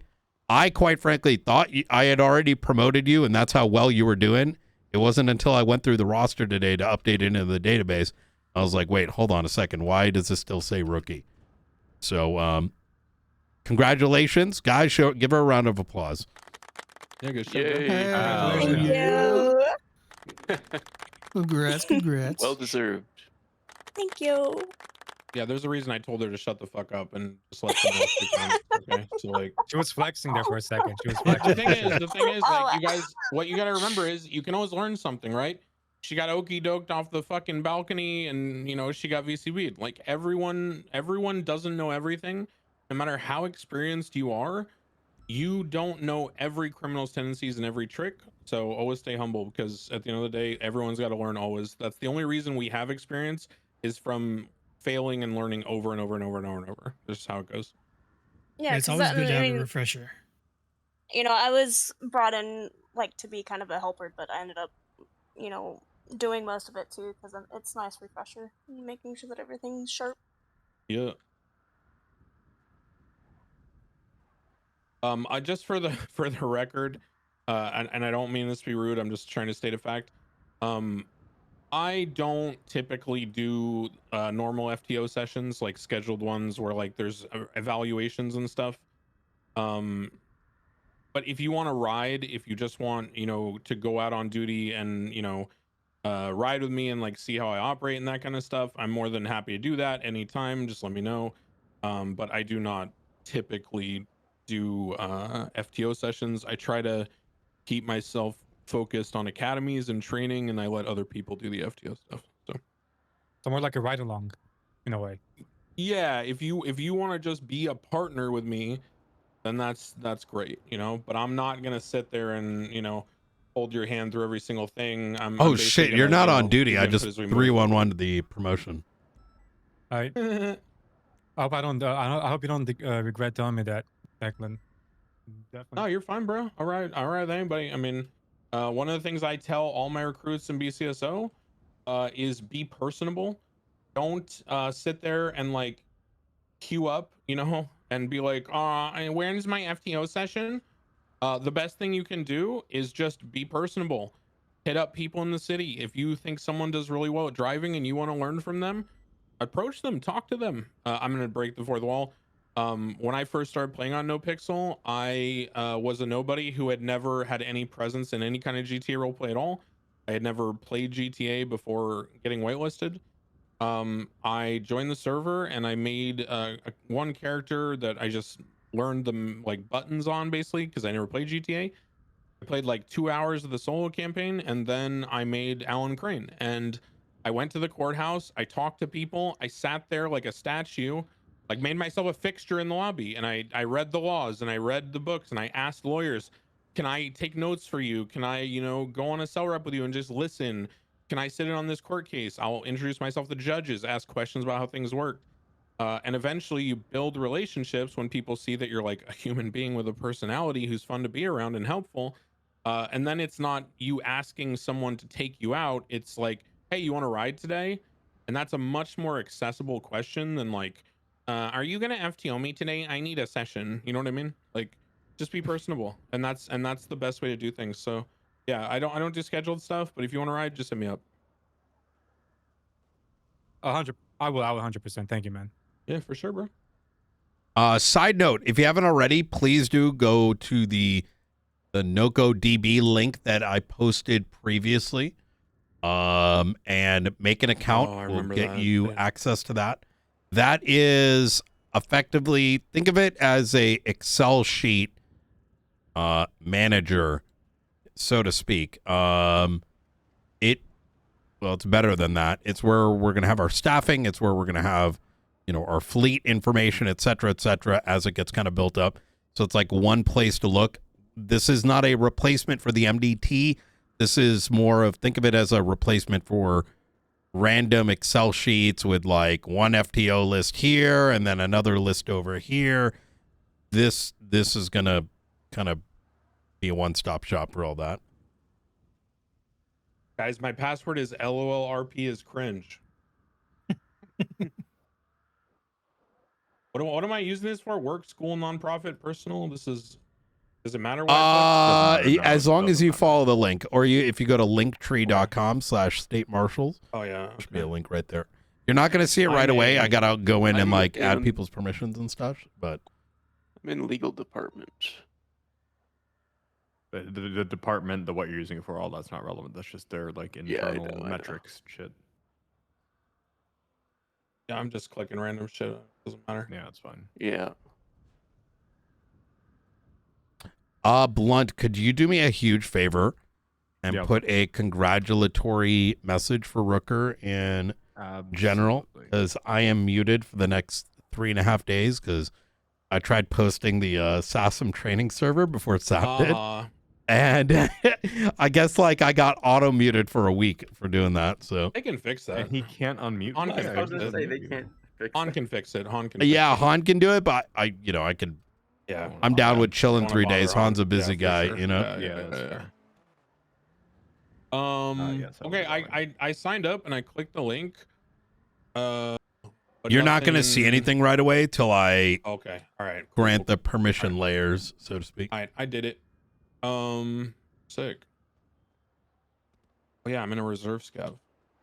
All right, cool. Any other questions? Anything at all? Okay. Hell yeah. Thank you so much for joining, guys. Like I said, patrol certification will be developed up over the next coming while alongside videos to go back and reference things. And like I said, if you want to participate in that development, just let me know. But for now, I am heading out, and I'm also going to go to Russia. So see you. Y'all Bye-bye, take guys. care. Bye. All right, good night, everybody. Bye-bye.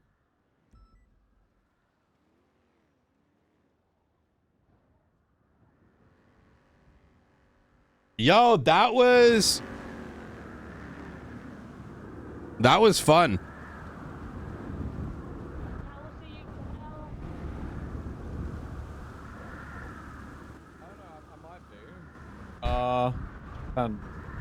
That was good. Oh, actually, best person. What's up? Hey, Knight. Mhm. So, 2 things. First off, quick question in relation to the cells, because I noticed that we were processing today. Yeah. Do you actually want us to be processing at the SASM office? Because I think we can now. Yeah.